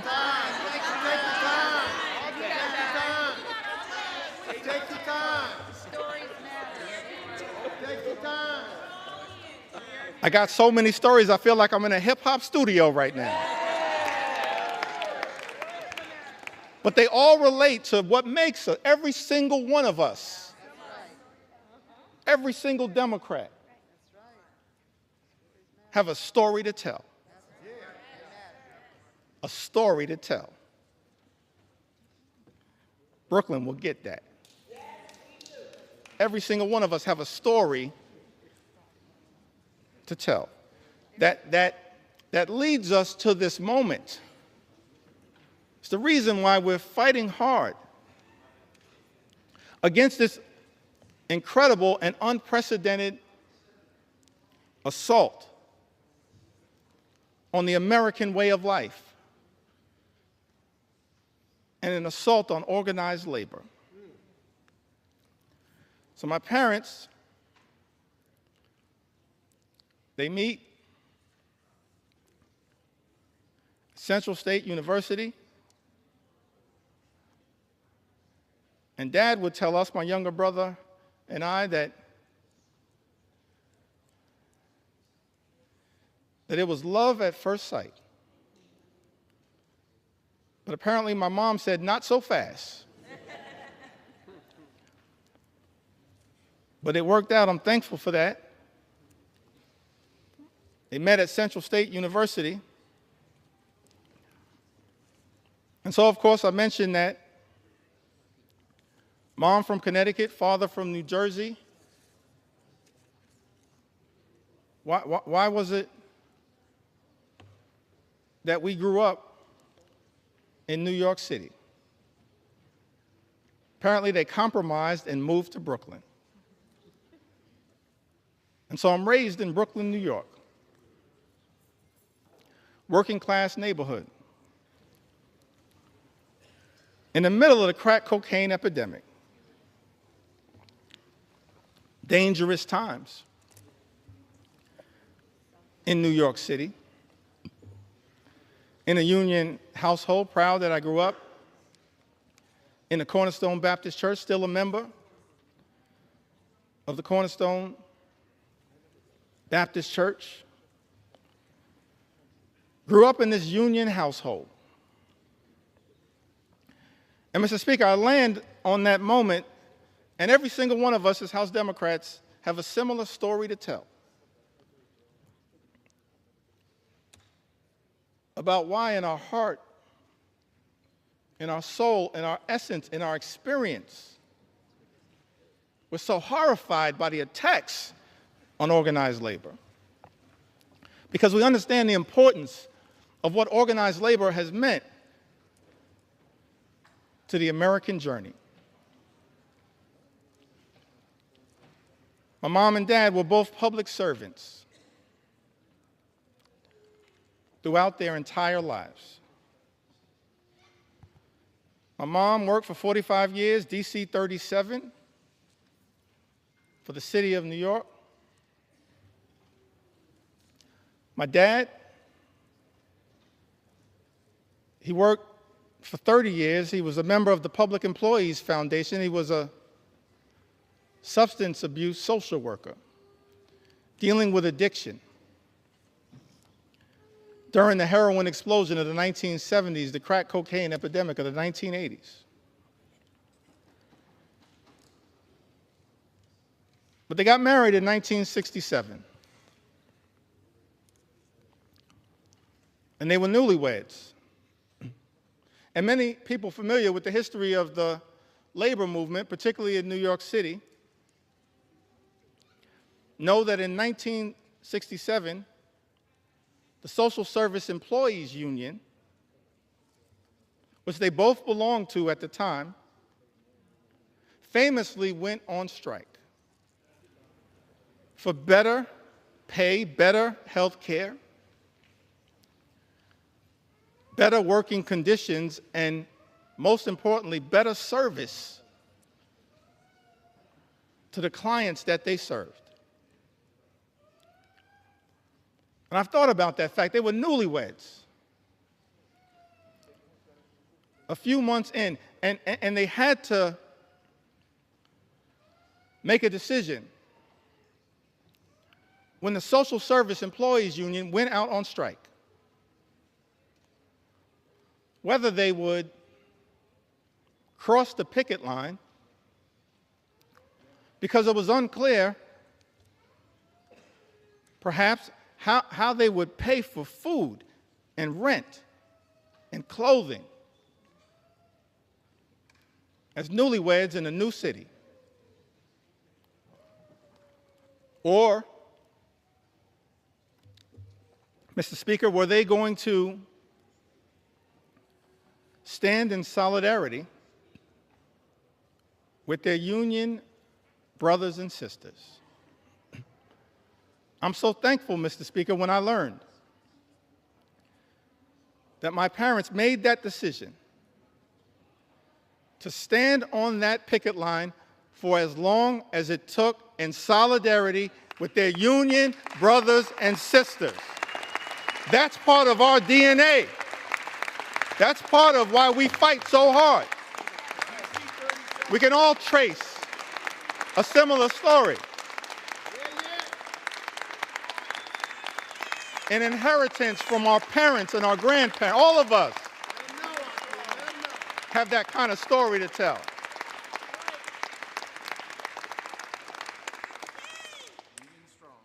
Why am I so thankful that my parents made what I believe was a tough personal decision, but of course the right decision? It's because what that union membership actually meant to my journey and my younger brother's journey. 1973, my younger brother was born with a serious heart condition. He's okay right now. He's doing well. Right now, he continues to say on social media that he's our mother's favorite son. Let me say from the House floor, no, you are not. I think she favors both of us. A younger brother, 1973, he's born with a serious heart condition. He's okay right now. He's born with a serious heart condition. I'm thankful that it was that union negotiated health care that got our family through that difficult moment. That's why we do what we do. Our own personal experience.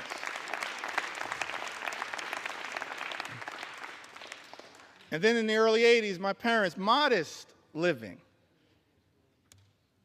Neither of them, even at the tail end of decades-long careers, ever made more than $50,000. Modest living. But in the early 80s in Crown Heights, rough neighborhood, central Brooklyn, they bought their first and only home. They were able to buy that home the home that my younger brother Hassan and I were raised in, because of that union negotiated salary, and pay off the mortgage down to zero because of that union negotiated salary. This is personal to us, our own journey. And lastly, as it relates to this part of my journey, why we all fight for what we fight for, why we stood behind Mike Thompson's amendment to protect good-paying union jobs. I went to college. I went to Binghamton University.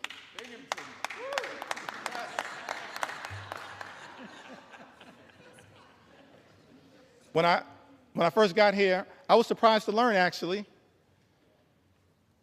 that I was the first graduate of Binghamton University ever elected to the United States Congress. I was shocked to learn that, but not the last.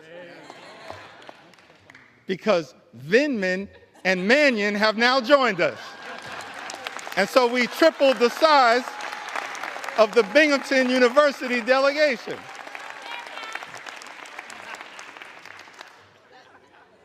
It's part of the reason why we stand up for higher education and public education. That's our own experience. So I graduated from Binghamton University.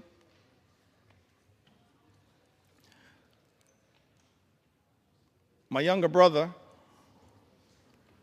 graduated from Morehouse University. I think that was Hank Johnson. Sanford Bishop.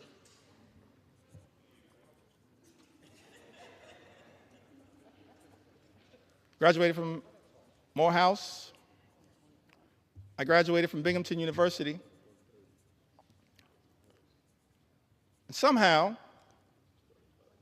we managed to graduate from college without owing anything. And for the life of me, I couldn't figure out how. Because as I mentioned, my mom, my dad, they just earned a modest living all throughout their careers. So one day I had a conversation with my mom and I was trying to figure it out. How did you pull that off? She said, well, I wanted to make sure my two sons could have a clean start to life. So I borrowed against my union negotiated pension to make sure my two sons could get free and clear of loans and get a higher education as part of our effort to experience the American dream. And so we all say to our brothers and sisters in organized labor, you don't ever have to worry about whether House Democrats are going to stand up for you, because you've always been there for us. You've always been there for us. You've always been there for us. That's our personal story. And every single one of us,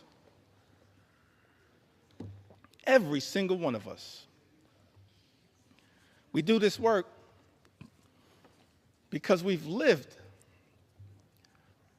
a life of opportunity that this great country has provided to us. And we're deeply troubled, saddened, disgusted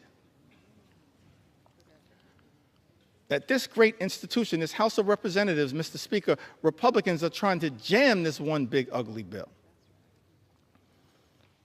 down the throats of the American people. A bill that hurts everyday Americans in order to reward billionaires with massive tax breaks. Shame on this institution if that bill ever passes. And so we say to the American people, we've been working hard to try to get this bill into a better situation, introducing amendment after amendment after amendment. Representative Judy Chu, the Chair Emeritus of CAPAC, one of our extraordinary leaders, my good friend Grace Meng, she now chairs CAPAC, but Representative Judy Chu, she had an amendment that no one earning more than $10 million per year receives a tax cut to prevent this reverse Robin Hood and the ballooning of the debt by $4 trillion. Mr. Speaker, you know, Republicans voted down that amendment. We support, as Democrats, providing tax relief to everyday Americans. We're willing to work in a bipartisan way to deal with that issue under the leadership of Richie Neal. But Republicans decided, Mr. Speaker, as you know, to go down this partisan road, play partisan games, try to jam this extreme budget down the throats of the American people. And so amendment after amendment after amendment introduced by House Democrats in good faith, exercising common sense to try to improve this bill. Representative Jimmy Gomez, the chair of the Dad's Caucus here in the United States House of Representatives, he had an amendment to ensure that people who make $1 billion a year don't get a tax break paid for by cutting Americans' health care and food assistance. Mr. Speaker, you know, Republicans voted that down.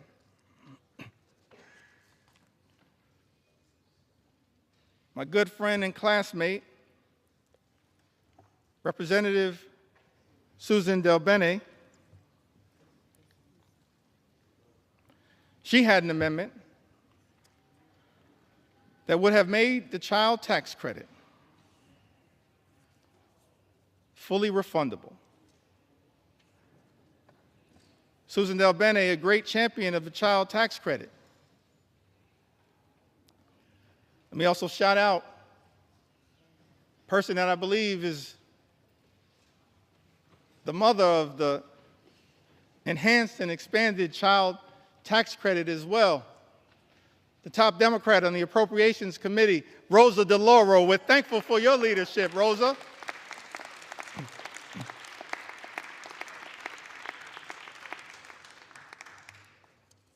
Fighting hard on behalf of the American people. Susan DelBene, a great champion of the child tax credit. She had an amendment, Mr. Speaker, to make the child tax credit fully refundable, covering the 17 million children who are being left behind by the big, ugly bill, and increase the child tax credit for families. Because what Republicans are doing, Mr. Speaker, as you know, in this particular bill, not enhancing and expanding the child tax credit, you are undermining the child tax credit. And Representative Susan DelBene, my classmate, along with Catherine Clark and others, the class of 2012. We used to be the new kids on the block, now we're just the OGs.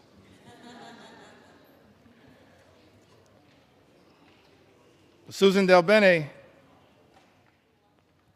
she introduces this amendment, and Mr. Speaker, as you know, Republicans voted it down. Representative Laura Gillen had an amendment that dealt with this issue a little bit earlier.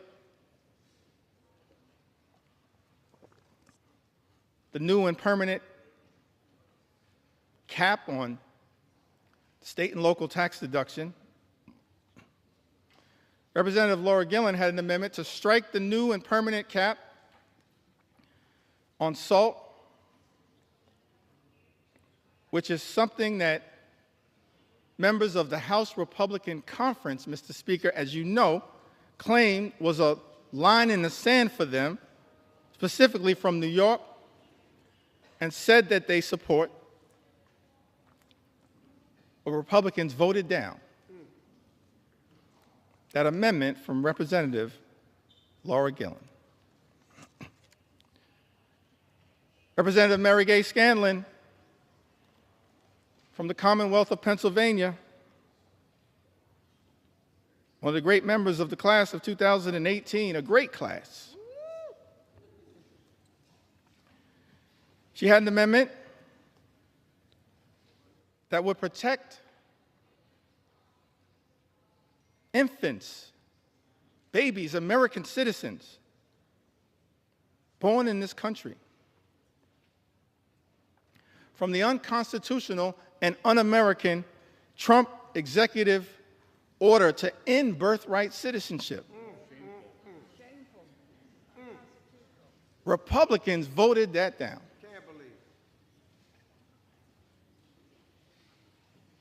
Let me make something clear. No matter what it takes, we're going to make sure as House Democrats we stand up for the principle that every single child born in the United States of America pursuant to the 14th Amendment is an American citizen. We will never let anyone take that away. Not now, not ever. Not now, not ever. Not now, not ever.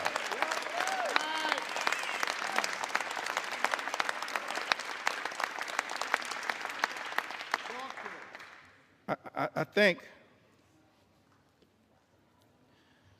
Mary Gay Scanlon, I'm appreciative of my big brother, Congressman Greg Meeks,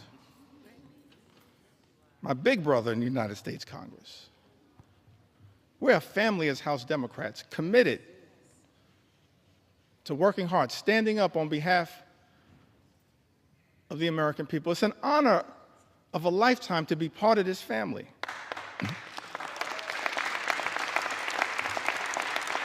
To stand on the shoulders of Nancy Pelosi and Steny Hoyer and Jim Clyburn.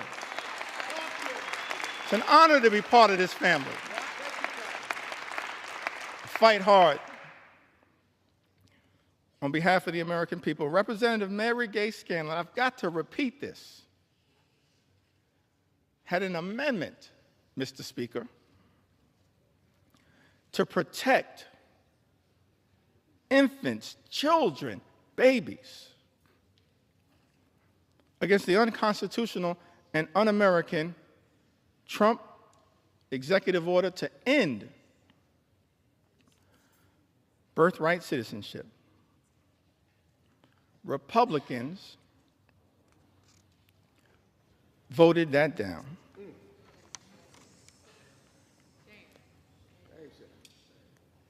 Representative Pramila Jayapal had an amendment to prevent ICE from deporting U.S. citizens. United States citizens, Mr. Speaker, that are being deported by the Trump administration. I documented some of that earlier today. We're happy to provide more examples. In fact, I'm happy to debate my colleague, Speaker Mike Johnson, on any of these issues, anytime, right here on the floor of the House of Representatives. I sent you that invitation. I sent you that invitation. I sent you that invitation months ago. I'm still waiting to get a response. We're not running from the American people. We're ready to debate any of these issues anytime, any place, particularly right here on the floor of the House of Representatives. Representative Pramila Jayapal, she had an amendment, Mr. Speaker, to prevent ICE from deporting U.S. citizens. Republicans voted that down.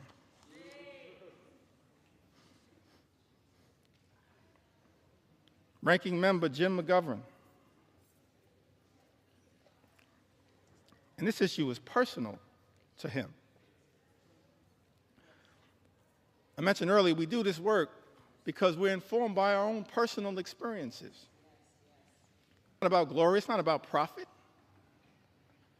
It's about improving the lives of the American people that we're privileged to represent. Jim McGovern and his wife Lisa dealing with immense pain, immense personal tragedy. But fighting so hard on behalf of the American people, he had an amendment to restore the critical NIH research funding withheld by Donald Trump and Elon Musk to cure diseases like Alzheimer's and cancer, including pediatric cancer, childhood cancer. Mr. Speaker, you know Republicans voted that down.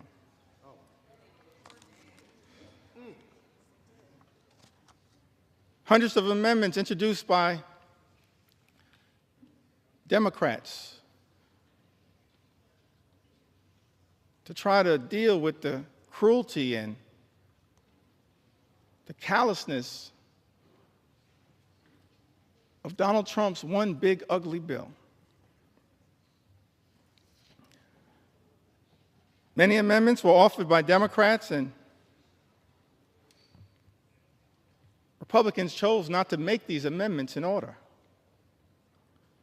In other words, just ignored them, dismissed their importance.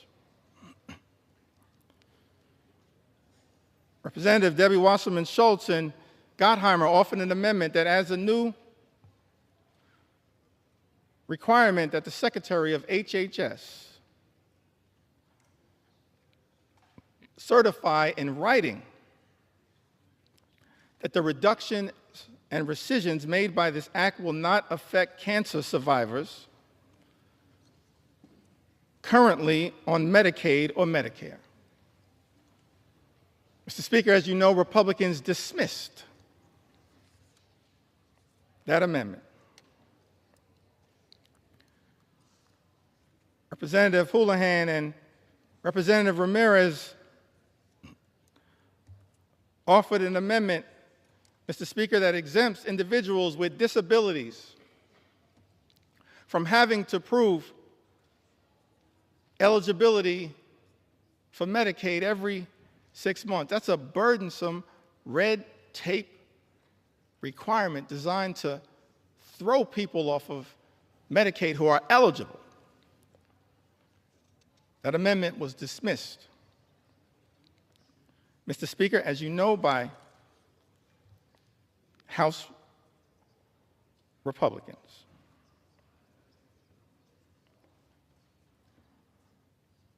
Representative Sarah McBride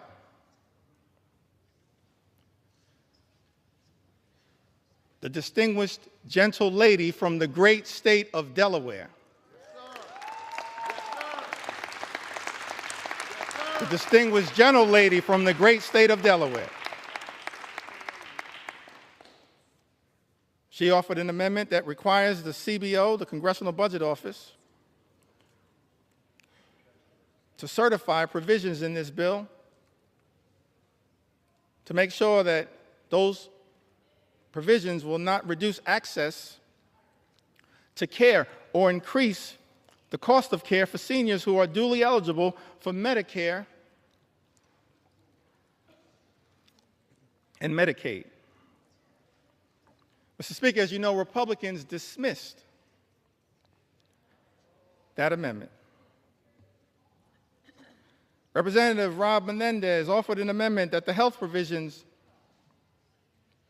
will not take effect if it would lead to an increase in mortality rates due to reduced access to hospital services. Mr. Speaker, as you know, House Republicans dismissed that amendment. Representative Val Hoyle introduced an amendment that strikes changes to provider taxes and preserves states' ability to use or increase provider taxes to fund Medicaid and protect hospital funding. Mr. Speaker, you know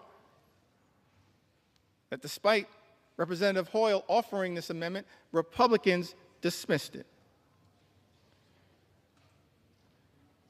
Rural hospitals will close as a result of Donald Trump's one big, ugly bill. They will close. Susan Collins acknowledged that fact.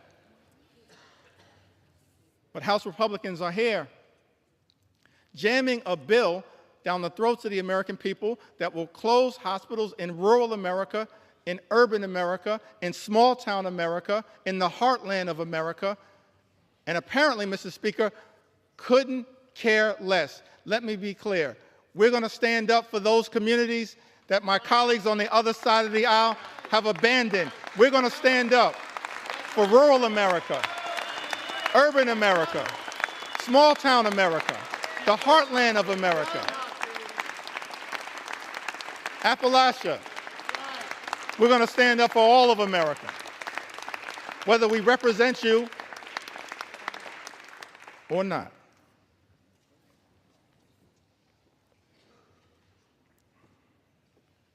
Representative Nanette Barragan, one of our co-chairs of Steering and Policy, along with Robin Kelly and DWS, she offered an amendment increasing the Hospital Stabilization Fund that they had to include in this one big ugly bill. This amendment was designed to protect hospitals from closing and expand eligibility for safety net hospitals that we know exist all across America. In every corner in this country. Safety net hospitals that serve a large number of low-income patients, including those with Medicaid. And yet, Mr. Speaker, as you know, House Republicans dismissed this amendment. Amendment after amendment after amendment that Democrats have introduced to try to relieve the pain that is being visited upon the American people by this one big ugly bill, voted down by Republicans or dismissed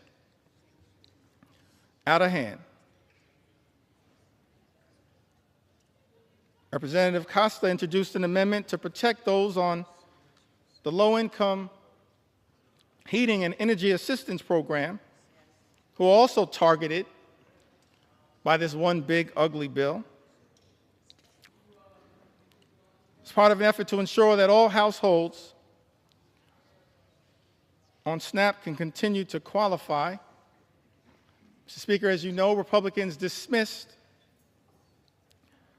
that amendment out of hand, ignored it, did not see fit to take it up. Representative Jill Tokuda from the great state of Hawaii, she introduced an amendment trying to prevent the nutrition title of this bill from taking effect. Against USDA can determine that the provisions of this one big ugly bill would not result in material economic harm to farmers, ranchers, and producers. Mr. Speaker, as you know, Republicans dismissed that amendment out of hand. Representative Lloyd Doggett had an amendment to extend tax cuts for the 98% of the American people who make $400,000 or less per year. Had that amendment been taken up and passed, it would have cut the cost of this one big, ugly bill by approximately 50%. And we would have been standing up for those everyday Americans who are now going to be hurt by other provisions in this GOP tax scam, this disgusting abomination.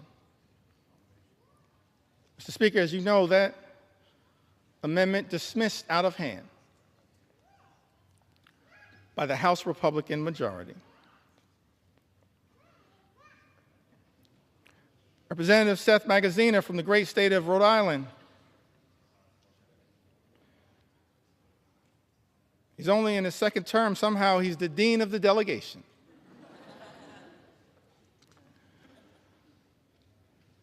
Along with my good friend Gabe Amo, Seth Magaziner, he had an amendment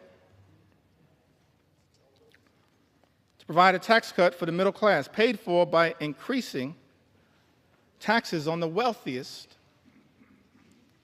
here in this country. Taxes and a tax rate that had previously been at 39%, lowered by the original GOP tax scam in 2017. He had this amendment to provide a tax cut for middle-class Americans. Instead, Republicans are spending $1 trillion on massive tax breaks for the wealthiest amongst us. And that amendment was dismissed out of hand. Representative Stephen Horsford, who also came in the class of 2012, he had an amendment to make no tax on tips, which we support. But we support no tax on tips becoming a permanent part of the law, and that's not what this one big, ugly bill does. Tax breaks for billionaires, permanent. Tax breaks for everybody else expire. That's not the way to stand up for everyday Americans. That's extraordinary. Representative Stephen Horsford's amendments to make no tax on tips permanent and to close loopholes that are in this one big ugly bill. Dismissed out of hand. Amendments introduced by Ranking Member Huffman, Andrea Salinas, Dave Min, Emily Randall, and others, protecting public lands, dismissed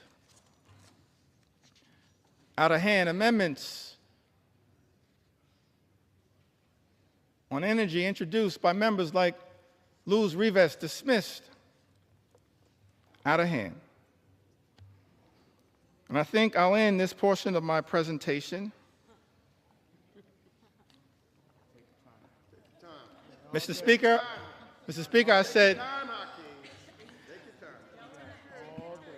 I said this portion of my presentation.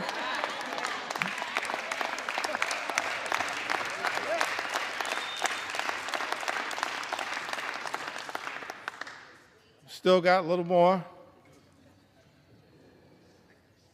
time. Donald Trump's deadline may be Independence Day. That ain't my deadline.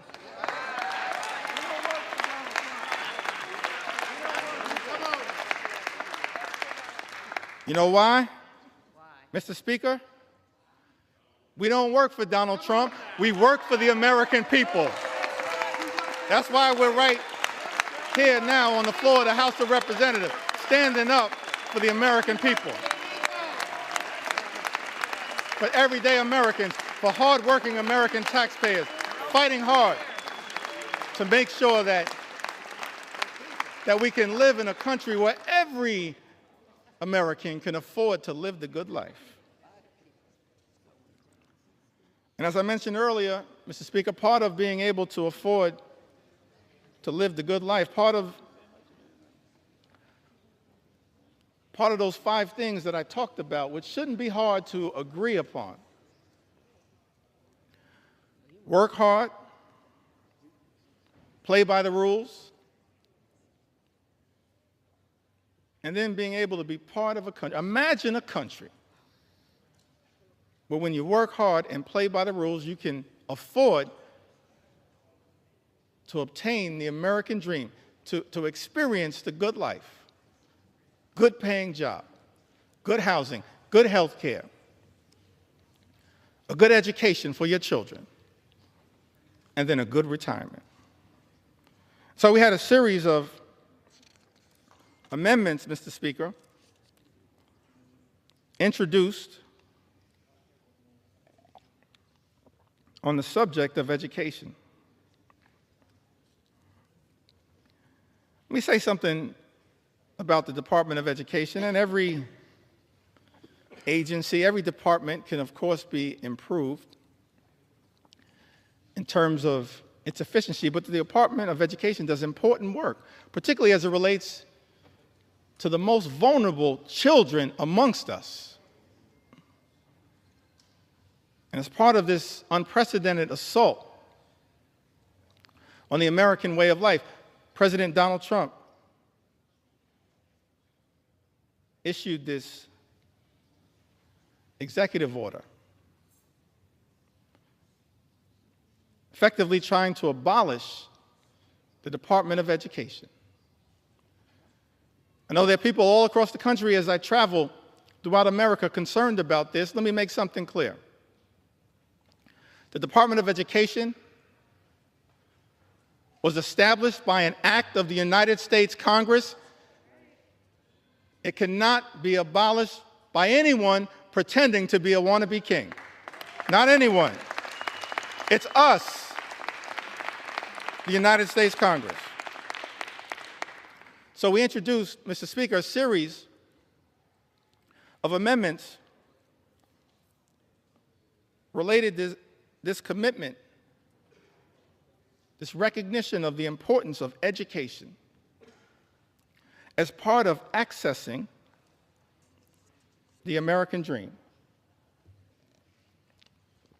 Ranking Member Bobby Scott is also battling some issues. Life hits us all, but made sure to make his way here to the House of Representatives. It's part of his commitment to stand up for the education of our children and others. He had an amendment, Mr. Speaker, that strikes all of the extreme parts of the Committee on the Education and Workforce elements of this bill that make it harder for students to access high-quality education, jeopardizes child nutrition programs, and threatens financial student aid, all of which is being done recklessly, Mr. Speaker, by this one big, ugly bill. And as you know, Republicans chose to ignore this amendment, dismiss it out of hand. Representative Sarah Elfreth introduced an amendment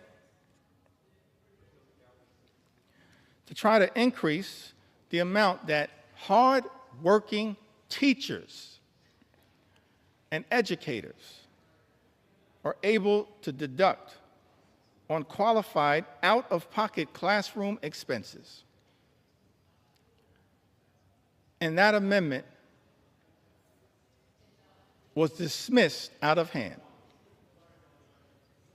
Tax breaks for billionaires, Mr. Speaker, but Republicans have decided hardworking educators can't get an enhanced tax benefit for their out-of-pocket expenses. That's wrong, and as House Democrats, we will continue to stand behind the educators of the United States of America, the teachers in the United States of America, those to whom we entrust our most precious asset, our children. And House Republicans, Mr. Speaker, aren't standing up for educators, for the teachers of America. This is extraordinary. But we're going to continue to stand with our teachers and stand with our public schools all across the United States of America.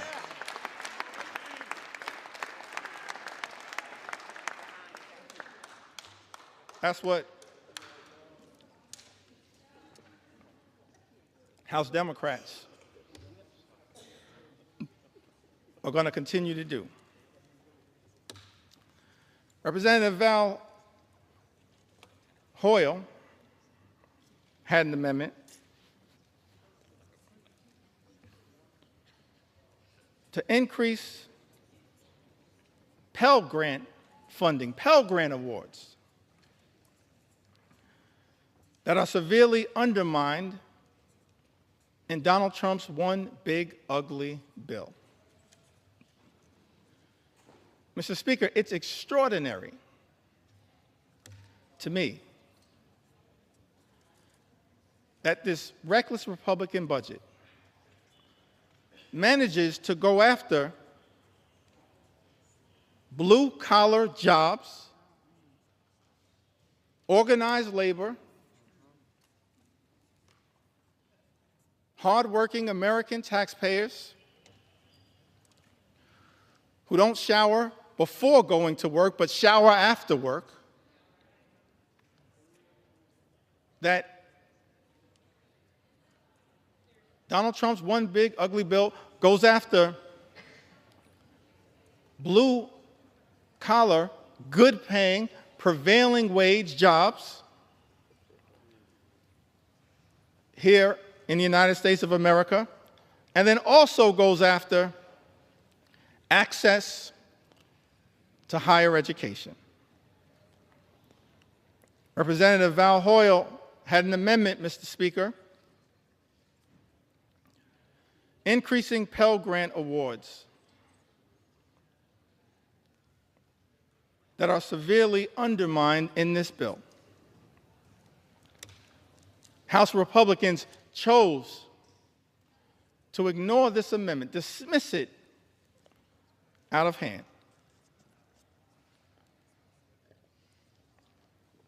This is another one of those areas where our commitment to experiencing the American dream, whatever path you choose,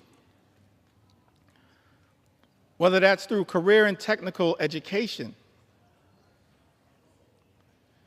as has been the case by many members in their experience or their family experience. Don Norcross, one of our leaders in this regard, Debbie Dingell, others, Mark Pocan, part of the Labor Caucus, leaders in this regard. Mark Pocan, part of the trades movement. Don Norcross, part of the trades movement. Debbie Dingell, so close to the UAW and the trades. It's one of those areas where we also are informed by